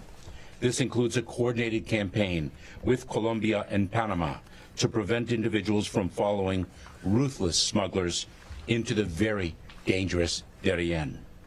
And we are working with our partners in Mexico regularly on a range of issues. We are a nation of immigrants. We are also a nation of laws. Our immigration laws today are outdated. The solution we are implementing are the best available within our current legal authority, but they are short-term solutions to a decades-old problem. The kind of migration we continue to see today requires more resources we have requested and have not received, clearer authority, and modernized processes that only Congress can deliver. We urge it to do so. Now, I think we'll take some questions. Take a few questions. Nick, go ahead. Thank you, Mr. Secretary. We've just seen some images from Texas showing Texas National Guard and DPS physically blocking migrants from climbing up the riverbanks and accessing U.S. soil. Does the department believe that that's a legal enforcement posture by the state of Texas? Nick, I'm going to leave it to our Department of Justice to speak to the lawfulness or lack thereof of those actions. I will tell you this, that our Border Patrol agents and our officers work very closely with the Department of Public Safety in Texas on the ground when it is a coordinated and collaborative effort. It is essential that law enforcement work as one team to address the challenge of the southern border. Quinn, go ahead. Thank you, Mr. Secretary. How many credible fear screening interviews do you expect to conduct on a daily basis, and are you confident that we'll keep up with the number of apprehensions you all are seeing and expect to see in the days ahead? So we are, the Department of Homeland Security, with one of our agencies, U.S. Citizenship and Immigration Services, is indeed surging asylum officers to Border Patrol facilities, as well as to Immigration and Customs Enforcement detention facilities, to conduct an unprecedented number of credible fear screenings under the asylum rule that is going to be implemented beginning upon the end of Title 42. We are surging approximately 1,000 or more asylum officers for that purpose. It is very important to note that the asylum rule will take effect if individuals do not access their lawful pathways, the pathways that we have made available to them. They will face a rebuttable presumption, but a presumption of ineligibility for asylum. They will have to meet a higher bar. This president, our president, has led the expansion of lawful pathways more than anyone else in our history. Heather? Yes, Secretary, we have read that the administration is considering releasing migrants that are there being carefully vetted, and we just had some teams in El Paso yesterday that observed some migrants being vetted for an hour and then afterward being released with a permit to stay in the country for a year. I wonder how that process is being done and how secure you are of those vettings that are taking place on the border. So U.S. Customs and Border Protection screens and vets individuals whom we encounter. Individuals, the vast majority of individuals, will be returned, those who do not qualify, from Border Patrol stations or Immigration and Customs Enforcement detention facilities. We often, as has every administration, release individuals into immigration enforcement proceedings, and those individuals, if they do not qualify for relief, will be removed. We screen and vet individuals whom we encounter. Michelle. So you have promised to build an immigration system based on equity. Is there any plan for America in your equity plan? Thank you, Mr. Secretary. Just to follow up on the credible fear question, can you give us an idea of what percentage of migrants you think will be receiving those screenings? Is it all, most, half, some? And can you also speak to the agreement with Mexico? I know you guys have specifically said they're planning to take back people from the 4 nationalities, the Cubans, Venezuelans, Nicaraguans, and Haitians, but is there a possibility that they would take back any other nationalities as well? Michelle, let me break it down a little bit. We are giving the option to individuals who are in our custody the option of voluntarily returning to the country from which they came because of the consequence of a removal. People have to understand that under Title VIII of the United States Code, when one is removed, one faces at least a 5-year bar to reentry. And so we will give people an opportunity to avoid that tougher consequence by voluntarily returning. If they do not take that option and they do not claim fear, they will be removed immediately. If they do claim fear, they will encounter a higher threshold under our asylum rule unless they have accessed our lawful pathways or sought relief in another country and been denied. We are surging, as I mentioned, Michelle, asylum officers to ensure that that screening process, that credible fear screening process, is done fairly, with access to counsel, but expeditiously. Suzanne, over. So how do Americans gain from the immigration path you're opening, sir? I mean, nobody ever asked this question. Do Americans gain from all the immigrants you're bringing into the country that drive down wages, that push up rents? Sir, we are a nation of immigrants, and we are a nation of laws. Individuals who qualify for relief under our laws have a basis to remain in the United States. The contributions of immigrants to this country is quite clear. Thank you. Next to Suzanne. Thank you. Good morning. Morning. Do you guys anticipate? You're just listening in there to the Secretary Mayorkas as he's talking about Title 42 as we approach the deadline, the expiration of that COVID COVID-19 public health emergency Title 42, and we will see that come tomorrow as it will end shortly. This is a live look there in El Paso, Texas, just across the border in Juarez as the migrant surge likely to happen. We'll have much more on this coming up later on tonight. For now, we're going to slide away for a quick 2-minute break.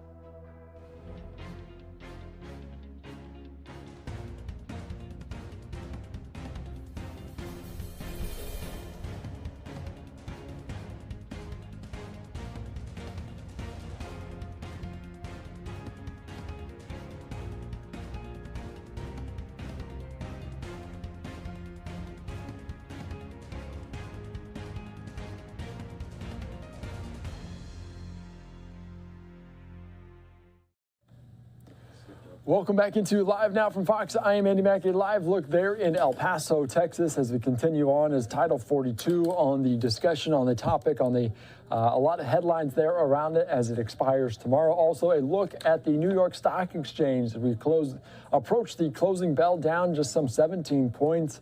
A lot of people were going to keep their eyes on this after that meeting of those Democratic and Republican leaders in the Oval Office with President Joe Biden yesterday.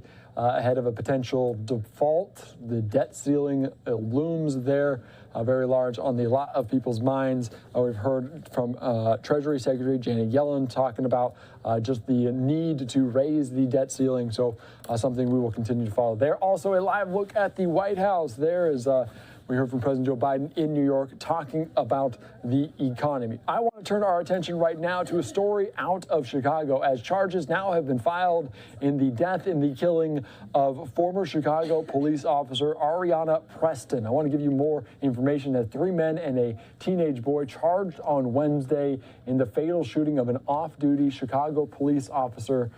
The suspects also face charges of armed robbery, arson, burglary, and possession of a stolen vehicle and unlawful use of a weapon. Police said Preston was killed in an armed robbery turned deadly. For more on this, let's go out to Chicago police as they were giving an update on these new charges that were filed.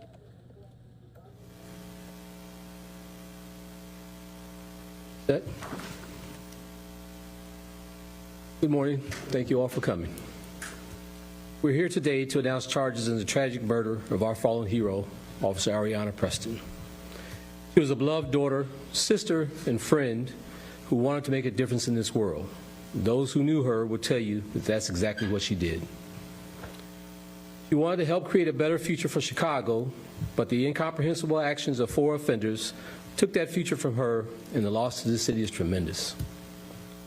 Trevor Breland, age 19, Joseph Brooks, also age 19, Jaquan Buchanan, age 18, and a 16-year-old juvenile who will also be charged as an adult, have all been charged with first-degree murder for the killing of Areanna Preston, who was just 24 years old.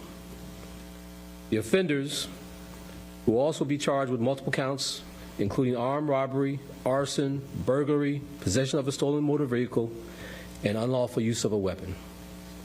These individuals were out looking for victims in the overnight hours of Friday into Saturday morning and are connected to multiple robberies and a motor vehicle theft earlier that morning, leading up to the murder of Officer Preston.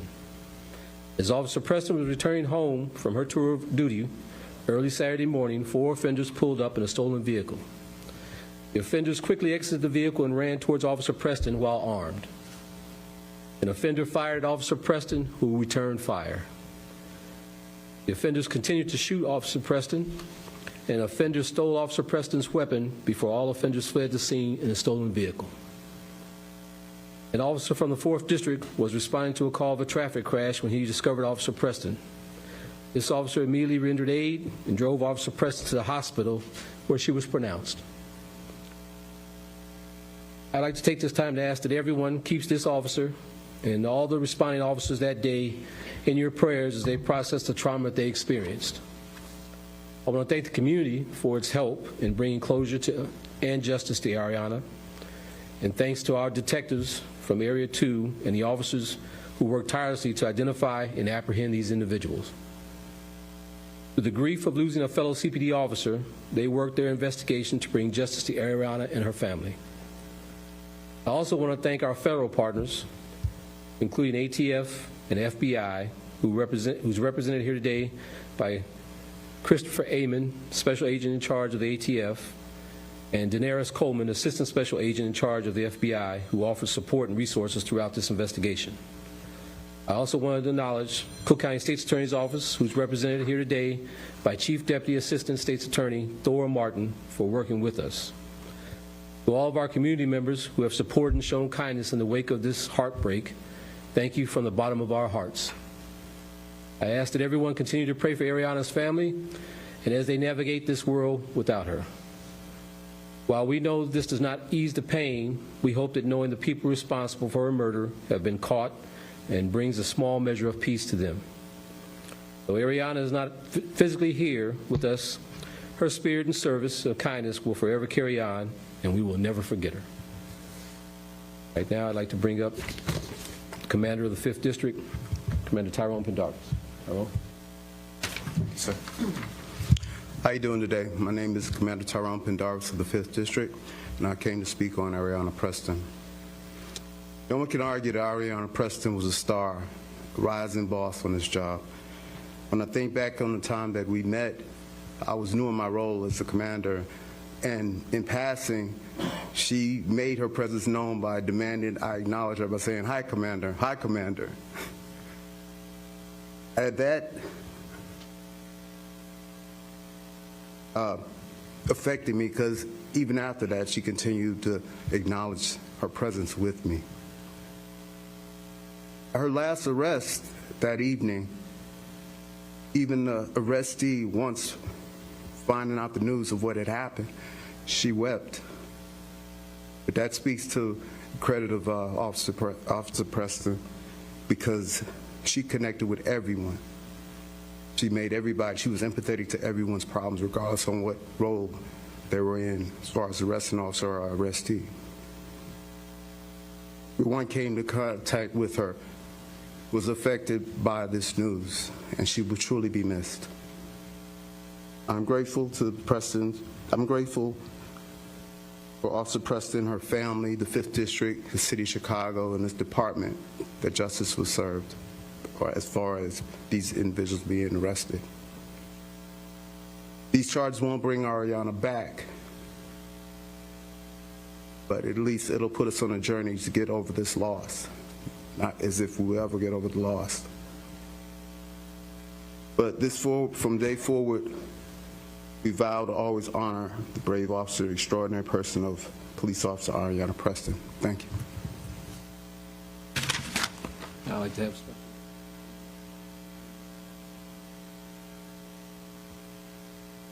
Thank you, Superintendent. First of all, on behalf of ATF, we want to send our sincere condolences to the family, friends, and colleagues of Officer Preston and the entire Chicago Police Department. This tragic violence is unacceptable here in the great city of Chicago. Our law enforcement partnerships will not allow this to continue, and these charges today represent the efforts of the collaboration among the men and women of CPD, ATF, FBI, the state's attorney's office, and the citizens of Chicago. I've directed every ATF resource available to investigate the crimes not only charged today, but resources to assist CPD in solving firearm violence affecting Chicago each and every day. And finally, ATF and our partners will honor Officer Preston's memory by focusing our resources on investigating prolific, violent gun offenders with a sense of urgency that is so desperately needed to prevent another tragedy. Thank you very much. Chris, right now, we'll take any general questions you have. If I can't answer, Chief Rossetti from the Tech Division will answer, or anyone else on the dais here. Joni Lum from Fox 32. It seemed like you were able to move quickly on this. Was it previous investigative information or a community tip that helped turn this for detectives? A combination of all the above. We got community input and support with some information, but also great work by Area 2 Detective Division in following up.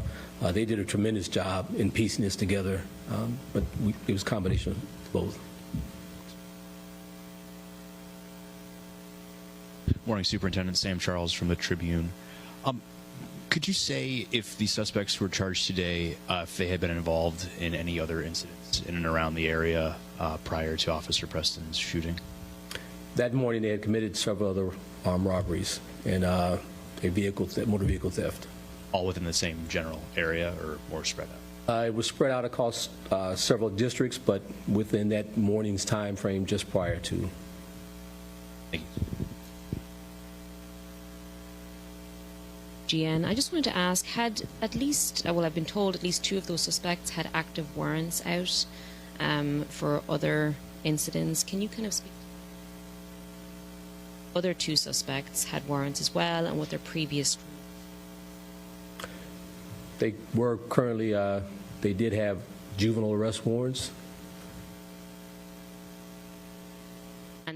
You're just listening into this press conference there out of Chicago. Certainly a tragic story as 4 people now charged in that fatal killing of the police officer Ariana Preston in Chicago. We want to continue on here on Live Now from Fox and turn our attention to the West Coast, as I want to put up a tweet right now from SpaceX as they're targeting Wednesday for a Falcon 9 launch of 51 Starlink satellites to low Earth orbit. We have a live feed of that right now here on Live Now from Fox. Let's just tune in as the countdown approaches the 3-minute mark. Let's listen in here on Live Now from Fox.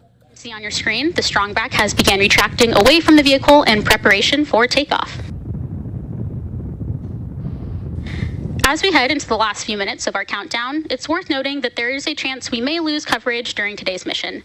And if we lose views and telemetry, we'll likely have to end the webcast a little bit early, but we're crossing our fingers that all goes well.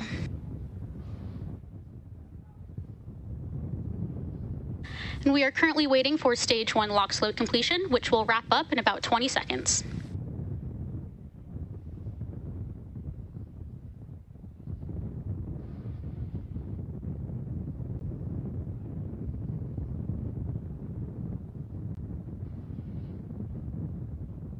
Stage 1 LOX load complete.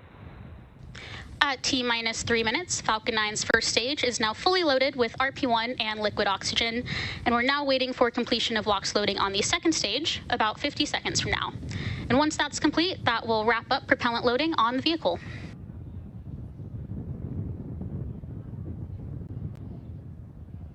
And the white clouds that you see circling around Falcon are completely nominal and the result of our super chilled liquid oxygen coming into contact with the relatively warm ambient air at the launch site, turning the liquid oxygen back to its gaseous state.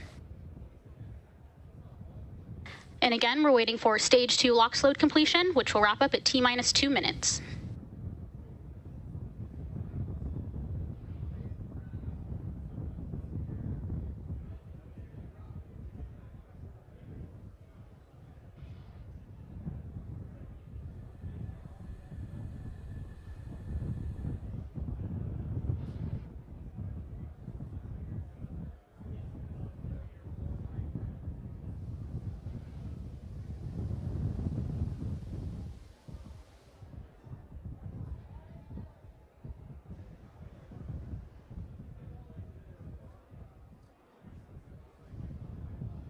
Stage 2, lock load complete. Falcon 9 is now fully loaded with 1 million pounds of fuel and liquid oxygen. And it might be worth noting that we may not get certain views from our second stage camera today after takeoff, but we'll plan to show as many views as we possibly can. And the booster you see on your screen is flying for its third time today, having previously supported the Space Development Agency's Trans-Zero mission and one Starlink mission. And after takeoff, the booster will land on our drone ship, Of Course I Still Love You. We are currently waiting for Falcon 9 to go into startup at T-minus 1 minute.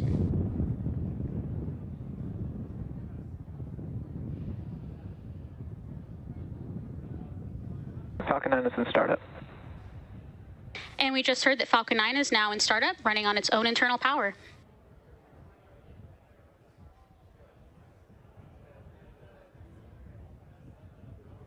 LD is go for launch. The launch director has given us the final go to proceed for launch. Let's sit back and watch as Falcon 9 takes our 51 Starlink satellites into space.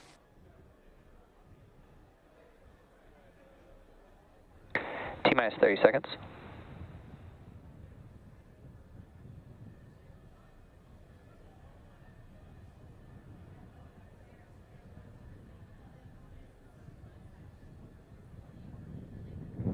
Fifteen seconds.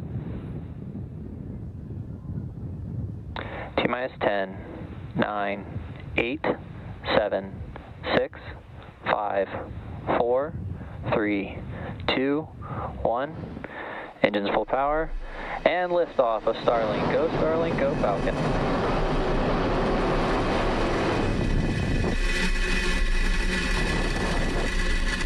Vehicle is pitching downrange.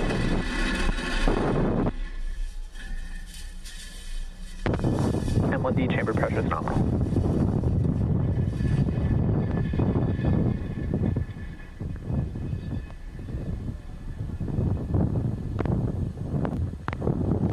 At T plus 30 seconds, Falcon 9 has successfully lifted off from Space Launch Complex 4 East at 1:09 p.m. Pacific Time.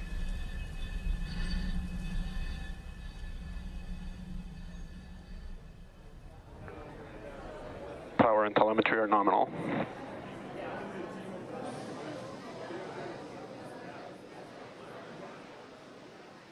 Falcon 9 is supersonic.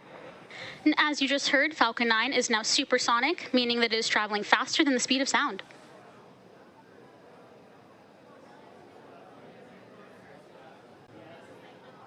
Max Q.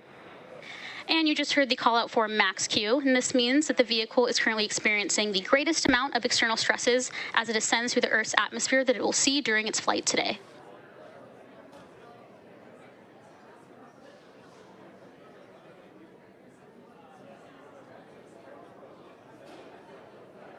And we are about 1 minute away from a series of events being MECO, stage separation, SES-1, and fairing separation. MECO stands for main engine cutoff, which is when all 9 Merlin engines will shut down in preparation for stage separation. And during that point, pneumatic pushers will separate the first and second stages, and the first stage will begin its journey back to Earth, while the second stage will light its Merlin vacuum engine, making second engine start 1 to propel our Starlink satellites to their planned orbits. And shortly after, the fairing halves will separate and fall away from the vehicle to later be recovered. And let's keep an eye out for these events happening in pretty quick succession, about 15 seconds from now.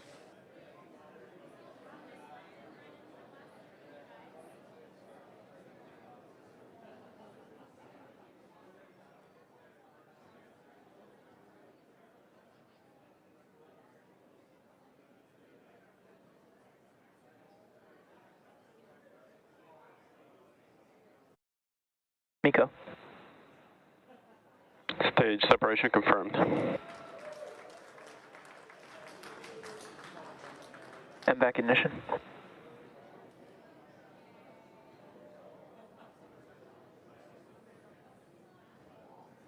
Fairing separation confirmed. And with those callouts, we can confirm MECO, stage sep, SES-1, and fairing separation. And although we didn't have views of fairing separation from the second stage, we will be attempting to recover both fairing halves using our recovery vessel, Go Beyond. Both of the fairing halves flying on today's mission are flight proven and are flying for their second time.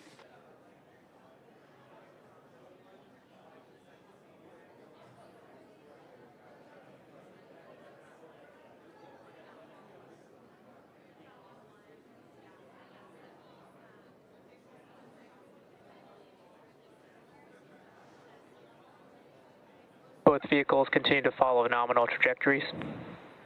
And there you heard that stage 1 and stage 2 are both following nominal trajectories. And currently, the first stage is on its way back to Earth towards our drone ship, Of Course I Still Love You. And if successful, this will mark our 190th overall landing of an orbital class rocket. And the MVAC engine attached to the second stage is continuing its burn, which will last another several minutes.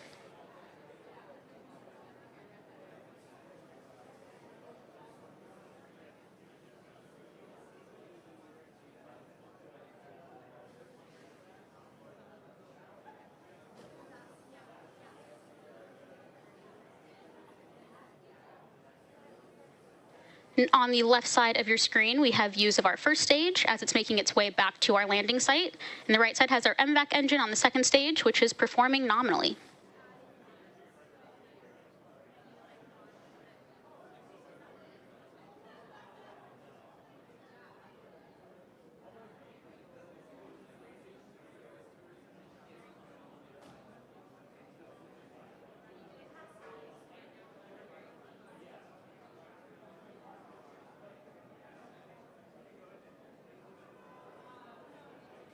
And as you can see, we have 2 out of Falcon's 4 grid fins in view on the left side of your screen. And they measure 4 feet by 5 feet and help guide our booster back to our landing site by actively changing the vehicle's center of pressure.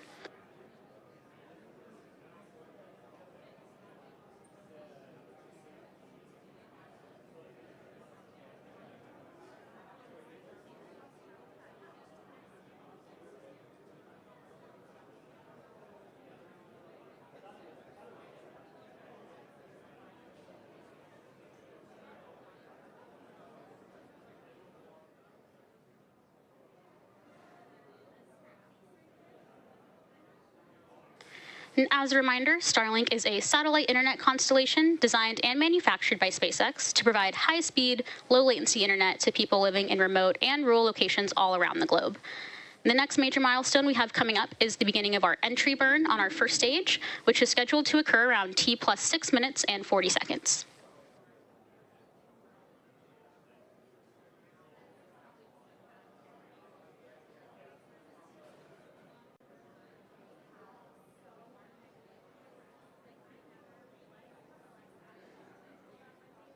You also may be noticing white puffs of gas from the bottom of our first stage, which is nitrogen from our attitude control system, which also helps us control the vehicle's descent.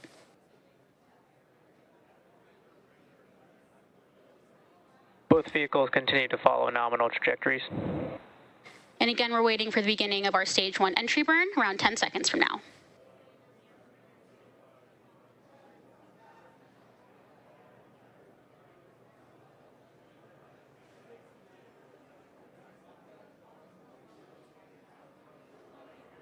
Stage 1 entry burn startup.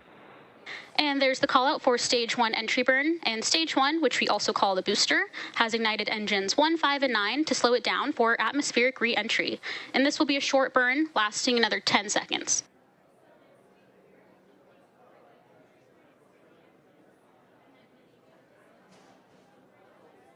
Stage 1 entry burn shut down. And you just heard the call out that the entry burn on the first stage has completed. And the first stage used to launch our 51 Starlink satellites into space today. You were just listening in there to this successful launch there by SpaceX from the California coast there as we watched it some 7 minutes now into that launch over the ocean there. Certainly some exciting times there in terms of that. We also want to continue with our coverage after George Santos. He was indicted, pled not guilty to some federal charges, 13 federal charges related to wire fraud. We're hearing now from a district attorney out of Nassau here as the district attorney taking place on Santos. Let's listen into some of these quick remarks here on Live Now. These charges. Be careful who your friends are. You said this was an important first step. Do you expect additional charges to be filed against him? It is very much an ongoing investigation. As an elected, you're a prosecutor, but also an elected official. What did his actions demonstrate, do you think? Well, what it demonstrates to me is a complete lack of respect for our election laws. It's important to me that I am a prosecutor first, But anyone who runs for office has rules that we have to follow. And when you brazenly say, I'm not going to follow those rules, that's when you get into trouble. Drop, man. If you want a clean setup, it's fine.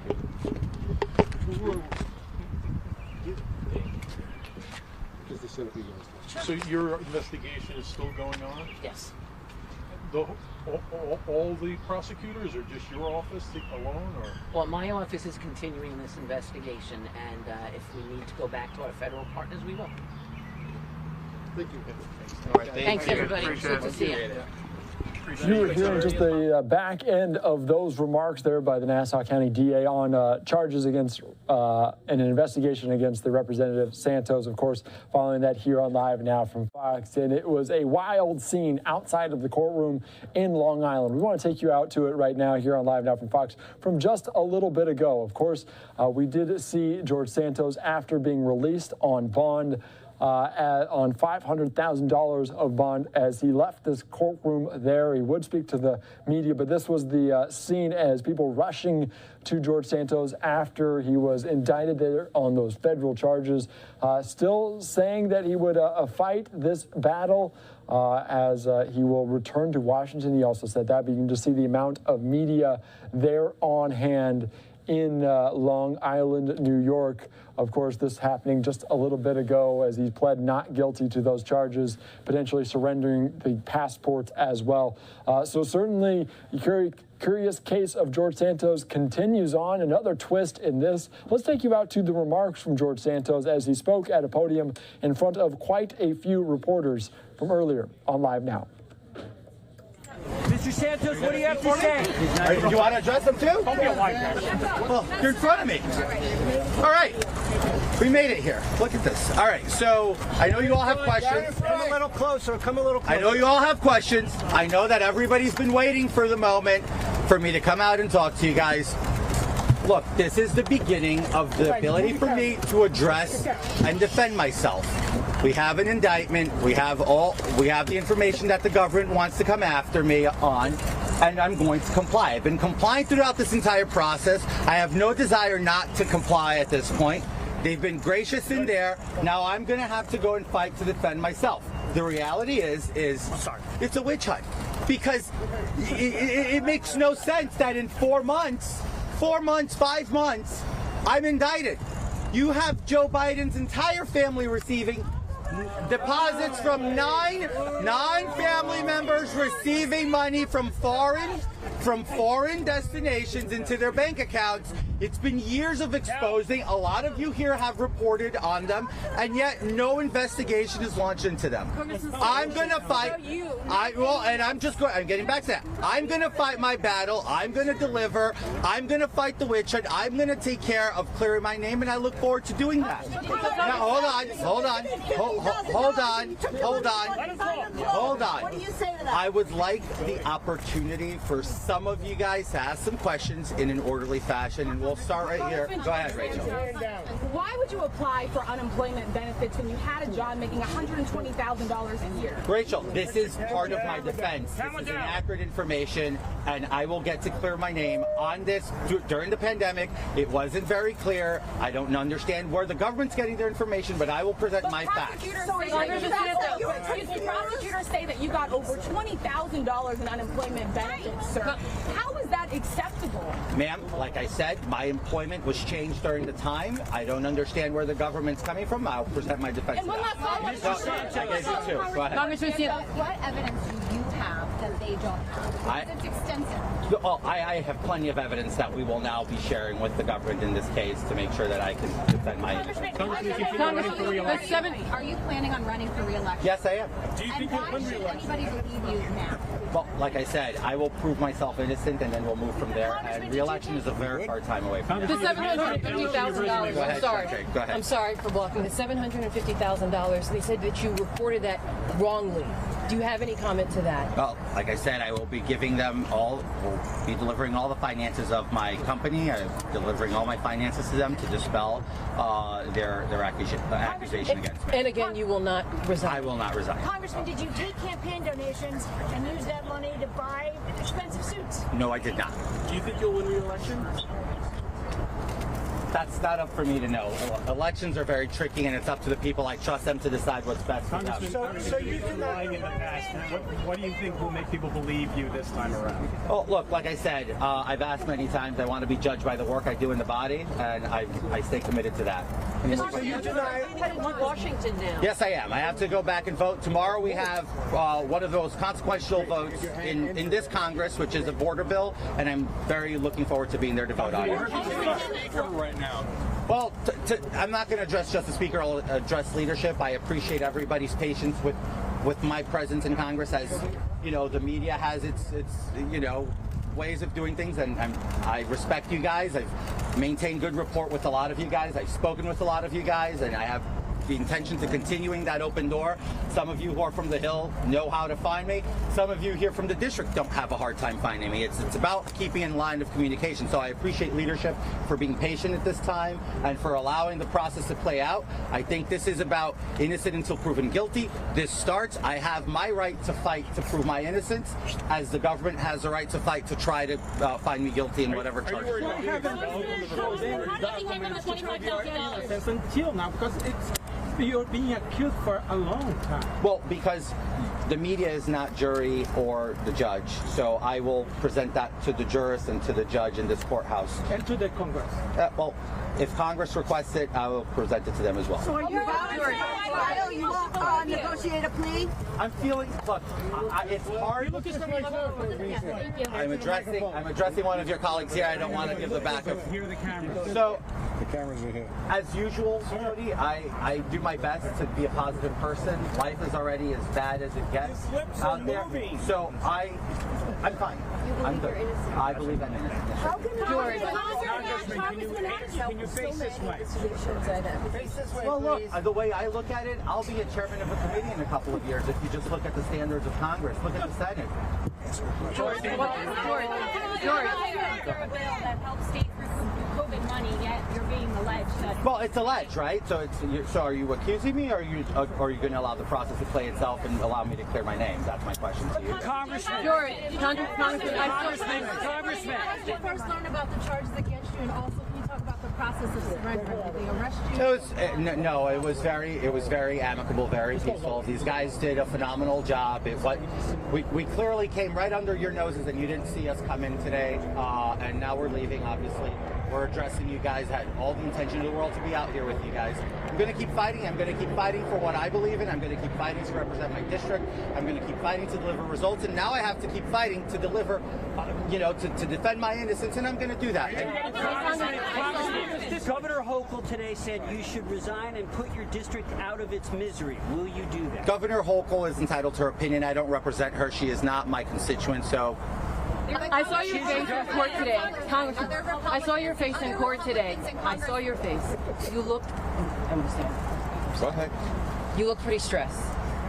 When I saw you sit down and the judge first started speaking, what was going through your mind? What are you feeling after being in court today? Well, when it's your first time in experiencing something of this nature, I think everybody would show some kind of stress, right? I quite frankly don't believe I was stressed. I did the best I could to just keep my composure. I was fine. But again, this has been an experience, for a book or something like that. Anyway, I appreciate you guys. Here's what we'll do. I will, guys. I will. You see. That is information you'll never get, because that is the media's. Your intention is to go harass them and make their life miserable. You're not getting that. All right, absolutely. George, where's your husband? Kill each other. You're just listening in there. George Santos making those remarks after a wild scene at that courtroom in Long Island as he was indicted on those 13 federal charges with wire fraud, money laundering, and lying to the public about some campaign finances as well. I'm Andy Mack here on Live Now from Fox. As we continue on, I want to give you a live look outside or inside of the United States Capitol on the House floor as they're debating a bill potentially to help with Title 42 and the end of that coming up. But they just started that debate. We'll have much more on this coming up in 2 minutes' time.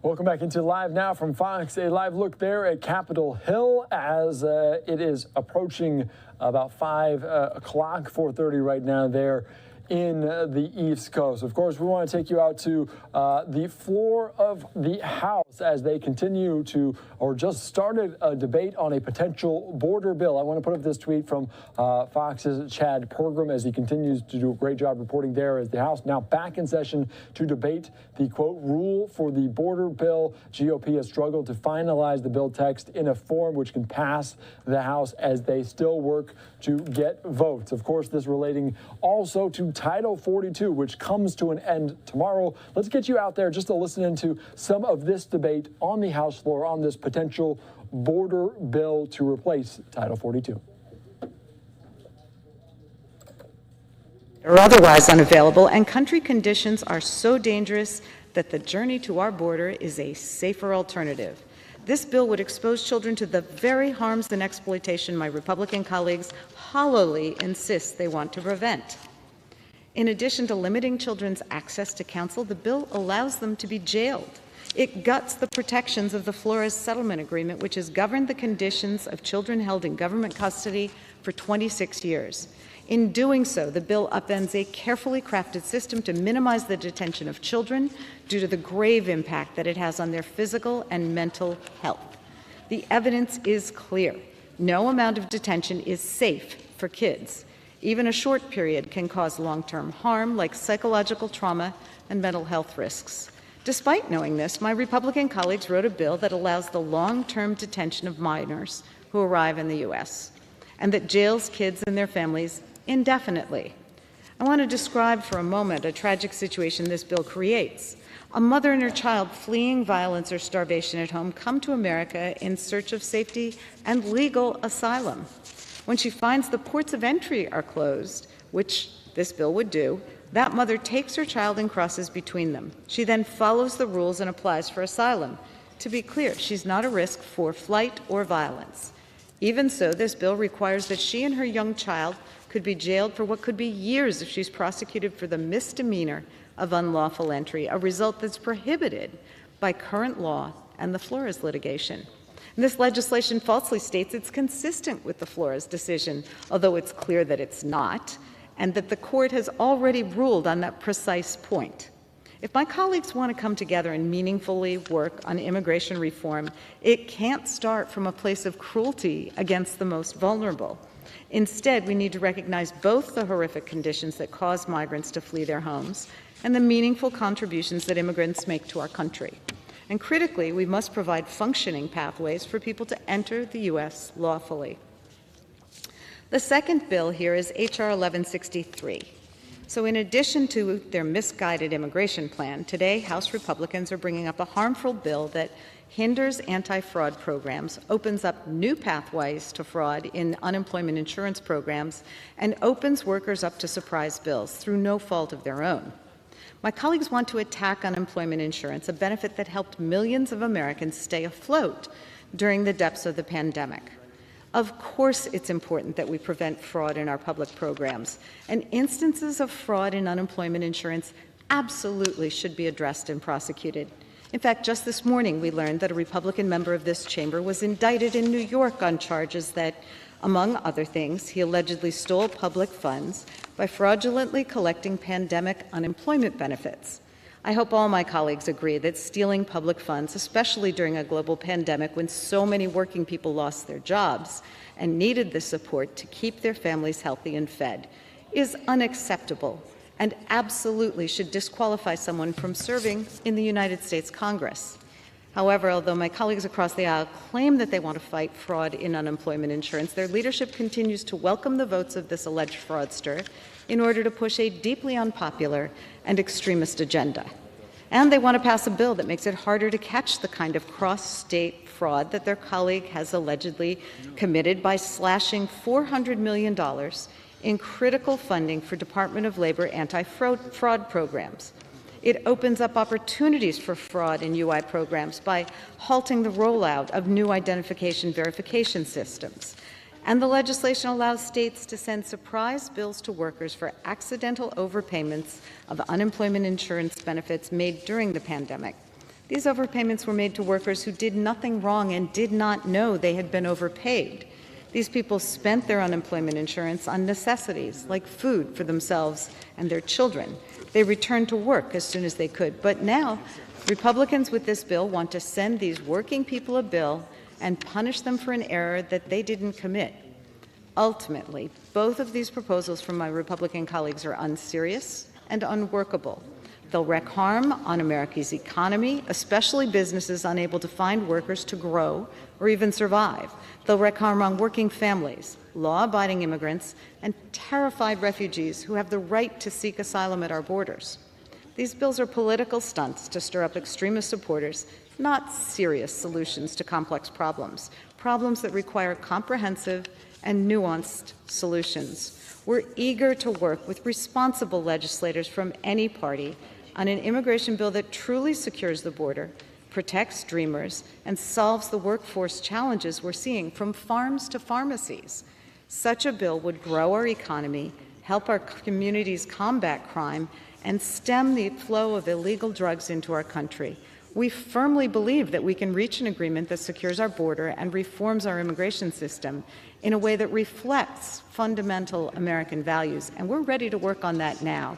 We welcome assistance in that from the House majority. I reserve the balance of my time. The gentlewoman reserves. The gentleman from Texas is recognized. Thank you, Mr. Speaker. Just a couple of points. First of all, this tired talking point of 90% of narcotics being captured at the ports of entry. Well, of course, that's the only place where we have Border Patrol because they're overwhelmed doing processing. We don't have anybody patrolling the border between the ports of entry. So, of course, you're collecting and finding a higher percentage of narcotics at the ports of entry. And a second point, this idea that this is treating kids inhumanely. Let's be very clear that what we do in this policy is treat children from other countries exactly as we treat them from Mexico and Canada under current law. And importantly, President Obama, that radical MAGA extremist, President Barack Obama, asked for this fix in his bill. I yield to my friend from Texas. Gentleman from Texas is recognized. Thank you, Mr. Speaker, and rise today in support of the rule and the underlying bill, H.R. 2. the Secure the Border Act of 2023. For over 2 years, this administration, the Biden administration, has continued to ignore crisis after crisis. Just 2 weeks ago, the American people saw that President Biden and the Democrat Party were just fine ignoring a looming debt crisis. Mr. Speaker, 2 weeks ago, House Republicans kept their promise. They kept their promise to the American people and passed a responsible solution to raising the country's debt ceiling. Now this week, House Republicans are having to once again clean up after this administration and their reckless policies that are hurting the lives of Americans around the country, but especially in our home state of Texas. Our southern border is not secure. This administration does not have operational control, and their claim that they have decreased illegal immigration by 90% is simply laughable. President Biden's destructive policies and continued lies to the American people have only worsened this deepening crisis. We've heard from members, we've heard from law enforcement on the ground that this country has gone from one of the safest and most secure borders under the Trump administration to an unsustainable humanitarian crisis of epic proportions, and it is getting worse by the hour. And with the expiration of Title 42 tomorrow, it will be unfathomable of what will be facing our friends on the Texas border. This all happened within the first 24 hours of this administration. President Biden sits in the White House and threatens to veto our bill, calling for comprehensive immigration reform. While vulnerable migrants are crossing our southern border, they're killed, they're trafficked every single day. Along with other Republican members, I want to see comprehensive immigration reform, but that cannot be done until this crisis on our southern border is under control, and H.R. 2 will do exactly that. Mr. Speaker, this bill will finish the border wall. It will provide adequate funding for our Border Patrol agents and ensure that the migrants most vulnerable, the unaccompanied alien children, are taken care of once they become this country's responsibility. This bill is just common sense. I urge members to support the underlying bill, support the rule, and yield back. I thank the gentleman. I reserve. Gentleman reserves. Members are reminded to refrain from engaging in personalities toward the President. Gentlewoman from Pennsylvania is recognized. Thank you. I do find it a little hard to credit the expressions of concern for the migrants who are crossing our border when, yet again today, the governor of Texas sent a busload of migrants from the border after announcing he was providing free transportation to them, but he refuses to tell the cities where they are headed that the migrants are on the way. So, as has occurred multiple times over the last year, people were dumped in Philadelphia at 6 o'clock in the morning. Thank God that the weather has turned, because when they were dumping them on New Year's Eve, it was pretty darn cold. So, please spare me the crocodile tears for the humanitarian concerns when you're not willing to help ease that process. Mr. Speaker, I yield 3 minutes to the gentlewoman from New Mexico, a very distinguished member of the Rules Committee, Ms. Leger-Fernandez. Recognized. Mr. Speaker, I've been at the border. I've seen the sadness and faint hope, the faces of the children seeking asylum.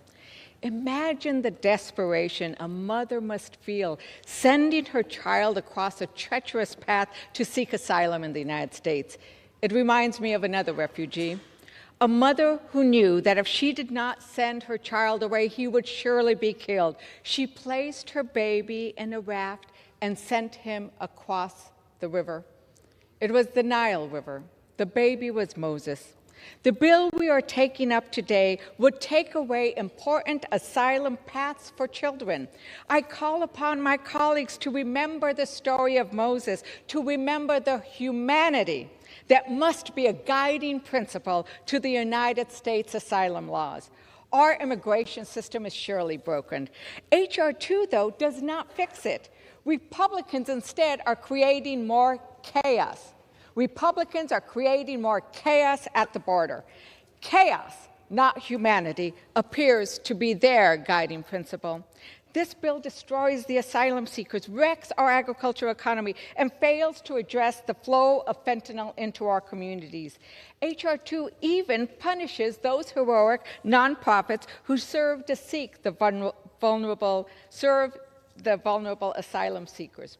At Rules early this morning, I presented amendments for members of the Congressional Hispanic Caucus that would increase security, keep fentanyl and other deadly drugs off our streets, and protect military families. Republicans voted against funding our fight against fentanyl. They refused any amendments to be heard on the floor today that we would have discussed last night. You know, we do not have enough farm workers to harvest our crops, or in New Mexico to grow our world-renowned green chili.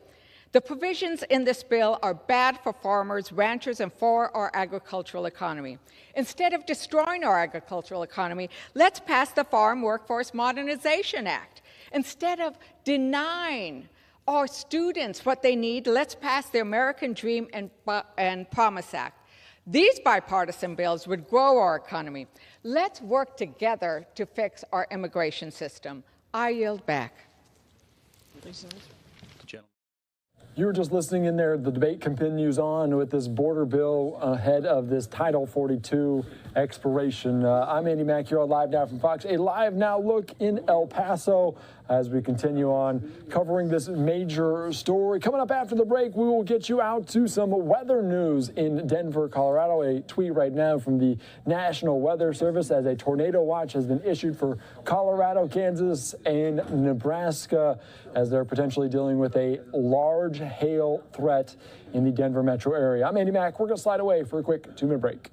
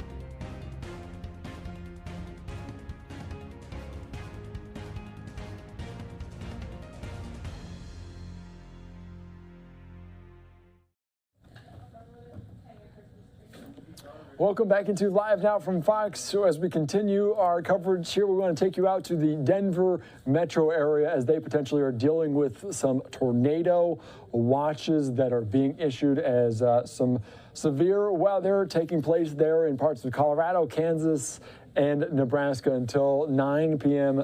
Mountain Time right there. You can see this from the National Weather Service. Also, I want to put up just our computer XRAD monitor as they are tracking the storms right there along the I-25 corridor. Just there on the Rocky Mountains, you can see some of those screens flash up as tornado watches in effect until later on tonight. They're dealing with potentially lots of large hail, some threats there in eastern parts of Colorado, also western parts of Kansas and Nebraska. For more on this, let's go out to our Fox weather team as they continue to cover this severe weather there. size is going to be pretty incredible today. I'm expecting, you know, anywhere between 2 to 4 inches in hail, which can do a lot of damage. We intercepted some hail yesterday in Pratt, Kansas.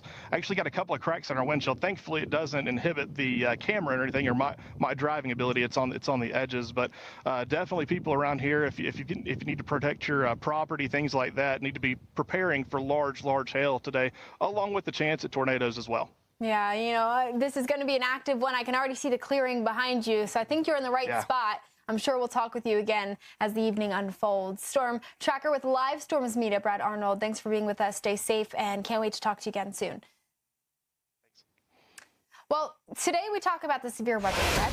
But get this, tomorrow we've got another threat, and Friday another one after that. So we're going to be targeting pretty much the same areas. The high plains, northern and central plains are going to be kind of in the bullseye for seeing, you know, these active storms, this active pattern, this low pressure system that's diving out of the Rockies today. It takes its time. It's going to lift its way up into Nebraska as we go through the day tomorrow. Now, tomorrow's focus is going to be along what we call a dry line, and a dry line is really the division between a lot of warm Gulf air that's packed with moisture and instability and the dry air onto the western side of that line where it's just dry and there's not a lot of instability. And when that dry line starts to kind of erode away, these storms develop along this boundary and we can get some active and severe weather along of that. So we're really focusing I-35, Oklahoma City up towards Wichita, where we could see the greatest potential. Keep in mind, now where that dry line begins to develop along I-35, it does extend down through Texas, where there's an isolated threat for maybe a few thunderstorms, but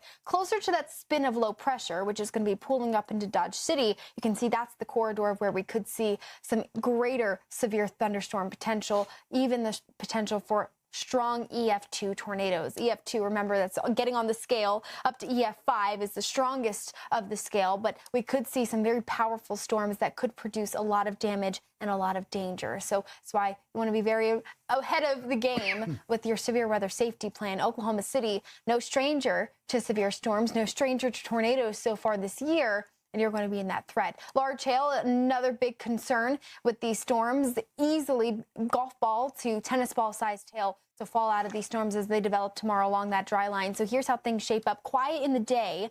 By about 12 o'clock, maybe a few isolated showers. Note all of the rain still wrapping up to the east of this area, but it's by about late afternoon, pretty typical, into the evening and early overnight hours that we are going to be tracking the greater threat for these stronger to severe thunderstorms. That will continue to push in overnight up towards Tulsa, Fort Smith, kind of pushing that complex well off to the east into Memphis as far as showers go. But overnight into early Friday morning, that severe weather threat should begin to diminish. But Oklahoma City, look at your timeline. Those breaks of sunshine that you see by about 12 o'clock, you see not a whole lot of cloud cover. That's really going to help the instability in the atmosphere. And right about 6 p.m. is when we could see some of those stronger thunderstorms bring in that tornado risk as we go into the evening rush.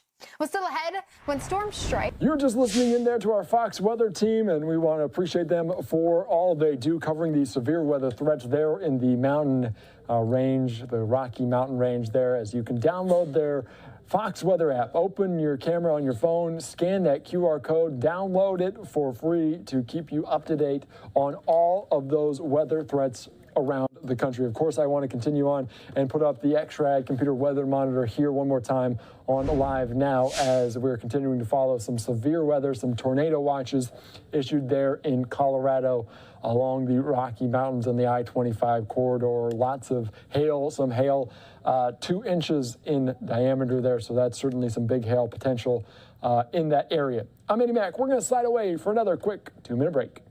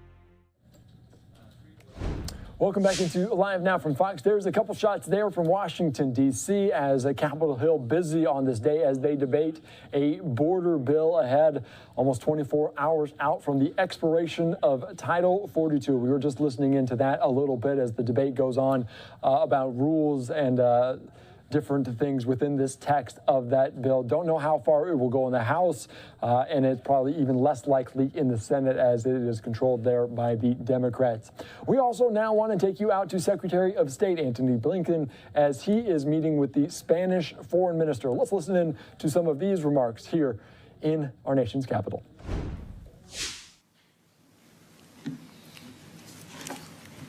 Well, good afternoon, everyone. It's really wonderful to have my friend, the Foreign Minister, back at the State Department. Jose Manuel, welcome. It's very good to have you.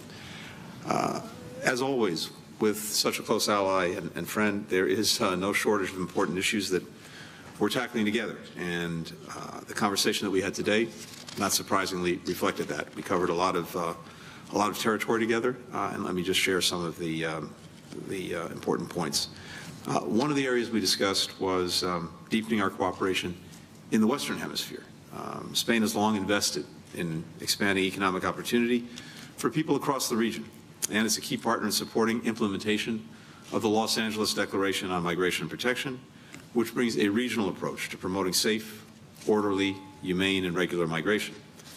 We are grateful for Spain's commitment to work with us on these regional processing centers that we're establishing, which will expand access to people in the Americas who seek safe and legal migration options to come to the United States and potentially to Spain.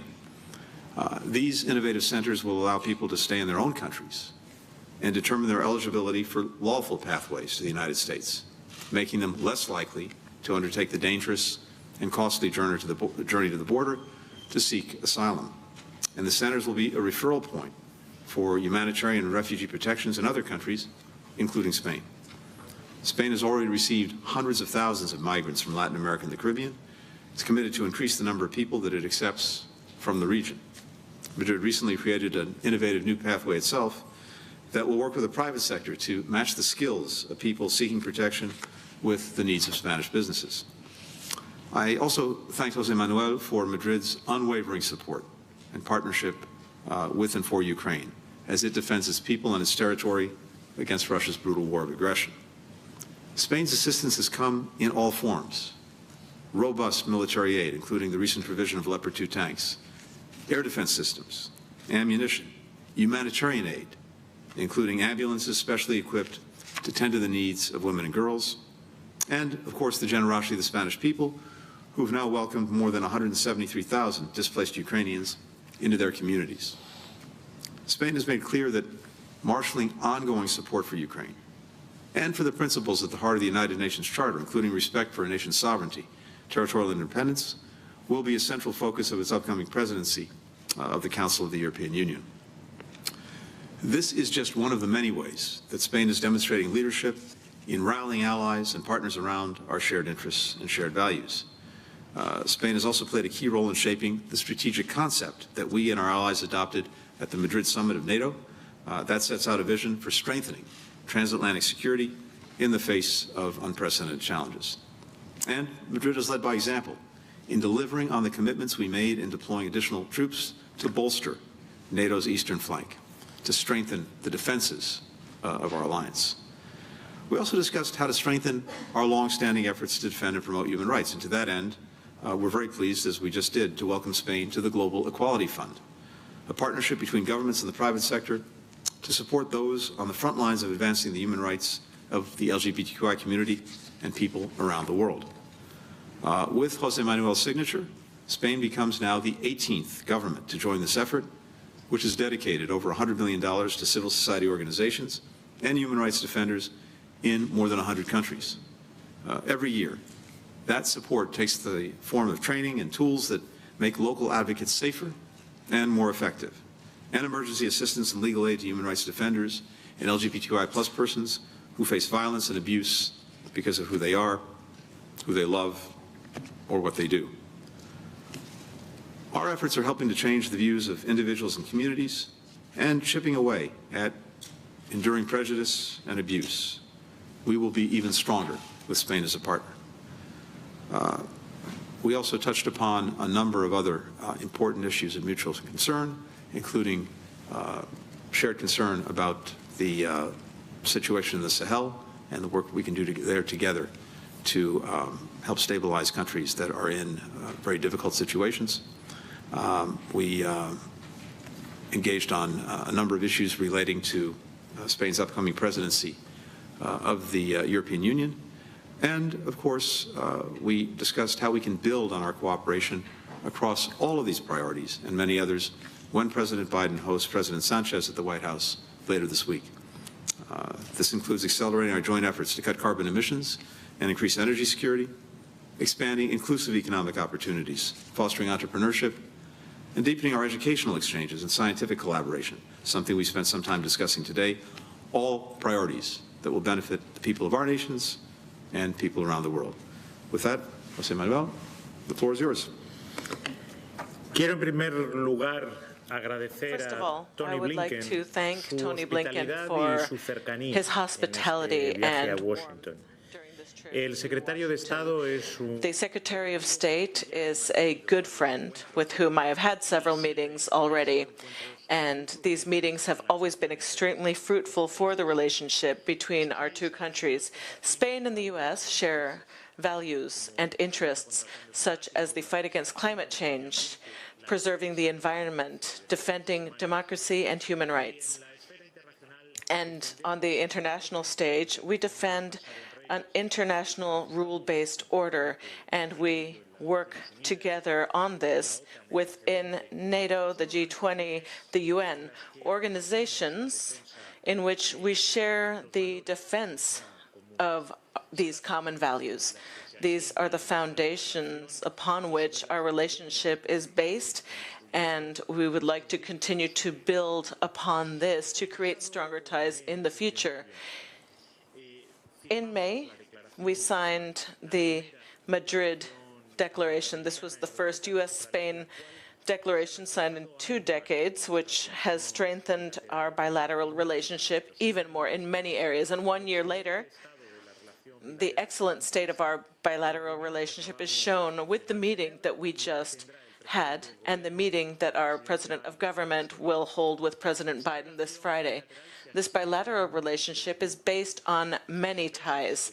Our businesses, which have a significant presence in both countries, our universities, who cooperate very closely, and we are also united by the strengths of our languages. We have talked about many of these issues, areas of cooperation today, our defense cooperation, our migration agreement, via which Spain and the U.S. will work together in order to promote safe, humane, orderly, and regular migration from Latin American countries. We discussed Palomares, as well as the renewal of the scientific cooperation agreement to continue to promote working together with NASA, especially the Artemis program. We just signed an MOU to work together in one additional area, protecting the human rights of LGBTQI people through the World Equality Forum. We, unfortunately, for many months we've talked about the unjust, illegal war against Ukraine, and we talked about the transatlantic ties that tie the U.S. and Europe. Regarding the situation in Ukraine, I have discussed with Secretary Blinken the unconditional support of Spain as long as necessary with that country. We support Ukraine in its defense against the violation of its territorial sovereignty. We will maintain this until peace comes once again to the borders of Ukraine and Ukraine is able to recover total sovereignty. We also discussed how the Sahel is has increasing geostrategic importance. We have discussed in NATO the threats that come from the southern flank, and we will continue to work to strengthen stability and development in the Sahel and coordinate our cooperation missions via ICID and USAID. The transatlantic unity is key. It's always key, but it's even more so in moments like these. Unity among Europeans, but also transatlantic unity with the U.S., which is a natural ally to Spain in many areas: health, energy, food security. In all of these areas, cooperation with the United States is vital. We also spoke of the next EU summit during the presidency of Spain. This will be one of our priorities because we think that the entire Atlantic should become closer. There must be closer ties between our shores, and we must create more stability and growth. In sum, I would like to once again thank you for your hospitality, Tony. We will continue to work on these foundations of our relationship of friendship and cooperation, and that is why this week will culminate then with the meeting between President Biden and President Sanchez, which will show once again the excellent relationship that binds our countries. For questions, first, Andrea Mitchell from NBC News.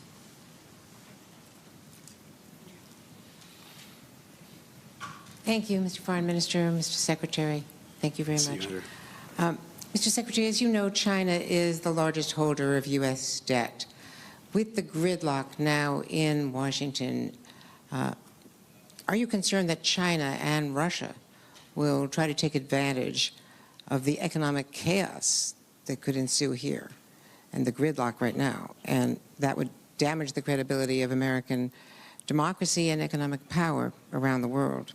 And I'd also like to ask you what your message is to U.S. companies, companies working in China that are being raided by the police under their new law, their counter-espionage law, that accuses them of espionage for sharing data with the United States. What do you recommend that American companies do? Is there anything the U.S. can do to protect them? And, Mr. Foreign Minister, your Prime Minister was recently in Beijing.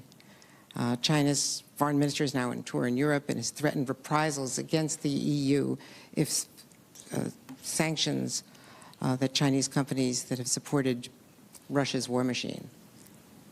Would you, as the EU, should the EU punish Chinese companies and retaliate against them, despite the risk that China will have reprisals against the EU? Thank you both very much. Thanks very much, Andrea. On the debt ceiling, I'm not going to get ahead of the White House and our colleagues there. I think as a general proposition, it's proven time and again to be a bad bet to bet against the United States. But I'm not going to get ahead of the conversations that are going on now.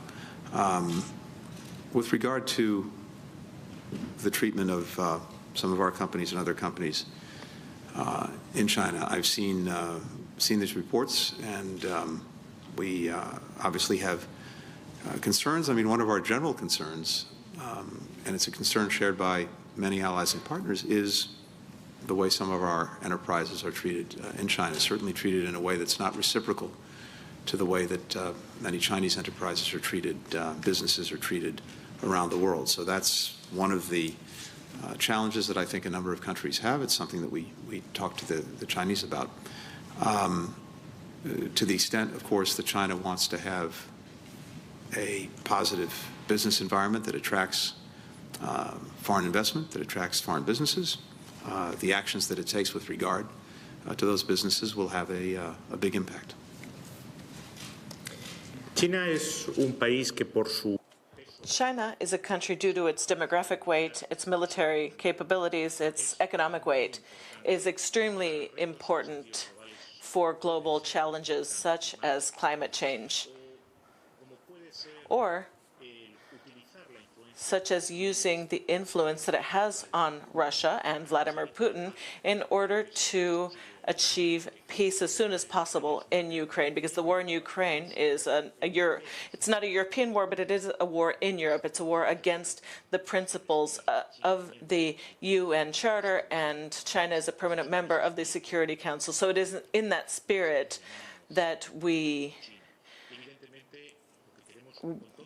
work with China. And what we want with every country worldwide is equal conditions under which we receive the businesses of any country in the world, and where our businesses are able to go to those countries. And in Europe, all European countries are open societies. We believe in free trade, and we believe in a relationship with all countries on the planet. We do always require equal conditions for the businesses that we receive and for our businesses that go to any other country. Us from EFE. Muchas gracias. Hola. Hola, hola. Hola. Thank you very much. I would like to ask the minister about the migration agreement with the U.S. Could you clarify how many migrants will be received by Spain, during what time, and especially what migratory status would these migrants have in Spain? I would also like to know if you've celebrated any agreements to transfer the Palomares territories and when that would happen, when that transfer might happen. Are you planning to expand the migration agreement with Spain to other European countries? And there is any U.S. commitment to keep the contaminated lands from the nuclear accident of Palomares? Thank you.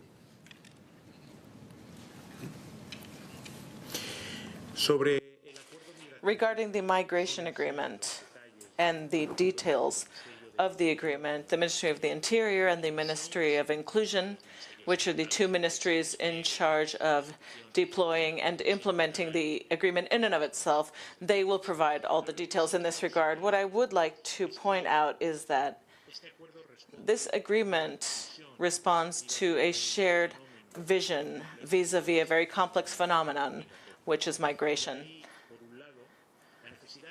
We need to offer protection to people who, for different reasons, may need our protection, to seek refuge and asylum in each of our countries.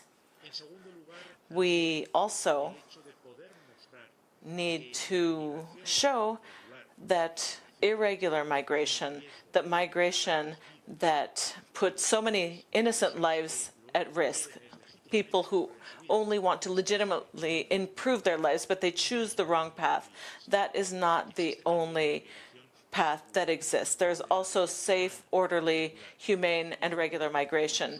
And when all of us have labor markets, we have needs in these labor markets. We need labor in very specific industries. So we would also like to show what we're doing already with other countries through migration programs, circular migration programs. We'd like to show that that migration path, the regular, orderly, safe path exists. And in the end, this is the best tool that we can use to discourage irregular migration. And of course, Spain will also be one of the countries that will join any initiative that may help our Latin American brothers and sisters with whom we share so many things.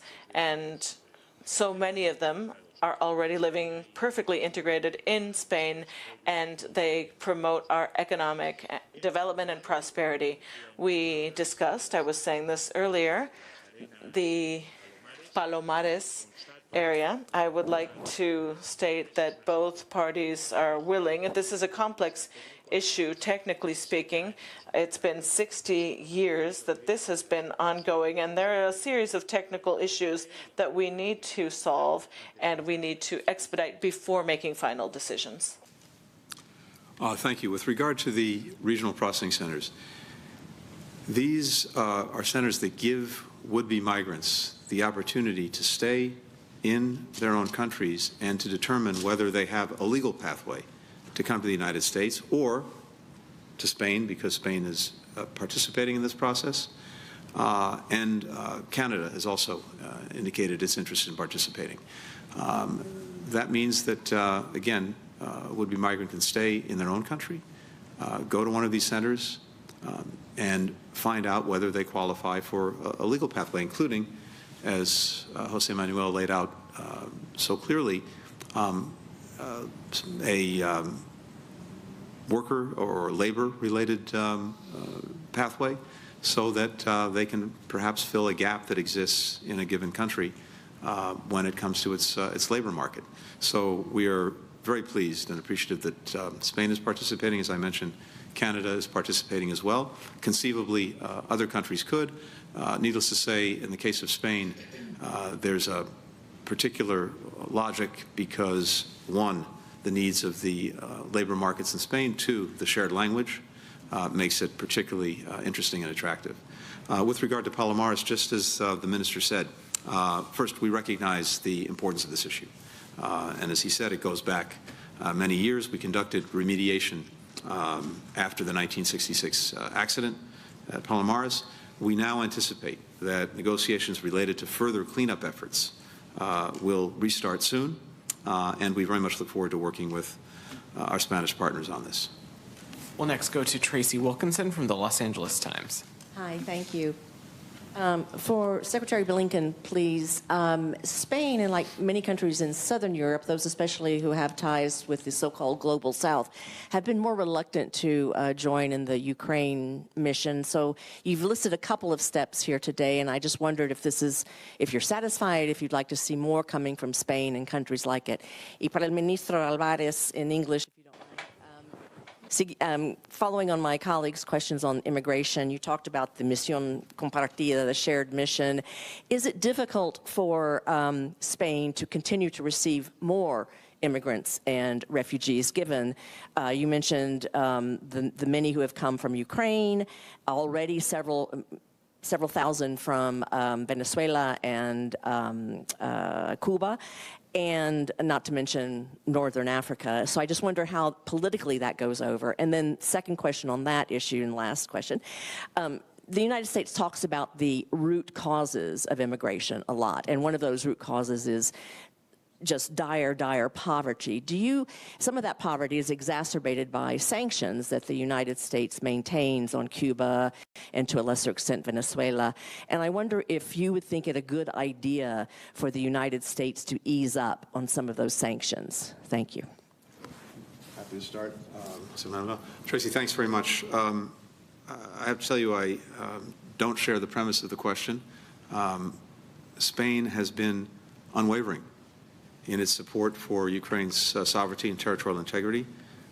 It's made that crystal clear not only through what it says, but through what it does. I mentioned earlier the very strong support when it comes to making sure that Ukraine has what it needs to defend itself against Russian aggression and to retake territory that's been seized from it by Russia, including the provision of very important weapon systems through the process that we put in place, the coordinated effort that Secretary Austin has been leading.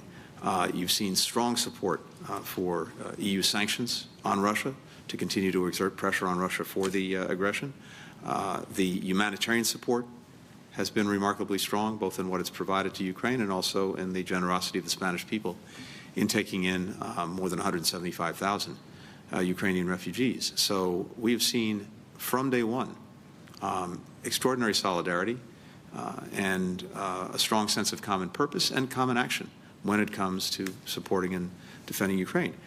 The other aspect of this that's so important is this. Even as we together and with many other countries are working to defend Ukraine, to help Ukraine defend itself and to deal with the Russian aggression, we are relentlessly focused on the many issues that are affecting people all around the world. You've mentioned the Global South. If you look at the agenda that we just had at the recent G7 meeting of foreign ministers heading toward the leaders meeting coming up, I'd say 2/3 of that was on the issues that are most concerned to people around the world, and including in the Global South, whether it's climate, whether it's energy, whether it's food security, whether it's global health, whether it's finding ways to advance inclusive economic growth, whether it's meeting the development goals that the international community has set for itself. Part of the challenge, of course, is that the very aggression by Russia against Ukraine has actually exacerbated some of these problems, and we've made that crystal clear. We are the solution to the problems, not the cause of the problem. And I think that's been clear in the focus that we brought, including, for example, making sure that the Black Sea Grain Initiative is extended. You have a situation now where Russia continues to try to use food as a weapon in its war against Ukraine. And Spain, the United States, many other countries are determined that not happen because the victims, in this case, are people throughout the global South who desperately need the food and desperately need to make sure that food prices are held in check. So I think we're both deeply appreciative of Spain's engagement and leadership on Ukraine, but also together very focused on this broad array of issues that are a fundamental concern to people around the world. You're just listening in there to Secretary of State Antony Blinken as he meets with the Spanish foreign minister there at the State Department. Of course, talking a little bit about Title 42, but also about Ukraine, a variety of different topics here on Live Now from Fox. I want to give you a live picture right now out of Matamoros, Mexico, just across the river there from Brownsville, Texas. As we continue to follow this here on Live Now from Fox, you can see migrants crossing there ahead of the expiration of Title 42. The House is also debating a potential border bill to supplement Title 42 after that expiration in a little more than 24 hours. So we'll get you out to that in just a little bit of time. We're going to slide away, though, for a quick 2-minute break.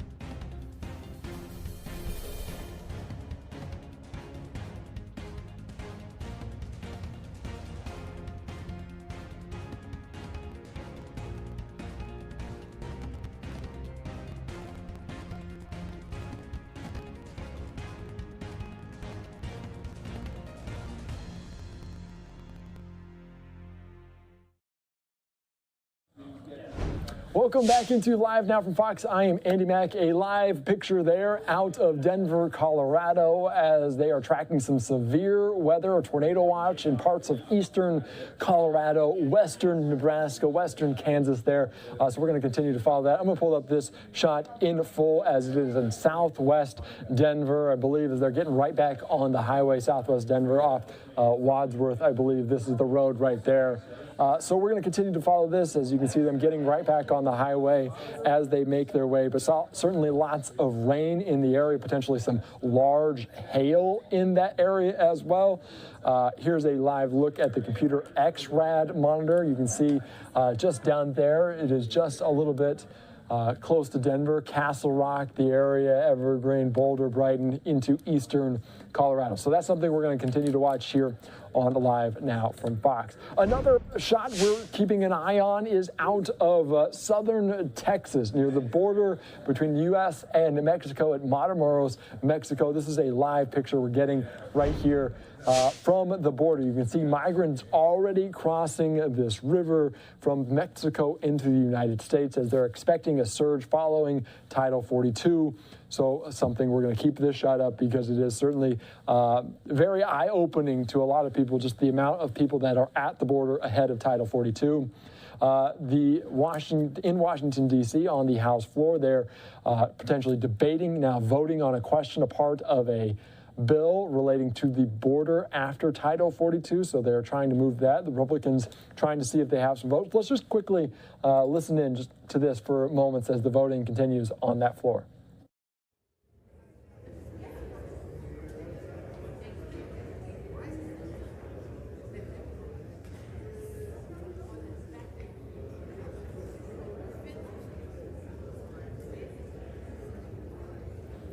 As you can see, they're still voting this on a previous question. We did see some debate from both sides of the aisle, from the Democrats, from the Republicans, but the vote now underway, and there's about 10 minutes left in that.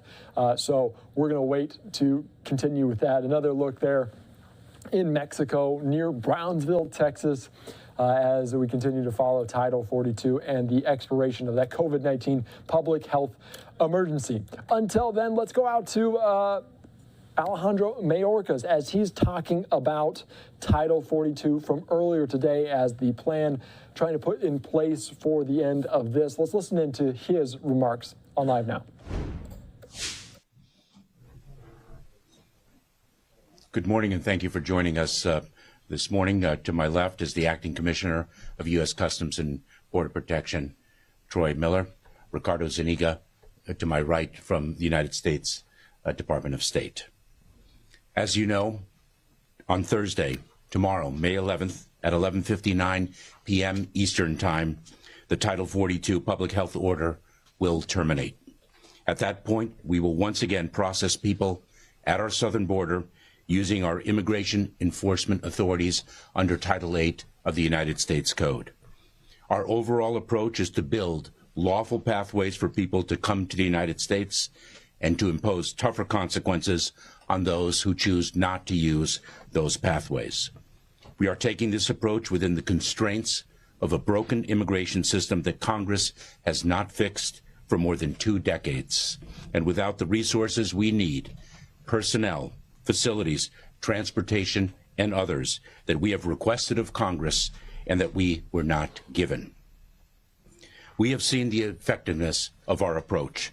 More than 100,000 people from Cuba, Haiti, Nicaragua, and Venezuela have arrived lawfully through the pathway we have made available to them. And we reduced border encounters from these groups by 90% between December of last year and March of this year. Our president has led the largest expansion of lawful pathways ever. At the same time, we are clear-eyed about the challenges we are likely to face in the days and weeks ahead, which have the potential to be very difficult. Even after nearly 2 years of preparation, we expect to see large numbers of encounters at our southern border in the days and weeks after May 11th. We are already seeing high numbers of encounters in certain sectors. This places an incredible strain on our personnel, our facilities, and our communities with whom we partner closely. Our plan will deliver results, but it will take time for those results to be fully realized, and it is essential that we all take this into account. I cannot overemphasize that our current situation is the outcome of Congress leaving a broken, outdated immigration system in place for over 2 decades, despite unanimous agreement that we desperately need legislative reform. It is also the result of Congress's decision not to provide us with the resources we need and that we requested. Our efforts within the constraints of our broken immigration system are focused on ensuring that the process is safe, orderly, and humane, all while protecting our dedicated workforce and our communities. Let me be clear. The lifting of the Title 42 public health order does not mean our border is open. In fact, it is the contrary. Our use of our immigration enforcement authorities under Title 8 of the United States Code means tougher consequences for people who cross the border illegally. Unlike under Title 42, an individual who is removed under Title 8 is subject to at least a 5-year bar on re-entry into the United States and can face criminal prosecution if they attempt to cross again. Smugglers, have long been hard at work spreading false information that the border will be open after May 11th. It will not be. They are lying. To people who are thinking of making the journey to our southern border, know this: the smugglers care only about profit, not people. They do not care about you or your well-being. Do not believe their lies. Do not risk your life and your life savings only to be removed from the United States if and when you arrive here. Today, we are beginning a new digital advertising campaign in Central and South America to counter the lies of the smugglers with accurate information about U.S. immigration laws. This campaign adds to our extensive ongoing communications efforts in the region. As you can see by the images before us of removal flights and encounters with our Border Patrol agents, we are making it very clear that our border is not open, that crossing irregularly is against the law, and that those who are not eligible for relief will be quickly returned. Do not listen to the lies of the smugglers. This is what will happen to you. You will be returned. Today, alongside the Department of Justice, we are finalizing a new rule to encourage individuals to use available, lawful, safe, and orderly pathways to enter the United States. The rule presumes that those who do not use lawful pathways to enter the United States are ineligible for asylum. It allows the United States, it allows us to remove individuals who do not establish a reasonable fear of persecution in the country of removal. Non-citizens can rebut this presumption only in very limited circumstances. For example, if they have used our lawful pathways or sought asylum or protection in another country through which they have traveled and were denied. This rule goes into effect once the Title 42 public health order terminates tomorrow, on Thursday at 11:59 p.m. Eastern Time. What I have just described are only a few elements of an expansive effort that began in 2021 to prepare for this transition from the Title 42 Public Health Authority to our tougher immigration enforcement authorities. In addition to obtaining the first increase in Border Patrol agent hiring in over a decade, the first in over a decade, we are in the process of surging personnel to the border, including more than 1,400 DHS personnel, 1,000 processing coordinators, and an additional 1,500 Department of Defense personnel. All of these individuals will allow our law enforcement officers to stay in the field and focus on their critical mission.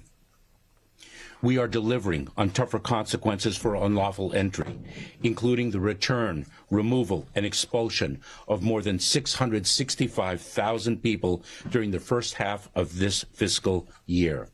We are conducting dozens of removal flights per week, and we continue to increase our removal flight capability. We are increasing our efficiency and reducing processing times at the border. We launched the CBP One app, which in its first 4 months helped 83,000 individuals schedule an appointment at a port of entry, and we are taking steps to expand available appointments. We bolster the capacity of local governments and NGOs. Just last week, we announced the distribution of an additional $332 million to support communities along the southern border and in the interior of our country. We are leading an unprecedented law enforcement disruption campaign that has led to the arrest of nearly 10,000 smugglers who profit from vulnerable immigrants. Knowing that this is a regional challenge that requires a regional solution, we continue to work with countries throughout the Americas to deter irregular migration. This includes a coordinated campaign with Colombia and Panama to prevent individuals from following ruthless smugglers into the very dangerous Darien. And We are working with our partners in Mexico regularly on a range of issues. We are a nation of immigrants. We are also a nation of laws. Our immigration laws today are outdated. The solution we are implementing are the best available within our current legal authority, but they are short-term solutions to a decades-old problem. The kind of migration we continue to see today requires more resources we have requested and have not received, clearer authority, and modernized processes that only Congress can deliver. We urge it to do so. Now, I think we'll take some questions. Take questions. Nick, go ahead. Thank you, Mr. Secretary.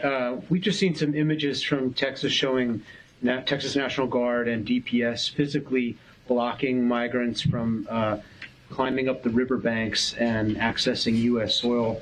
Does the department believe that that's a legal enforcement posture by the state of Texas? Nick, I'm going to leave it to our Department of Justice to speak to the lawfulness or lack thereof of those actions. I will tell you this, that our Border Patrol agents and our officers work very closely with the Department of Public Safety in Texas on the ground when it is a coordinated and collaborative effort. It is essential that law enforcement work as one team to address the challenge of the southern border. Quinn, go ahead. Thank you, Mr. Secretary. How many credible fear screening interviews do you expect to conduct on a daily basis, and are you confident that we'll keep up with the number of apprehensions you all are seeing and expect to see in the days? So we are, the Department of Homeland Security, with one of our agencies, U.S. Citizenship and Immigration Services, is indeed surging asylum officers to Border Patrol facilities, as well as to Immigration and Customs Enforcement detention facilities, to conduct an unprecedented number of credible fear screenings under the asylum rule that is going to be implemented beginning upon the end of Title 42. We are surging approximately 1,000 or more asylum officers for that purpose. It is very important to note that the asylum rule will take effect if individuals do not access their lawful pathways, the pathways that we have made available to them. They will face a rebuttable presumption, but a presumption of ineligibility for asylum. They will have to meet a higher bar. This president, our president, has led the expansion of lawful pathways more than anyone else in our history. Heather? Yes, Secretary, we have read that the administration is considering releasing migrants that are there being carefully vetted, and we just had some teams in El Paso yesterday that observed some migrants being vetted for an hour and then afterward being released with a permit to stay in the country for a year. I wonder how that process is being done and how secure you are of those vettings that are taking place on the border. So U.S. Customs and Border Protection screens and vets individuals whom we encounter. Individuals, the vast majority of individuals, will be returned, those who do not qualify, from Border Patrol stations or Immigration and Customs Enforcement detention facilities. We often, as has every administration, release individuals into immigration enforcement proceedings, and those individuals, if they do not qualify for relief, will be removed. We screen and vet individuals whom we encounter. Michelle. We promised to build an immigration system based on equity. Is there any plan for America in your equity plan? Thank you, Mr. Secretary. Just to follow up on the credible fear question, can you give us an idea of what percentage of migrants you think will be receiving those screenings? Is it all, most, half, some? And can you also speak to the agreement with Mexico? I know you guys have specifically said they're planning to take back people from the 4 nationalities, the Cubans, Venezuelans, Nicaraguans, and Haitians, but is there a possibility that they would take back any other nationalities as well? Michelle, let me break it down a little bit. We are giving the option to individuals who are in our custody the option of voluntarily returning to the country from which they came because of the consequence of a removal.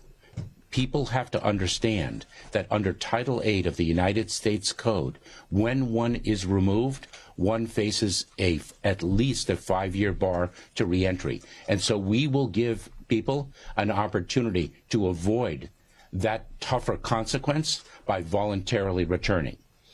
If they do not take that option and they do not claim fear, they will be removed immediately.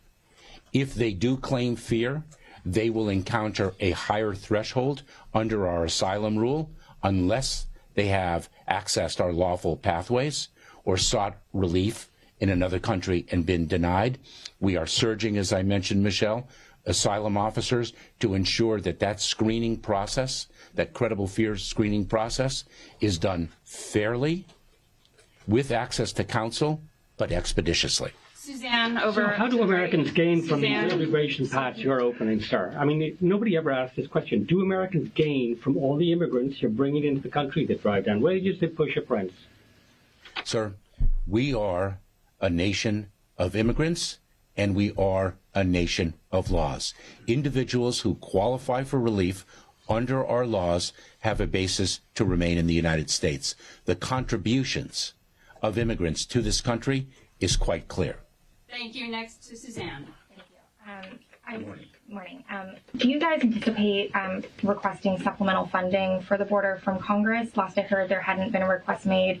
If you do anticipate it, like what type of criteria would trigger that kind of request from you guys?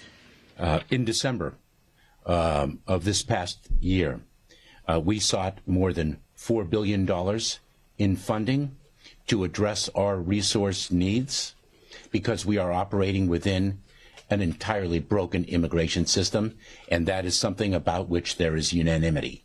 We did not receive the funding that we requested. We received approximately half of what we requested and half of what we needed, which is why we are encountering some of the challenges.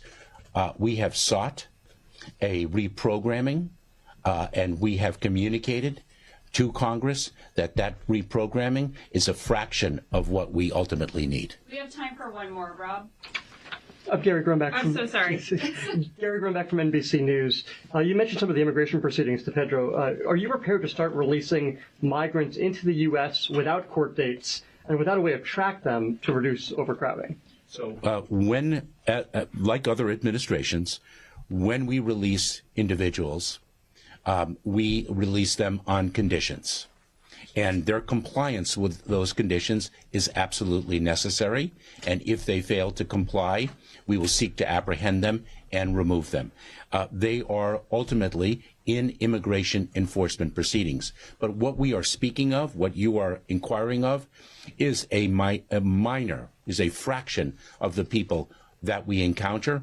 In fact, the vast majority will be addressed in our Border Patrol facilities and our ICE detention facilities. Is that not a message that the border is open then to migrants? Oh, absolutely. Absolutely not. And I think you can ask the approximately 1.4 million people who were expelled, returned, or removed from the United States this past year. Do you still consider this a challenge and not a crisis? You still consider this Is now a crisis? I'm sorry? If you wanted to add anything else on regional processing centers, if not, we'll close remarks. Let me just answer Marcia's question, if I may, with respect to regional processing centers. They are a powerful example of what I expressed earlier, which is that our president has led the expansion of lawful pathways more than anyone preceding him.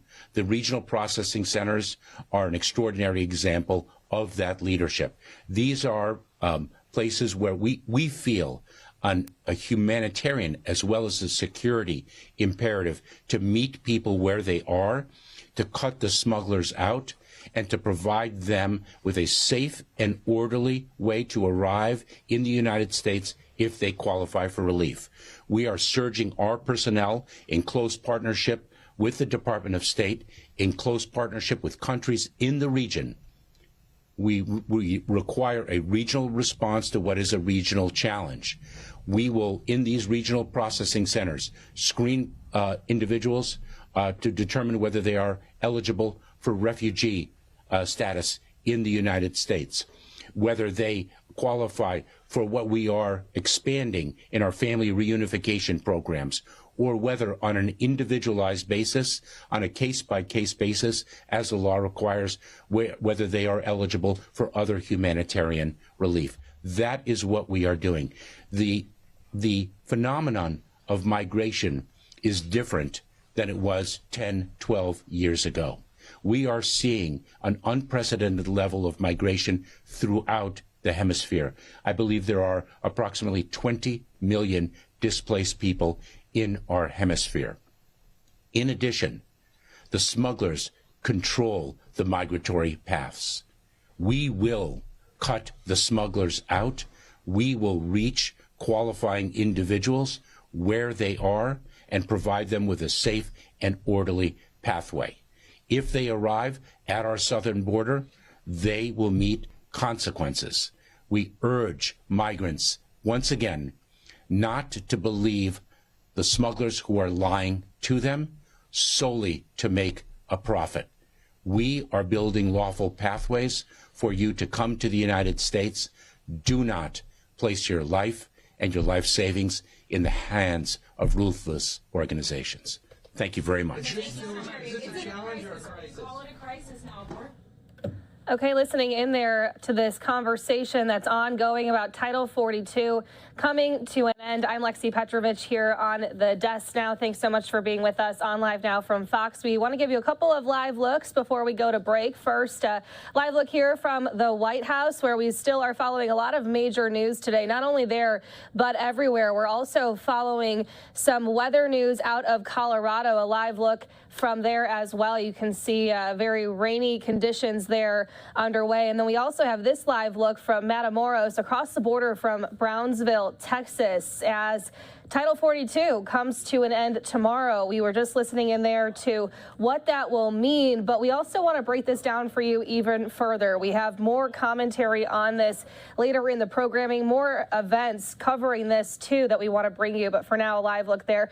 We're going to take a quick commercial break and get into some more top headlines right after this.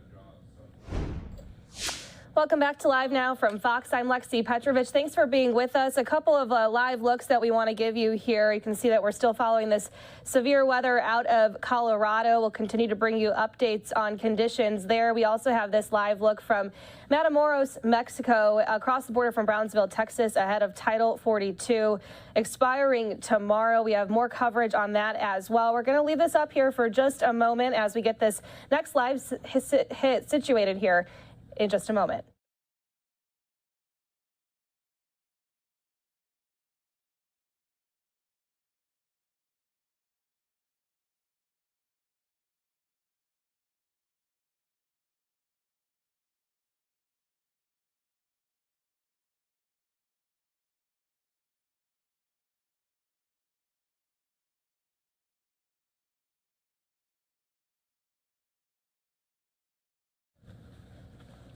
Okay, a live look there at this border view from across from Brownsville, Texas. We'll continue to give you these looks throughout the programming here as we continue to bring you all of these top stories. In the meantime, though, we want to take you out to another story that we're following. Many of you have heard of side hustles as a way to make extra income in addition to your primary job. Well, now some small businesses are finding creative ways to make additional revenue as well. We want to go out live now to Fox's Rebecca Castor, who's joining us from New Orleans with more on how some businesses are taking advantage of some other side hustles. Hi, Rebecca. Hey, Lexi. Well, it's no secret that inflation is hurting small businesses across the country right now, so extra foot traffic could be crucial to keeping the doors open. I'm outside a local brewery in New Orleans. You can see has plenty of parking. Also the perfect spot for an RV to stay overnight, bringing in more customers. Anytime you can get more people into your building, you know, the better. And if you can do it without paying for advertising, even better. Everything costs more these days, whether it's materials, labor, rent charges, like you name it, everything costs more. Wes Clark is the COO of Harvest Hosts, a company that helps small businesses bring in extra cash by offering their parking lots to RVers. Our average host is making $12,000 to $15,000 in incremental revenue just from our members coming through. So they can stay there for free for one night. And we just ask that they patronize the local business in exchange for having that overnight space to park. When over half of small businesses had to stay closed during the pandemic, Clark says donations from their RVers were a lifeline for business owners. We've got stories from 5th, 6th generation farms that were about to go to auction, and we were able to help them keep that farm in the family. Breweries that were shutting down. You know, our tap room was one that was kind of closed during that time. So it's nice to be actually getting back to some levels to what we saw before COVID. Now the U.S. Chamber of Commerce says inflation is the top concern for business owners. This is just an easy way to bring more folks in the door, especially on off nights. The popularity of RVing also took off during the pandemic, and RV sales show it doesn't appear to be slowing down anytime soon. Harvest Host says Memorial Day weekend kicks off their busy season when small businesses can really benefit from hosting summer travelers. Lexi. All right, Fox's Rebecca Castor live from New Orleans with that update. Rebecca, thanks so much. Interesting story there.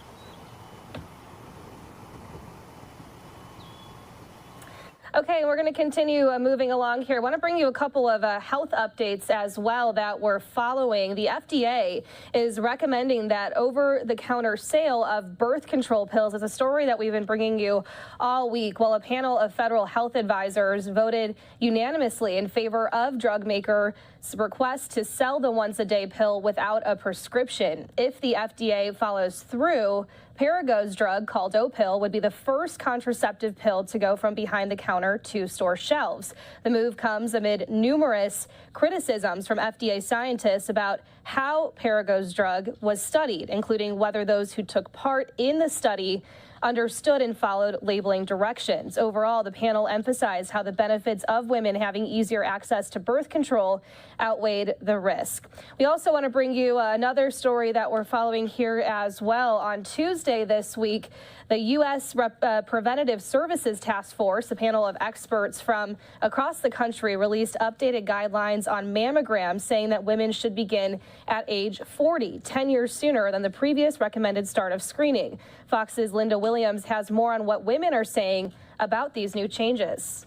Yes. Yes, amen. On Valley Streets today, women we spoke to embraced the earlier screening age for breast cancer. Early detection is the best detection. For everything. Period. Though only in her 20s, Marielle says early detection saved her life with another medical condition, and she supports screenings like mammograms. I think it's smart. The more you check yourself, the earlier you catch it. It's very smart. I went through some health problems myself doing that, and I caught it at 21. So, I've been through it, and health doesn't really matter your age. It can affect anyone at any age. Dr. Laura Hebert, a breast cancer specialist with Dignity Health, says breast cancer data prompted the U.S. task force to lower the age recommendation by 10 years. They say that they made these changes because there's been data accumulating that there's increasing incidence or increasing cases of breast cancer in earlier age groups. There are several health agencies with differing opinions. It is confusing. And so for women, my recommendation for them is to, at age 40 at least, to consider getting screened, especially for women of color who we know can be struck with cancers earlier and more aggressive cancers. As for insurance, the CDC says most health insurance plans are required to cover screening mammograms for women beginning at age 40 with no out-of-pocket cost. Linda Williams, Fox 10 News. Thanks, Linda, for that update. Well, some airlines are stopping their communication with customers through Twitter. European airlines like Air France say they won't answer customer service questions through the social media platform anytime. Officials of the airline say that's because Twitter doesn't interact with airline sites the same since Elon Musk took over as CEO. Since then, companies and individuals have to pay a subscription fee to be verified on Twitter. Organizations have to pay $1,000 a month to receive their verification badge. But since the change, Air France, Spirit Airlines, and Singapore Airlines all don't have a badge. Marketing experts say this can lead to customers being deceived by imposters who are acting like the airline companies. Want to show you this as well. If you're tired of trying to find love on dating apps, this ring might help you find it instead. The Pair ring is bright turquoise. It's $25, and it's supposed to be worn when you're single. The company behind the ring says this is the world's biggest social experiment. Take the romance out of apps and into real life at a bar, a coffee shop, or at the gym. Even if you are single but not open to meeting new people, this might not be for you. So far, there is no data out on how many people have bought the ring, but the website says that millions will soon be wearing it. And if you're a Starbucks fan, they're starting their summer early with some new seasonal drinks. A new flavored Frappuccino and cold brew are the latest additions to their menu. You can cool down with the chocolate mint Frappuccino that's topped with a cookie mint sprinkle. And if you're looking for something a little more nutty, there's the white chocolate macadamia cream cold brew that's also going to be added to the list. And you don't have to wait until summer begins. Some of these items are available right now. Well, we are approaching 3 o'clock here on the West Coast, 6 o'clock on the East Coast. We still have a lot more to get to for you here in our programming as we give you another live look here from the border. Title 42 remains top of mind today for so many people, so many viewers who are joining us throughout our programming. We still have much more coverage of that, many other top stories and live looks to bring to you here on Live Now from Fox. We'll be right back.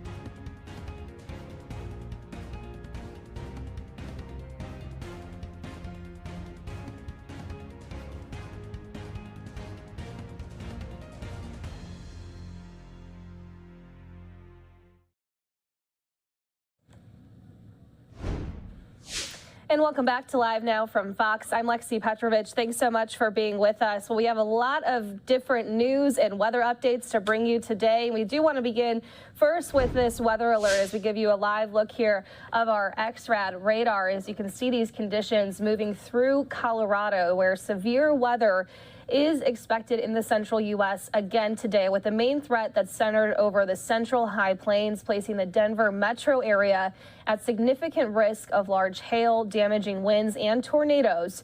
More than 15 million people from the Dakotas and southeastern Montana to Texas are included in this threat of severe thunderstorms. However, the zone of greatest concern includes eastern Wyoming, eastern Colorado, western South Dakota, western Nebraska, western Kansas, extreme eastern New Mexico, West Texas, and the Oklahoma Panhandle. Now, the most intense storms are expected over northeastern Colorado, where you're looking at this map right now, and adjacent portions of far northwestern Kansas and extreme southwestern Nebraska. So we're continuing to track these conditions. Also want to pull up this tweet here from the National Weather Service in Boulder. It says this: tornado and severe thunderstorm warnings are in effect. The storms are moving north towards Metro Denver at 30 miles per hour. We also want to give you this shot here from Denver of driving conditions as we have crews on the ground there tracking this. Rainy day, as you could imagine. I'm sure driving conditions are not ideal for most people, but we're keeping you in the loop here with these live looks on the roadways. We now want to take you out to our team at Fox Weather tracking this as well. Let's listen in here live on Live Now from Fox. Over the last couple of hours, Denver right now kind of in the clear of things. Yes, we've had some rain, maybe some rumbles of thunder, but the active severe threat, those tornado warnings, displaced just off to the east of downtown Denver. Now, there is the concern that the airport is displaced off to the east of downtown Denver. In fact, they're on a ground delay right now. Delay is running up to 2 hours. So if you do have a flight in or out of DIA today, make sure that you do check in with your airport and your airline, because we are seeing some problems right now. Here's a look at the latest stats. 103 cancellations. Visibility is still pretty clear right now. You can already see on the radar those storms are building in. The trend is pretty steady. Ground delay at the moment, but I wouldn't be surprised that we could see that ground delay being upgraded to a ground stop once these storms become a bit closer to the airport itself. So let's take you into the warnings, because I wanted to highlight both of these storms. Classic supercell structures inside these storms. Now, I know they kind of look like they're merging into one. I was talking with the weather producer, Sam, meteorologist as well. We're kind of discussing these storms. And I know it looks like they could kind of merge together to become one big storm. But in fact, the cores of both of these storms are still quite displaced from one another. But we are still seeing widespread heavy rain nonetheless from Foxfield down to the south of that as well, into Parker, just to the north of Elizabeth. Well, both of these storms are tornado warned, showing signs of rotation. That southern storm has kind of weakened just a little bit. You can see not a whole lot of presentation of green, but definitely still showing those brighter colors of, say, purple, white, and that's the indication that we do have at least some weak to moderately strong rotation inside that storm. Rather weak off to the north up towards Centennial. The storm is tracking just off to the east of Aurora, moving into Interstate 70. But both of these storms, while yes, capable of producing a tornado, are bringing in some impressive hailstones, $half sized hail, quarter-sized hail, and lots of very heavy rain. Rain rates are upwards of 3 to 5 inches per hour. And so these are some very nasty storms. They're going to continue to lift up to the northeast, moving into Interstate 70, and also, by the way, moving into an environment that is very primed to keep these supercells moving, to keep that severe weather potential to continue to push off into northeastern portions of the state north of I-70. So we're watching it closely as these storms pull away from Denver, but we do have more active warnings to the south of that as well, into Colorado Springs, where we do have severe thunderstorm warnings in play. Just the start of the day, we'll watch these warnings very closely. As I mentioned, they haven't been confirmed yet. It's a very flat area, so if there was an active tornado, I I would be kind of anticipating somebody to observe it with their eyes. We haven't quite gotten that confirmation just yet, but you want to take it as seriously, take it as it's confirmed, get to your safe place with as many walls between you and the outdoors as possible. You want to stay there through the duration of that warning. The watch is in place until 9 p.m. up towards Sterling, where it's still a pretty quiet day so far, but these storms moving in that direction could continue to produce that threat. Over in Kansas, we already have a very active radar in Colby, severe thunderstorm warnings, as well as a tornado warning and flash flood warning, all on the board. So we're going to watch it closely, but definitely something for us to keep in mind as we go through the day today. But I want to take us back down to the Lone Star State, where our Stephen is in Houston. And Stephen, you know, it's been pouring rain. I think yesterday we had a little bit greater potential of seeing that flooding. Thankfully today, this morning was tough, but this afternoon has shaped up a bit nicer. It has, yeah. Things have quieted down just a little bit. I mean, as we're watching radar this evening, we'll have to still pay attention to it. There could be maybe some more rain that pushes on through, something to watch. But as far as the rain totals that we have seen, it has been impressive, right? We have seen quite a bit of rain, and we're going to maybe, as we head toward the weekend, see that heavy rain axis shift a little farther to the west. So some of these totals still very much on the table for the Lone Star State, but it might be closer to places like, say, South Texas, over into West Texas, Midland, Lubbock, maybe up into Amarillo. But Houston, it is one of those cities that just gets a lot of rain, and it doesn't matter what time of year it is. There is, when we look at averages between April, May, and June, a slight uptick. That's when some of these systems, which is exactly what we dealt with and have been dealing with the past couple of days, that's when we see these move through, and that can lead to some heavy rain events, and that's a concerning thing. But as far as today's concerned, no flash flood warnings for Harris County, which is the county that Houston sits in, and we continue to remain on the dry side heading into the evening. But overall, in places like Louisiana, we got to be mindful of this ongoing threat. Still some heavy rain and some rich moisture in our atmosphere, as is evident by water vapor this afternoon. Flood watches remain in effect.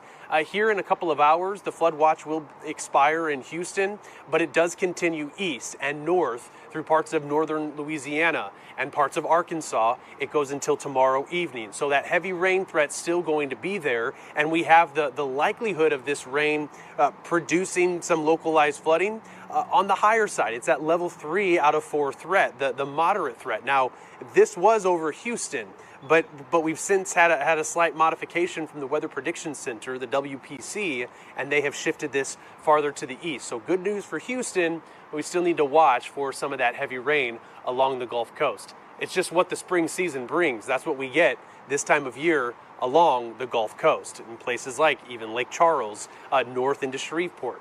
So looking at the Fox model, as we advance into time, we'll see these showers begin to develop, and they'll sort of decrease just a little bit. So we'll see a little bit of improvement, which is some good news. And then we'll probably see during the day on Thursday, some of those showers and storms flare up, especially into Arkansas, maybe even Mississippi at play, parts of western Tennessee and Kentucky. But nonetheless, this is going to be a threat that persists, and one that we'll have to follow pretty carefully for the Mid-South, because a state like Arkansas, while it's not been the focus so much with this recent rain, they have seen so much rain, don't really need any more, but it looks like we could be getting some, especially Thursday afternoon, as the afternoon heating destabilizes things. We get a little bit of energy, but this pattern overall is going to begin to break down, and we're going to see the heavy rain threat not go away, but just shift farther to the west. And with that westward trend, areas that have been hit pretty hard with the drought are going to see some improvements. So that's the good news, and of course we'll be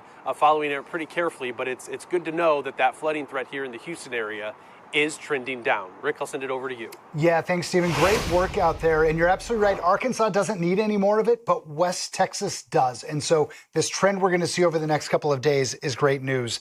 Take a look at this. This is a live shot out of Aurora, Colorado. Just to the east of Aurora is where all of this severe weather is. But Aurora, you're right on the edge of it. So if you are maybe headed home, took off work early, be very careful out across those roads, because we do have the tornado warning storms to the south and just to the east of Denver Metro, headed towards the airport, which is why we've got the ground stop going on there, the ground delays. And Denver is really right in the bullseye of this severe threat today and into tonight. We have this tornado watch that's in effect until 8 p.m. local time. Actually, I think that's 9 p.m. local time. And just to the south of that, we've got a severe thunderstorm watch in effect. We're also seeing some more line of storms just to the southwest beginning to fire up that will probably, again, you see those severe thunderstorm watches, warnings just to the southwest of Colorado Springs. That's really where these tornado warned storms began. So we now have a new batch of storms that are beginning to fire there. And that's what our radar has been showing us, our forecast radar, our Fox model, that we're going to be watching the threat for these storms be coming in batches. And so more rounds of these storms. To the left there, you see 2 live shots, one out of Denver, Colorado. That's from downtown Denver. And then Colby, Kansas. You see on the radar picture off to the right of your screen, that second batch of storms, that's from Colby, Kansas, that we've had one cell that's just been parked over Colby and has brought 3 to 4 inches of rain across areas just to the east of town. Some areas that need that rain, but they're getting a little bit too much of it. Take a look at this. We've got some of these areas, storm reports coming in now with some hail. An inch hail in Cripple Creek, same with up towards Palmer Lake and Lone Tree, also seeing some of those storms. Now off towards the east of this, head towards that batch of storms that we've got across parts of Kansas. One other thing I want to notice is some of these storms look like they're beginning to train across some of these same areas. And that means we could be looking at some more significant flooding if we see these lines of storms continue to fire right across the same line. All these storms are going to be moving in towards areas of Nebraska as well. We haven't talked as much about that, but southern parts, southwestern parts of Nebraska. Take a look at this severe thunderstorm warning in effect across areas still in Colby. Over the past 6 hours, you see that one little bullseye of orange. That's 3 to 5 inches of rain that has fallen. Because of that, we have a flash flood warning in effect. In fact, we just query these rainfall totals. You can see 3.1 just to the west of town, and to the east of town, 3.8 inches of rain that has fallen. This is just in the past 6 hours. And that storm is still parked right over Colby. So we're going to continue, Jane, to see this very heavy rain and those rainfall totals pile up in an area that needs it, but not this much, this quickly. Yeah, incredible. Nearly 4 inches of rain, and most of this has really come just in the last 2 hours. Yeah.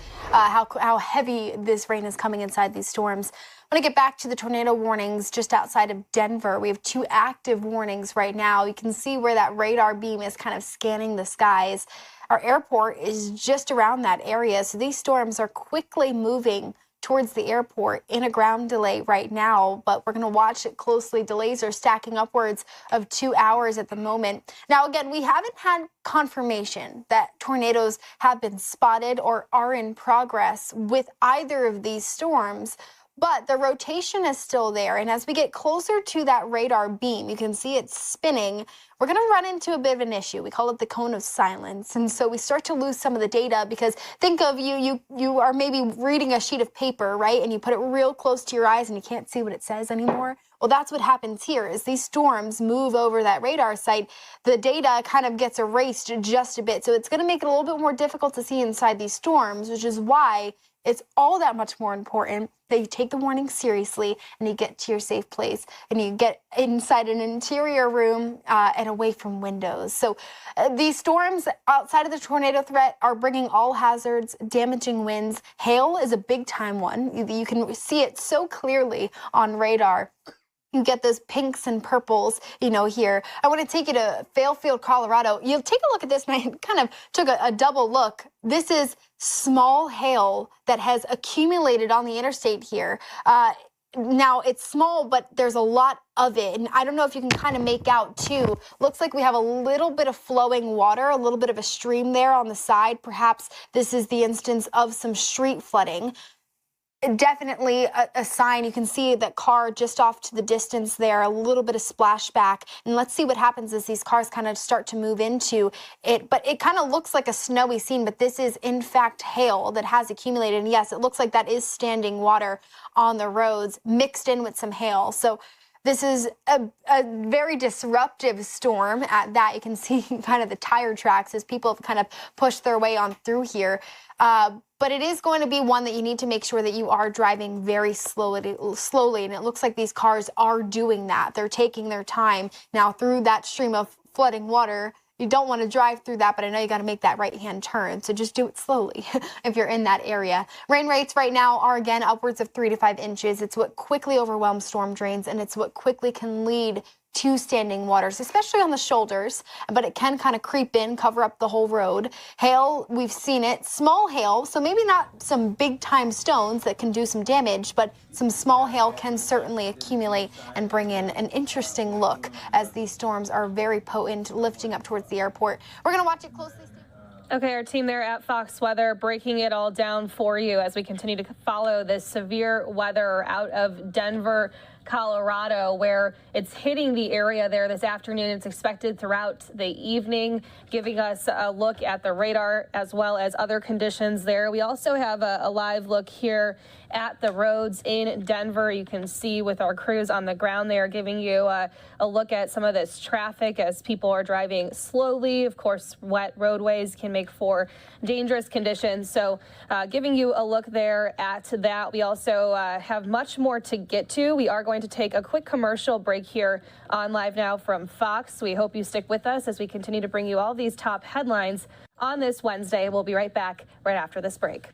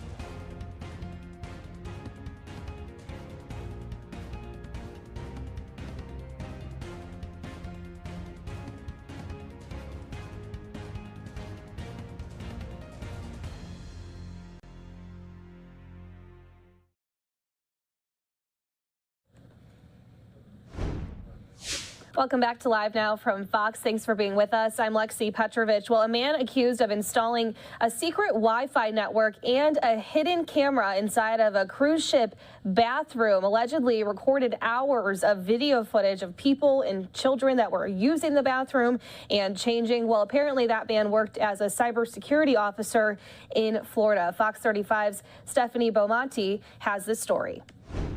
The city of Kissimmee confirms that Jeremy Froyas worked for them as a cybersecurity officer for nearly 20 years until he was fired yesterday.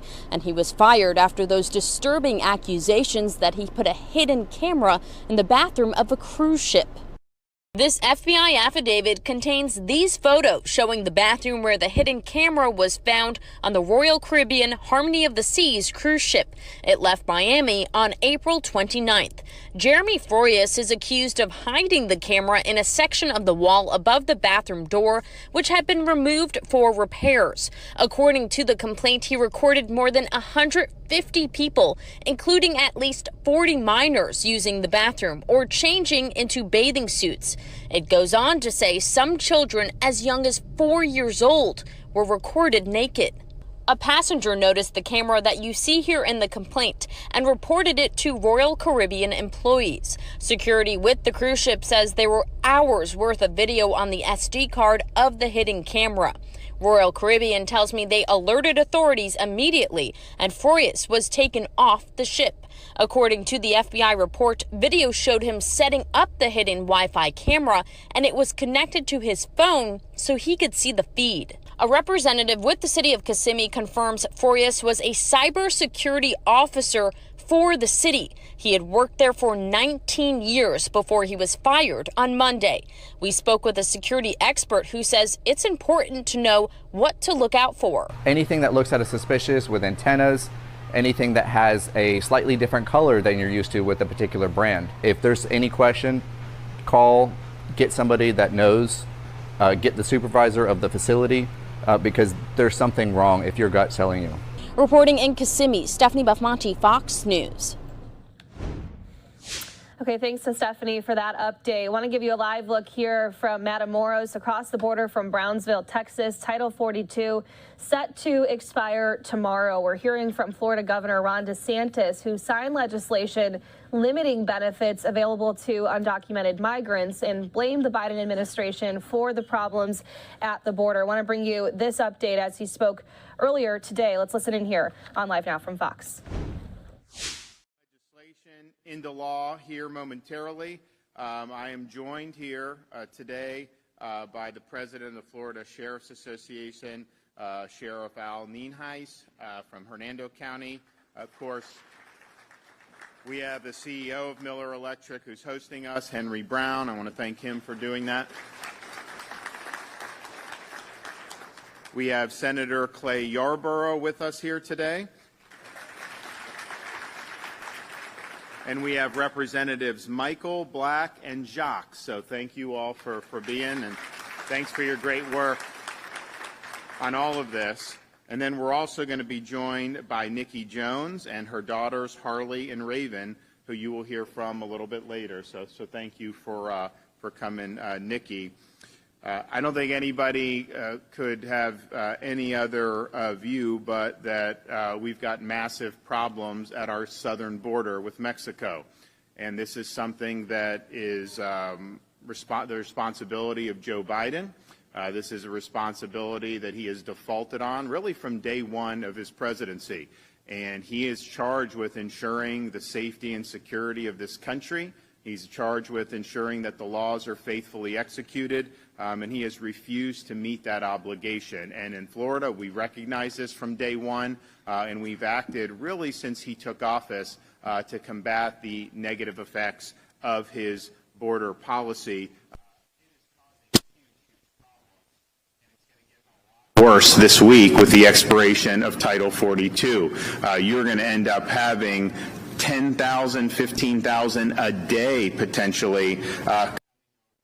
Last fiscal year, they had almost 2.4 million encounters with illegal aliens. That's the highest ever in our history, even beating Biden's previous record of 1.96 million.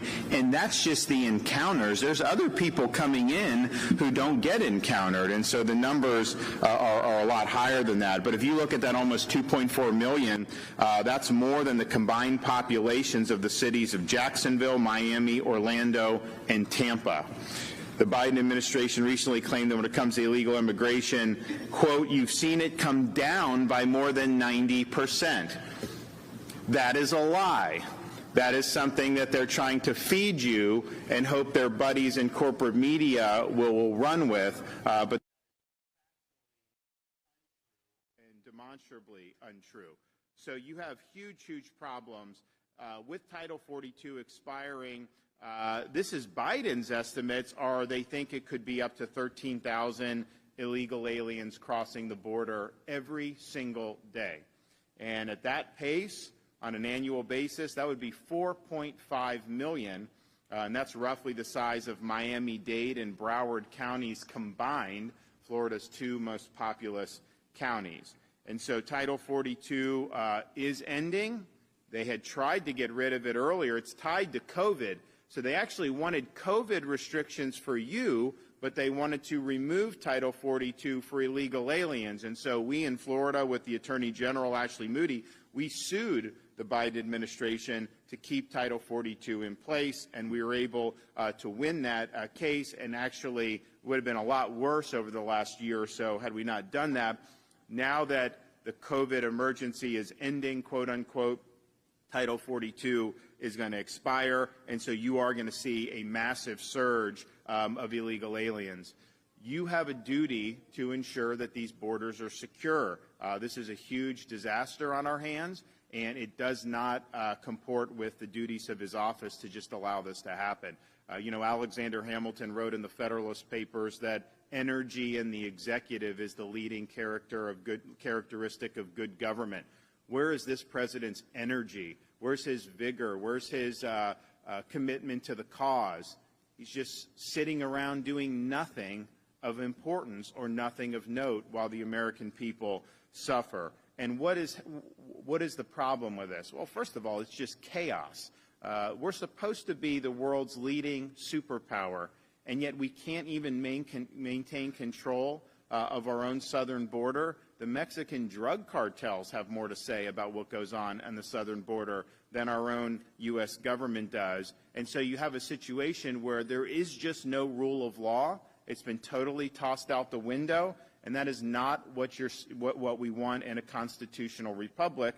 You also have the fact that the sheer number of people coming, these border towns, they get overwhelmed with the number of people, but then when they settle them in the interior of our country, you have all kinds of burdens placed on taxpayers, on medical, on education, on criminal justice. All of these different things impact communities in a very, very big way.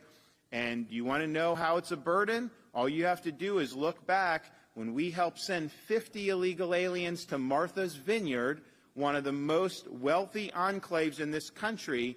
They removed them off that island the next day because they said they couldn't accommodate 50. Well, look at some of these other places. They're getting thousands of people coming illegally, and yet they're just supposed to grin and bear it.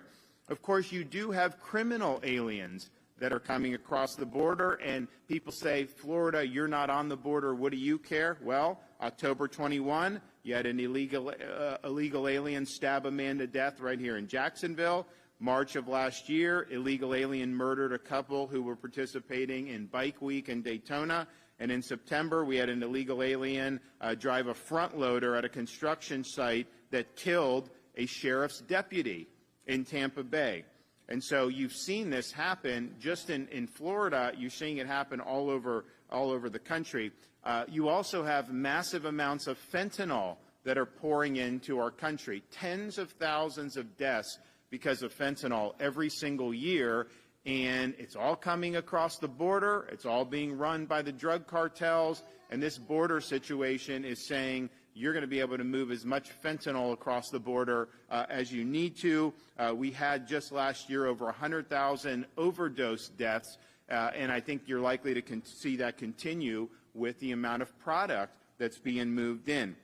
So this is a huge, huge dereliction of duty to ignore the security and the borders of your own country. But as I mentioned, we saw this from the very beginning of the Biden administration, and we've worked very hard to do. Look, states are limited in terms of what they do. I think a good reform federally would be deputize states to enforce immigration law. Texas should be able to send them back to Mexico or back to these other countries. You shouldn't have to turn them over to Border Patrol and then Biden orders them released back into our own country. Of course more people are going to come if that's the case. So I wish states would be deputized to do more. But as it is, we're doing the limit of what states can do. We have sent in 2021, when this thing was really taken off, we sent Florida law enforcement to Texas, to the border, to help with interdictions. And those guys did a good job. I think the problem is people come, they get interdicted, then you turn them over to Border Patrol, and Border Patrol just releases them into our country anyways. And so you're thinking to yourself, why is that a great use of our resources? If it'd be one thing if you were repelling it from happening, then I think that'd be great. I'd be happy to do it. So that was something that some of them were able to be charged with crimes, which was great, but many of them were not because they basically came illegally. They didn't necessarily have drugs on them, so they get released into our country, and that's not good policy. We also issued an executive order that prohibited agencies in the state of Florida from providing any support for the resettlement of illegals in Florida, and that prohibited licensing facilities that house illegal alien minors. And this is a cottage industry. These organizations make a lot of money off this. You know, you want your borders enforced, but a lot of them don't because they make more money having the open border. We also signed legislation that prohibited government contracts with any private entity that is assisting the Biden administration in resettling illegal aliens into the state of Florida. And then we signed legislation requiring all public employers, contractors, subcontractors attempting to enter contracts with government employers to do mandatory E-Verify to verify that the workers are legally employed. We also sued the Biden administration for his catch and release policy, and we won in federal court in the Panhandle, and we were glad that that happened.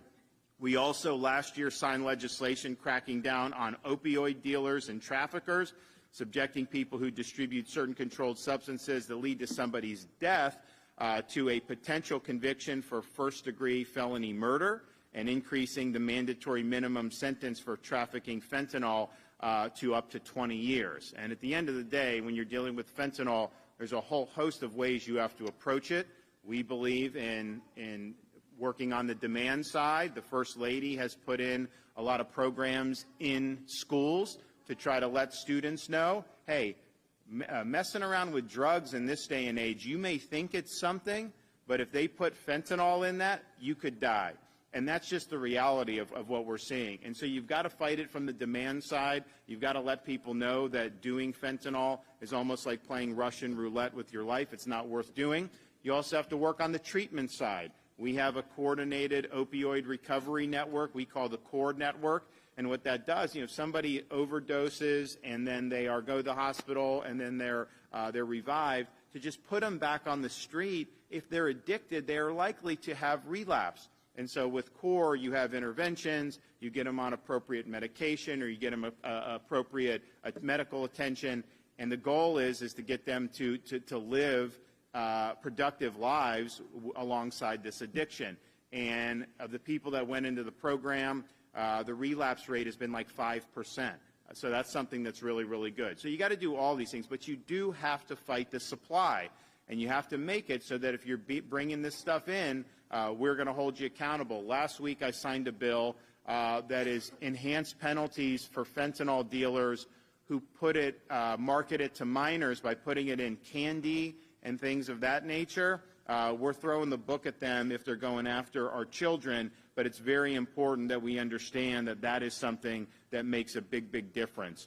We also formed a strike force of state and local law enforcement to interdict human smuggling and human trafficking and to seize illegal drugs and weapons being transported into the state. So a lot of this is in the Panhandle because people are coming on I-10, but it's really happened all over the state in various ways. The strike force has resulted in nearly 300 felony charges, more than 40 human smuggling charges, and nearly 130 drug charges. And part of that is people do that. You need to hold them accountable. But it also sends a signal to other people.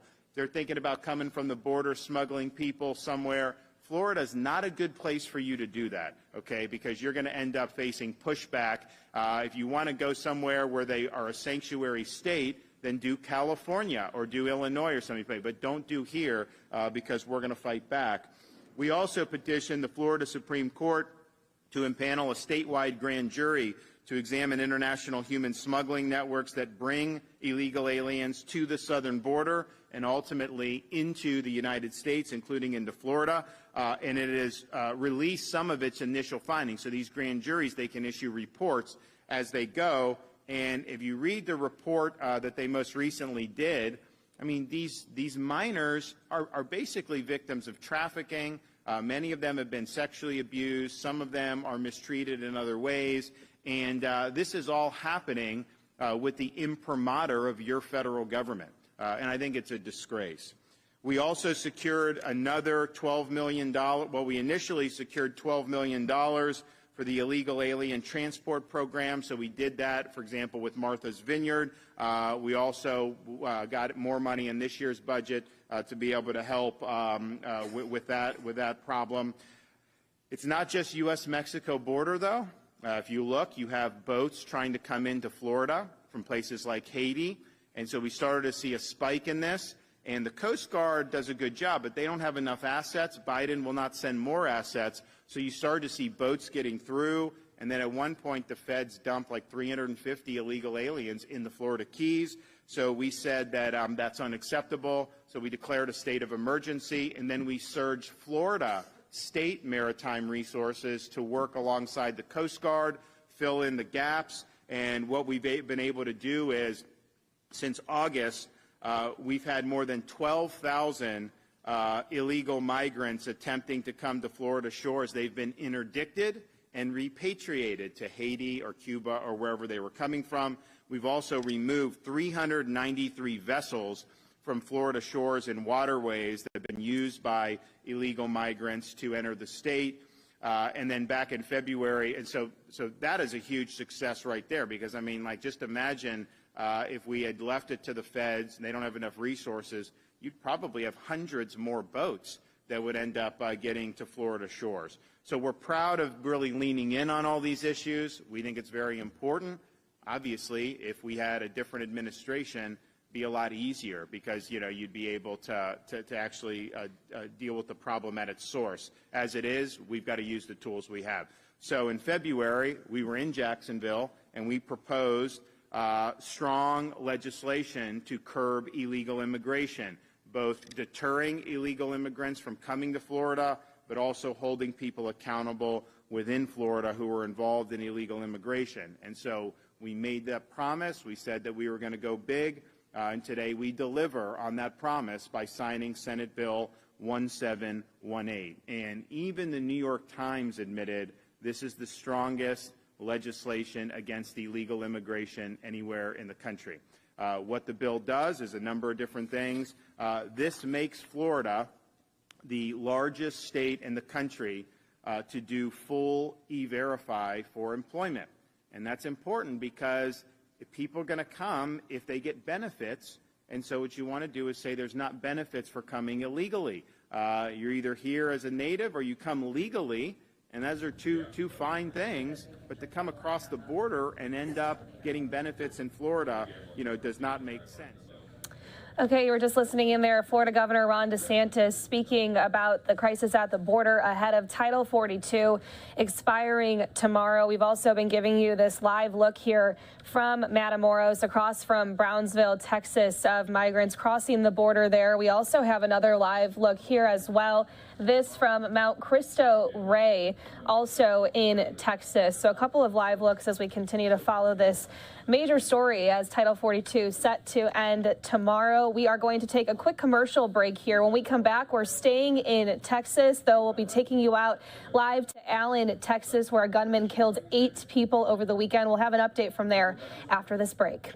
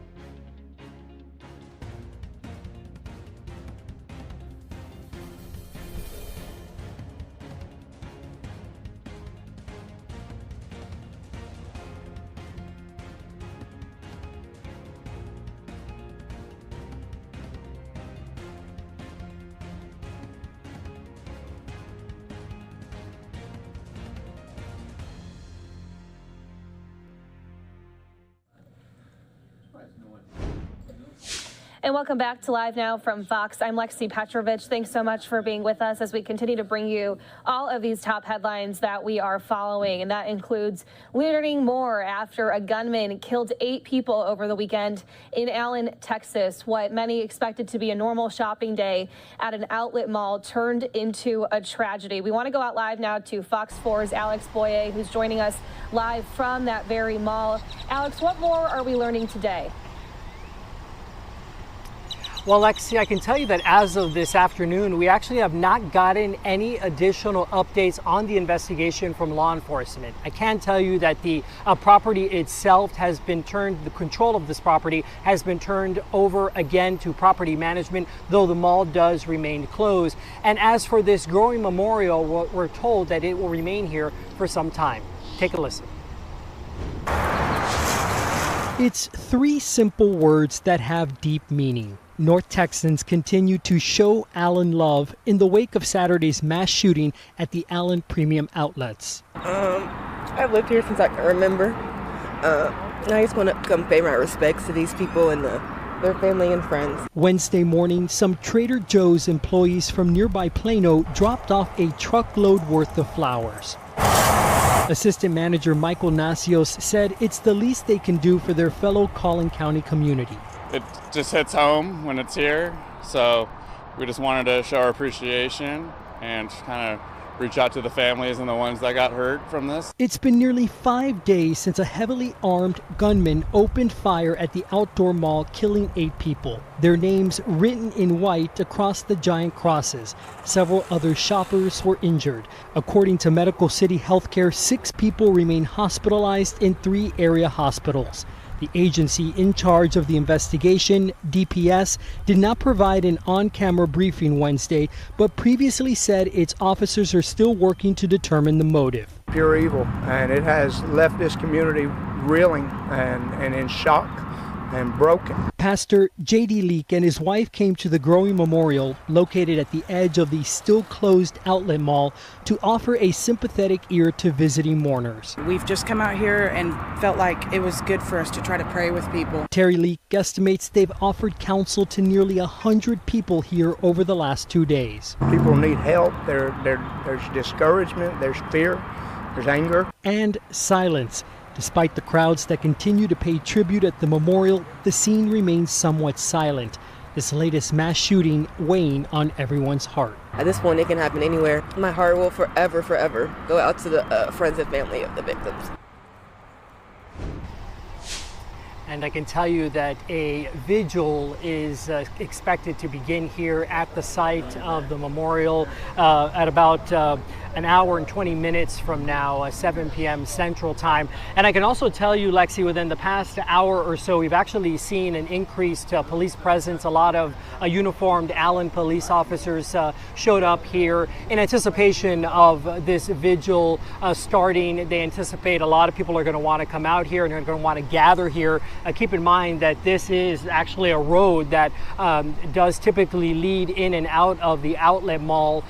So officers have closed off the main roadway here so that cars don't drive down here, so that folks hopefully can feel safe gathering here in prayer with one another. Lexi, back to you. Yeah, Alex, we'll certainly be following to get some live pictures of that vigil there this evening. For people who aren't super familiar with Allen, what can you tell us about the community there? So, you know, Allen is a community that's just north of Dallas. It's about 30 minutes drive north of Dallas, which of course is a major city here in the Metroplex. Allen, though, a very large city itself, a very close-knit community here in Collin County. So a lot of folks here go to school with one another, obviously. This mall in particular, I can tell you, is a very popular outlet mall. So even though it is in Allen, folks come up from Dallas, from Fort Worth, and other neighboring towns, which is why on Saturday, of course, in particular, it was very crowded here. And again, as we sadly now know, that gunman killing 8 people. And I can tell you, Lexi, as of this afternoon, we're told that 6 people remain hospitalized in 3 separate hospitals here in the area. All right, thanks so much. Fox 4's Alex Boye with that update. Great reporting, Alex, on such a difficult subject. Thank you. Okay, and we are going to just pull up this statement here before we take you out to another commercial break. We did get a statement here from 6-year-old William Cho's family. Such a tragic story of what this poor child is now going through. He lost his mom, his dad, and his 3-year-old brother in this attack on Saturday. This tweet here from Fox 4's Amelia Jones. It says, "Knew the family of 6-year-old William Cho, the only surviving member of his family, shared a statement." And I'll read it in full here. It says, "Our hearts are broken for our beloved family members who are no longer with us. We are deeply grateful and sincerely appreciate the outpouring of support and prayers. William is recovering well. All of our attention is now focused on ensuring William leads a happy, healthy life with his extended family who love him dearly. We ask that you respect and honor our family's privacy in the coming days and weeks so that we may mourn and honor our loved ones' legacies and lives. We are not considering any media interviews at this time. With deep felt appreciation, William's family." Such a sad story of what this poor boy is going to be dealing with in the very long road ahead here. We are going to take a quick commercial break. We still have much more to get to. We'll be right back right after this.